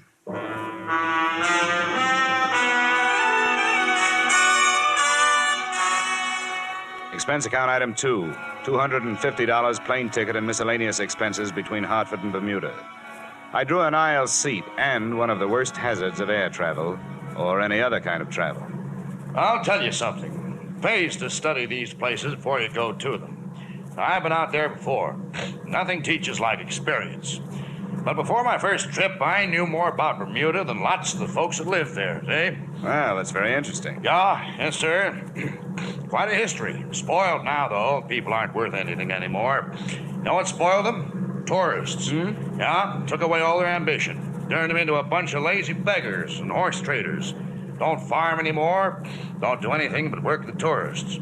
Now, I don't want to be a wet blanket, you understand? Oh, yeah. But keep an eye on your wallet. They'll strip you if you give them a chance. My business is farm tools. What's yours?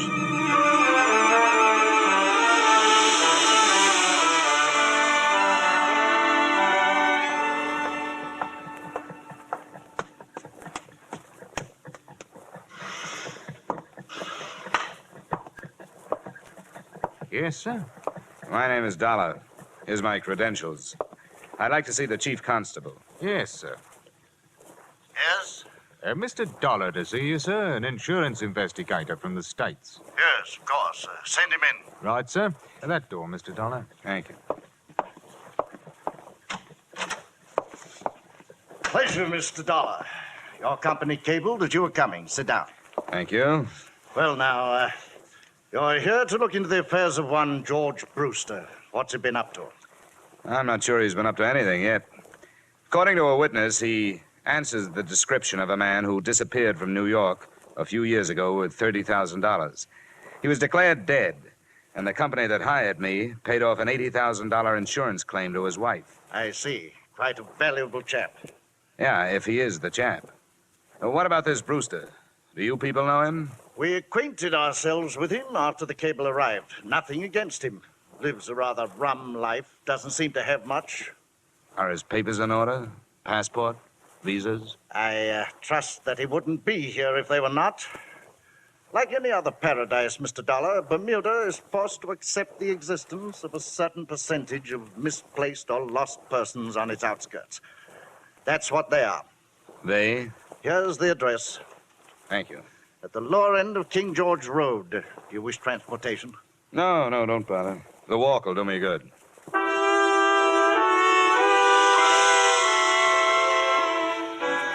I decided against the King George Road address. Instead, I returned to my hotel, memorized the photographs of Earl Chadwick, subtracting a little weight from the somewhat flabby face. And that night, I found myself a table near the door at the port of Castile. I sat there nursing a minimum of foul drinks. It was 10 o'clock before he came in and found standing space at the bar. George Brewster? Or Earl Chadwick? What's the matter with you? What is this? I'm curious, too. How about coming over to my table? All right.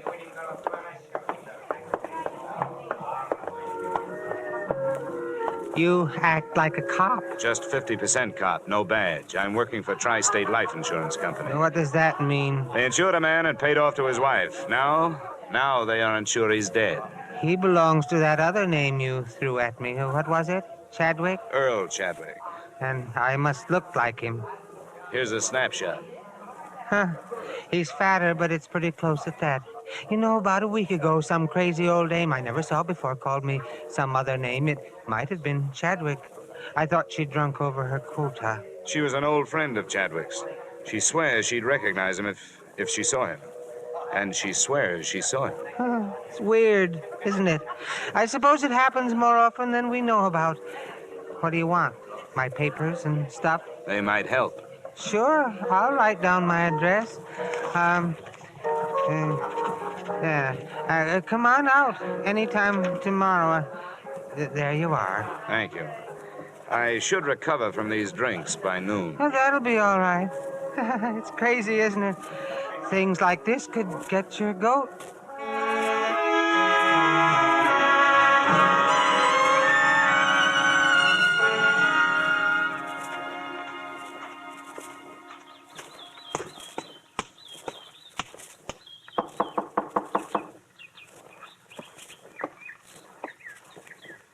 guy George was talking about last night? Probably. I'm Johnny Dollar. Is George here? No, he had to leave. But he said you could come in. He said you could look at this stuff. Here's his passport and cards and things. How long have you known him? 2 years last month. You know where he came from? Never asked me where I came from. This guy, he looks like. He had a wife? Yeah. I want to take some of his personal things into town to check his prints against this passport. Shaving brush if he uses one, tubes, jars, anything. You think he's the guy? I'll have to find out. Never mind. You told me you were going. The prince would check against the passport, but it wouldn't make any difference. Now that it's started, why stretch it out? Why not make it easy? George? No, Earl. I'd almost forgotten. Earl. Where can we talk? I've got a hotel room. The statement he made filled in most of the blanks in the case. 1, his wife was to have met him in Mexico City, but hadn't. 2, most of the stolen funds had gone to his wife to keep her going until she collected the insurance. So she got married. I didn't know that. She told me to wait, and I did. Grace married. We can leave for the States Grace anytime and you're ready. Harold. Huh? Oh, I can be ready anytime you say. All I have to do is pack a few things and say goodbye to Fran.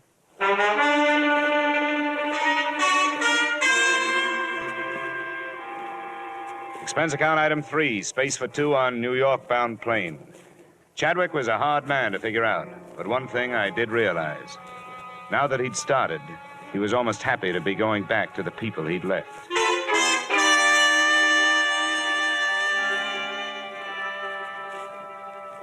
We arrived in the evening, and the next morning, I was told when I telephoned that Mrs. Grace Chadwick Anderson and her husband were at home and would receive me. Oh, good morning. Hello, Grace. Harold. I beg your pardon? Oh, I understand, Harold. This must be the man that Mrs. Marshall phoned about. You know, the one in Bermuda. Oh, come now, Grace. That's no good. Who are you, anyway? Mr. Dollar, for what purpose did you and this man come here? I brought him here so you could identify him as your missing husband. That's idiotic. There is the faintest resemblance, yes, but that's all. What do you have in mind, Mr. Dollar? Now, no crude extortion attempt like this will get you anything but arrest. I knew Earl Chadwick, and I'll swear under oath that this man is not he. I should think you would, Harold. Who are you, and where did you learn my name? Get him out of here. Why? Why not talk over old times, Grace? Wait a minute. All right, Mrs. Anderson, Mr. Anderson. I'm sorry I've taken up your time. Come on. Dollar, what's the matter? You too? Come on. I'm sorry, dear. I know it's been unpleasant for you. Who do you think I am? I ask you, who do you think I am? That doesn't count. You're legally dead. What about your parents? They're dead. But I have friends or people that knew me. They're no good. If your wife won't identify you, they're no good. You worked for a loan company. They must have your prints. I took them from the files and destroyed them when I left. How are your teeth? What? Teeth.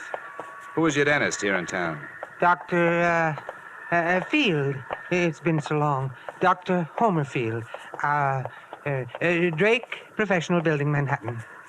He'll still have your x-rays on file. They're as good as fingerprints. Go there this morning. Don't use your name. Give him your other name, George Brewster. Have a new set of x-rays taken. I'll do the rest. All right. Hold it. Now, look, I don't have to hire somebody to follow you, do I? No. Oh, no. Not after I've seen them. You don't have to worry about my going anyplace.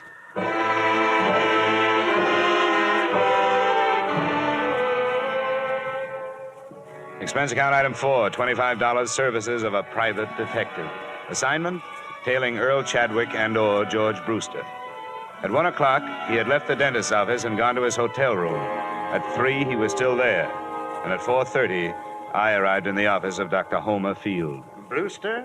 Oh, yes. His x-rays have come through. They're on the clamps. Don't touch them, please. What is your interest? Police identification. Oh, yes. Well, always happy to cooperate. Thank you. Now, how about digging in your files for the x-rays on a patient named Chadwick? Earl Chadwick. Yes, I'd be glad to. Chadwick.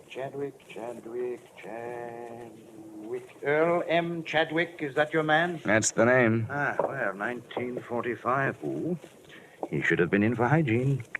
Those pictures, how do they compare with this new set? Brewster.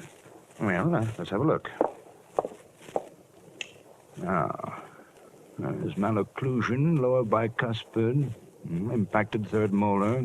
Ah, erosion inlay, very interesting. You mean they're the same in both sets of pictures? Oh, no, definitely not. Oh. But a man's mouth could change since 1945, couldn't it? Yes, it could, especially with neglect, but that would never cause a man to grow new teeth. Now, you see here, Brewster has one more incisor than Chadwick. The whole character of the mouth is different, I see. Here. Yeah. I see. It's different, all right. Definitely. These two men would not look even faintly alike.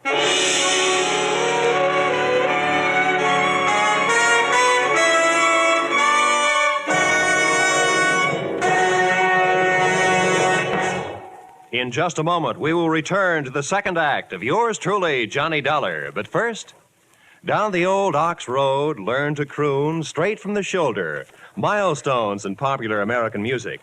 Milestones in the career of one of America's favorite troubadours, Bing Crosby. This Wednesday night, over most of these same CBS stations, you're invited to hear The Bing Crosby Show. Bing Crosby with the music of John Scott Trotter, with the Rhythmaires, with Ken Carpenter. Here's the show designed for the whole family. A pleasant and diverting mixture of music and merriment, guided by the one and only Bing Crosby. Plan now to hear The Bing Crosby Show this Wednesday night on CBS. And now with our star, Edmond O'Brien, we return to the second act of yours truly, Johnny Dollar.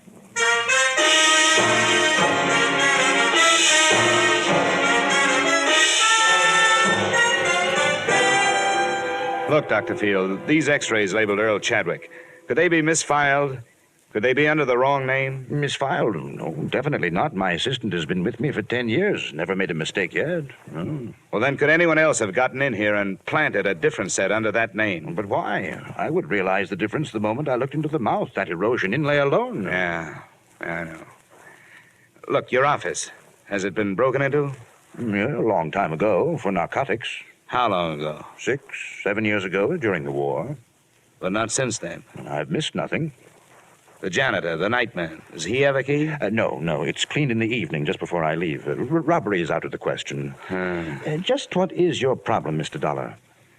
Well, if I wanted to plan some x-rays in a file, where could I get some? Well, I never thought of it. But... Where would I go? Would you give me some? Oh, no, definitely not. That would be most unethical, unless, of course, you were a patient of mine and the x-rays were of your own mouth. Oh, thank you, Doctor. I think that's what I wanted to hear you say.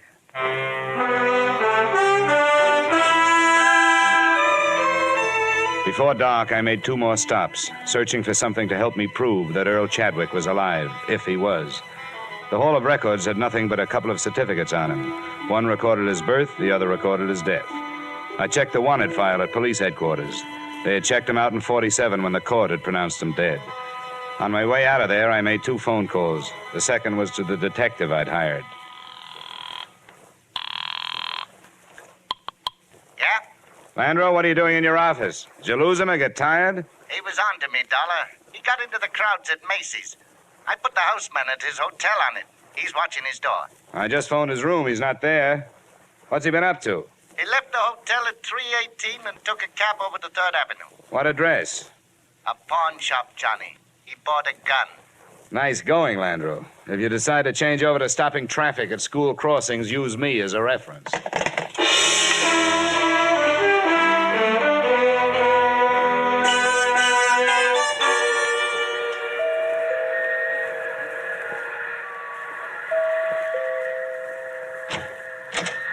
Where's your husband, Miss Anderson? He's here, but he Come doesn't... on, I want to talk to you both. You have no right to barging...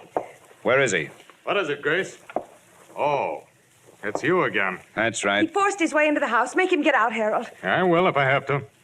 Now, look here. I don't know what that imposter has told you, and I don't care. If you choose to believe his lies, that's your business. And a sorry business it is. But I will not allow my wife and my home to be upset by his schemes any longer. Are you through? No, not quite. It's obvious to us, if it's not to you, that this man learned of the unexplained details surrounding Earl's death and is attempting to use this vague resemblance to his advantage. Now, extortionists land in prison, Mr. Dollar. And the only reason I haven't turned to the police before this is that we want to escape the notoriety of having past tragedies lived again. He bought a gun this afternoon. That makes him look like the double-crossed husband, doesn't it? The man's a maniac. I'm going to ask for police protection. Where is he? Who? This man. Do you know where he is? When I found out he bought a gun, I was afraid he was coming here to use it. Harold, I can't believe this is happening. Now, Grace, please. Why would he harm us? He doesn't know us, and we don't know him. He bought the gun to convince you, Dollar. He knows a lot about you, Anderson. He knows you were Chadwick's immediate superior in the loan company before he disappeared. Harold, it couldn't be, could it? Grace. It's been a long time. Maybe some disease could change a person that much. But he would have contacted Grace, Earl is dead. How did this man learn so much about us? As far as I can see, he's made only one mistake. The size of the theft. He says he stole 10,000. According to the record, 30,000 was missing. Of course, it's possible that it isn't a mistake. That somebody in the firm who knew what his plan was picked up the odd 20,000 and put it on Chadwick's account. Mr. Dollar, I have one thing to say to you before you leave. Earl Chadwick is dead. You're so right. And that's what troubles me. A legally dead man running around loose with a gun makes an interesting situation. Did you ever think of that? Who would the police look for? I'm going to my hotel in case you want to phone in your answer.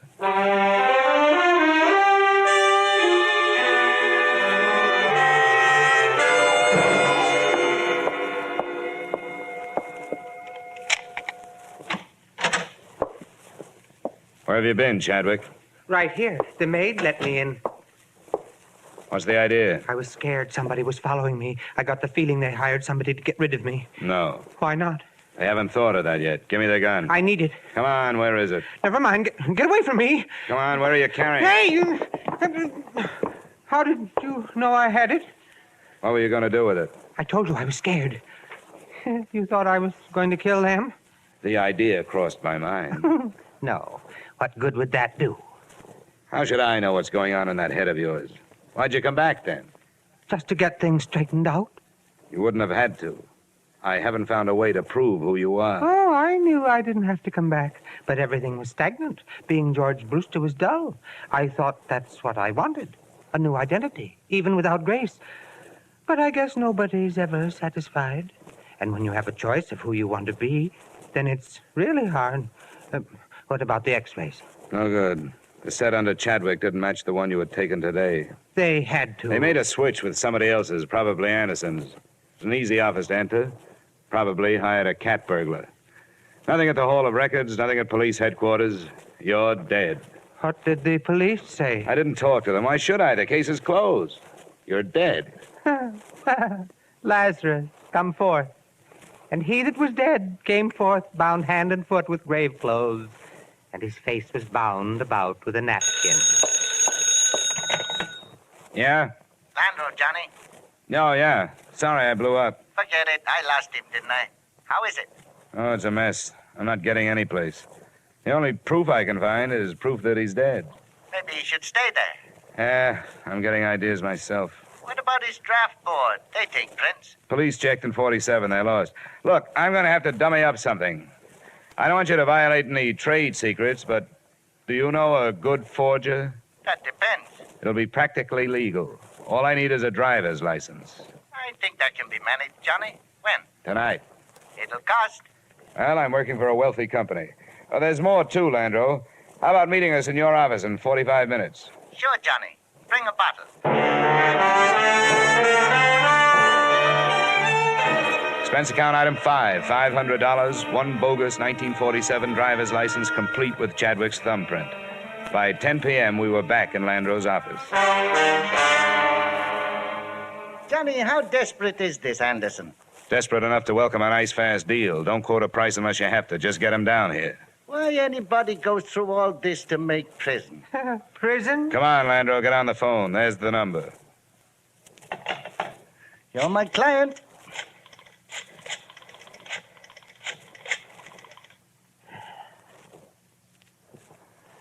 Mr. Harold Anderson? I'll be blunt. This is blackmail.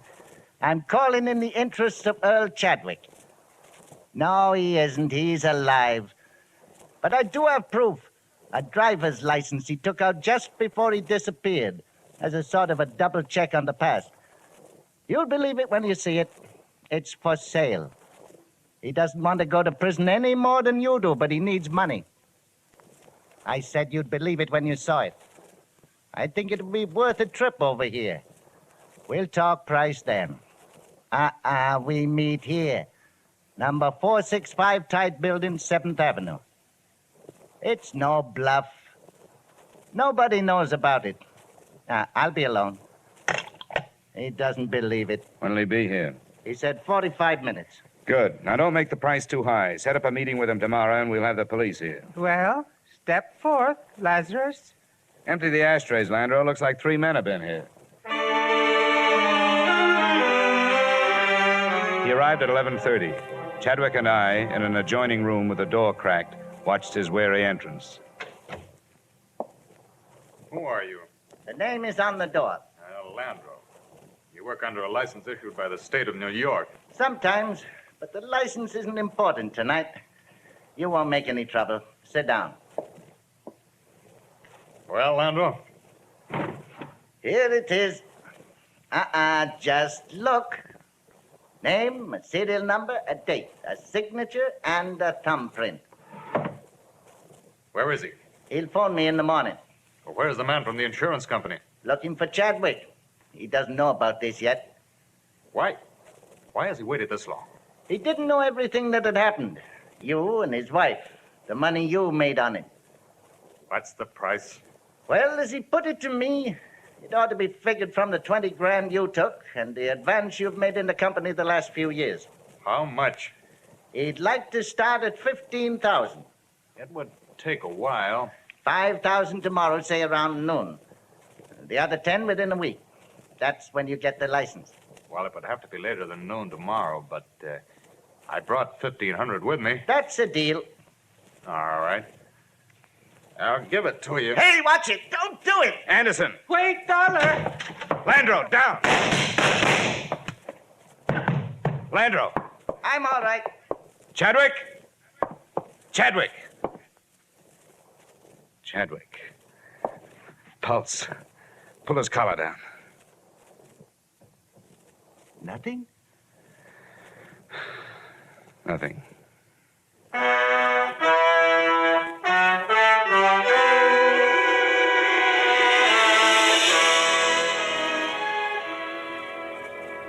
I don't know what your company can do about it now. Both Mr. and Mrs. Anderson gave statements to the police that same night, confessing their contribution to the original crime. You'll have a hard time prying Harold Anderson loose from the clutches of the state, which is working on a murder indictment for him. About the wife, Grace, I don't know. If she's not found guilty as an accessory, I'd be happy to appear as a witness if she's brought to trial on fraud charges. As for my part in it, I'm not proud of myself, but I was hired to find a dead man, and I finally found one, just before he lived. Expense account total, $1,575.30. Yours truly, Johnny Dollar.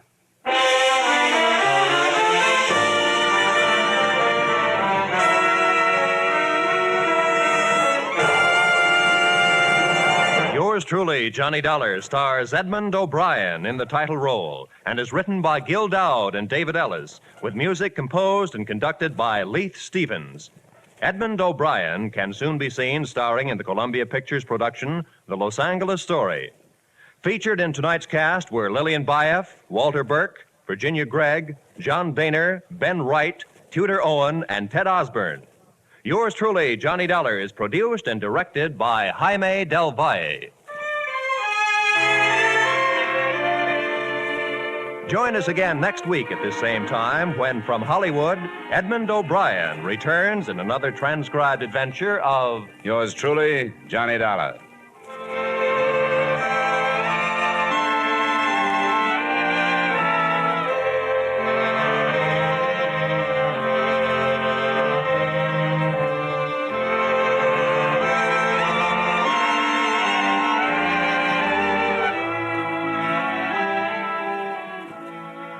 Every Wednesday night, CBS brings you Groucho Marx with his brilliant quiz, You Bet Your Life. It's one of the brightest, most spontaneous, most genuinely funny shows on the air. So be listening this Wednesday night on most of these same CBS stations for You Bet Your Life, starring Groucho Marx. Stay tuned now for the adventures of Philip Marlowe, which follow over most of these same CBS stations.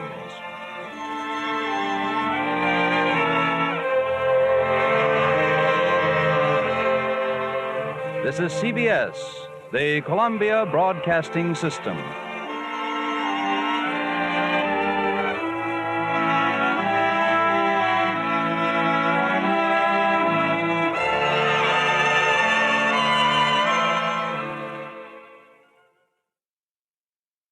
From Hollywood, it's time now for Edmond O'Brien as Johnny Dollar. Dr. Colby calling back, Johnny. Oh, yeah, Frank. How am I? Oh, you've fallen behind. You'll need boosters for diphtheria and smallpox, typhoid, cholera. And if we can find room, why, we'll bring you up to date on your tetanus. Oh. Well, where do I get them? We'll have it all right here in the office, or I can stop by on my way home. Well, that's not what I mean, Frank. It takes a long time to get to Haiti, and those plane seats aren't very comfortable at best.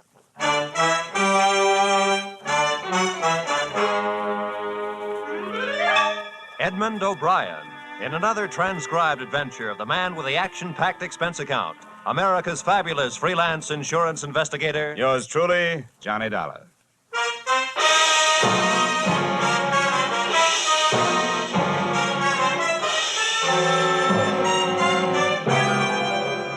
Expense account submitted by Special Investigator Johnny Dollar to Home Office, America Federated Life Insurance Company, Hartford, Connecticut. Attention, Harvard Huntington, General Manager. The following is an accounting of expenditures during my assignment in Port-au-Prince, Haiti. Expense account item 1, $15 for a pair of tickets to Detective Story at the Hudson Theater, New York, which I never got a chance to use since I was seated in the library of your Hartford home promptly at curtain time.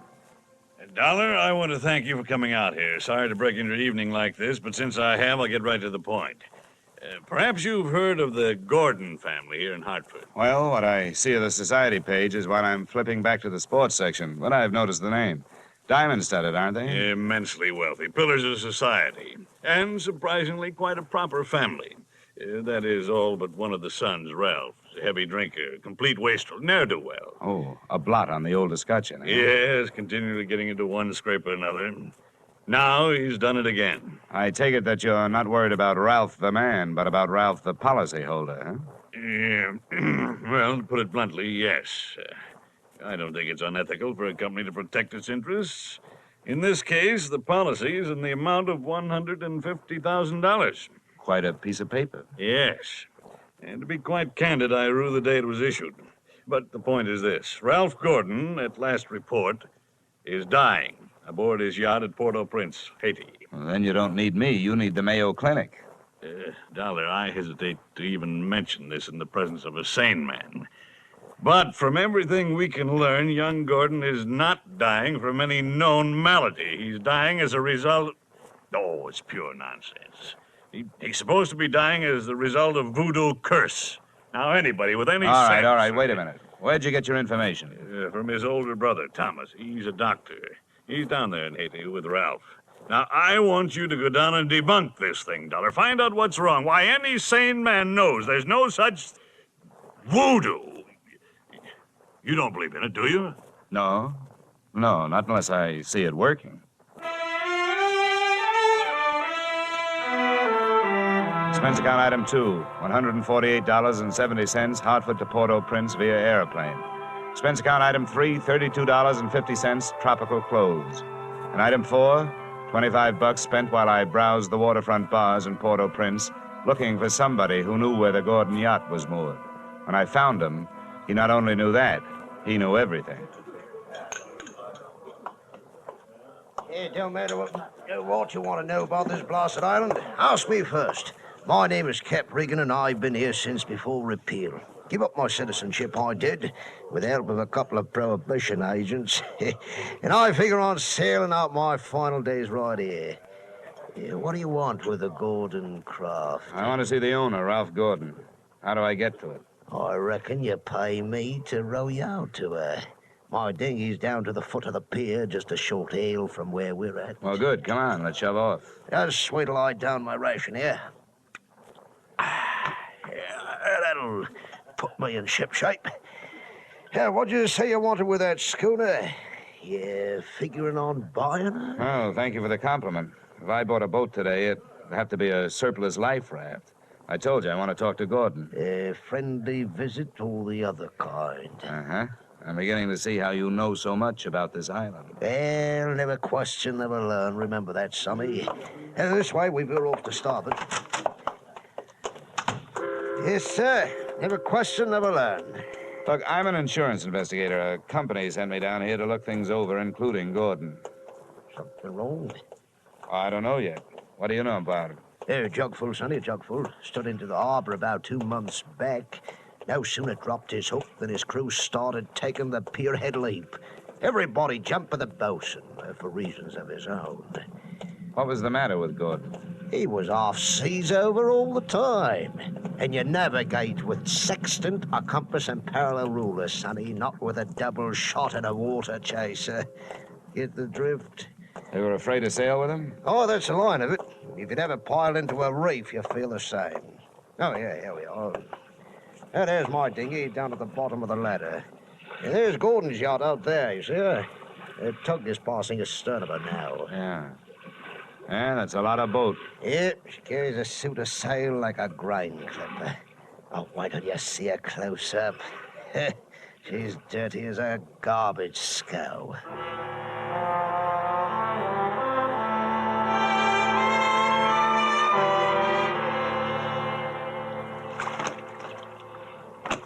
All right, give her a hail now, sonny. We're close enough. Hey! Anybody aboard? Hey, aboard the yacht. Anyone home? Yes? What do you want? If the ship was dirty, I didn't notice. It may have had good lines, too, but it couldn't have touched what stood still at the rail, wearing clam diggers, an off-the-shoulder T-shirt, and a Caribbean tan. There's a trimmo for you. That'll be his wife. Can I come aboard? Who are you? What do you want? I'm Johnny Dollar from Hartford. I want to talk to Ralph. Oh. Why, yes, then. I guess you'll have to come aboard. Yeah. I'll swing the stern into the ladder. There you be. Steady now. Okay, Cap. You wait for me, huh?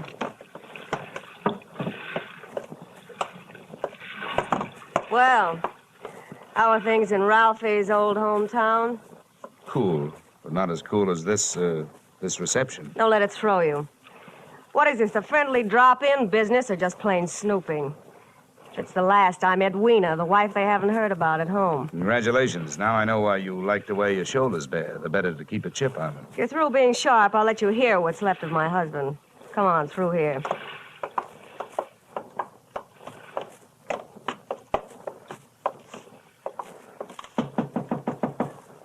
Hey, Ralph. You got a visitor from Hartford. Get away from this cabin, you gold-digging little chiseler. You take your visitor with you. Well, there you are, chum. He's got the door locked. It'll stay that way till he runs out of wine. You heard enough? Yes, enough to know how you acquired your charming attitude. Forget it. I walked into it with my eyes wide open. Let's get back out on deck. The light's better for throwing barbs at each other. Sure. Sounds like fun. Well, do I have to help you off the boat? Not until you help me by answering some questions. I'm an insurance investigator. I was sent down here by the company that holds a policy on your husband's life. What should I do? Faint? The story they got was that Ralph was dying from some kind of a voodoo curse. They don't believe it, neither do I. Why not? It might be true. Oh, some old guy, they call him Papa Luau, came out to the boat. He yelled some things at Ralph, and when Ralphie threw a bottle at him, he swore he'd put a curse on him. Hey, how did they hear about it back in Hartford? Ralph's brother, Dr. Thomas Gordon, told them. You know him? Yeah, we hate each other. I wonder why he'd tell them. Well, maybe because he thought somebody who'd be better off with Ralph dead was using Papa Luau's curse as a cover-up. How would you stand as his widow? Get off this boat. Get off. What's the trouble, Eddie? Oh, Em. Yeah, come here, will you? Who's the boarding party? Just get him off, Em. Sure, honey.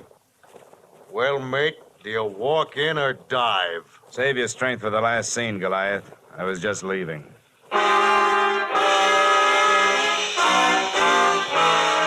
Expense account item 5, $3 paid to Cap Reagan as water taxi fare. Item 6, 80 cents, land taxi fare to Hotel Francois. And up at the Hills hangout for not only the best in tourists, but also Brother Thomas Gordon, M.D. Please make yourself comfortable. Could I offer you something? Nothing but some brotherly advice. Certainly. I feel like a stupid fool for not being able to handle this thing myself. So now that you're here, call on me for anything. First, have you seen Ralph? I tried to, but he locked himself in his cabin. Tell me, as a medical man, how do you digest this voodoo curse story? Why, it's ridiculous. Good heavens, this is the 20th century. I do think that science doesn't know everything it would like to know. Voodoo, black magic. There are stories, supposedly true, but any victim would have to have a highly susceptible mind. And I know my brother, Mr. Dollar. His mind is susceptible only to his own whims and fancies. And what's the matter with him? That's it, I don't know. He's drawn within himself and seems to be searching almost insanely for escape through alcohol. Hasn't anybody thought of putting him on the wagon? It's a horrible idea, but it works. I don't think this is the time for it. He's suffering mentally and needs release. And that leaves us only one thing to think about, and no matter how thin you cut it, it's still voodoo. I'm a man of science, Mr. Dollar. I'd make hypocrisy out of all my knowledge and training if I attacked the problem from that direction. But, please let me know what you find. Expense account item 7, $4, rental of horse and cart, in which my walking tourist guide, Cap Reagan, and I jolted out of town in search of Papa Luau. Something made me feel like I was riding my last mile in a tumbril en route to the guillotine. The moonlight was fighting a losing battle against an army of storm clouds that was sweeping in. And then to make it worse, I heard a drum. Hear that, Sonny? Yeah, sort of a tired Gene Krupa. Means we're getting close to Papa's quarters. Is he the only one around here? Yep, none of that good Ogans performs in his territory. He's too mean. Oh, great. And that ain't no galley news, it's the truth.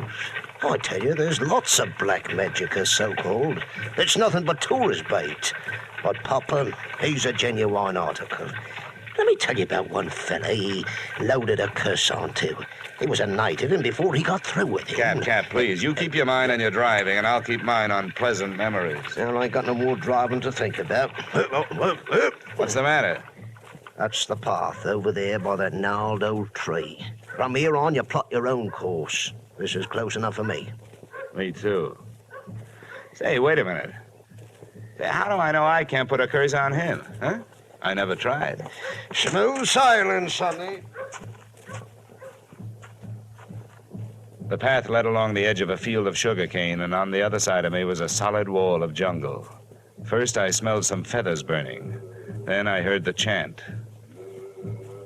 There was a door in the wall of jungle that led to a small clearing, and before the moon was smothered by another cloud, I saw a shack.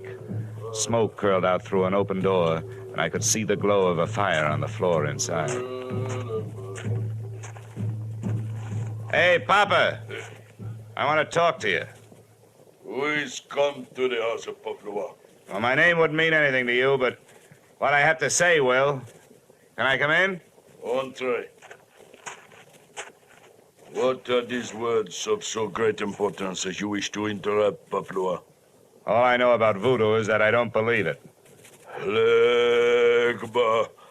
Legba. I've come to you because I haven't got any answers from anybody else. I want to know what's behind this so-called curse you put on Ralph Gordon. You not believe.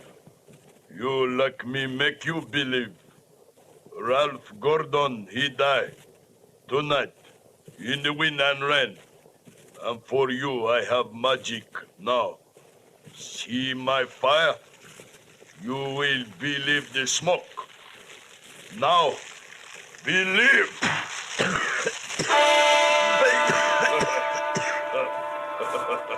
I couldn't see what he'd thrown onto the fire. He'd reached behind him for it. But when the smoke from it whirled around me, it seemed to grab my throat and squeeze. I stumbled back through the door. I hadn't believed in voodoo when I'd come in. But going out, I wasn't so sure.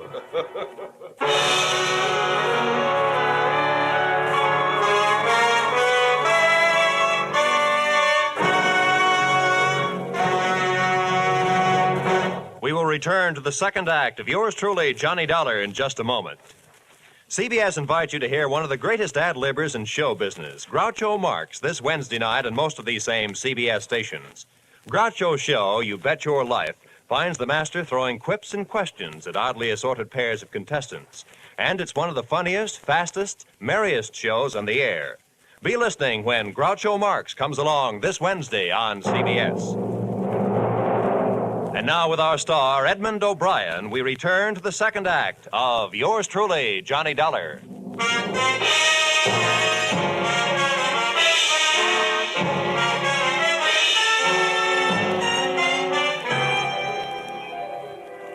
My throat burned. I staggered around in the heavy jungle air, and when I could breathe again, I gulped in enough to lift the Graf Zeppelin. When I got back into the shack, he was gone. He hadn't left much of what he'd smoked me out with, but he'd left enough. A few shreds of photographic film on the dirt floor. And film made of cellulose and nitrates not only takes pictures, it puts out nitric oxide and nitrogen dioxide when it's burned. A combination that would live up to the demands of any gas chamber.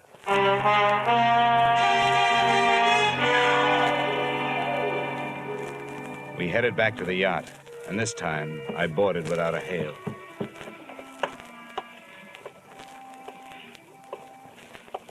I'm telling you, Em, we can't go on with this. Well, this tops it. You having a change of heart. Well, that's what happened. I'm not so sure that makes any difference. Maybe you're in too deep to back out. How would you like it if I spilled the whole thing? Oh, what difference does it make? It'd be better than landing in a Haitian prison with your motives showing. Think it over, Angel.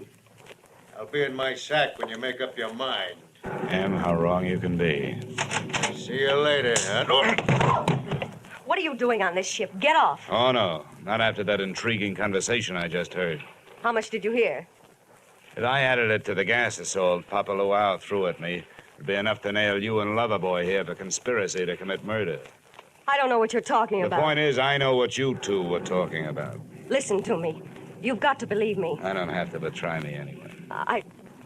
I admit that Em and I... Well, I did get involved with him. It was because Ralph turned into another man after we were married. This probably marks the first time in history that an icicle melted in Port-au-Prince. Please, let me finish. When my marriage went to pieces, I had to do something or go crazy. To see Ralph drinking up all the champagne on the island was just more than I could take. I was going to divorce him and leave with Em, but we weren't going to murder him. You know, Chapter 1 has so many holes in it, it could have been printed by a punch press. You don't worry about landing in prison with your motive showing when all you're planning is divorce. You do when people are waiting for your husband to die under mysterious circumstances. That's why I was trying to make Em go away. If Ralph died, who would look any farther than the erring wife? Unless Em was hiding something. Can you lock this cabin from the outside? Yes. What are you going to do? You aren't going to lock me in here. No, just your playmate. You're coming with me. Where? To Papa Luau's. I want to hear what kind of a story you tell in front of him. You don't believe me. No. With $150,000 at stake, I don't even believe myself.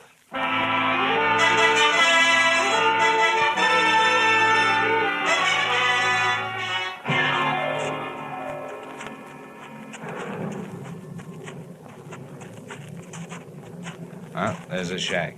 You go in first. May not be heroic, but it's the best way I can think of to catch his reaction when he sees you.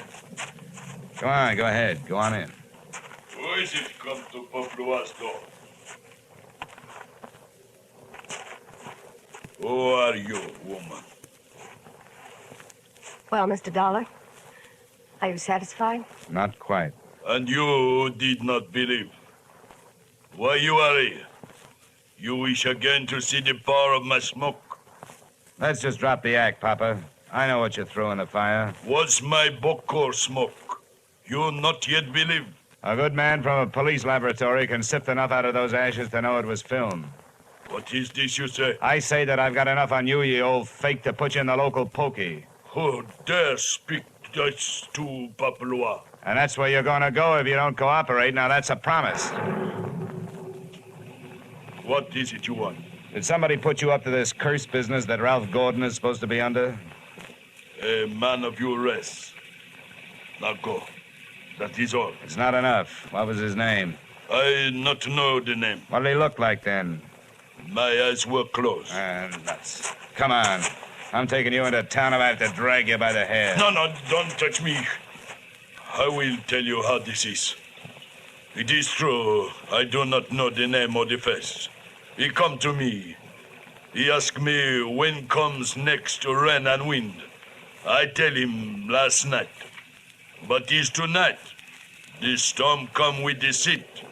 He tell me he needs storm to close portholes in the ship. He say, if I bring this curse, I will be best Ogan on 80 because it kill what man? That is difficult. That is all. Now you go. How about the film for the fire? Did he give it to you? That is true, not long before you come. Well, get rid of it, Papa, before you lose your license to operate. You go now. Papaloa will be alone. Go now. All right, Mrs. Gordon, all right. Let's not stay for the music.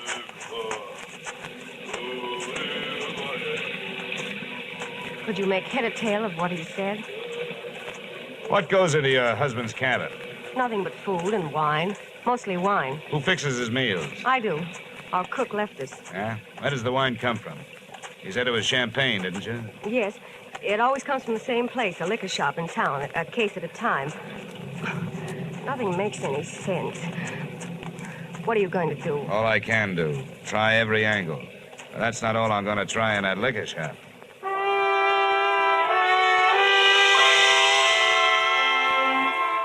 Expense account item 8, $4.50, 2 quarts of rum, the purchase of which helped loosen the tongue of the proprietor who had been supplying Ralph Gordon's champagne. And the words that poured out weren't exactly intoxicating, but they sent me staggering to the nearest phone.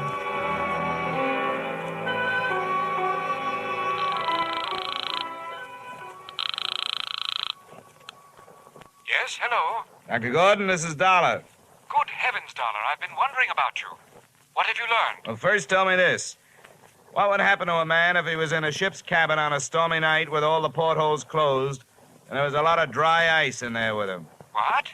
What was that? A small room, no ventilation, a lot of dry ice. A lush, maybe passed out. What would happen? Good Lord. Dry ice is solidified carbon dioxide. If enough of it evaporated into the room... The lush would not be bothered by a hangover the next morning because he wouldn't wake up, right? Exactly. The gas, although not toxic, would force the oxygen from the atmosphere, and the result would be asphyxia. What are you getting at, Dollar? Well, that curse your brother is suffering from is very scientific. The champagne he's been getting has been chilled by dry ice, about 5 pounds per case. One went out just before the storm broke. Good Lord. It may be just coincidence, but Ralph's wife and that bosun... Yeah, I know. For a bosun, he'd make a very good chemist. They sent for a pull motor. If it's too late for your brother, maybe I can use it.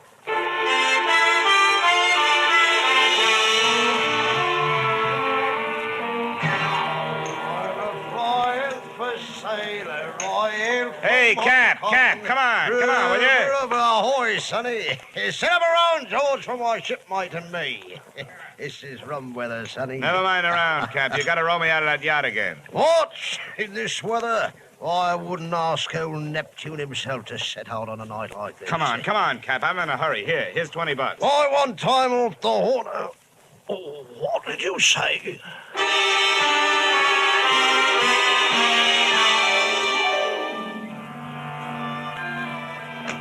I didn't think it could rain any harder than it had been, but it did. Visibility was 0. But about 20 minutes out, Cap spotted her riding lights. There she lies, sonny. We were on target, but so was somebody else. A searchlight stabbed out at us. Hey, this sounds like Prohibition days. Who's giving us the broadside? I can't tell. I'll lay a pelican hook over his head if I get my hands on him. Oh, Cap! I got my left leg. Get down the bottom, Cap. I'm going over the side.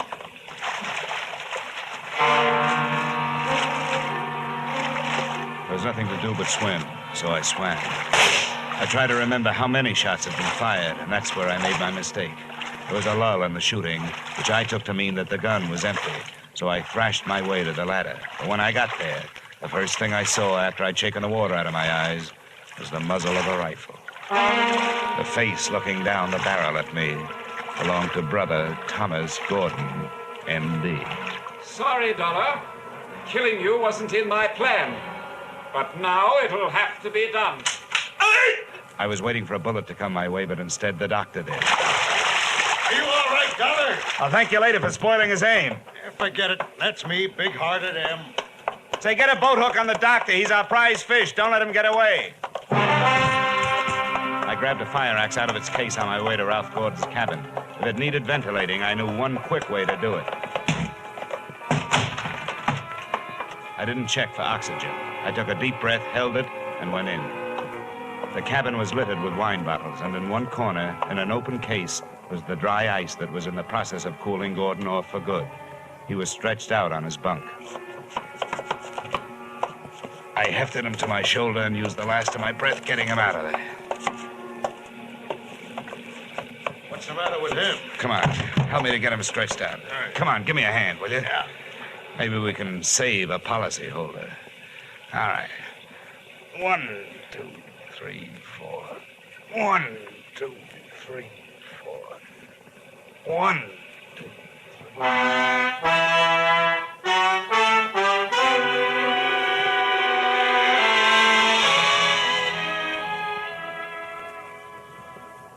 Expense account item 9, $30. Cover charge at a hospital where I put the revived Gordon under the care of a doctor, not his brother.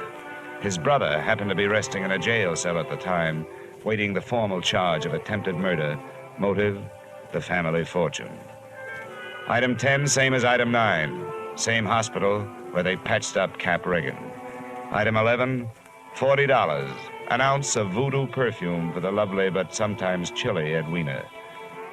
Maybe if she tries that kind of magic on her husband, he'll spend less time with the bottle joy and more with her kind. And expense account item 12, $148.70. Return trip to Hartford. Expense account total, $424.70. Yours truly, Johnny Dollar.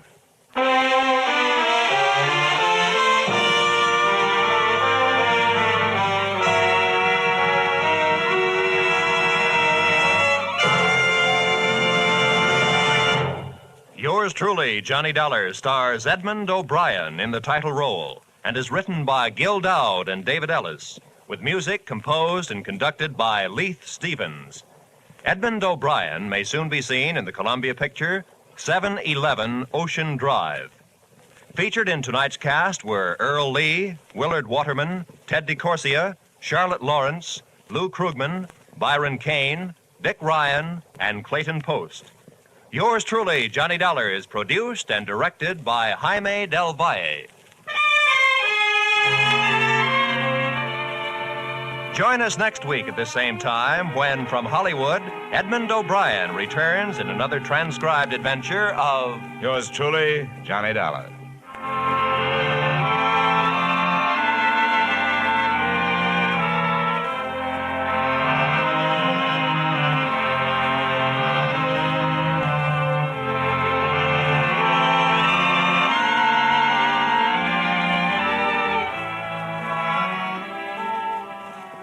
There'll be a bright new show on CBS this Wednesday night. It's called The ABCs of Music, and the star is Robert Q. Lewis with Ralph Flanagan's orchestra. You'll find Robert Q. and Ralph Flanagan taking over while Bing Crosby is on vacation. So join them on most of these same CBS stations this Wednesday for The ABCs of Music.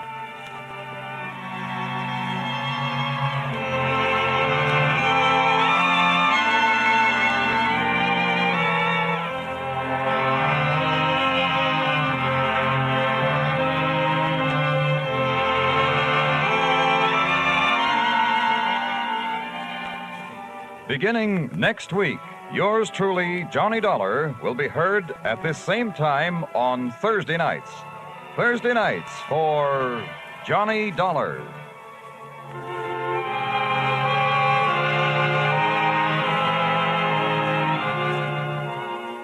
This is CBS, where you hear suspense every Thursday night, the Columbia Broadcasting System.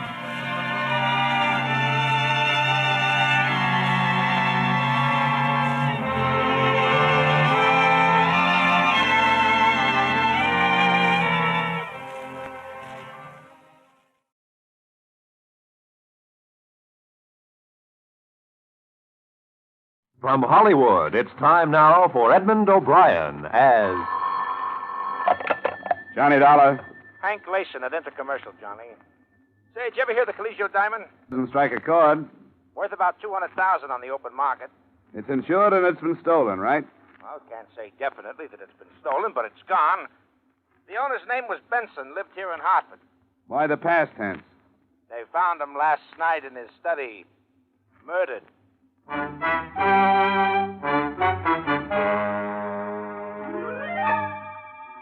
Edmond O'Brien in another transcribed adventure of the man with the action-packed expense account. America's fabulous freelance insurance investigator. Yours truly, Johnny Dollar.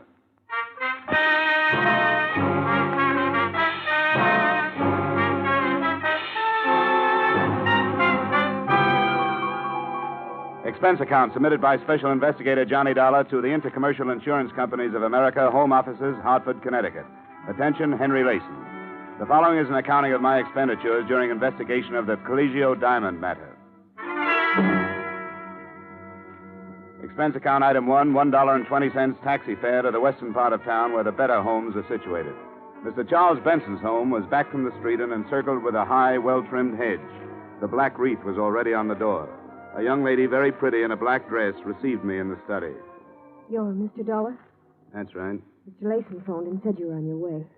I hate about a matter like this right now. Miss Benson, is it? Yes. It's quite all right. Maybe if I go over it all again, it'll help me realize that it's happened. That Dad's gone. It's still like a bad dream. The beginning was when Dad bought the Colegio diamond.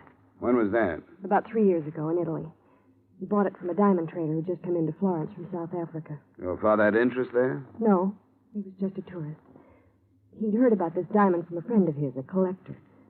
Seems the diamond had belonged to a minor official to the Medicis, a man named Colegio. It was given to him in return for a favor. Since then, it's passed from hand to hand until Dad bought it. What did he pay for it, do you know? About $200,000, or the Italian equivalent at that time in lira. But, Mr. Dollar, the diamond has a strange history. Now, don't tell me there's a curse on it. No, nothing like that. But I guess it amounts to the same thing. Everyone who's owned the diamond has died with it in his possession. Died violently. There's nothing particularly mysterious about that. Anything worth as much as that piece of glass is worth killing for. Say, who's living with you here now? My mother. Just the two of us. You have no idea how hard it's been for her, Mr. Dollar. She's hardly been out of her room since Dad died. Can you tell me about last night, Miss Benson? Well, I was out with Bob, my fiancé. We were out till about 3. Dad was home alone. He had a habit of reading very late. In this room, as a matter of fact. The light in the study was on when we came in. It was the only light on in the house. Bob and I went in. Dad's back was to the door. Please go on. He was slumped over in his chair facing the window. His book had dropped to the floor. The wall safe was wide open, and on the desk was the velvet-lined box the diamond was kept in. The diamond was gone. Dad had a bullet hole in his temple. I see. He kept the diamond right on these premises? Always.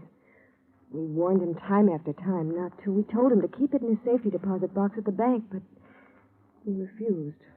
Always said that a diamond wasn't worth having unless you kept it in your possession and enjoyed it.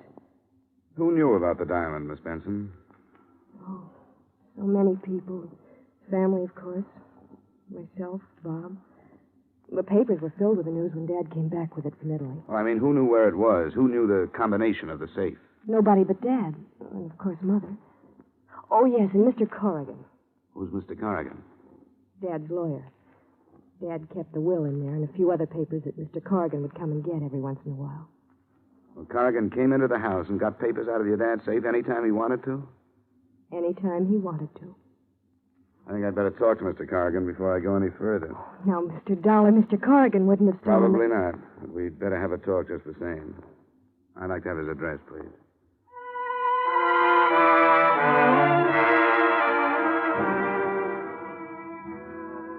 Expense account item 2, 80 cents taxi fare to Main Street where Mr. Corrigan's office was located. An elevator ride and a walk down a marble hall took me to the frosted glass door on which was printed Corrigan and Bishop, attorneys at law. I talked myself past the receptionist and the secretary and wound up refusing a cigar from Corrigan himself. You're in the insurance business? The investigation end.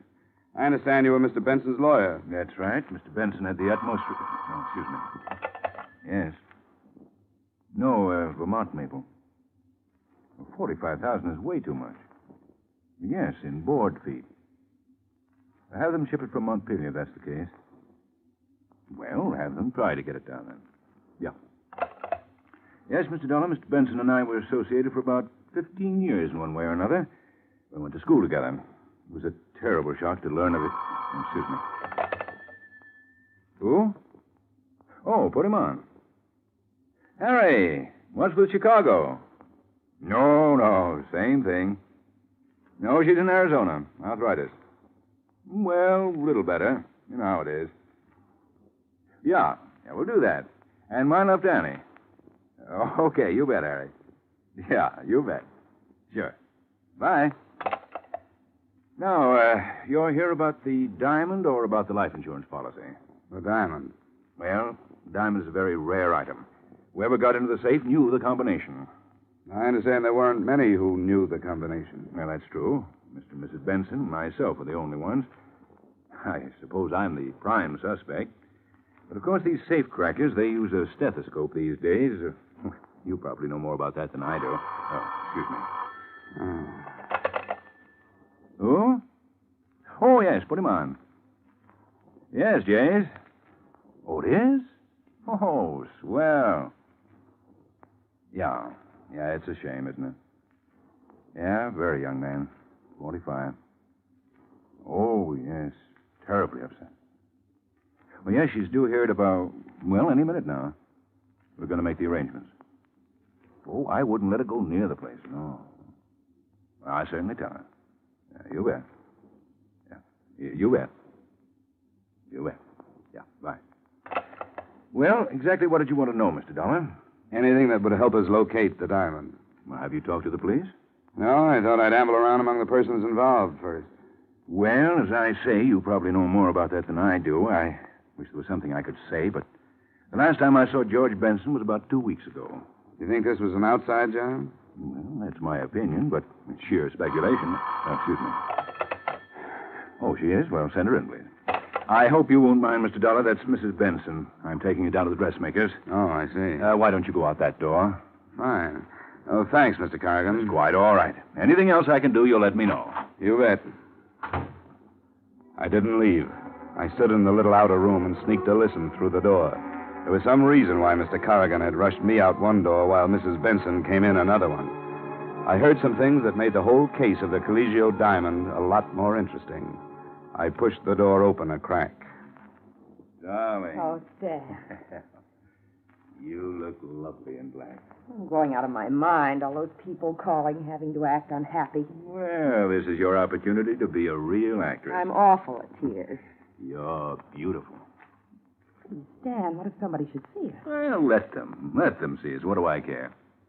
We're as free as birds. There's a little place down in Bermuda, a resort. I got a folder the other day. Beautiful place to have. You won't believe how beautiful.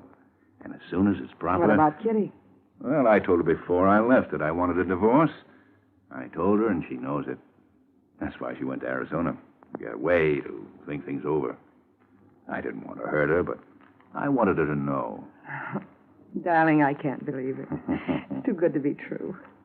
But we've got to be careful. Very careful. Well, let's go or we'll be late. Darling, I love you.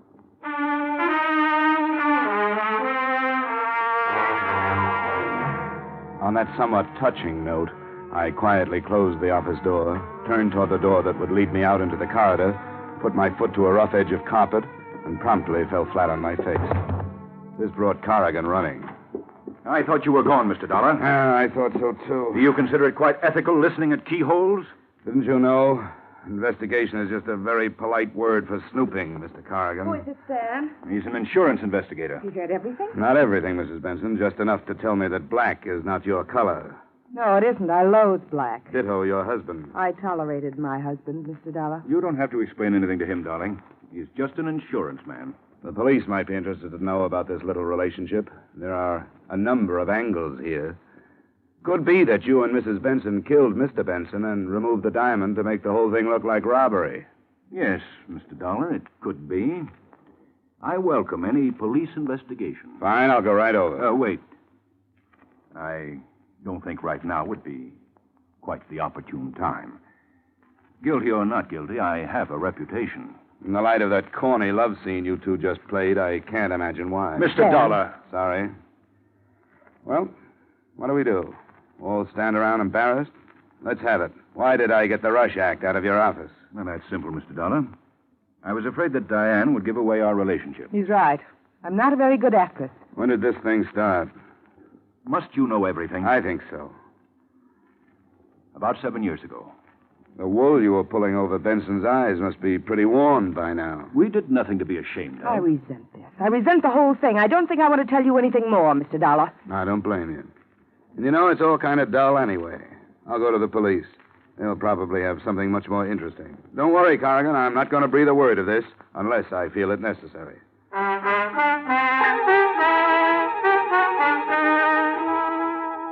I never made it to police headquarters. I got out in the street when a very large, very quiet man in a brown and white sport shirt stopped me. Mr. Dollar? Yes? You like some information? About what? The fifth, the tropical. I never play the ponies. These ponies you play. Hop in. Thanks. No. Oh, come on. Hop in. Is that dangerous, that steel thing in your pocket? How very discerning of you to recognize the outline. Inside. Right. Okay, Bunny. Relax, Dollar. Where are we going? You're going to sleep.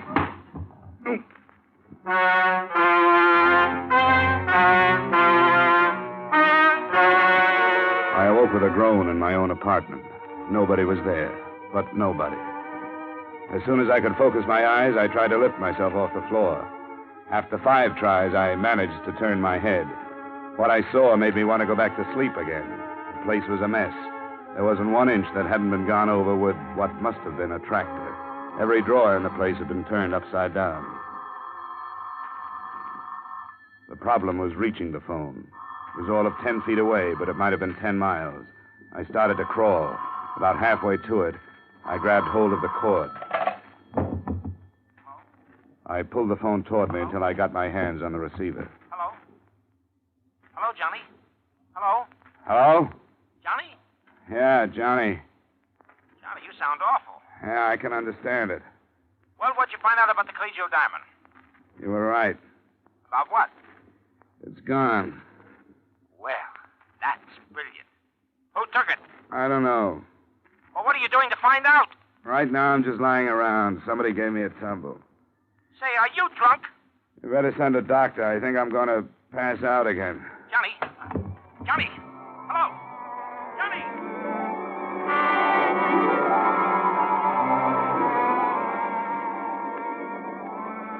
Johnny? I can't talk to you now. I'm not on the phone. I'm here. Huh? Oh. You look funny with 4 heads. Well, I might as well put this phone on. Oh, come on. Stop that nonsense. Now, look, I hate to bother you with business, but what happened to you? I'll tell it all to the police. You think I want the police in on this? Well, why keep them out? Publicity for the company. I want the public to think Intercommercial is able to take care of itself. Now, come on, what happened? Somebody asked me for a ride. Asked me if I wanted a ride. Then they gave it to me. Well, it looks like they were looking for something. Did you have something they might be looking for? If I had something they were looking for, I wouldn't know it. But they must have thought I had something they were... Look, I'm going round and round already. Ask me no questions. Have you got any idea what it might be they were looking for? Maybe the diamond. Yeah, say, maybe the diamond. See, that's right. That could be. Now go away. Well, we'll take you off the case and put someone else on, so you can have a nice rest. Oh, no, you don't. Well, I thought that would pep you up. Yeah, money always does. Now get out of here and let me fasten my head back on. Do you want something? Yeah. Get me an aspirin. Hello? Mr. Dollar? Yeah? This is Betty. Betty Benson. Oh, yeah, sure. How are you? Mr. Dollar, the police have just been here. What happened?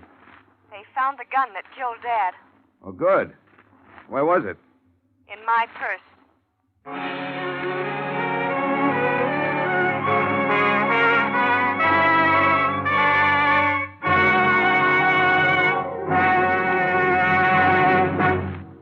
We will return to the second act of yours truly, Johnny Dollar, in just a moment. For an hour of rapid-fire entertainment, the show goes on. It's the show for you these Friday nights on most of these same CBS stations. It's an intimate glimpse into a fascinating angle of backstage life. A series of honest-to-goodness auditions for jobs in theater, nightclubs, and radio. The singers and comedians you hear are face-to-face with managers, agents, and bookers ready to hire them on the spot, take an option, or turn thumbs down. Be sure to hear The Show Goes On and its latest acts this Friday night. Now, with our star, Edmond O'Brien, we return to the second act of yours truly, Johnny Dollar.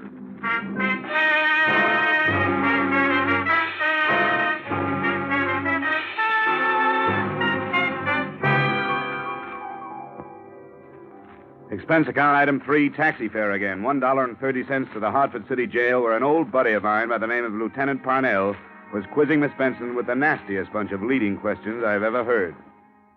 Now, why did you kill your father, Miss Benson? Oh, come on. We'll make it much easier for you if Hey, you'll only... hey, Parnell. Come on, give her a break. Oh, the insurance man. I wondered when you'd be over. Hey, what happened to your head? When I find out, I'll let you know. Don't let him talk you into a thing, Betty. Get a good lawyer. Well, for one thing, Corrigan is on his way over. For another, the best lawyer in the world couldn't do her any good. The gun had her prints all over it. Would I put a murder weapon in my purse with my fingerprints on it, Lieutenant? Now, would I? If you didn't have time to get rid of the gun, why not? You're getting woozy, Lieutenant. Why don't you take a break? They've got the Giants game on the radio out there. Why not go out and see how they're doing? No. I might miss something, Dolly. Maybe you can do better with it than I can. I'll just sit down over here and listen. All right, now, how's that? Fine. Okay, now, Betty. How did the gun get into your purse? I don't know, Mr. Dollar. The lieutenant was searching through my room and found this purse. And there it was. But I didn't carry that purse the night Dad was killed. I haven't used that purse in a long time. Somebody put the gun in there. Can you prove it? Well, no. Nobody saw you that evening, huh? Nobody but Bob. Bob, your boyfriend, huh? All right, now I've got the necessary papers. You leave her alone. Dollar, what are you doing here? I just came over to add to the confusion. Betty, are you all right? Hello, darling. I'm all right. Looks like Grand Central Station. Come on, Betty. We'll have you out of here in jig time. This is Bob Gorman, my fiancé, Mr. Dollar and Lieutenant Parnell. Hello, how are you? Yeah, that was nice. Like a Washington hostess. Now, let's try to wind this thing up. Mr. Corrigan, were you anywhere in the vicinity of the Benson home the night Mr. Benson was murdered? Absolutely not. Oh, yes, you were. You were visiting Betty's mother. That's a deliberate lie. I was nowhere near... I don't know why I'm submitting to intimidation from you, Gorman. Seems to be a little difference of opinion here, Lieutenant. Mm-hmm. You were quite a comfort to Mrs. Benson during the period of her bereavement, weren't you, Corrigan? I refuse to answer on the grounds that it might incriminate me. You're darn right it would incriminate you. The way you've been carrying on with Mrs. Benson, everybody knows about Bob. it. No, I'm going to get it off my chest. Betty's father was no sooner dead than he was hustling Mrs. Benson this place and that Why, place. you young... Temper, Mr. Corrigan. Let's save that for the jury. He can't make accusations like that. They aren't just accusations, Mr. Corrigan. They're true. Nobody had a better reason to kill Dad than you did. Love, huh? Say, anybody in this room happen to know where the Colegio diamond is? No. Huh. I didn't think so. But if you'd Mr. like to know Corrigan, my I idea... perfectly well that... I just wanted to say goodbye. Okay, now go ahead. If you'd like to know who I think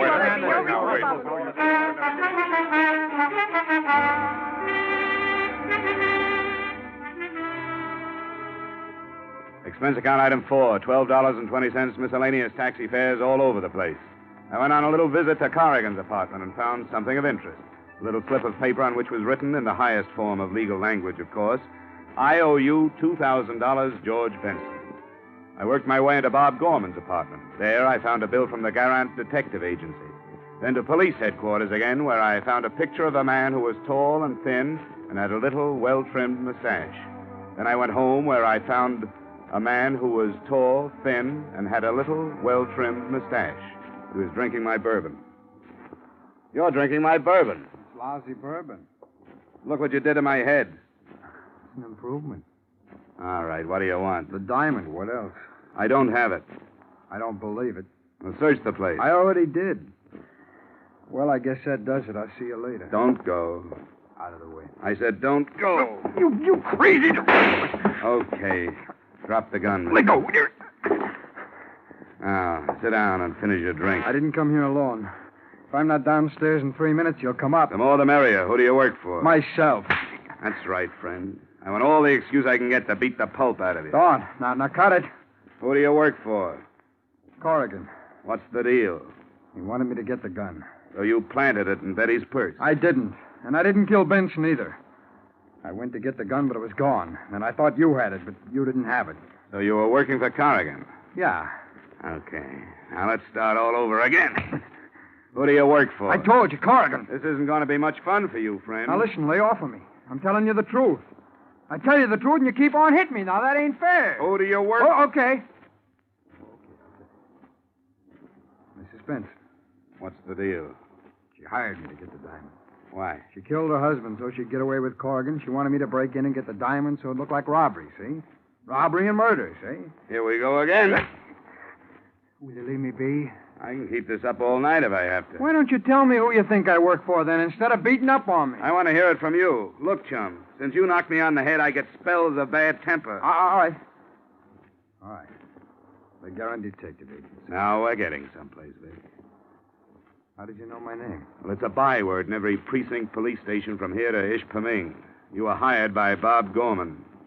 I was hired by Bob Gorman. You killed Benson. I don't know who killed Benson. What were you hired for? To get the diamond. Bob's got it in his apartment. Do I start working on you No, again? don't act so tough now. Well, who's got the diamond? Corrigan.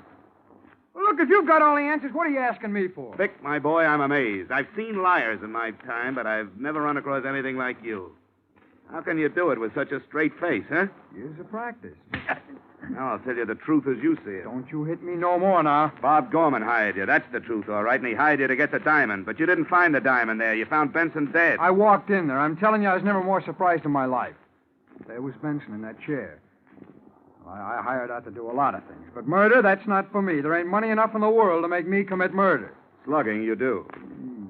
For good money. Vic, I'm not interested in who killed Benson. Personally, I don't think you know. I want to know where the diamond is. How do I know where the diamond is? It was gone when I got there. I thought you had it. That's why I slugged you. Period. All right, Vic. I'm tired. I got a splitting headache. Finish your drink and get out of here. No, thanks. It really is lousy bourbon.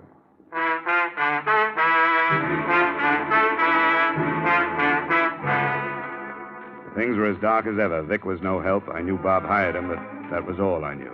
The next stop seemed to me to be Bob himself. I called him and told him to come over. He was very accommodating. A half hour later, he was tapping gently at my door.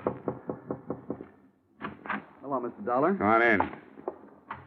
Don't mind the dirty glass on the table there. I just got through entertaining one of your employees. One of my employees? I believe he said his name was Vic. Vic Hastings. Never heard of him. Come on, Bob. You can be yourself with me.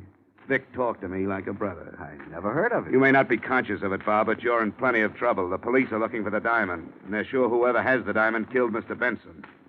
I'm just an insurance investigator. I have nothing to do with the police department. All right, Mr. Dollar. I did hire Vic Hastings. I sent him after the diamond. He thought I had it? Yes. When he found out you didn't, he came back and threatened me. He wanted money. I didn't have any, but I told him I'd give him a cut when I got it. Is this a regular business of yours, stealing diamonds? Look, Mr. Dollar, I didn't kill Mr. Benson. I didn't ask you that. I asked you about the diamond. I heard about the diamond when Mr. Benson bought it. I had to have it. I wasn't going to sell it, not then. I just wanted it.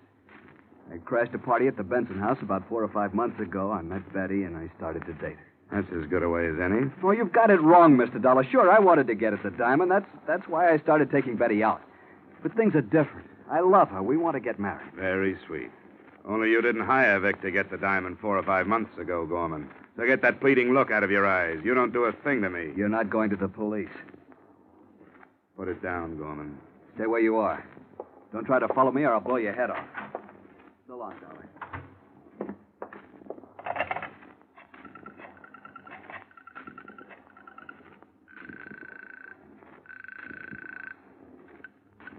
Parnell speaking.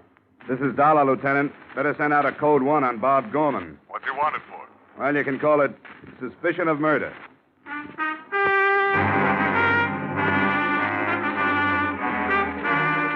Expense account item 5, 120 taxi fare to the Benson home. I found Mrs. Benson in a sad state upstairs due to her husband's death and her daughter's incarceration.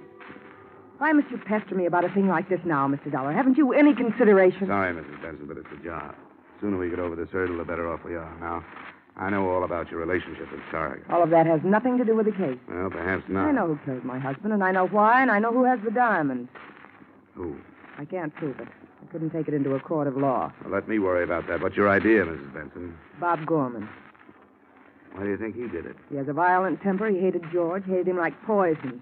George never wanted him to marry Betty. Sorry, that motive doesn't click with me. Now, let me tell you who killed your husband. You and Corrigan. How dare you? You wanted to get rid of him. You two were the only ones who knew the combination of the safe. You took the diamond and killed Benson. Why, you... And you planted the gun in Betty's purse. Do you mean to suggest that I would try to make my own daughter out to be a murderess? That's just what you hoped the police would think. That if anybody were framing your daughter, it wouldn't be you. You knew the police would clear Betty because she was nowhere near the house when the murder occurred. And you thought they'd assume that Bob Gorman planted the gun in Betty's purse. That's a lie. Come on, Mrs. Benson.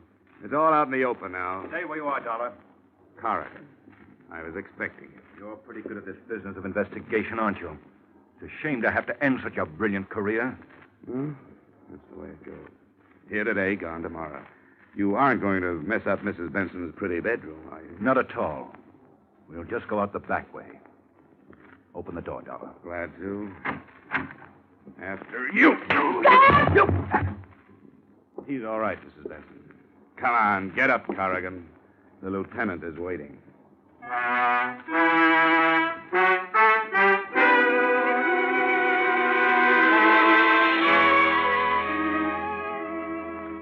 In case you should ask, how did you know, Mr. Dollar, that Corrigan and Mrs. Benson killed George Benson? The answer? I took a big guess. I told them my guess, and with the authority of an Illinois judge, they swallowed it and they confessed. To wind it all up, I might add the following. They got Bob Gorman. He's being sent up along with Vic Hastings. His police record makes Vic's look like a bad report card, which means Betty is going to have to look for a new boyfriend. The insurance company has saved a good deal of money. Everybody bad goes to the penitentiary. Everybody good stays free, which proves that bluff is better than logic. This time, anyway. Expense account item 6, doctor bill and miscellany for my sore head amounting to $25. Expense account total, $65.34. And that's pretty cheap. Yours truly, Johnny Dollar.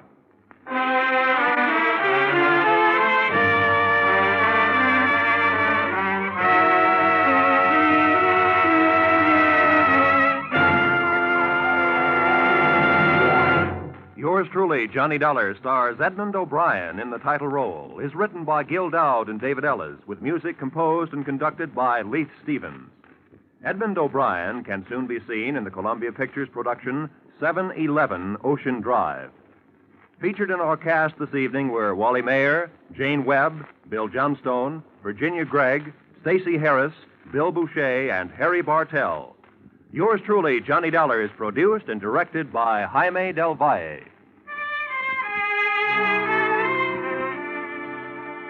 Join us again next week at the same time when, from Hollywood, Edmond O'Brien returns in another transcribed adventure of Yours truly, Johnny Dollar.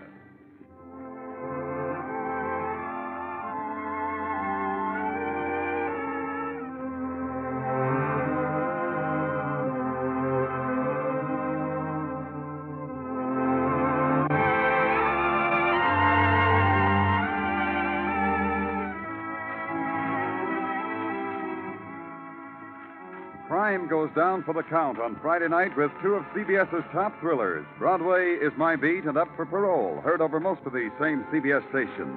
The Gay White Way is the scene for many an exciting criminal chase with Danny Clover on Broadway is My Beat. the actual files of parole boards across America, come the stories of men and women who are up for parole. For a thrill and a chill, Broadway is my beat, and up for parole, fill the bill.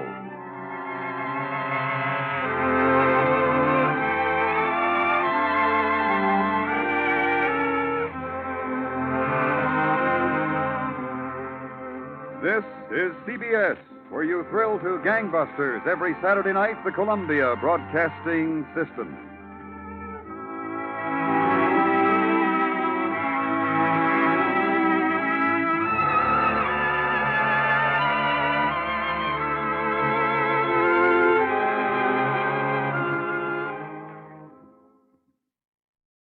For your enjoyment, Wrigley's Spearmint Chewing Gum presents from Hollywood Edmond O'Brien as Johnny Dollar. Good evening. This is Mr. Snell, secretary. Oh, sure. Hi.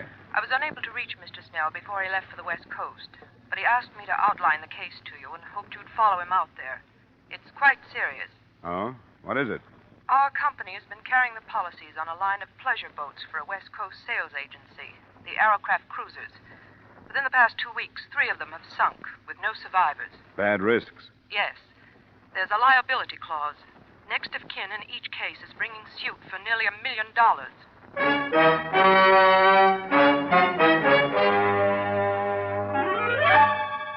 Edmond O'Brien in another adventure of the man with the action-packed expense account. America's fabulous freelance insurance investigator. Yours truly, Johnny Dollar.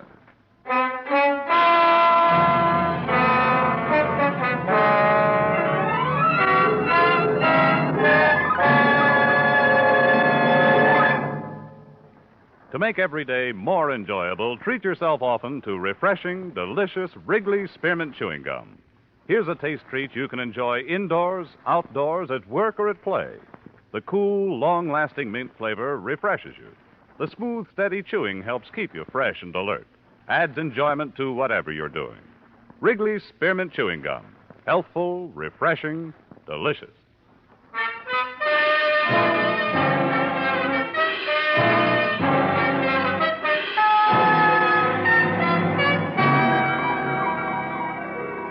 Expense account submitted by Special Investigator Johnny Dollar to Home Office, Grand East Life and Liability Insurance Company, Hartford, Connecticut. The following is an accounting of my expenditures during assignment to Millard Snell of your legal department on the investigation of the Aerocraft matter. Expense account item 1, $275 air travel Hartford to Los Angeles, and rented car travel from Los Angeles to Newport Beach, and the heart of the trouble.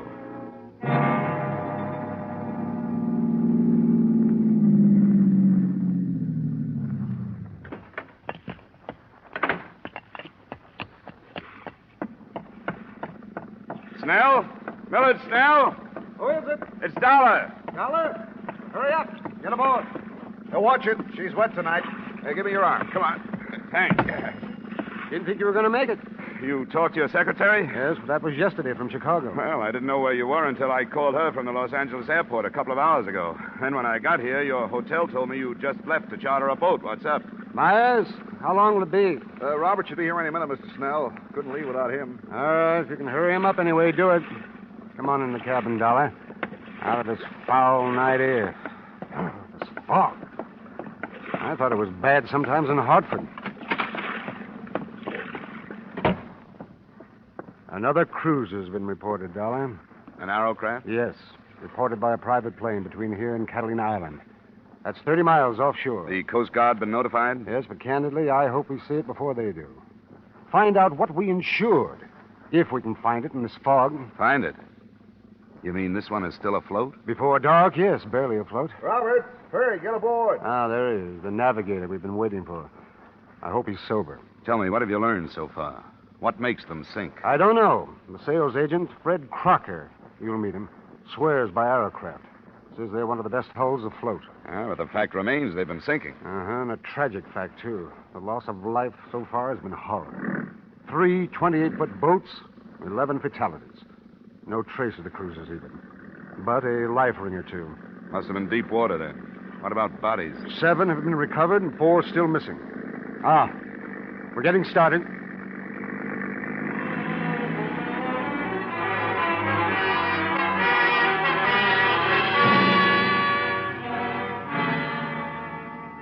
was 10 p.m. when we left the quiet resort village, and it was dawn when we saw in the fog what we had been unable to find during a whole night of searching.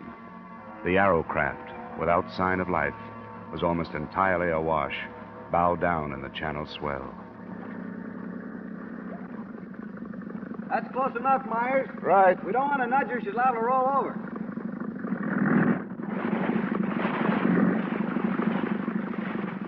Well, here we are, but there's nothing we can do about her. How she stays up is beyond me. Any chance of towing it in? Not in that shape. Give her any weight, she'll just take more water and go down. Can you put me aboard? If you want to go, I can put you there, but I don't know what your weight is going to do. She's ready to roll. What do you think, Roberts? Oh, we'll put him over the stern. That shouldn't upset her. We'd better get some of those clothes off, Dollar, while we swing around. All right. You think it's worth it? You're going aboard? Worth it? I'm not going for a night like that without having a look at it. Gives me the creeps. That thing awash like that. Looks dead. Yeah, too dead. Why isn't there anyone aboard? Why isn't somebody hanging onto the side? Okay, Dollar, we'll move into it now. I'm ready. Now get back there on the transom. That's it. Right there. I'll swing you right into it. Right.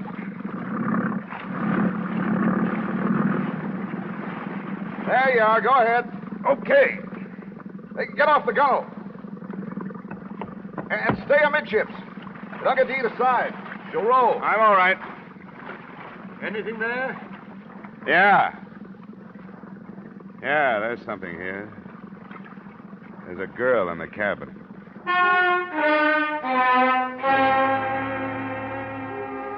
Her body floated face down in the flooded cabin, held in there by the narrowness of the passageway. After an unpleasant and ticklish 15 minutes, she was lifted aboard the other boat by 3 suddenly silent men. There was little else I could do on the derelict but memorize the name and address on the certificate of ownership. So I left it and followed the girl. I didn't bargain for this, Dollar. It doesn't bother me to read about 11 of them, but this girl, why, she can't be over 18. Yeah, I noticed. You know, if it was a guy, it wouldn't hit so hard.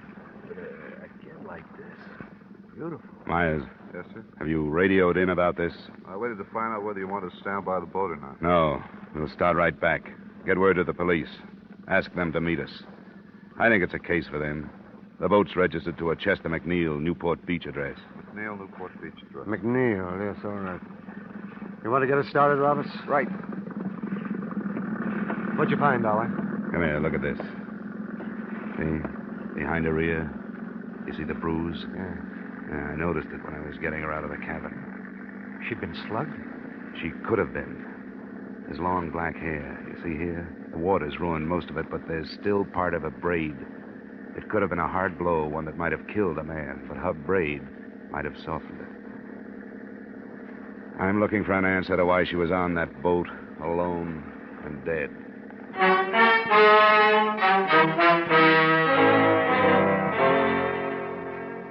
It was an answer I never did actually find and prove, because in the final analysis, the death of this beautiful, dark-haired girl was no more important than any of the rest of them. She was taken to the county morgue, and after making my formal statement to the police and giving them my informal theories, I followed her there. Now, I take it that the deceased is not a personal friend of yours. That's right, Dr. Sane. I'm an insurance investigator. I'm in Southern California because a number of people have died in the sinkings of some insured pleasure boats. Oh, yes, the Arrowcraft? Yes. And the death of this girl has become important to me. What's her name? Caruso, Antonia Caruso. She was identified by her mother. Antonia. Are you planning an autopsy? Why do you ask? I wonder if you noticed a bruise behind her right ear. Yes, I reported it. You're an observant fellow. Dr. Sane, you must have examined some of the other bodies from these sinkings. Were there any indications of violence on them? If there were, I was unable to discover them. The period of immersion in other cases, you must understand, was much longer than in the Caruso case. Water makes it difficult. Why do you ask? Well, the rest of the sinkings, the boats themselves have been blamed. But after today, it seems to me there's a possibility that something else has caused them, at least this one. The contusions? Yes. There were 2 other people on that boat, the owner, Chester McNeil, and his father. But the girl's body was the only one aboard. Why? I didn't know the particulars. I think the girl wore braids, Doctor. If she did, could she have survived a blow that would have killed the 2 men? Protection? Well, location of the wound would bear you out behind the ear. Could she have been knocked unconscious, been thrown overboard, and then recovered enough to get back on? Could this have happened to the girl? Are you suggesting homicide, Mr. Dollar? I'm not sure. Then I'm not sure why perfectly good boats start sinking without survivors, either. They have to make autopsy examination to determine the degree of concussion. Well, that's why I asked. Are you going to perform one? In the state of California, Mr. Dollar, except in cases of unquestionable criminal acts, autopsy is allowed upon only permission of the next of kin. Now, this contusion, well, it could have been sustained so many ways. Yes, I know. Matter of fact, arrangements have already been made to move the body to a private establishment. Oh. Could you give me her mother's address? Why, yes, I suppose so. But I'd be doing no more than saving you a search of the phone book.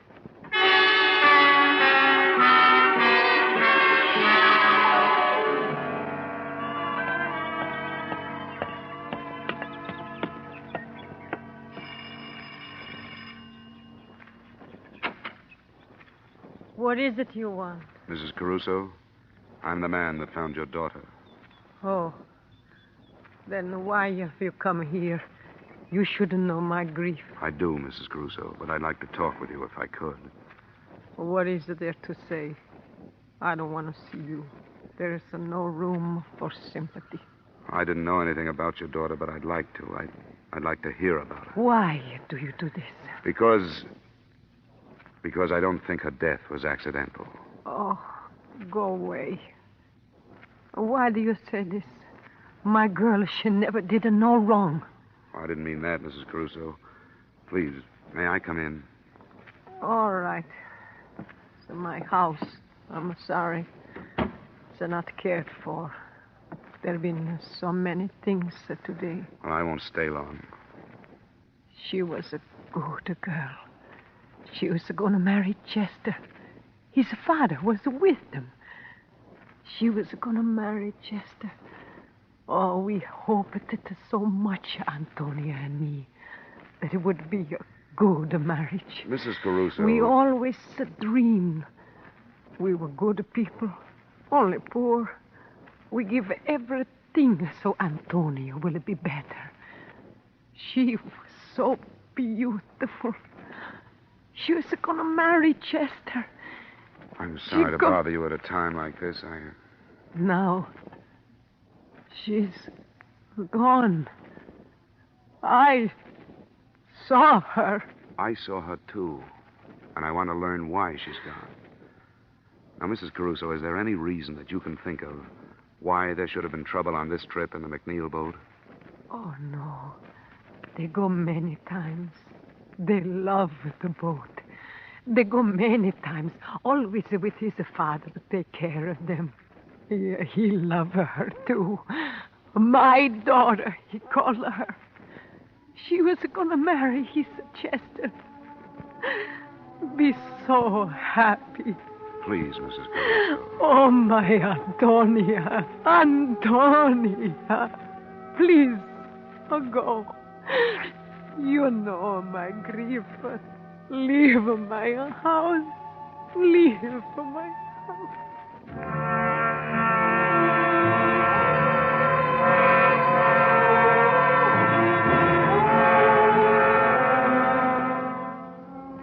I left her house and drove back to Millard Snell's hotel. It was 7 p.m., and I hoped we could get to Crocker, the West Coast agent for Arrowcraft, before the night was out. But I found Snell white-faced when I opened the door and too anxious to show me the front page of the evening paper. I didn't know where to find you, Dollar. For what? And you haven't heard. Fred Crocker, the Arrowcraft agent. He was killed this afternoon.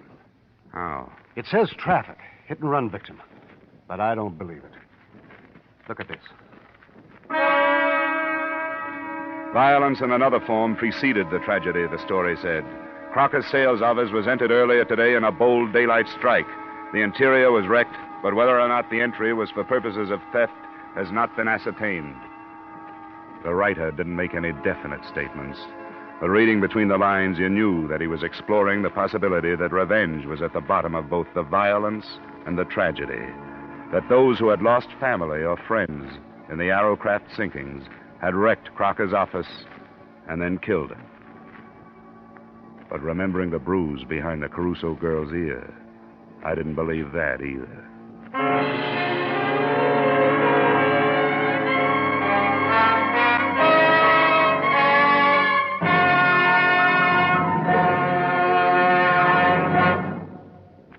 To make every day more enjoyable, treat yourself often to refreshing, delicious Wrigley's Spearmint Chewing Gum. The lively, full-bodied, real mint flavor cools your mouth, moistens your throat, freshens your taste. And the chewing itself gives you a little lift, helps you keep going at your best. So for real chewing enjoyment that's refreshing and long-lasting, always keep Wrigley's Spearmint Chewing Gum handy. Healthful, delicious, Wrigley's Spearmint Gum will make every day more enjoyable. And now, with our star, Edmond O'Brien, we return you to the second act of Yours Truly, Johnny Dollar.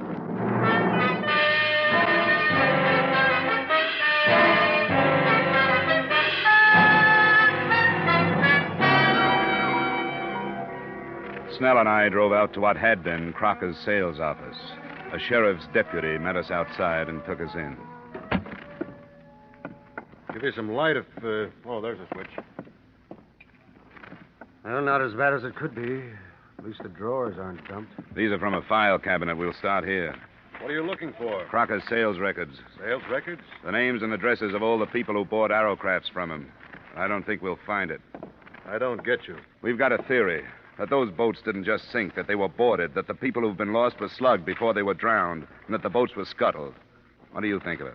Why would anybody set out to wreck Arrowcraft? Well, that I don't know. Probably because they're linked to something important. Maybe something or somebody is on an Arrowcraft and somebody else doesn't know which one. Here's the sales folder, Dollar. It's empty, all right. Sure it is. That gives them the location of every Arrowcraft between here and San Diego. Sheriff, nobody has said where Crocker was when this place was entered. They don't know yet. You got a theory? Yeah. That he was here. Yeah, that after the list of names and addresses was taken, he was dragged out of here and killed with a car for the same reason the others have been killed. Because alive, they might have been identifying witnesses. Well, they say everybody's got a right to his own opinion, but that's too crazy for me. Well, I don't blame you. It's too crazy for anybody. Maybe so crazy it'll never be cleared up.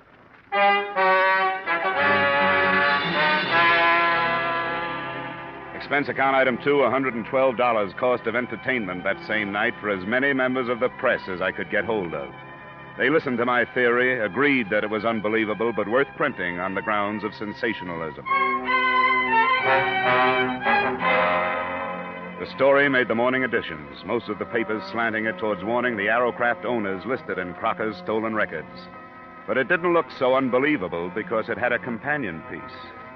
A night watchman at one of the yacht clubs lay near death from gunshot wounds after apprehending a prowler aboard an Arrowcraft. The prowler was being held at the county jail. Who is this guy, Sergeant? Jerry LaBarber's the name he uses. We put a search on him last night. He's one of those things you call a known hoodlum because nobody's been able to pin much on him. Known to the police in Las Vegas, L.A., and San Diego, to name a few. Here he is. I hope you had better luck with him than we did. If you meant that, you'd leave me alone with him for the rest of the day. Sorry. Off the bunk, LaBarber. You got a visitor. On your feet. Stand up. Okay, hero, you got me up. What's the matter with you? What's missing, LaBarber? What? What's lost? What were you looking for on the Arrowcraft? Come on, who are you working for? I'm out of work.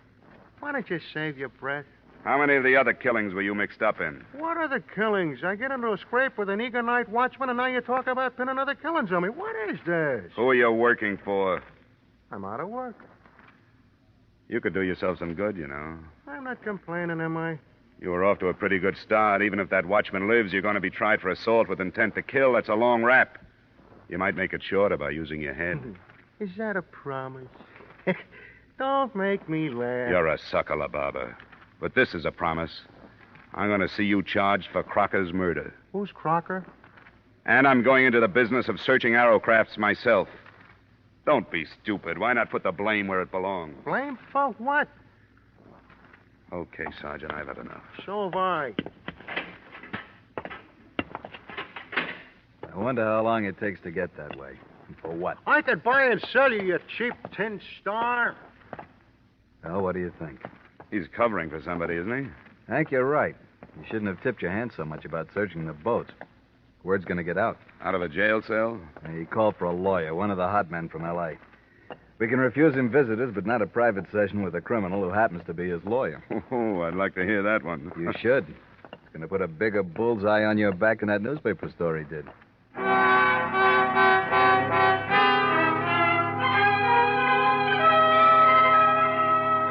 There was no trouble that day, and no progress.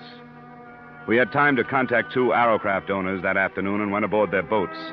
Nothing came of it but a feeling of frustration because we didn't know what we were looking for, how large or small it was, whether to empty fire extinguishers or break and open batteries. That night, the news broke that the night watchman had died of his wounds. Snell and I made an attempt at eating dinner and took a bottle of cognac to my room to see what it could do. The phone call came at 9:30. Hello? Hello? Well, this is Dollar speaking. Who's this? I'm in a phone booth, so don't bother trying to trace this call. It's about the boat trouble. All right. What about it? Not over the phone. You have to come up here. Where do I meet you? I've got to be careful. You'll know why when I talk to you. You have to come alone. What else? There's a place called Leeds Bar. It's on Long Beach Boulevard, 3 blocks up from the beach. You'll see the sign. I'll find it. You can make it in an hour. But you've got to be alone. I will be. All right. 11:15. What was that? Some girl says she wants to talk about the aerocrafts. Wants me to meet her in Long Beach. Don't be ridiculous. You're not going. Somebody has to do something. Nothing as foolhardy as this. You've been expecting them to make a move. Here it is. You don't for a minute think she's telling the truth. I won't find out sitting here swilling brandy with you. I wasted 10 minutes in Newport circling through alleys and side streets to shake any tail that might have been put on me. And then I headed up the coast highway. At exactly 10:45, I was ordering a drink in Leeds Bar. It arrived simultaneously with a metallic nudge in the ribs from a man who had taken the stool on my right. Drink it, Dollar. We've got to go. I was supposed to get a message from a girl. You've had it. Come on, drink up. All right. Now leave. I'll meet you outside the door. Do I get to talk with this girl? She's outside. Okay.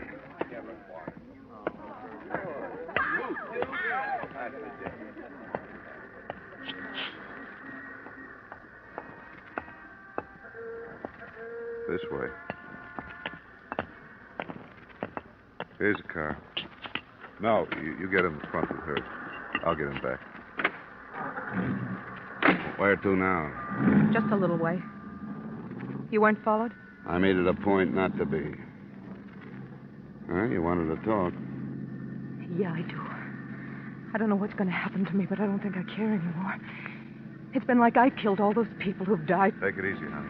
You mean their deaths are your fault? Sort of, yeah. I mean, I could have stopped it, but I was afraid to because one of his men would have killed me. And I thought he'd stop before this. He? Who do you mean? Hey, watch what you're going. You better stop, Gwen. This is as good a place as any. Yeah.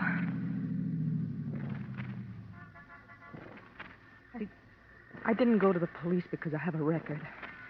And he's so powerful, he could have made it look like blackmail and it wouldn't have gone any farther. Who is so powerful? George Masterson. George Masterson? Who's he? He seems like a businessman. He owns a line of furniture stores. I've known him for 3 years. It was one of those things where, every once in a while I'd learn something about him. Until I finally understood what he really was. And he knew I did. What kind of payment do you expect for what you're telling me? Dollar. I hadn't thought of money. I swear I hadn't. All right. Go ahead. Masterson's as far outside the law as you can get. Narcotics, jewels and furs, aliens, Mexican gold, anything. He runs the West Coast for a combination that has headquarters in Italy. Who knows this? I do. And I wrote it all down. Ways to prove it. Like the names he uses for all his bank accounts to evade income tax. All of it. That's what he's been looking for on those boats. Well, then he was Writing afraid. it down was the only way I could think of to protect myself. He was afraid of me because I knew so much about him. He was going to have me killed. We were in Mexico when I told him, Ensenada. When he didn't believe me, I showed him a copy. I told him I'd hidden the original on a boat I'd visited, and that if he killed me, I had a way of letting the police know which one. Which one is it? I was lying to him. I didn't put it on a boat. I was lying. Arrowcraft was only a name I remembered. When he asked me, I said Arrowcraft. You mean there's nothing on those boats and 16 people have died? I know. I know I was wrong. I should have. Oh, but when you're scared, you only think of yourself. Don't, Gwen, honey. You'll be all right. This paper you say you wrote. Where is it? I have it here. I want you to take it. Now, get out, Dollar. I want to take her home.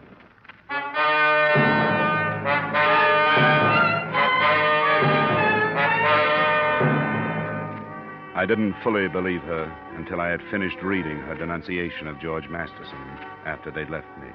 But by the end of it, I knew that in my hands was the hottest document in California. I knew that hundreds of rotten lives could be crumbled and millions of dollars in criminal traffic could be stopped. And it did away with the possibility of any suit against Arrowcraft or your company.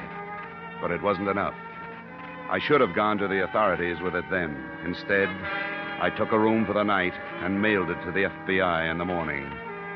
Then I went after Masterson. I found him in a plush office in one of his furniture stores. Here. Just a moment, sir. You can't go in there. Miss Masterson. What's the meaning of this? You're announced before you get in here. Not this morning, Masterson. I'm sorry, sir. Get somebody to throw this man out.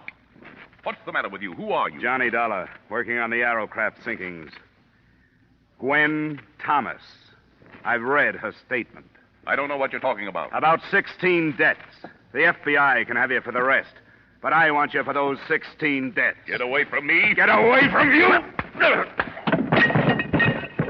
Stay away from me. Get up! Listen to me.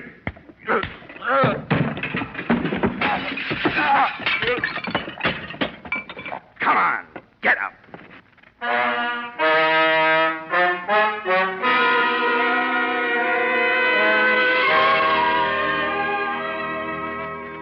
As far as I was concerned, that was it. The girl was placed under protective custody by the FBI and the district attorney, who had worked out 75 counts on Masterson's indictment before I left. It's too bad that all of the next of kin of the 16 dead can't sit in the jury box. Expense account item 3, same as item 1. Expense account total, $940.20. Yours truly, Johnny Dollar.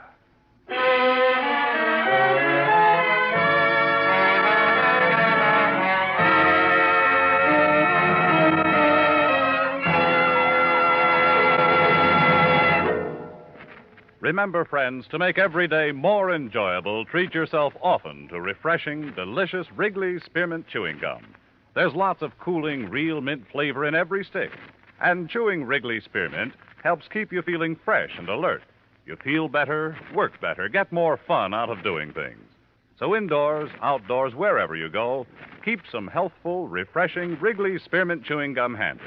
To make every day more enjoyable, treat yourself often to delicious Wrigley's Spearmint Chewing Gum.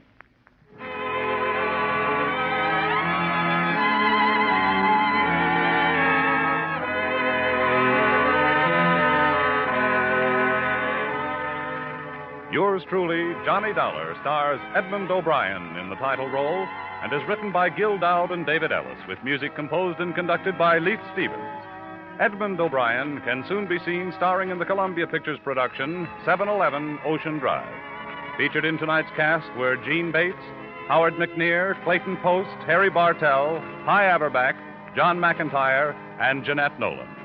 Yours truly, Johnny Dollar, is produced and directed by Jaime Del Valle.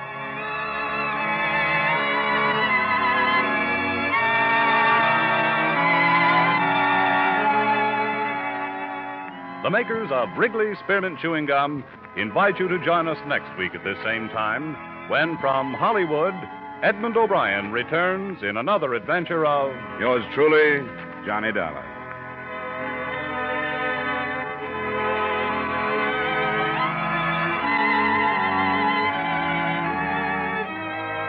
Bob Stevenson speaking. This is CBS, the Columbia Broadcasting System.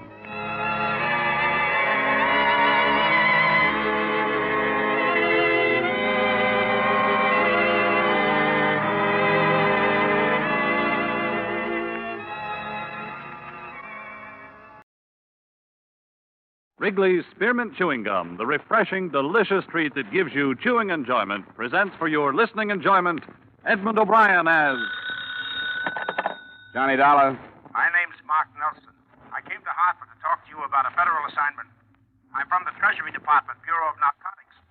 We need an insurance investigator For what? to go to London on a case that has us stopped here. I'm in the Commonwealth Hotel. I'd like to have you come over. Wait a minute. What's insurance got to do with it? Our company took a policy on a few $1,000s worth of trunks en route to London. Somewhere in the load is $500,000 in narcotics. We want you to take the trip with it.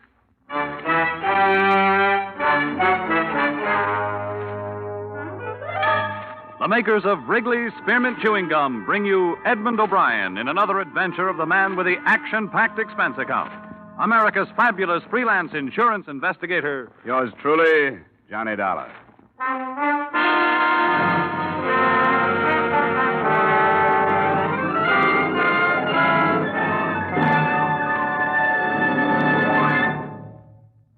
To make every day more enjoyable, treat yourself often to refreshing, delicious Wrigley's Spearmint Chewing Gum. Here's a taste treat you can enjoy indoors, outdoors, at work, or at play. The cool, long-lasting mint flavor refreshes you. The smooth, steady chewing helps keep you fresh and alert. Adds enjoyment to whatever you're doing. Wrigley's Spearmint Chewing Gum. Healthful, refreshing, delicious.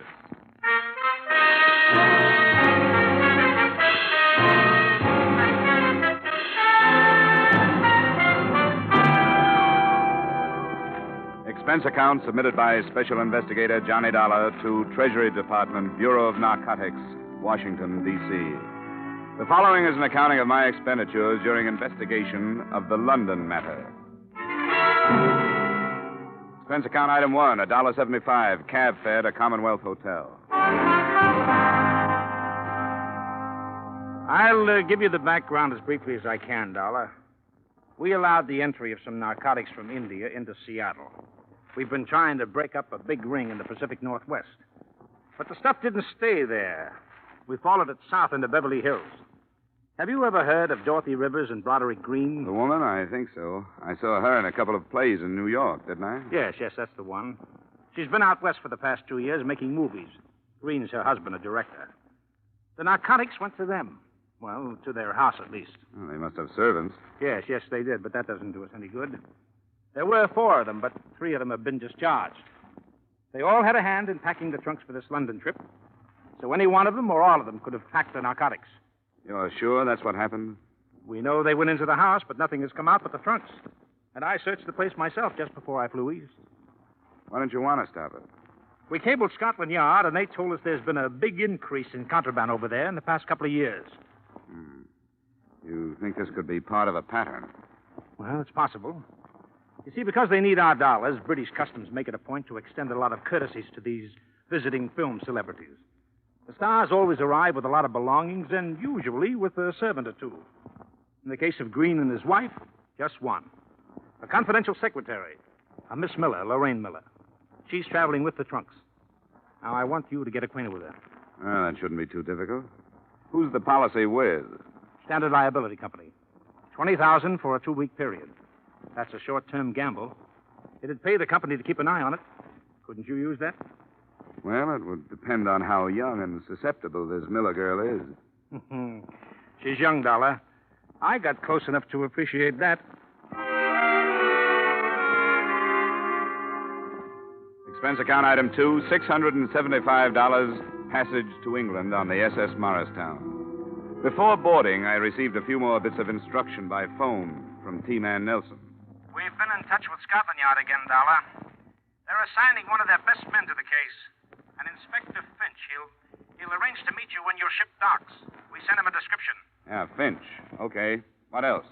Well, we still aren't sure about the Miller girl, but her brother is going on the same ship. That could happen.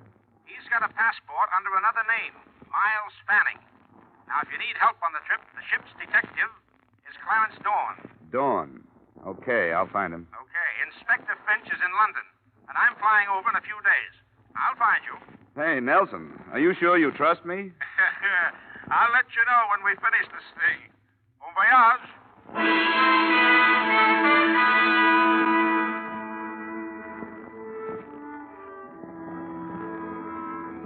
Expense account item 3, $8. Bar bill.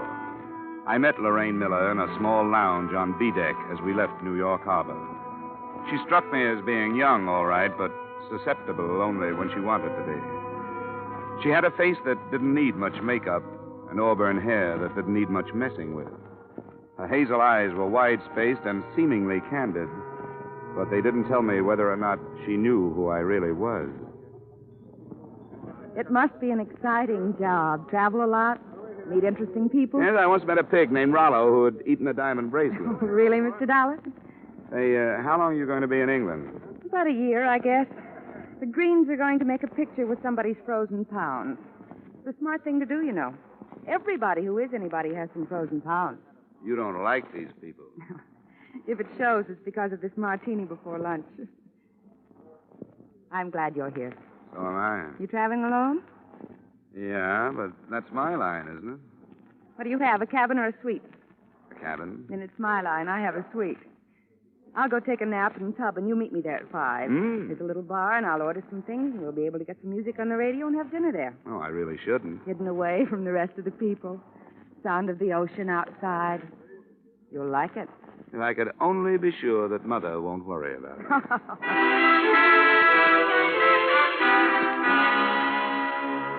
The cocktails were good, and so was the dinner. But the radio was full of static, and, as far as my assignment went, the conversation was unsatisfactory. I learned a lot about Lorraine Miller and a little about the Greens, but none of it tied in with the case. The whole evening made it almost impossible for me to suspect that she could be mixed up with narcotics until the fourth brandy. Jim? What is it? Oh, no. Porthole. Somebody pushed it open. It flew open. It startled me, that's all. Somebody pushed it. You saw him. You started to call out his name. No, I didn't, Johnny. It startled me so. My mind was 1,000 miles away in that Come over here and sit down. I'm sorry, Johnny. That was ridiculous. Why don't you want to tell me who it was? I saw him, too. Now, who are you afraid of? Don't ask me any more, Johnny. But I want you to tell me. All right. You want to spoil everything with your stubborn prying? It was my ex-husband. He followed me before. Now, if you'll please leave. Johnny, I won't be able to see you again.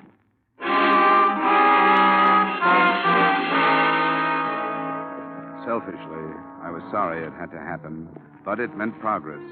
I knew it had been her brother outside the porthole, and she was covering up for him. The portly, balding ship's detective, Clarence Dorn, was sporting a well-worn flannel bathrobe and Congress gaiters when he let me into his cabin a half hour later. Well, welcome aboard, Dollar. They told me about you. Yeah, I looked for you up in the ballroom. I never bother with the ballroom the first night out. The con merchants are just picking their marks. The slick gamblers are softening the suckers by letting them win. Nothing you can get your teeth into first night out. Tomorrow I go to work. Sit down, huh? Yeah, thanks.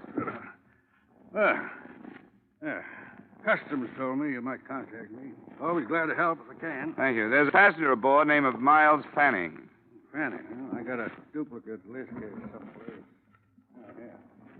Baggett, Fallon, Fanning. Miles D. Fanning. 22 on secret. Yeah, that's the name. You know anything about him? Oh, let's see. I keep a notebook. Names of some of the hot ones that make the crossing.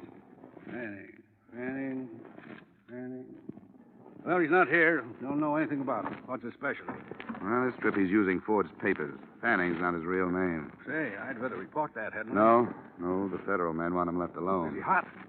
He could be. Oh, yeah. Can't let me in on it, huh? I know how it is. I wish you'd pick him out tomorrow. Keep your eye on him for me. Sure, absolutely. Glad to help. Anything special you want? I'd like to know if he meets the girl in number 12A deck, Lorraine Miller. Auburn hair, hazel eyes, about 5'4". Got it? I'd like to know if he sends any cables ahead to London. Like to see copies if I could. I'll get word to the radio operators right away. Thanks for the cooperation, Dawn. I'll check back with you tomorrow night. Right.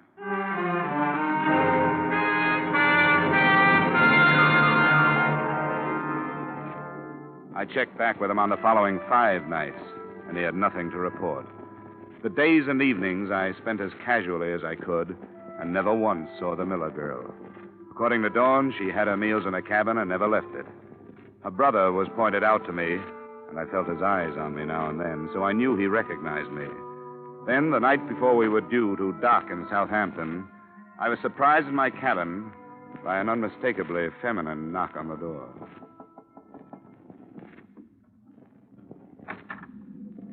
I think I owe you an apology. Well, I didn't expect it. Come on in. Sit down. I'm sorry, Johnny. I wish I hadn't blown up. Why did you? I don't know. I guess because, well, it was hardly the time for an ex-husband to come prowling around. It was too bad. The trip that started out to be a lark, this one has turned into a big flop. Have you enjoyed it? Well, I've met a lot of those interesting people, bridge players, deck tennis players, kind of Astor players, fat old gossips with jewels, drunks, nothing like that. Yes? This is Dawn, Dollar. Yes, Mrs. Johnson. Oh, you can't talk. Yes, that's right. I'll make it short. They met after dinner. Fanning went to the Miller cabin. Oh? I'm awfully sorry, Mrs. Johnson. I couldn't make it tonight. A previous engagement, but thanks for calling. I'll stay on him and see you later. I hope you find somebody. Night. That was one of them. Could I fill in a contract? Mr. Johnson is seasick. We can get together in London, can't we? Yeah, sounds fine. I think we can work it out. I hope so, Johnny. I really do. Now I have to go. I want to get everything packed tonight.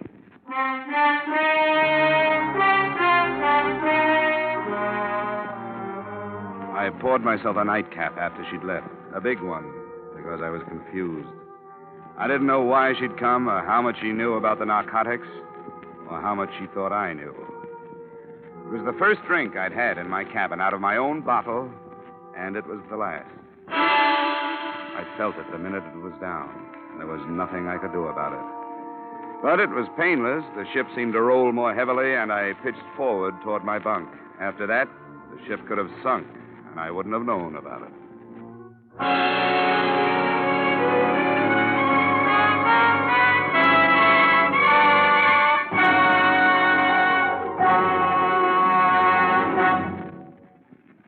To make every day more enjoyable, treat yourself often to refreshing, delicious Wrigley's Spearmint Chewing Gum.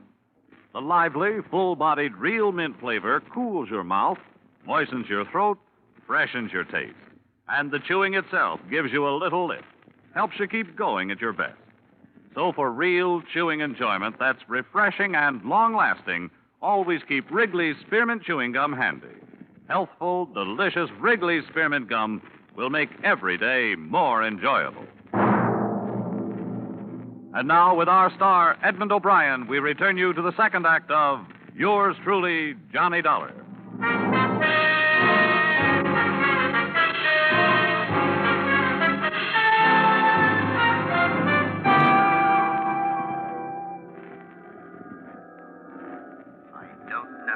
I don't know. Great shock to the system. Yes, it must be. Sinister amount of opiate. Amazing resistance. Well, we'll try. There. I don't dare give him any more stimulants, Inspector, but this should bring him round. Rather an unpleasant arrival, poor chap. Yes.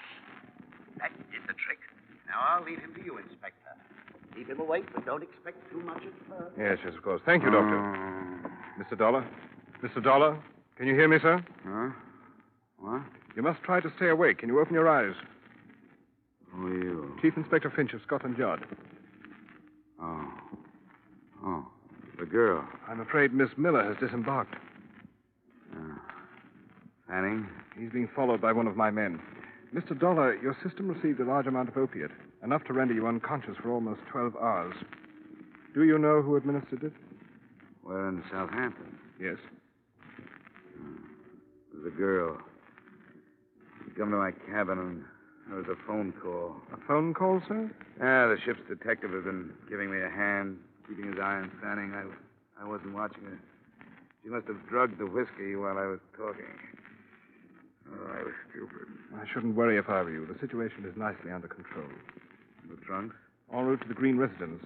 However, the men in the lorry with it are from Scotland Yard. They'll unpack them, and I assure you nothing will pass unnoticed. Nice going, Inspector. Thank you, sir. We like to try. Now, if you could raise yourself and drink some of this coffee. All right. Yeah. Shouldn't be this hard. Nasty experience. Okay, let's have the coffee. Yeah. Splendid. When you feel strong enough, we'll have an ambulance move you to my flat. You may rest there, and we shall await developments.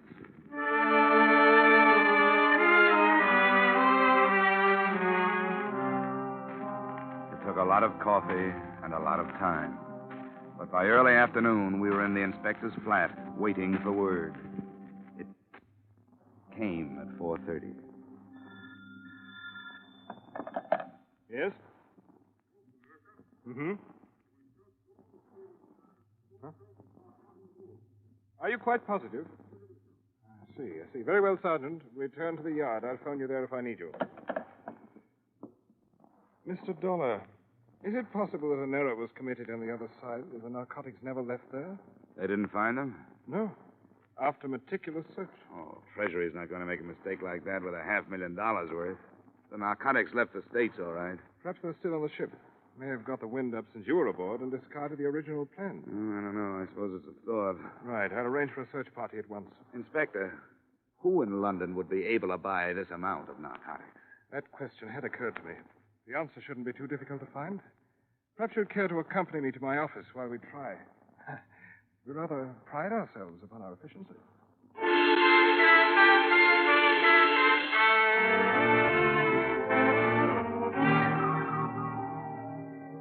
10 minutes after we got there, the ponderous machinery that is Scotland Yard started grinding out files on criminals. They were indexed according to every possible feature or characteristic. In the space of 2 hours, we had the name of every known narcotic suspect in London, and flying squad men had been sent out to cover them. But the first report that came in was negative. The ship had been searched without success. Then the phone rang again. Inspector Finch. Huh? Oh, yes, he's here. Mr. Dollar? Thank you. Oh. This is Nelson, Dollar. I just got in. Oh, good. Have you heard about the mess? Part of it. I went down to the ship. Dawn told me what happened to you. Are you all right? Yeah, sure, I'm all right, but the stuff got through. It's loose someplace here in London. The trunks? Unloaded and searched by Scotland Yard men, nothing. What about the girl? She's being watched. Anything on Miles Fanning? Well, the yard's tailing him, too. Say, Nelson, are you sure the narcotics were put aboard the ship? Positive. But I'll get right on the transatlantic phone and get somebody to recheck the trail. I'm staying at the Empire. Call me if something breaks. Yeah, right. Treasury man, he's going to check the States to see if there was a slip. Good. $500,000? Rather a nuisance having that. This may be something.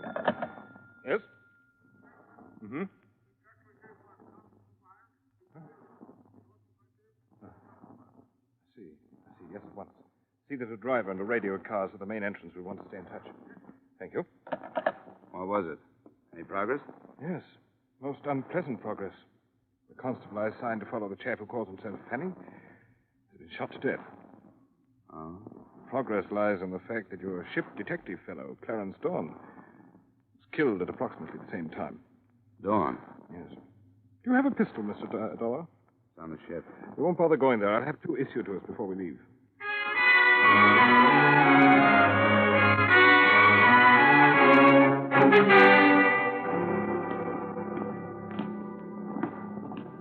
I spoke to Constable Wilde before he died, sir.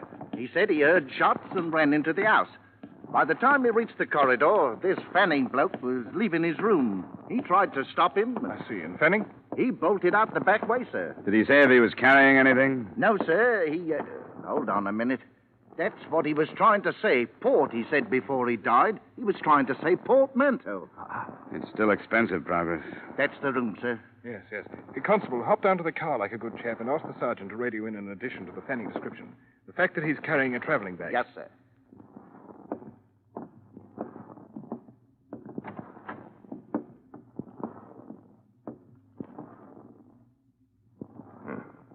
Is this Clarence Dawn?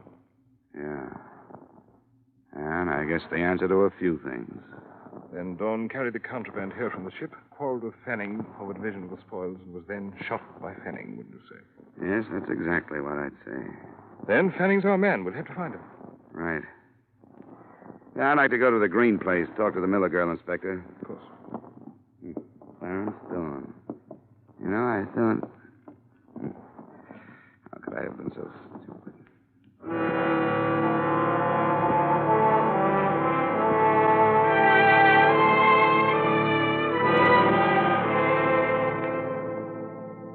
The Green residence was dark when we arrived, and there was no response to either the doorbell or our shouts.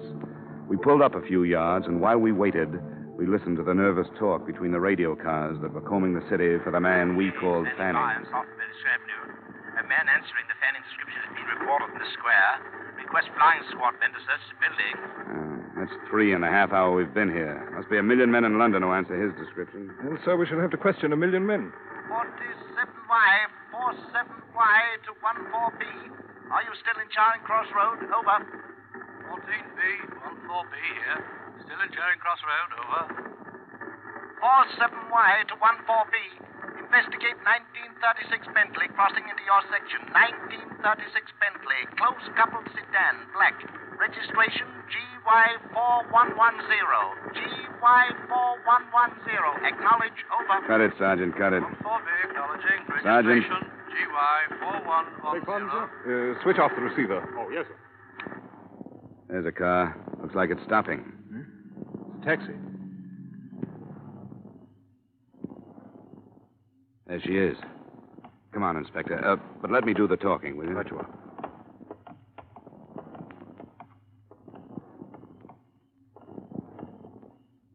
Lorraine? Who is it? Johnny. Johnny, where have you been? Where is he, Lorraine? What happened to you? I looked for you when we were docking. I came to your cabin and knocked. Stop it. Where is he, your brother? Johnny. Come on, where is he? What has he done this time? What'd you say? What has Jim done? You know what he's done. No, I don't. He wouldn't tell me. After everything that's happened, after you've lied to protect him, you're asking me to believe that you didn't know what he was doing? Yes, I'm asking you to believe me. You don't have to. I haven't known anything about Jim since the war.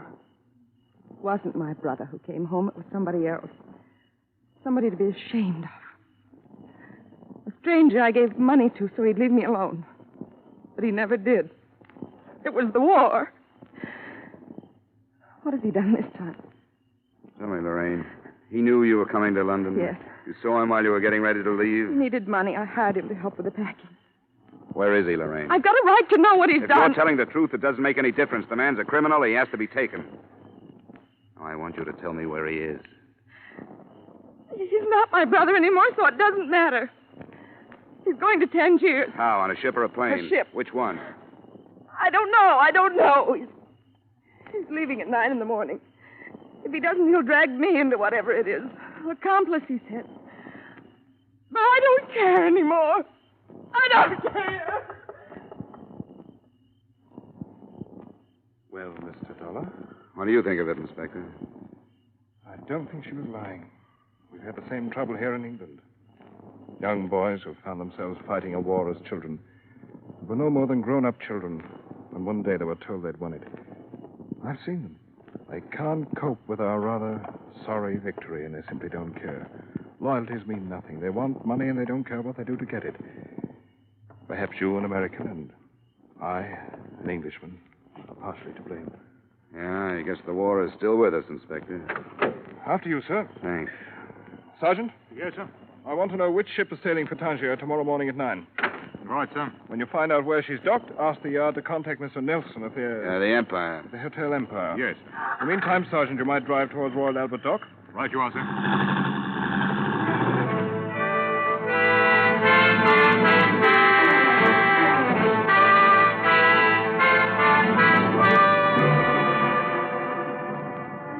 The ship turned out to be the city of Bombay.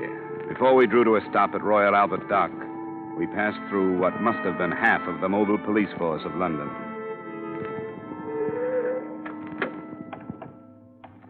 That must be Nelson's car. Yeah, there he is. Come along, Sergeant. We want you to stand guard at the gangway. Right, sir. Hello there, Dollar. I was beginning to wonder if you'd ever get here. It's only been 10 minutes, Nelson. This is Inspector Finch at Scotland Yard. Pleasure, sir. How do you do? Well, Mr. Dollar, Mr. Nelson, as you so quaintly put it on the other side, this is it? You're sure he's there? Oh, quite sure. Yeah, we got a radio report, and we hope they've cleared the ship of everybody else.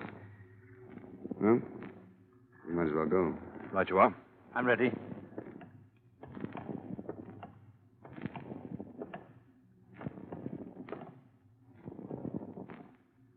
Mr. Dollar? It's up to you. Thanks. You there. Is Mr. Fanning aboard? Aye, he's aboard. Stay here, Sergeant. Right there. You received word from Scotland Yard? I did. Then you'll allow us to come aboard after him? You can come aboard.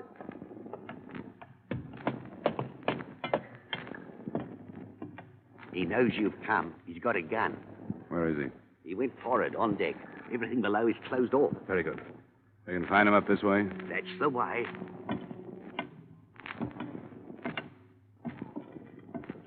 There's a winch up forward. Good protection. Down behind the hatch. Hey, Miller, Fanning, whatever you call yourself. Come on out. We've got the Treasury Department and Scotland Yard here, so come on out. He won't do it. He won't, Dollar. It's too late for him. I'd better cross over to the other side while you cover me. May draw him out. Are we ready? Wait till I move down here. This is good. Good luck, Inspector. Use your head, Miller. Come on out. There he goes. Throw the bow. Don't let him get over.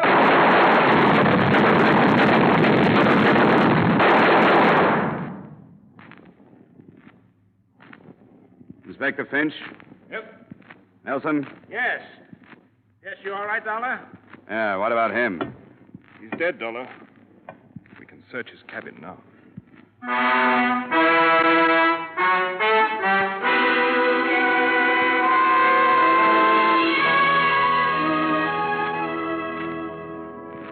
The traveling bag with its $500,000 contents was just inside Fanning's door. Expense account item 4, same as item 2. Transportation back to the States and Hartford. I saw Lorraine Miller once before I left. And I made her a promise I hope Inspector Finch will be able to keep. That only the name Fanning would make the official records in the front page, because the name Miller had already gotten more than it deserved. Expense account total, $1,580.20. Yours truly, Johnny Dollar.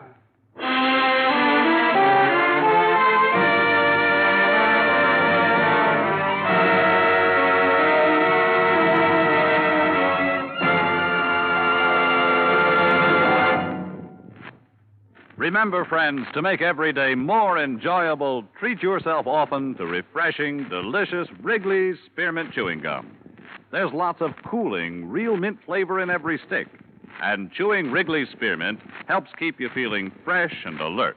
You feel better, work better, get more fun out of doing things. So indoors, outdoors, wherever you go, keep some healthful, refreshing Wrigley's Spearmint Chewing Gum handy. To make every day more enjoyable, treat yourself often to delicious Wrigley's Spearmint Chewing Gum.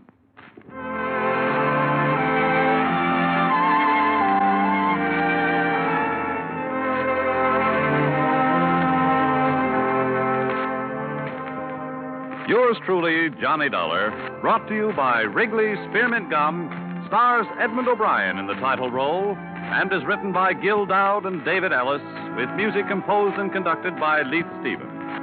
Edmond O'Brien can soon be seen starring in the Columbia Pictures production, 711 Ocean Drive. Featured in tonight's cast were Wally Mayer, Virginia Gregg, Herb Butterfield, Dana Herlihy, Tudor Owen, Ben Wright, and Alec Harford. Yours truly, Johnny Dollar, is produced and directed by Jaime Del Valle.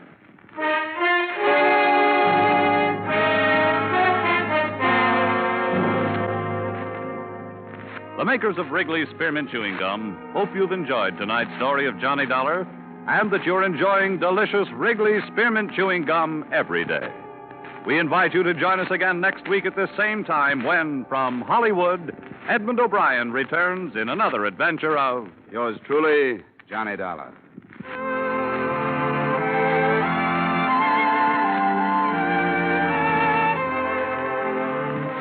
Bob Stevenson speaking.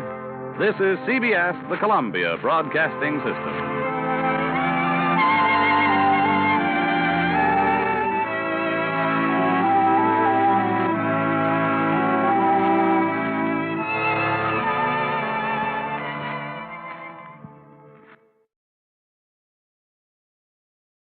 Wrigley's Spearmint Chewing Gum, the refreshing, delicious treat that gives you chewing enjoyment, presents for your listening enjoyment Edmond O'Brien as...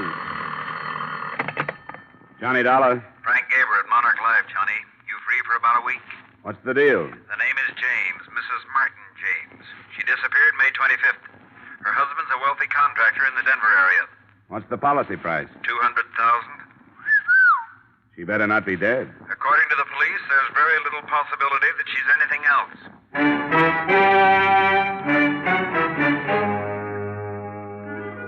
The makers of Wrigley's Spearmint Chewing Gum bring you Edmond O'Brien in another adventure of the man with the action-packed expense account. America's fabulous freelance insurance investigator. Yours truly, Johnny Dollar.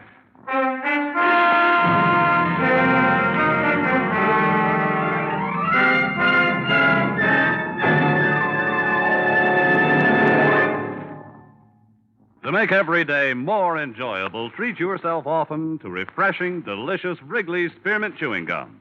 Here's a taste treat you can enjoy indoors, outdoors, at work, or at play.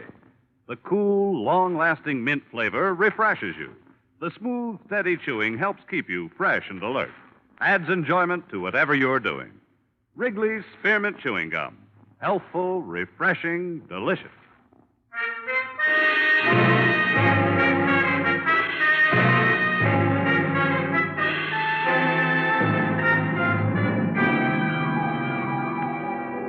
Expense account submitted by Special Investigator Johnny Dollar to the Monarch Life Insurance Company, Home Office, Hartford, Connecticut. Attention, Mr. Frank Gaber. The following is an accounting of my expenditures during investigation of the Barbara James matter. Expense account item 1, $73.87, transportation to Denver, Colorado. Expense account item 2, $2.30, taxi fare from airport to police headquarters, where I spent a few minutes getting myself up to date. Detective Lieutenant Harrison locked his hands in back of his head, leaned back in a swivel chair, and filled me in on the meager facts. And a swimming pool. He must have loved her. Well, he could afford it. And tennis courts, anything to hang on to her. See, Dollar, he's one of these silly old fools dreaming of a sparkling youth. What about his wife? She was 28. I got a picture of her here. Now, would somebody like this be interested in a 50-year-old baldy with a paunch? For money? She was originally. When she got all the money she wanted, she started cavorting. It's my guess that's what happened. Oh, what am I saying? My guess. That's what did happen. Up till the time she disappeared, anyhow. Married long? 3 years. No children. Her first husband was under contract to one of the movie studios. He lost his contract, went to New York to starve a while, found he had no wife when he got back to Hollywood. Don't tell me. James met his wife in Reno. Reno it was. He had just let go of something his own age. Wanted a little romance before he died. 6 weeks ago, he called up the department and said she was missing. In the last 6 weeks, he's aged 10 years. Looks like a very unhealthy 60 now. Nothing from the travel bureaus, out-of-town hotels? Nothing from railroad stations, bus depots, airports, auto rental services, other police stations in the U.S. and Canada, et cetera, et cetera, et cetera. So? After 6 weeks, murder.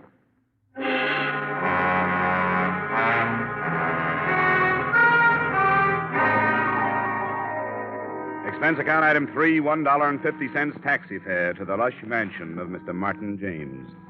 On the way over, partly for pleasure, partly for business, I studied the glamour photo of the missing girl. She was standing beside a swimming pool in a bathing suit, smiling at whoever was taking the picture. She was quite a girl. The James place was a colonial-style museum piece up on a hill overlooking the city. A pretty young thing in a nurse's uniform met me at the door, took my name, and disappeared behind 2 high oak doors. In a moment, she was back. She ushered me into Mr. Martin James. Mr. James looked very old. His legs were wrapped in a patch quilt. One hand clutched the collar of his bathrobe about his throat. The other hand held a glass of milk. How do you do? Sit down, won't you? Oh, thank you, Martha. That'll be all. I know your suspicions, Mr. Dollar. My answer is no. I'm not at all sure she hasn't run off with a younger man. But all the ticket officers show... She'd use another name. Very possibly. You see, Mr. Dollar, Barbara married me for my money. I married her for her youth and her beauty. It was a decent enough arrangement until she became dissatisfied.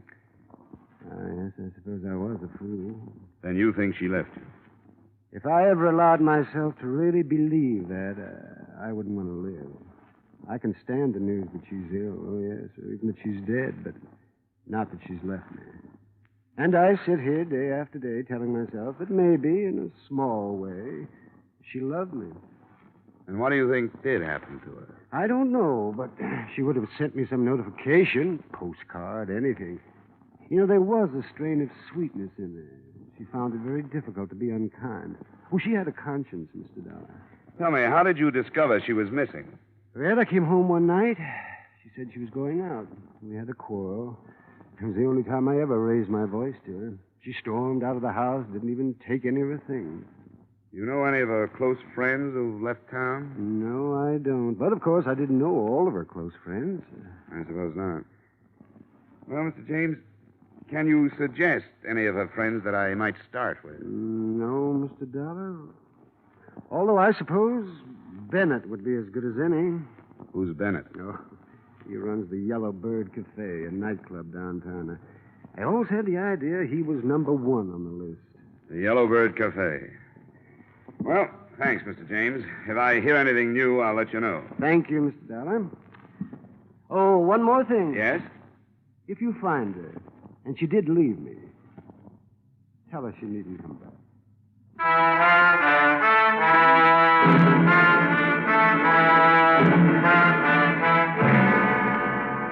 Expense account item 3, 90 cents taxi fare to the Yellow Bird Cafe, a blue-lighted night spot.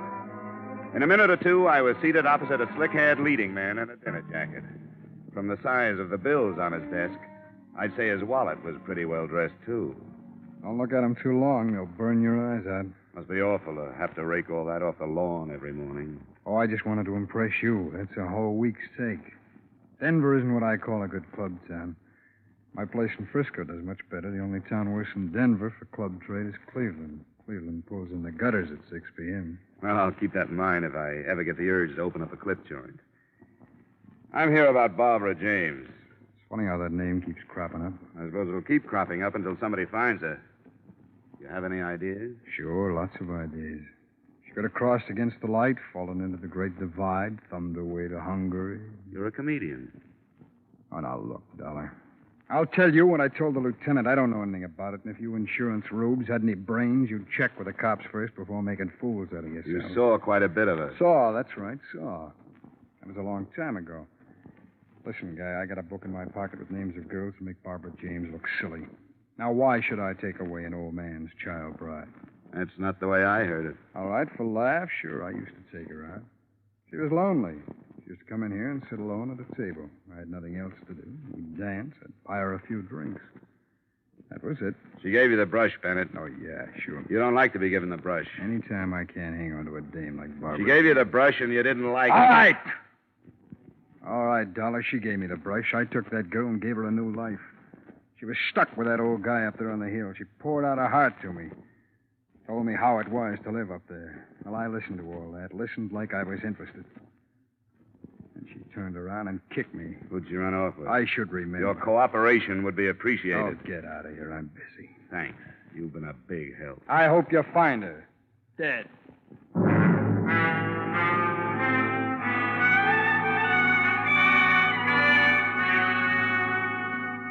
Expense account item 4, $3 for 2 drinks, 1 for me, 1 for the young lady I dragged away from the dice table.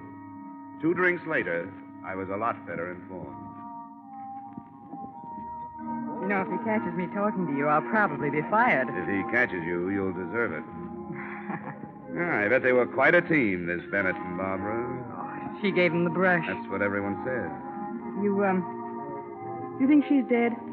I don't draw any conclusions without having the facts. Bennett hates to be brushed. So do I. Bennett started this place on money he borrowed from James. Now, that's a new thought. Mm-hmm. Here's another. Barbara James's first husband is in town. I didn't catch the name? Fred Fogel. Another leading man. Another leading man. Yeah, I think that's worth another drink. Uh-oh. Here comes Bennett. Say, where's this Vogel staying? The Parkson. Goodbye now. Well, I see you're pumping the help. Oh, just browsing. Browse elsewhere, huh? Right. Well, it's been swell. Wait a minute, Dollar. What did she tell you? We discussed baseball. Come on, sit down, Dollar.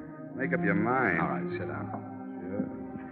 Look, Dollar, I don't know where Barbara James is, and for all I care, she's at the bottom of the ocean, but there are a few things that have nothing to do with this case which I would hate to have circulated around. Every man has personal matters. I'm glad you recognize it. Now, come on, what did she tell you? You didn't tell me Vogel was in town. Is he? What's he doing here? How should I know? All right, Bennett, forget it.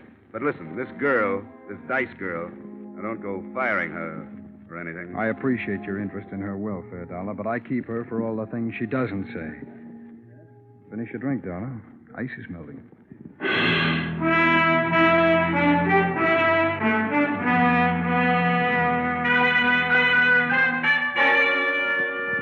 I walked to the Parkson and asked the desk clerk for Mr. Fred Vogel.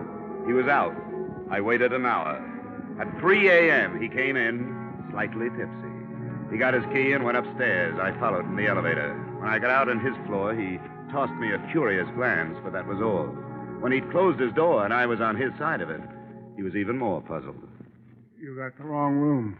Oh, yes, right. We got the wrong room. Now, do you mind... Are you Fred Vogel? Yes, how did you know? You were married to Barbara James? That's right. Well, come on, sit down. Let's have a talk. Now, look, I like to talk, but it's 1 o'clock. 3 o'clock. Well, you see, it's even later then. How about tomorrow? Well, I like to work at night. I'm with an insurance company. We're trying to locate your ex-wife. I haven't seen her in 3 years. No, 4. No, 3.5 years. And what are you doing in town? Just passing through from New York to Hollywood. I took the northern route. Beautiful. I shunted off this way to see Barbara again. I thought I'd pay my respects to her new husband. Sounds too casual. You know, I'm glad you dropped in. I was out all night sitting in some crummy bar, and there was nobody to talk to. But you like a drink? No, thanks anyhow. Well, you don't mind if I have one? No, go right ahead. You know, when she left me, Mr. Oh, what? Anyhow, when she left me, I was destitute. Shook my confidence in myself. I always knew she was too good for me, but I never knew how much too good for me she was until she left me. Shouldn't have gone to New York. Why did you? Make money. Sure, make money. Why else would anybody be fool enough to go to New York? When I came back, she was gone. She'd gone with this guy, this James. Why did you come back, Fred? Had to see her again. 2 months I've been in town. I'm almost broke. First 2 weeks, I didn't have nerve enough to go up to her place, and then she disappeared. Now I can't go until I find out where she is. You've had a rough time. That's right. That's just what I need. I need somebody to sympathize with me. That's what I need. Oh, man, I wish you would have a drink with me. All right, Fred. I'll have a drink.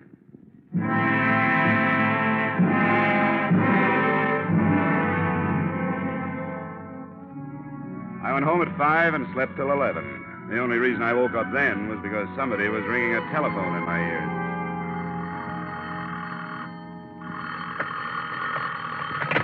Yeah, hello. You sound like you're in the crest of a hangover. Well, who's this? Harrison. Who? I'm with the police department. Oh, sure. Yeah, what's up, Harrison? Did you know that Bennett was one of Barbara James' favorite people at one time? Yeah. Well, there's a girl named Dorothy, a Dice girl. Yeah, very nice.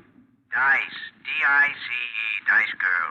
Oh, yeah, Dice girl. We found her this morning on the highway. 4 bullets too late.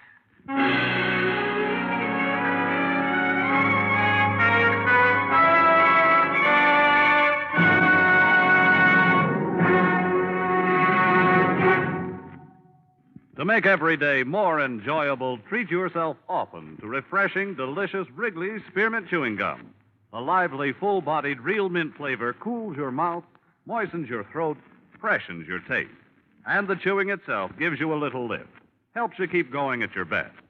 So for real chewing enjoyment that's refreshing and long-lasting, always keep Wrigley's Spearmint Chewing Gum handy. Healthful, delicious Wrigley's Spearmint Gum will make every day more enjoyable. And now, with our star, Edmond O'Brien, we return you to the second act of Yours Truly, Johnny Dollar.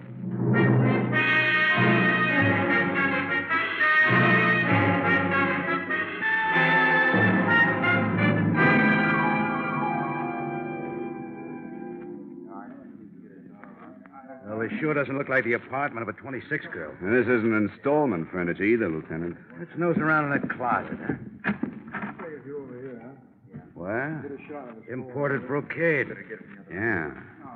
My wife's been pestering me for something like this for 10 years. Now, how would a girl like Dorothy rate all this? For being lovely? Or for being quiet? Possible. It's usually the former. Yeah, that's true. Wait a second. What are you doing? Looking at this label. Martin Rifling, Denver. Now lead me to the classified. Yeah, it's very cute, Dollar. I wish I'd have thought of that. Here's the yellow book. Thanks. Let's see. Dresses. Here we are. Now, Rifling. Right here. Martin Rifling, early 5687. There you are, Lieutenant. Make the call in the name of the law. 5, 6, 8, 7. I hope they still have the records.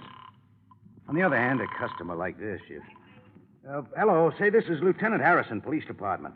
Have you got the records on a Miss Dorothy Weller? No, all right, sure. What's the deal? Says I have to talk to the manager. Hello, say this is Lieutenant Harrison, Police Department. I'd like some information regarding a Miss Dorothy Weller. Yes, Weller.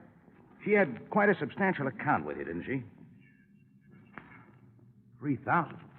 Wow. Look, who paid the bills? What? She did? Well, did she ever come in with anybody? I see. Yes, I see. All right, thank you. Nothing. She paid everything herself. The bankroll wants to keep itself a secret. Well, let's check on some of this other stuff. Probably the same deal, Lieutenant. She was getting plenty from somewhere, and the gift was strictly anonymous. Got any ideas? Same one you got. I want to mess around here for a while. You go on over to Bennett's and check. I'll let you know if we're right, Lieutenant. And look, why don't you take some of that imported brocade back to your wife? Huh? Don't be silly. Then I'd have to take her someplace expensive to show it off.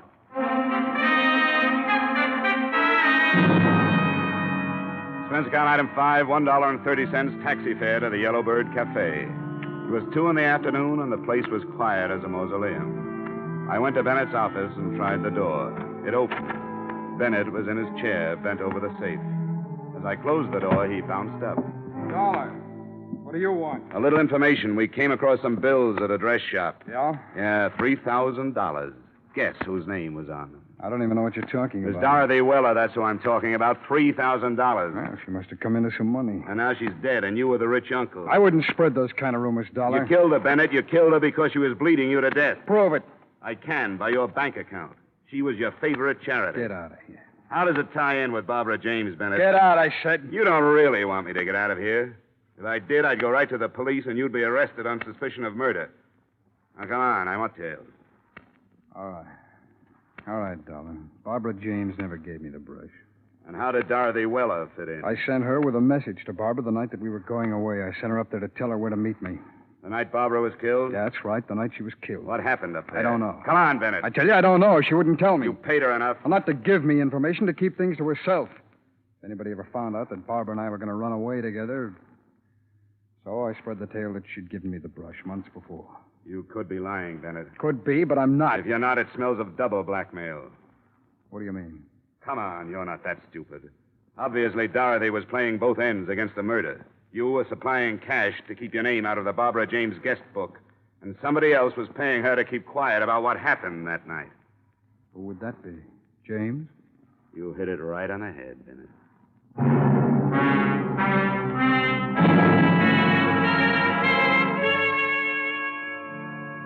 Expense account item 6, transportation to the Martin James place. I found old Mr. James out by the swimming pool, accumulating a wrinkled tan. He sent the nurse for something cool for me, and we settled down to conversation.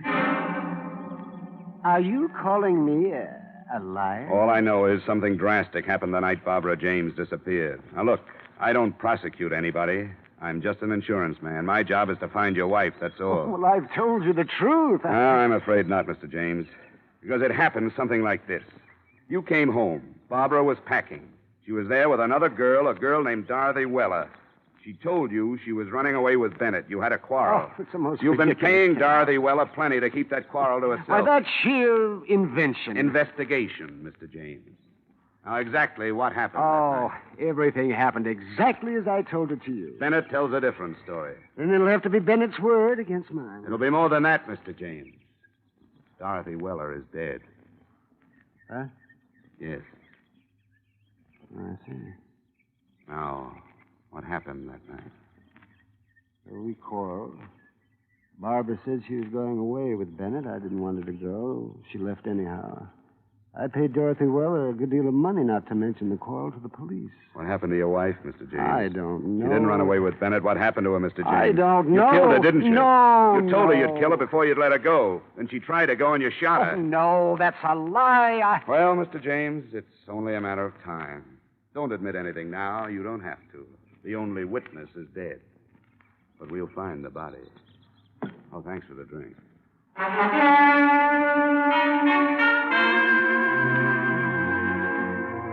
3 weeks passed. Barbara James was still missing. We were stymied, no place to go. We searched every inch of the grounds on the James estate. We found nothing. The garbage disposal, nothing. The incinerator, nothing. Yet neither of us doubted that James had killed his wife. Sometimes he'd follow us around, his hands behind his back, a little smile on his face. I got to hate James. It was like losing at canasta night after night to the same guy. One day I was standing in the patio looking down into the blue water of the pool when somebody tapped me on the shoulder. Mind if we clean it? Huh? The pool. Oh, well, you better ask Mr. James. Oh, I thought you was going to use it or something. No. Well, we service the pool every 2 weeks. Unless somebody's using it, we go right to work, you know. Well, go right to work then. Yeah, sure thing. We built this pool, you know. Oh, really? Yeah, I've been building pools in and around Denver for 25 years. My father was in business before that. This here's a beautiful job we did. We take real pride in this here pool. Yeah, it's a nice pool, all right. Oh, we got some beauties all around, but this here's our pride and joy. Solid gunite all the way through. Steel reinforcements, Lutweiler pump and motor, best equipment you can buy. This thing set old Mr. James back a plenty, but you get what you pay for. Nobody builds a better pool than us for the money. Oh, that's so? Oh, sure, and we take our time. We routine the work so you get the pool as soon as possible, but that gunite, you know, it has to set at least 28 days. Then the plaster. I wouldn't fill it until all that had a chance to settle, but Mr. James got awful impatient. Wanted the pool filled 10 days after we gun-nighted. I told him, I said, Mr. James, you don't build a pool like this every day. He said, I know that.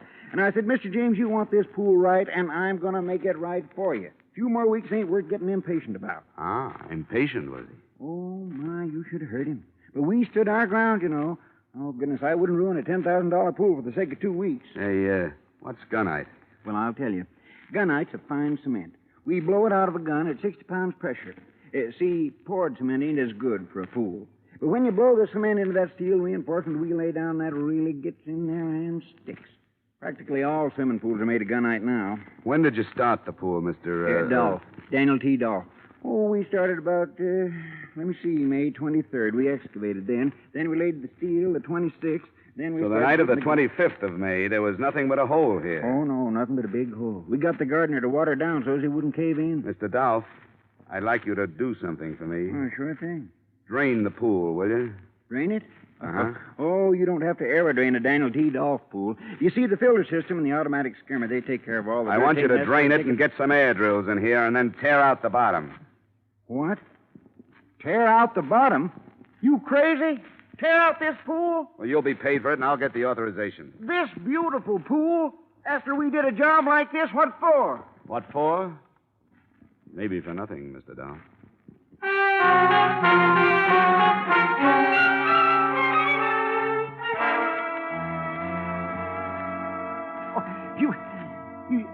dig up the pool? That's right, Mr. James. Oh, that's the most outrageous suggestion. I've got a police order. Well, then you and the police department and the company you work for better be prepared to pay the consequences, Mr. Dollar. I'll admit this is a pretty expensive hunch, but it's all right. I work for pretty expensive people.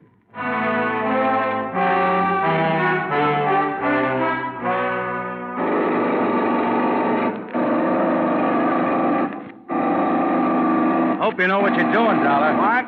I said I hope you know what you're doing. Well, it's only a hunch, Lieutenant. May 25th, the girl disappeared. Now, May 25th, there was nothing but a big hole here. James knew that the next day they'd put the steel reinforcement in and then gunite over it. What better place for a body? Oh, here comes James now. What? I said James is coming. Oh. Hello, Dollar. How are things progressing? Pretty well, Mr. James. Yeah, I hope you're having a good time. Just like a small boy watching them tear up the street. Only this time it's going to cost you your job. Yes. And your company. A lot of money. The order comes from the police department, Mr. James. You have to bring that up. Don't you think this is all just a little bit childish, Dollar? Depends on what we find. If we don't find your wife, it's childish. If we do, it's logic. But rest easy, Mr. James. It won't be long now.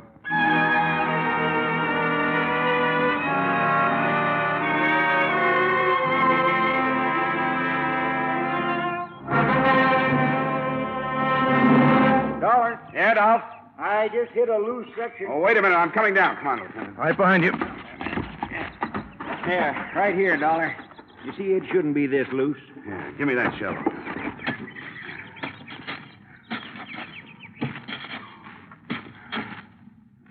Look, Johnny. Yeah. Great place for it. What is it, Dollar? Dollar, what is it?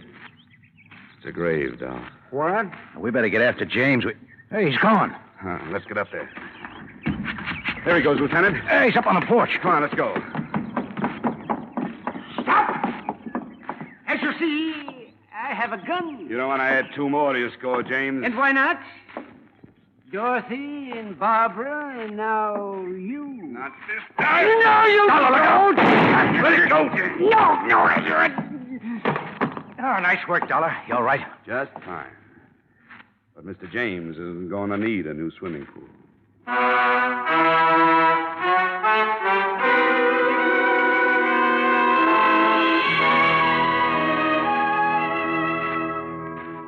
So Mr. Martin James had fashioned his wife's tomb, a foot of loam and quarter-inch steel mesh, 4 inches of cement, and 8.5 feet of water. A good tomb made to last a lifetime. But unfortunately, it wasn't quite deep enough. Expense account item 9, same as item 1, $73.87, transportation, Denver, Colorado to Hartford. Expense account total, $344.59. Yours truly, Johnny Dollar.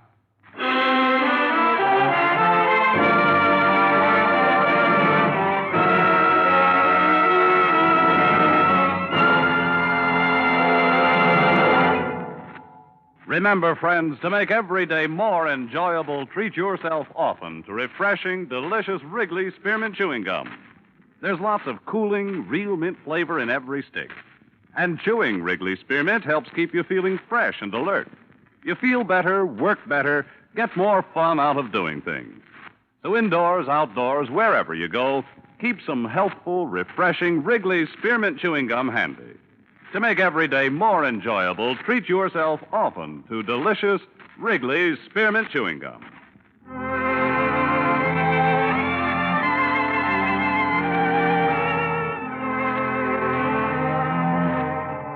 Yours truly, Johnny Dollar, brought to you by Wrigley's Spearmint Gum, stars Edmond O'Brien in the title role, and is written by Gil Dowd and David Ellis with music composed and conducted by Leith Stevens. Edmond O'Brien can soon be seen starring in Columbia Pictures' production 711 Ocean Drive. Featured in tonight's cast were Parley Bear, Jack Moyles, Howard McNear, Stacey Harris, Gene Spaulding, and Jay Novello. Yours truly, Johnny Dollar, is produced and directed by Jaime Del Valle.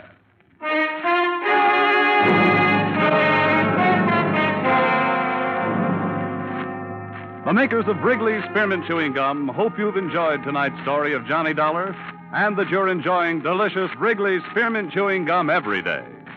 We invite you to join us again next week at this same time when, from Hollywood, Edmond O'Brien returns in another adventure of... Yours truly, Johnny Dollar.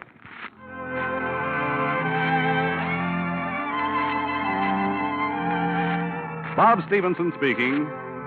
This is CBS, the Columbia Broadcasting System.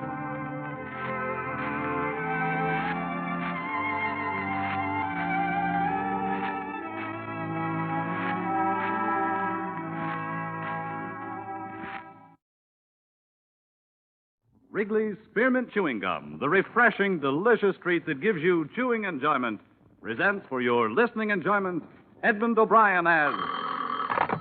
Johnny Dollar. George Donnelly, Swanson Industrial, Johnny. Afraid we're having engine trouble. Come again? We got a substantial policy on the Belo Horizonte Railroad in Brazil, both equipment and personnel. It's only a small road, but our losses in the past few months have been extensive. What happened? 4 locomotives piled up in 2 months, 20 dead. We got a pair of conflicting reports. Looks like either insurance fraud or murder. With my luck, George, it's probably both.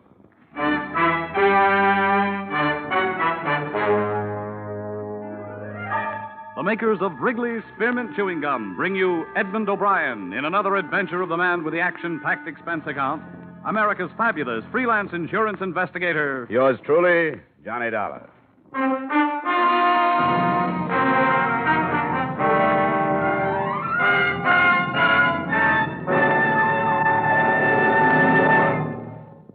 To make every day more enjoyable, treat yourself often to refreshing, delicious Wrigley's Spearmint Chewing Gum.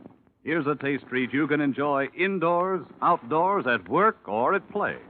The cool, long-lasting mint flavor refreshes you.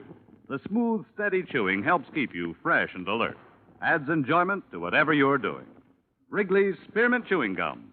Healthful, refreshing, delicious.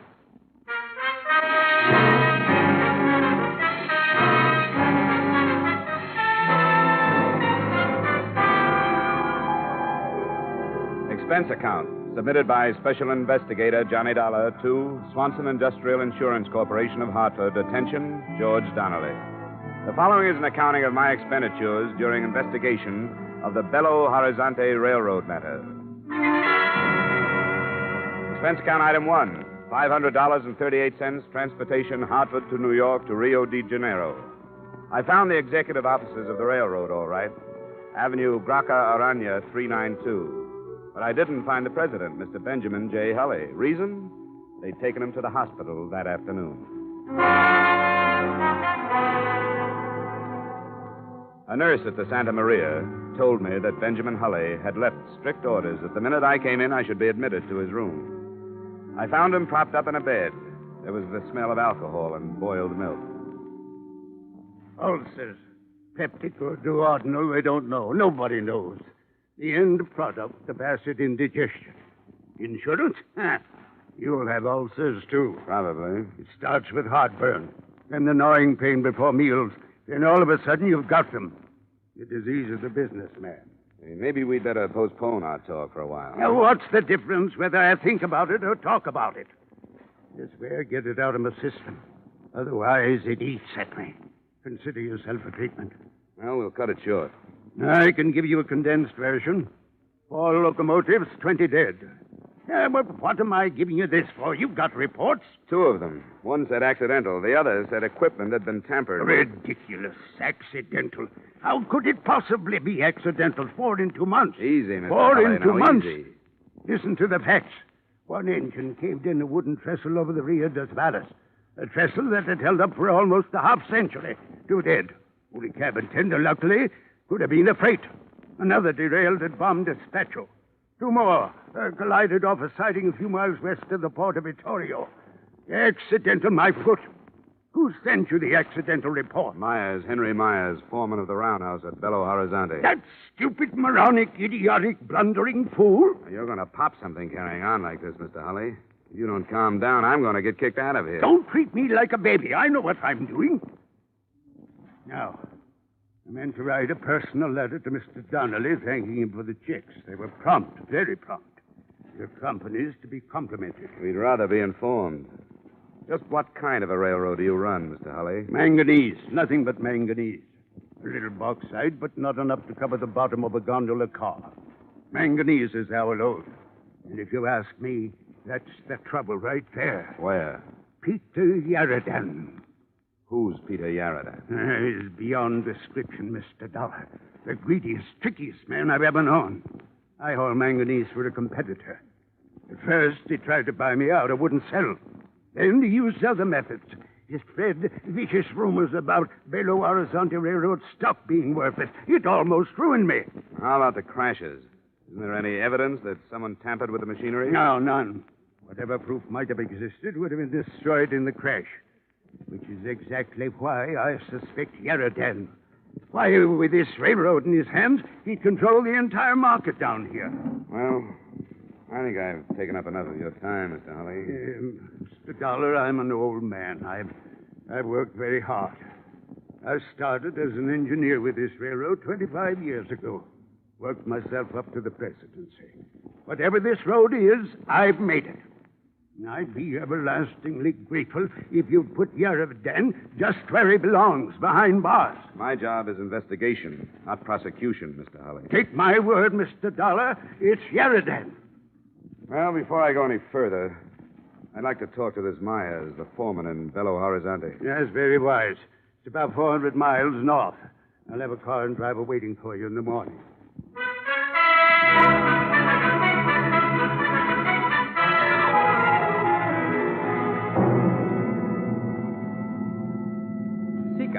That is what my mother has named me. I do not know why. Perhaps after a pig or a cow. My mother named all her children after animals. It is what you might call nickname. Of course, nicknames are terrible things. They stick to you like paste. You like the way I drive? Ah, you drive swell. Swell? Good, fine, great. Oh, no, not that. The compliments are too much. Maybe fine, perhaps good, but not great. Why you go to Belo Horizonte, Mr. Dollar? Business? You're silly. You're silly. You think you can keep your business from me? You think you are hiding something in the state of Minas Gerais? You're foolish to try.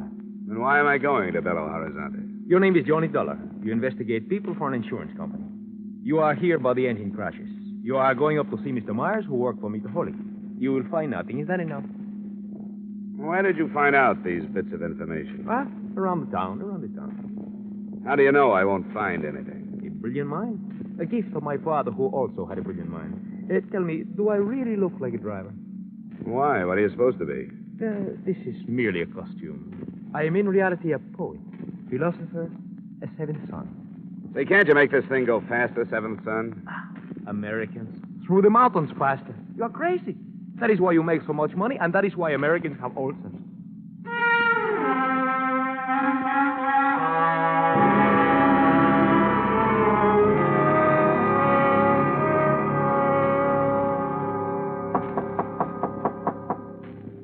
Second. Yeah? My name is Dollar, Mrs. Myers. Yeah. I'm from Hartford, Connecticut, insurance investigator. I'd like to talk to your husband, if I may. He ain't here. When do you expect him? I don't know. Is it about the wreck? That's right. Well, I don't know if it'd be right to ask you or not. Well, it's up to you. I'm not from the police, you know. Yeah, I suppose it'd be all right. Thanks. He's shaving. Oh, I got plenty of time. Saturday Evening Post just come in from the States, if you'd like to see it. Oh, fine, thanks. And there's caramels on the table. Never touched the stuff. I'd like you to know, Mr. Dollar. Yeah.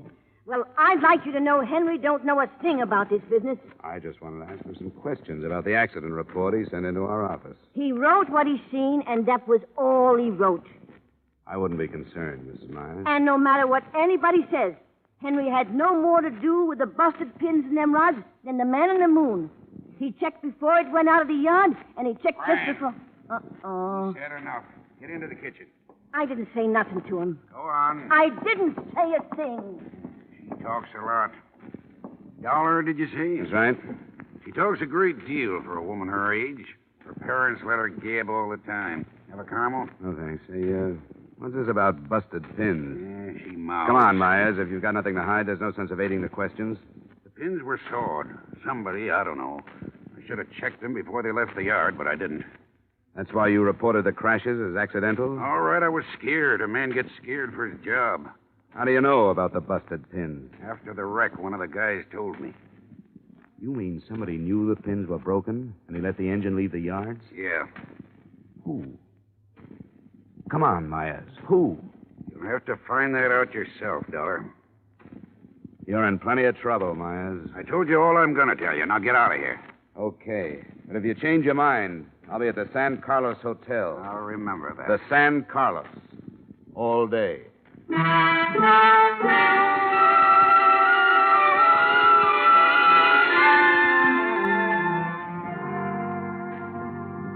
If you sit here in your room all day, Mr. Dollar, you do not have the benefit of the sunshine which plays so gently upon the soil. I'm waiting for a call, Seeker.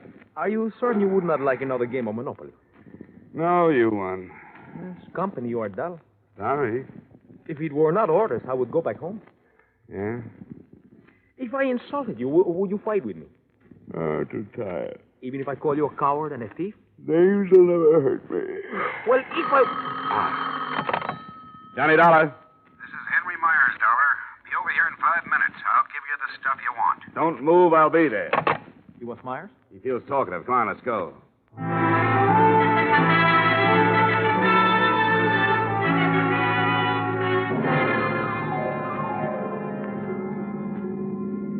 How did you know he would call? I didn't. Then why were you waiting? What else could I do? The American mind. Shrewd. Here. Let me over to the next corner. All right. And pick me up in about a quarter of an hour. No. I go in with you. All right, come on then. Do not run so fast. Oh, my ain't Pete. Pooped. Poop, Pete. No answer. Look on the floor. Myers. Looks like somebody had an earlier appointment. He's still breathing. Myers. Who did it, Myers? Vita. Go to Vera Vita. Vera... He's dead. What is Bervida? Don't look at me, Seeker. I don't speak the language.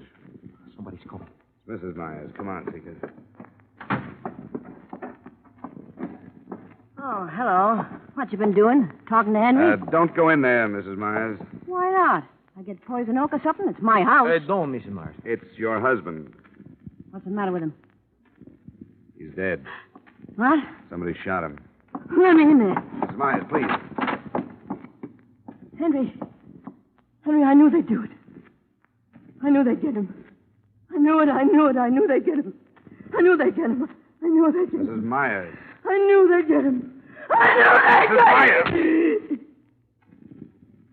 Who, Mrs. Myers? Who would get him? Yaradan. Wish I'd never heard the name. Yaradan.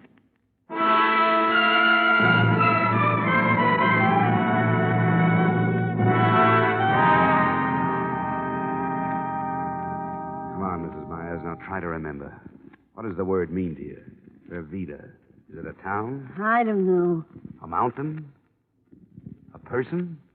Oh, try, Mrs. Myers. Your husband must have mentioned the word to you sometime. Look, if I remembered, I'd tell you, wouldn't I? Yeah. Well, the police probably seek a call about half an hour ago. Come in. Mr. Taylor? Wrong house, Bud. Oh, permit me to refer to my pad. Oh, Dollar? Dollar? That's right. Oh, good. I was sent to pick you up. Oh, really? By whom? No trouble. I am properly armed. The woman and your driver will also come. Better not argue, Mrs. Myers. He's the same one who killed Henry. He must be. Who's your boss, friend? Yaradan, Mr. Dollar. Peter Yaradan.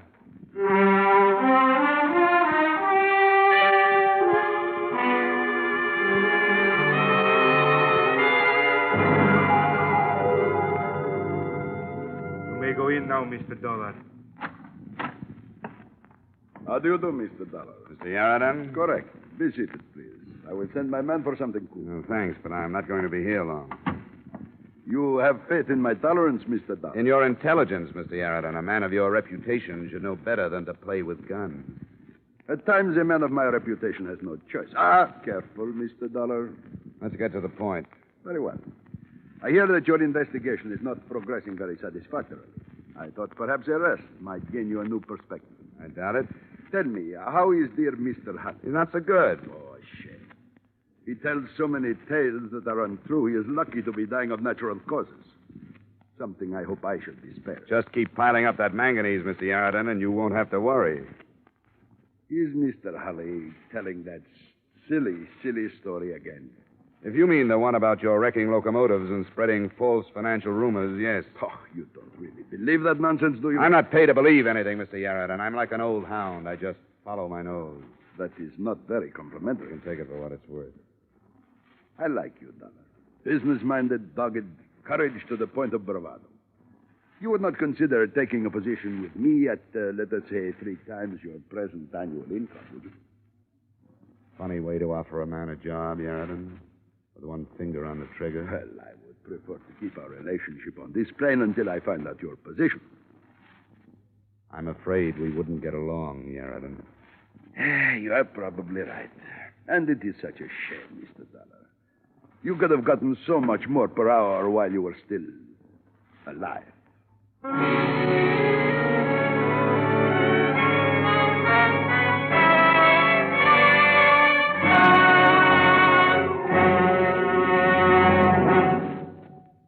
To make every day more enjoyable, treat yourself often to refreshing, delicious Wrigley's Spearmint Chewing Gum.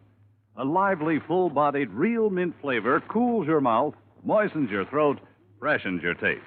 And the chewing itself gives you a little lift, helps you keep going at your best. So for real chewing enjoyment that's refreshing and long-lasting, always keep Wrigley's Spearmint Chewing Gum handy.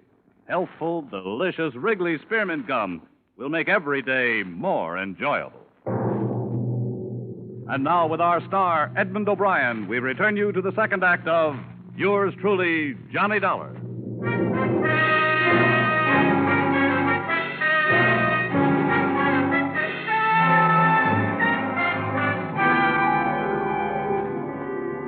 Yarradon smiled, but this was his living room. He wouldn't do it here.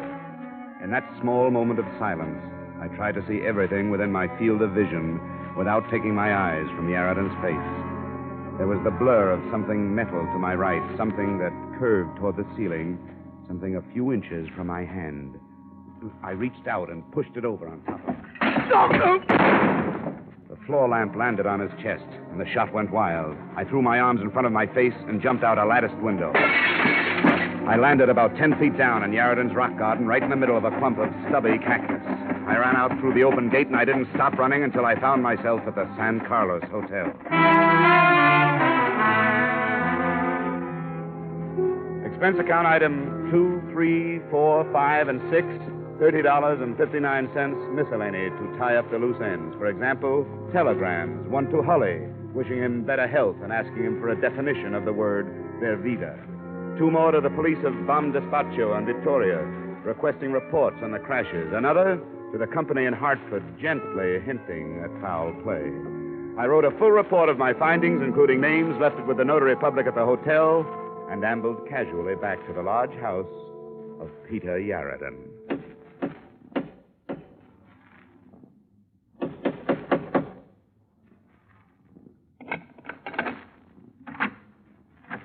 Hello, Bud. Well, don't just stand there with your teeth showing. Invite me in. Thank you. Now run to the study like a good little boy and tell your boss he has a caller. Hurry up now. Put up your hands, Mr. Dollar. Don't be silly. You don't think I'd come back here without adequate protection? Put that thing away. Come with me.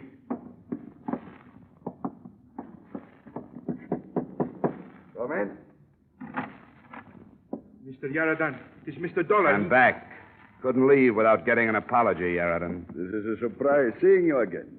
All right, Flash, you can go. But, Mr. Yarradon, last time... It is all right. I will be perfectly safe. Yes, sir. I will be at the door. You made a brilliant exit, Mr. Dollar.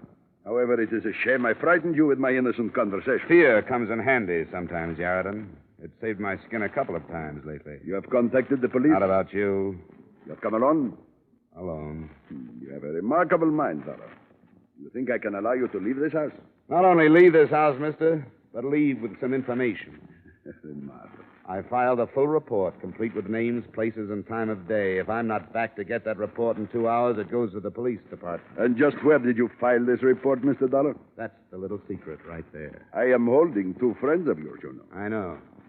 I would exchange their lives for the report. I'm sick of your offers, Yarraton. You're going to release Mrs. Myers and Seeker, and you're going to tell me all about the word Bervita.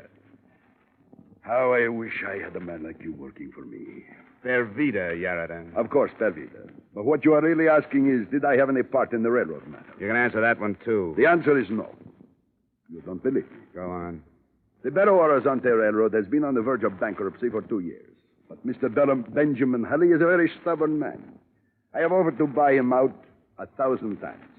And he'd rather sell to the devil. I think he would. You see, the manganese fields in the Minas Gerais are owned by a competitor of mine. A small competitor, but a competitor. These fields are very valuable. At the rate of their present exploitation, however, they make little profit. Small operation. Exactly. If I had the fields, I could make them pay, and pay very well. If I owned the railroad, I could boost the freight rates, force my competitor out of business, and take over the fields. But Hulley refuses to sell, even at a large profit. And the crashes? They should be obvious, especially to you, an insurance man.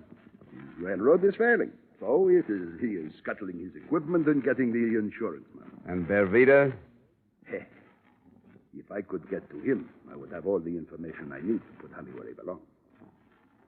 Okay, Yarraton. I sense something of disbelief in your tone. There are other possibilities. Oh? Right now, I'll keep them to myself. Dollar, I will give you $10,000 not to deliver your report. I'm glad you made that offer, Yarraton. That tells me a lot. Tells you what? That you've been giving me a nice mixture of fact and fancy. Now bring Seeker and Mrs. Myers down here. We're going back to the hotel.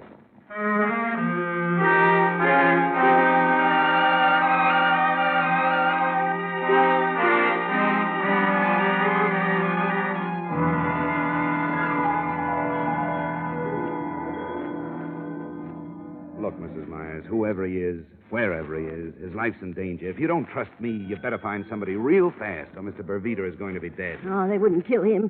He's in somebody's way, or Yarraton wouldn't be that interested. All right, all right. There was 20 killed in the 4 crashes, Mr. Dollar. 20 dead, that's right. Yeah. And 1 injured. Ah? A survivor. The only witness. Bervita. Yeah, Bervita. Where is he? Small cabin in the mountains. I'm the only one that knows besides Henry, and Henry's dead. Bervita was fireman on one of the engines that crashed near Victoria. He saw somebody pull the hand switch, so the 2 locomotives was on the same track. The engineer put on the brakes, but not quick enough. Bervita jumped. Thanks, Mrs. Myers. I think I'll have the notary mail that report on Yarraton to Hartford for safekeeping. And, Seeker, my boy, we're going to pay our respects to Mr. Bervita.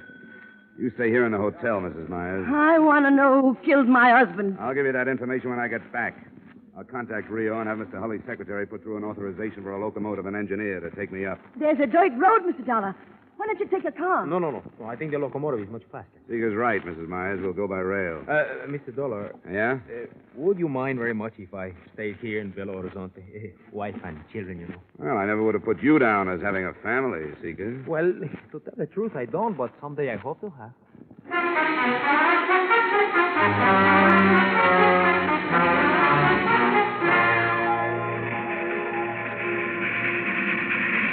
Should be around the next curve. That must be the place. Up ahead.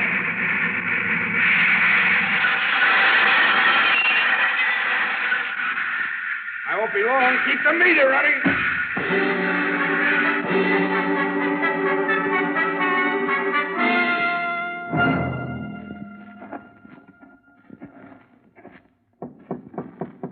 Who is it? My name is Dollar.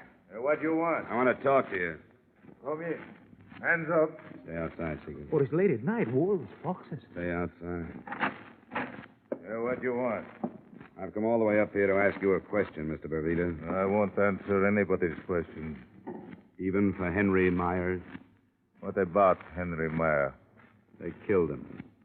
Good. I'm glad they got him. As much as I hate them, I hate him worse. He was the one who sought the wheel pins. I'm glad they got him. And who pulled the switch handle? I'm not answering any questions. Go away. Go away or I shoot. Go away. Look out! Down, Dakota! Who is it, Seeker? It's so dark I could not see. He's running toward the engine. Get that light out. We'll make too good a target at the door. Yes, come this way. He's just guessing, Seeker. Yes, but that was a good guess. I could hear it. Come on, Seeker. Let's get down to that engine. Oh, I wish I had a gun. I wish you had a gun. I wish one of the two of us had a gun. Hey, someone is climbing into the cab. The engine's on a hill. It will not take too long to start. Look, he's dumped the engineer to the ground. The engine is starting. We'll never get there in time. Stop! Stop! He's going too fast. There's a curve up ahead. Much too fast. Look! It can't make the curve.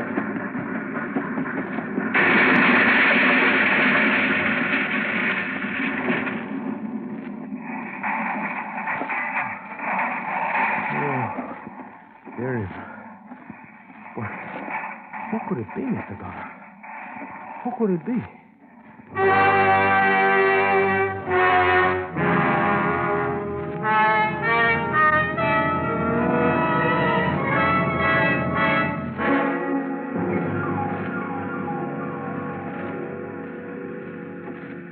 There is nothing left of it, Mr. Dollar.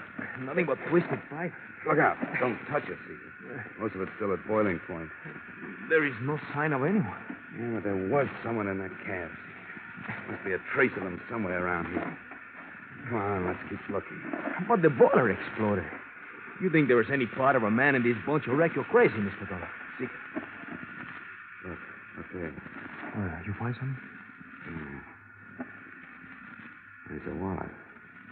The outside's burned to a crisp. Can you open? Yeah, but I can't read the cut. Wait. There's one that isn't burned. What does it say, Mr. Dollar?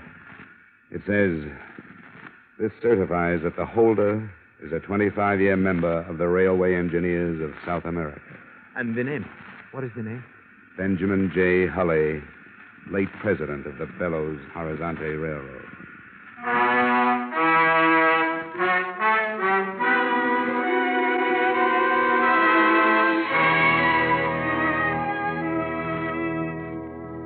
Here's the way it added up. Hulley had come by car.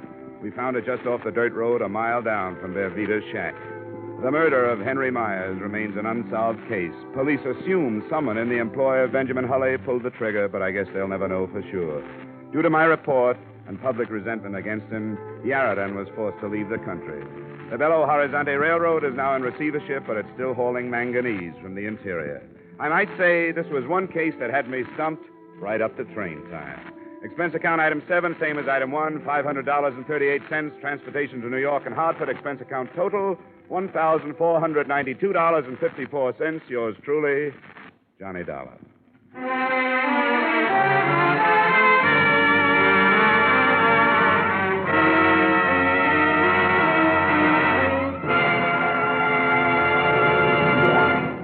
Remember, friends, to make every day more enjoyable, treat yourself often to refreshing, delicious Wrigley's Spearmint Chewing Gum. There's lots of cooling, real mint flavor in every stick. And chewing Wrigley's Spearmint helps keep you feeling fresh and alert. You feel better, work better, get more fun out of doing things. So indoors, outdoors, wherever you go, keep some healthful, refreshing Wrigley's Spearmint Chewing Gum handy. To make every day more enjoyable, treat yourself often to delicious Wrigley's Spearmint Chewing Gum.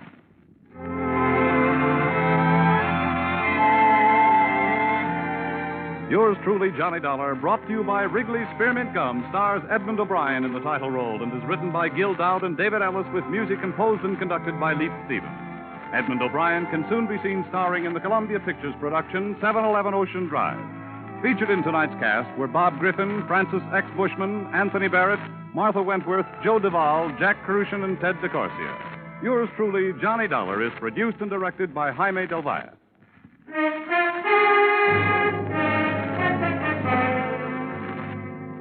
The makers of Wrigley's Spearmint Chewing Gum hope you've enjoyed tonight's story of Johnny Dollar and that you're enjoying delicious Wrigley's Spearmint Chewing Gum every day.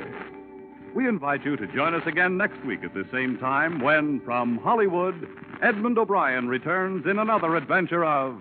Yours truly, Johnny Dollar.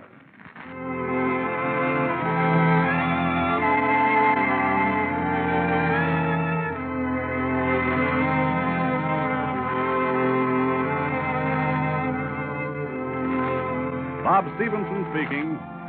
This is CBS, the Columbia Broadcasting System.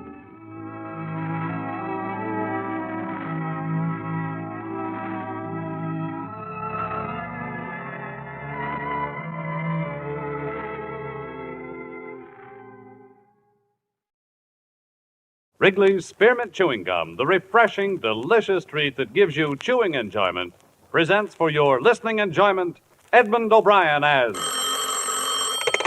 Johnny Dollar.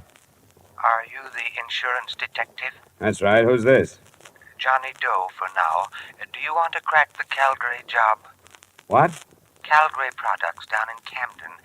300,000 payroll robbery on the first of the month. This isn't my kind of a gag. Try it on somebody else, Wait a minute. This is no gag. Check the Alliance Bonding Company in New York. They've kept it out of the papers. If you're interested, be at this same phone tomorrow night at 10. I'll call you.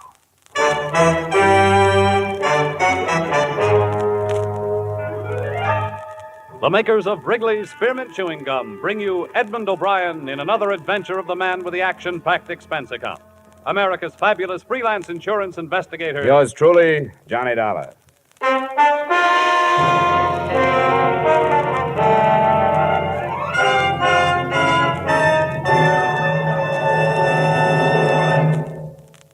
To make every day more enjoyable, treat yourself often to refreshing, delicious Wrigley's Spearmint Chewing Gum. Here's a taste treat you can enjoy indoors, outdoors, at work, or at play.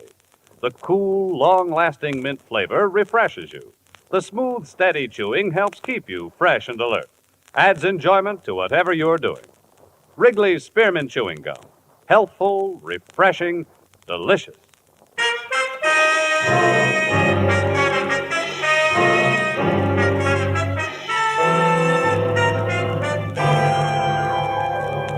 Expense account submitted by Special Investigator Johnny Dollar to Alliance Bonding Company, New York City, New York.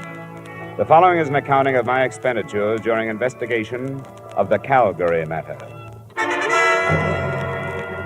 Expense account item 1, $10.50 transportation from my Hartford apartment to Alliance's Manhattan office.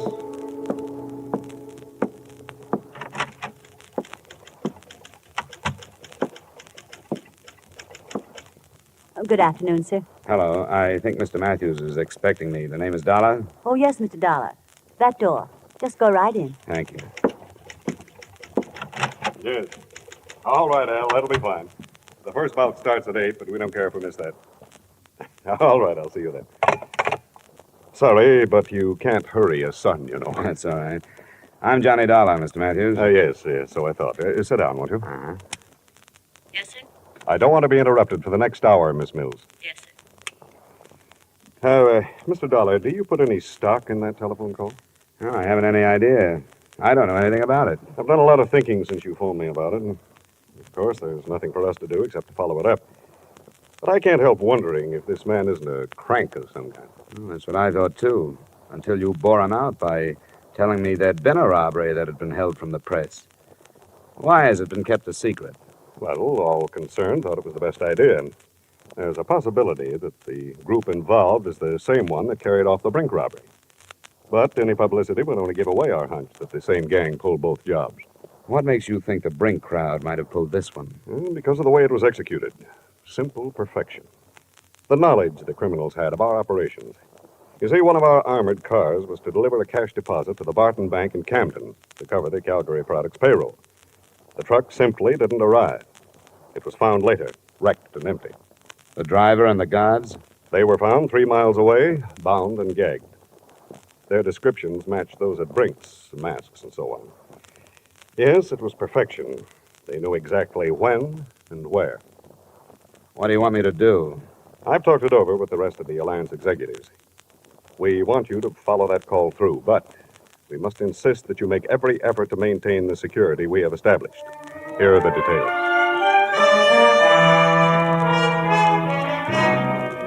Expense account item 2, same as item 1, transportation back to Hartford. At 9:45 that night, I was in my apartment waiting for the promised call from John Doe. At 10:05, my phone rang.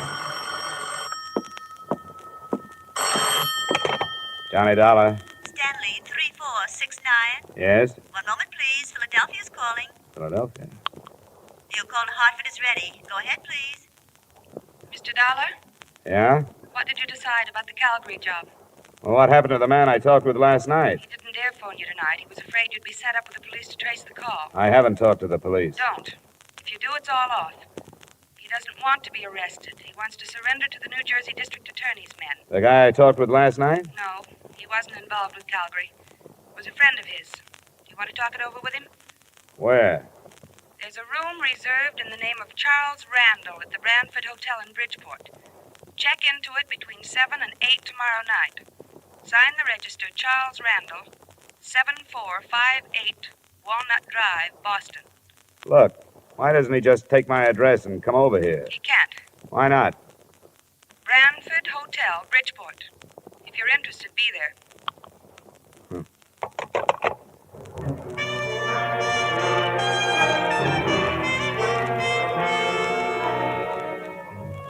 Expense account item 3, $5, mileage to Bridgeport and the Brantford Hotel. It was a weathered frame building in the Harbor District. I felt conspicuous walking across the lobby to the desk because I was the only man in sight who was wearing a tie. I wondered, since I was so out of place, why that address had been picked for a meeting that I assumed was not supposed to attract attention. My room was in the rear on the ground floor. I'd no more than opened the single window to air the room of the traces left by its previous tenant when I was signaled to the door.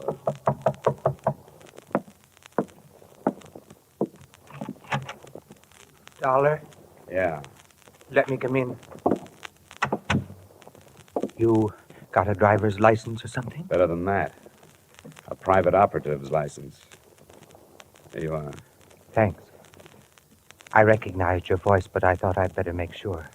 Come on, we're going someplace else. Why? Because I'm not sure you weren't followed here. But I'll be sure we aren't going to be followed where we're going. I don't like it. It must be this way. You've got to believe me. He has to be careful. He doesn't want to get killed. What's the matter? The gang busting up? Come on. What started the trouble? Splitting the loot? Dollar. Don't bother with me. I can't tell you anything, because I don't know anything. Believe me, I'm only doing this to help him out. You don't have to come if you don't want to. Where do we go? You won't be coming back here. Don't leave anything but the keys to your car. Somebody will drive it out. Do you know where I parked it? It's the green coupe, isn't it? Yeah. He knows. Not through the lobby. There's a rear door. My car is parked just outside.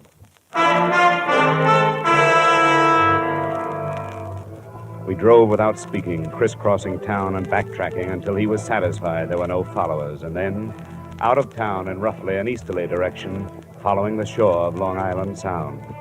I clocked 3 4/10 miles on the speedometer, starting at the city limits. Then he switched off the lights and turned right into a pair of ruts. Finally, we bounced to a stop in front of a cabin near the water. Watch your step. There are a couple of roots in the path.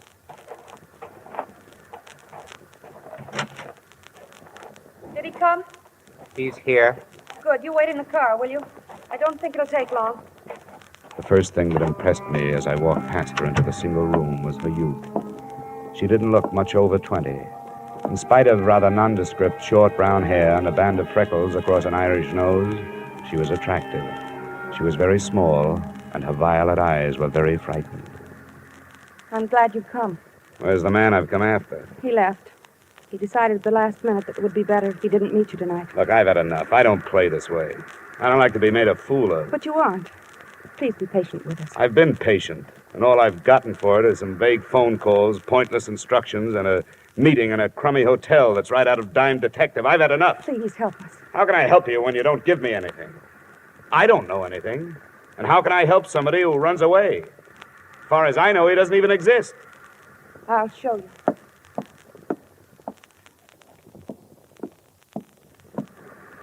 Open it. His share of the Calgary money's in it. But you can take the wrappers off. I can take this with me? Yes. I don't get it. Does it matter? He wants to give himself up. Why this way? I told you on the phone.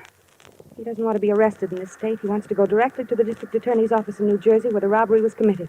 He'll turn state's witness? Yes. But he has a demand. Promise of immunity. It won't work. Any promise like that destroys the value of testimony. Might even bar it from the trial. It's been done. It's never promised. You'll have to take his chances on that. It doesn't have to be public. You can try, can't you? Sure, I can try it, but I won't get it. Anything else? Yes. He wants to be placed in protective custody until after the trial. How many other men were in on the job? He wouldn't tell me. I can't tell you anymore. Will you go to New Jersey? I'll have to have 2 days. I may not be able to see anybody tomorrow. All right. We'll call your Hartford number both nights at 10. You'll have to go now. Please do your best.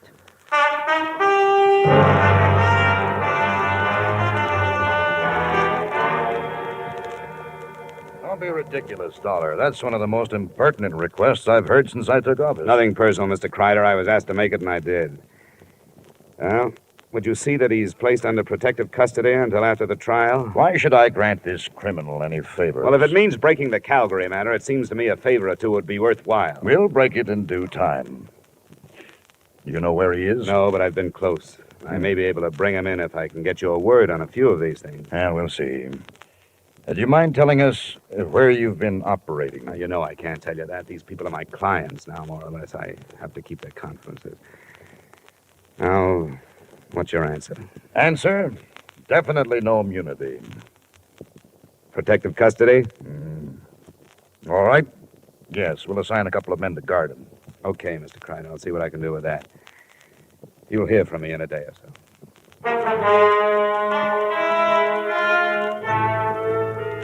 Expense account items 4 and 5, $40 traveled from New Haven to Trenton, New Jersey, and from Trenton back to Hartford. I reached home too late for the phone call that first night, but it came the next, promptly at 10, from Boston this time.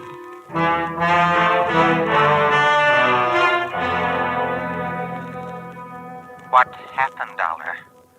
How did you make out? No worse than I expected to. Protection, but no immunity. Oh, that's not so good. They weren't too happy with the situation. I think because they want to make an arrest themselves. Were you followed? Yeah, 2 men. They're watching my building now.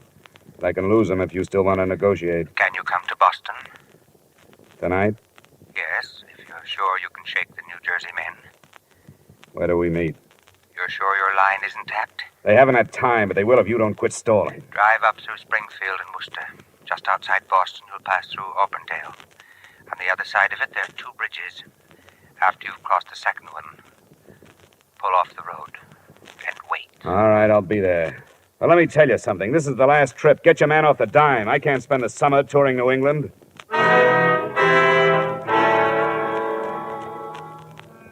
I slipped out of Hartford, found the second bridge beyond Auburndale, pulled off the road, and sat there, listening to the night. I sat there for an hour before anything happened.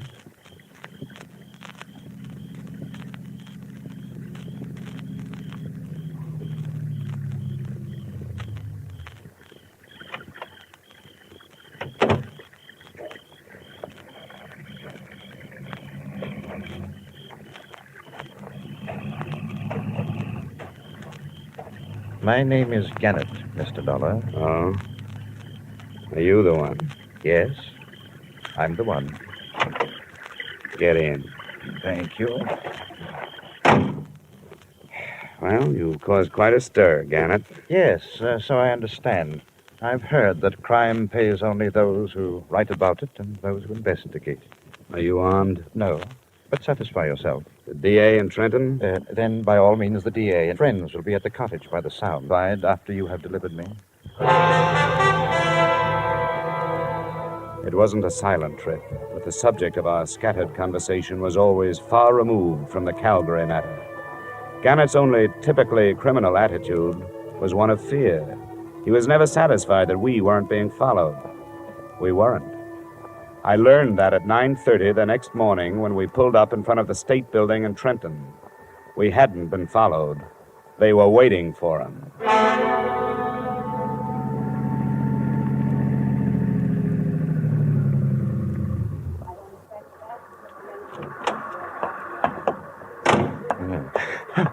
Al, no, don't.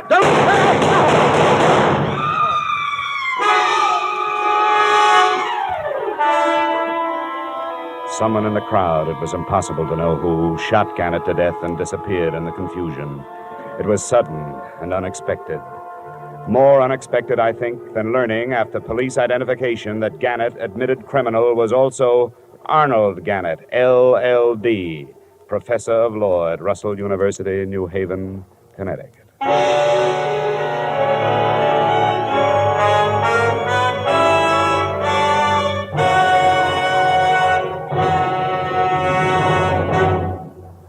To make every day more enjoyable, treat yourself often to refreshing, delicious Wrigley's Spearmint Chewing Gum.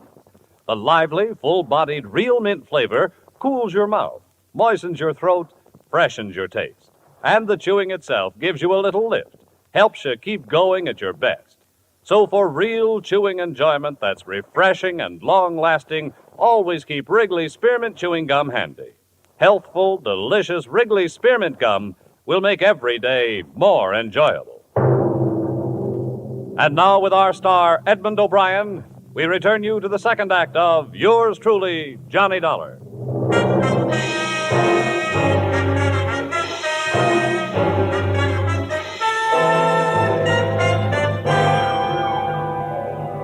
A lot of answers died with Professor Arnold Gannett on the sidewalk in front of New Jersey State Building, but one had been born at the same time. They answered why the police of 6 states had made no progress in the Calgary case. They'd been following usual procedures, carrying out their investigations in criminal circles. There was nothing for me in Trenton except the possibility of a session of questioning by the district attorney's men, so I faded out of sight and started back towards the cottage on Long Island Sound.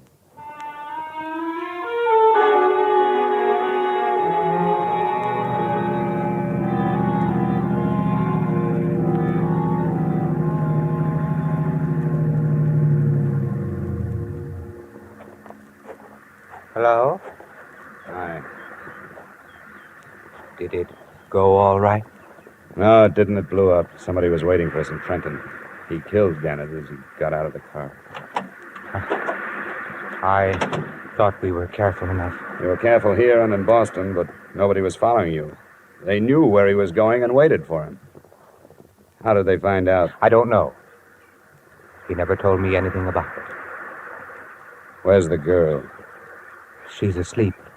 She stayed awake all night. I don't know what this is going to do to her. She's his wife. She'll have to know. You're right. It'll be in the papers tomorrow, won't it? She was going back to New Haven in the morning. But I can't do it. I don't want to go in. I think you'd better. I don't know who you are, and so I don't want to lose track of you. Come on in with me. Very well.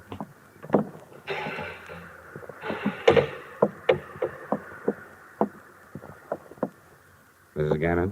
Mm-hmm. Mrs. Gannett? Oh, what is it? There's been trouble. Yes, there has. Where's Arnold? He's dead, Mrs. Gannett. No, He was killed before he could surrender. I want you to tell me who did it. I don't know. I don't know. I don't know.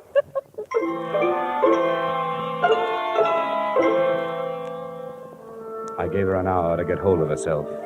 During that time, I learned that the other man at the cottage was Earl Becker of Bridgeport and a gardener at Arnold Gannett School. Enclosed, please find a copy of his statement. I'd known Arnold Gannett since he was a student at Russell University. We got to be good friends when we started to fish the Sound together. We didn't have anything else in common, but that sort of thing draws men together. I didn't know anything about the robbery until he told me he was in on it. That's all he told me. When he asked me to help him surrender, I said I would. When I returned to the cottage, Mrs. Gannett was dry-eyed. Mr. Dollar, I appreciate what you've done. You tried to help us, and I know that you're not to blame for anything. Well, there was no way to stop it. It's all finished now. Now I want you to go back to Hartford. Oh, it's not as simple as that. I've put myself out on a limb with the New Jersey District Attorney. I won't get off it until this is cleared up. Are you telling me the truth when you say you don't know who your husband was teamed up with? I don't know. He wouldn't tell me. He said it was safer if I didn't know. What did he tell you? Nothing until after it was all over. 2 weeks after. And I knew he was awake at night because something was troubling him. He couldn't lie to me. Your husband was a brilliant man, a doctor of letters. How did he get mixed up in this thing? On Tuesdays, he taught criminal psychology. Before the end of the semester, there was a lot of discussion on the Brink robbery in Boston. And he thought he had the best theory of all. That the men who robbed Brinks had never been criminals before? Yes. And were able to come back to their respectable lives and hide in them. Did he offer that theory to his classes? No. That's what started it. He couldn't get it out of his mind. He told you this? Not until afterwards. It grew into a challenge that he had to do something about. So he did it. And was successful. When he told me, I made him promise to give himself up. I made him do it. I'm sorry I have to keep after you, but there are things I have to know. These classes of his, how many students? It was a large enrollment this year. There were hundreds. Did your husband ever mention a man named Al? Oh, there were so many. I can't remember. Well, he must have kept records. Where can I find a list of his students? At our house in New Haven. Well, then we'll have to go there. I'll be outside. Please let me know as soon as you feel able to leave.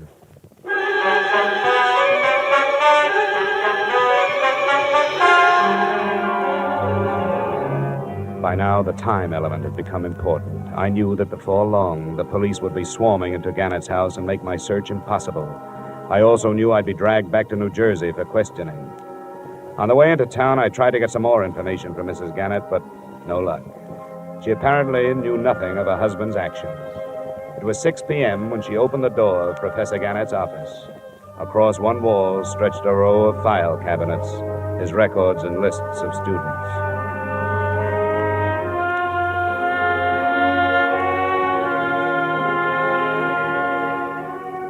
I never knew how many men's names start with the letters A and L. In an hour, Becker and I gathered from the 1949 and 50 enrollments some 100 names from Allen to Alvin. There aren't any more here. What do you do with a list like this? They live all over the country. Here's one from Arizona, Nebraska, Florida. I don't think we'll have to bother with them. You're dropping it? No. I think I've found it. Which one? Hey, that car. Check the window, will you? See if it's police. Yes, it is. I can't talk to them now. Show me the back way out of here, will you? This leads to the hall. What shall we tell them? Well, don't lie yourself into a trap. Tell them I just left. You don't know where I was going.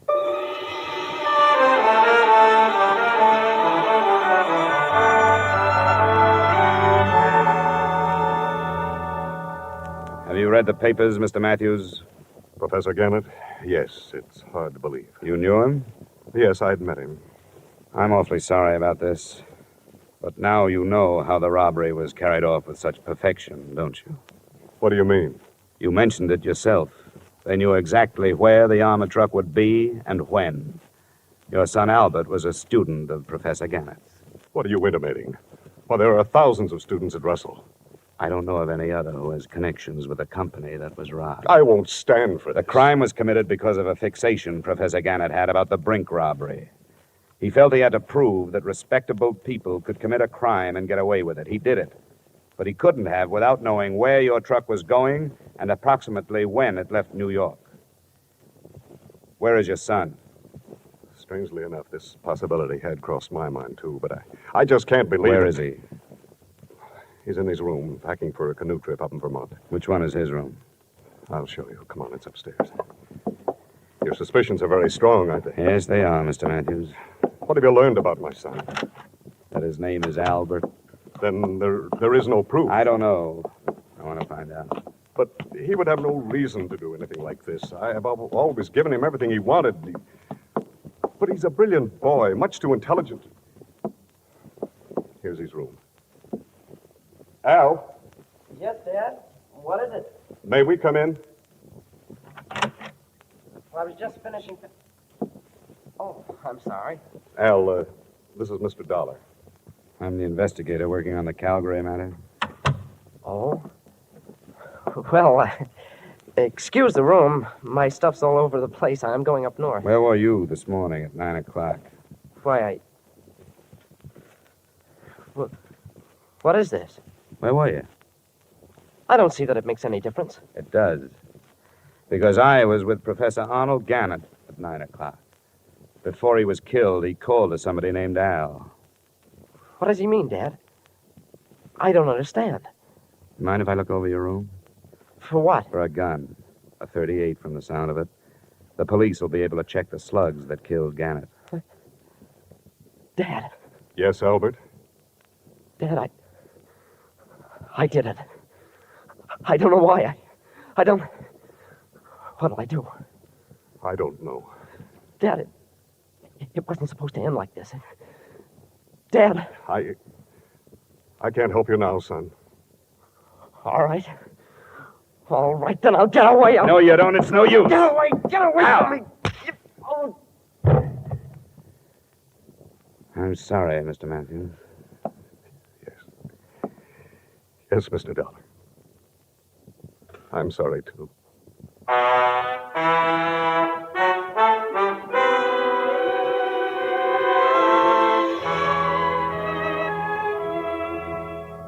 Albert Matthews' statement, by the time he had finished, involved two other law students. They, too, were from families that should have not included criminals.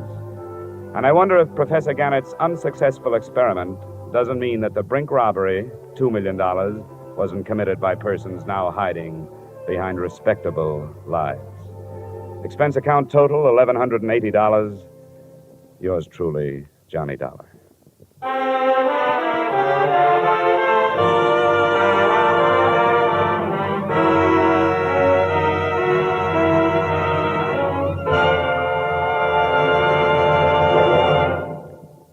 Remember, friends, to make every day more enjoyable, treat yourself often to refreshing, delicious Wrigley's Spearmint Chewing Gum. There's lots of cooling, real mint flavor in every stick. And chewing Wrigley's Spearmint helps keep you feeling fresh and alert. You feel better, work better, get more fun out of doing things. So indoors, outdoors, wherever you go, keep some healthful, refreshing Wrigley's Spearmint Chewing Gum handy. To make every day more enjoyable, treat yourself often to delicious Wrigley's Spearmint Chewing Gum.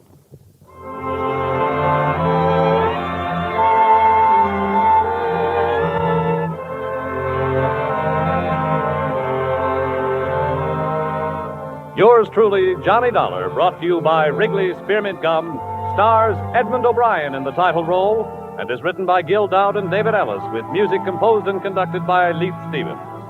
Edmond O'Brien can soon be seen starring in the Columbia Pictures production 711 Ocean Drive. Featured in tonight's cast were Ted Osborne, Florence Lake, Bill Boucher, Virginia Gregg, John Daner, and Terry Kilburn. Yours truly, Johnny Dollar, is produced and directed by Jaime Del Valle.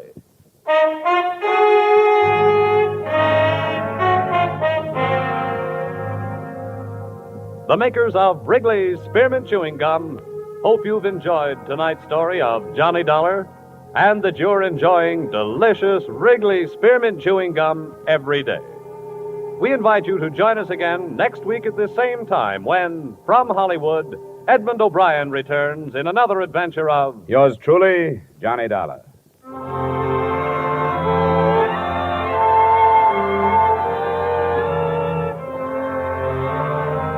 Bob Stevenson speaking. This is CBS, the Columbia Broadcasting System.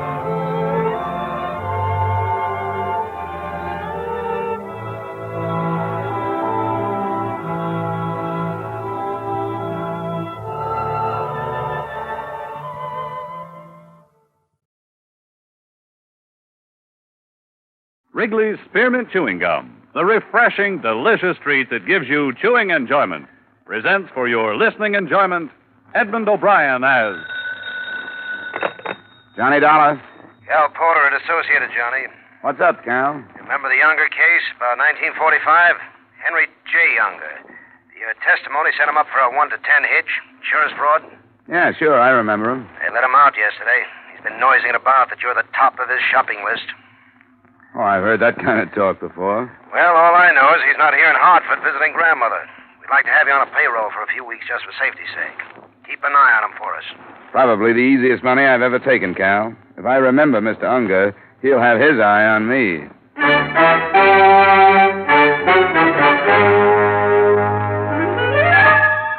The makers of Wrigley's Spearmint Chewing Gum bring you Edmond O'Brien in another transcribed adventure of the man with the action-packed expense account. America's fabulous freelance insurance investigator. Yours truly, Johnny Dollar.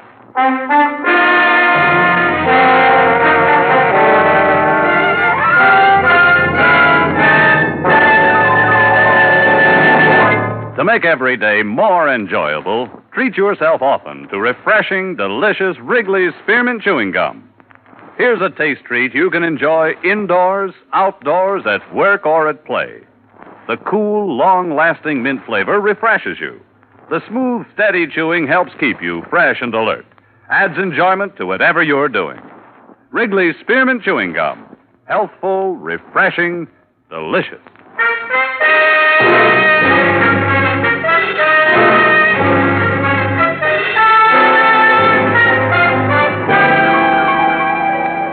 Expense account submitted by Special Investigator Johnny Dollar to the Associated Insurance Companies of New England. Attention, Calvin Porter. The following is an accounting of my expenditures during investigation of the Henry J. Unger matter. Expense account item 1, $2.20, night letter to Warden of State Penitentiary for dossier on Henry J. Unger. I just hung up and the doorbell rang. Just a second. Hello, Johnny. Eileen. Well, can I come in? Yeah, sure. Oh, nice place. Been so long I'd almost forgotten. Oh, I see you got rid of that imitation Rodin, the miniature. Wasn't your type, anyway. Oh, I must say you're not being very hospitable. Don't I deserve a drink? Sure. Well, what's the latest? Oh, working as hard as ever. Oh, thanks. I'm sorry if I'm a lousy conversationalist, Eileen, but like you say, it's been a long time. I thought you said you never wanted to see me again. I did, once.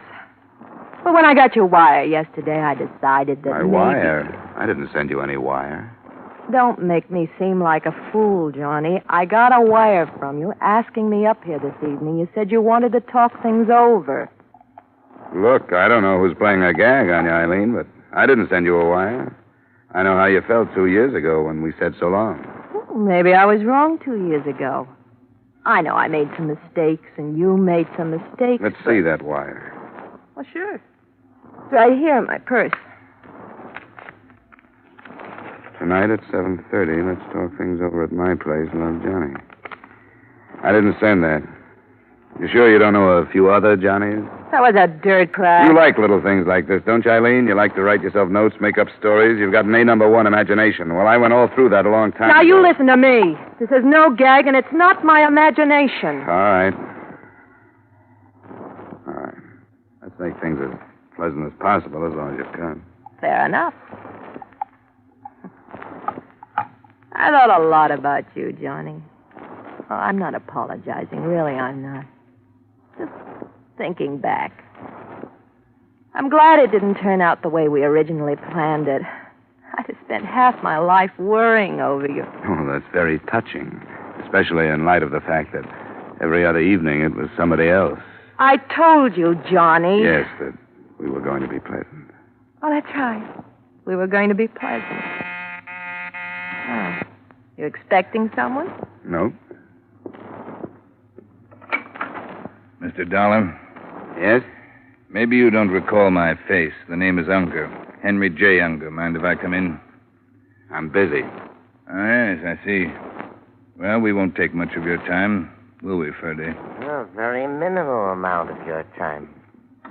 Mind introducing me to the lady? What do you want, Unger? My name is Henry J. Unger, miss. Well, maybe I better go, Johnny. No, stick around. Go on, Eileen. I'll see you later. I said stick around. I guess you better stick around. She just came over for a visit, Unger. Let her go home. Oh, no. Maybe she'd like to watch the activities. Ferdy, get out the needle. Now, look, Unger. Oh, you talk, just like someone in insurance. You make so much noise and you don't say anything. How's it coming, Ferdy? Satisfactorily. It's all ready. And they were each having a drink, too. I noticed that. Got the rope? Now, you know I have the rope. That chair will be fine. Sit down, Dollar. What's the angle, Unger?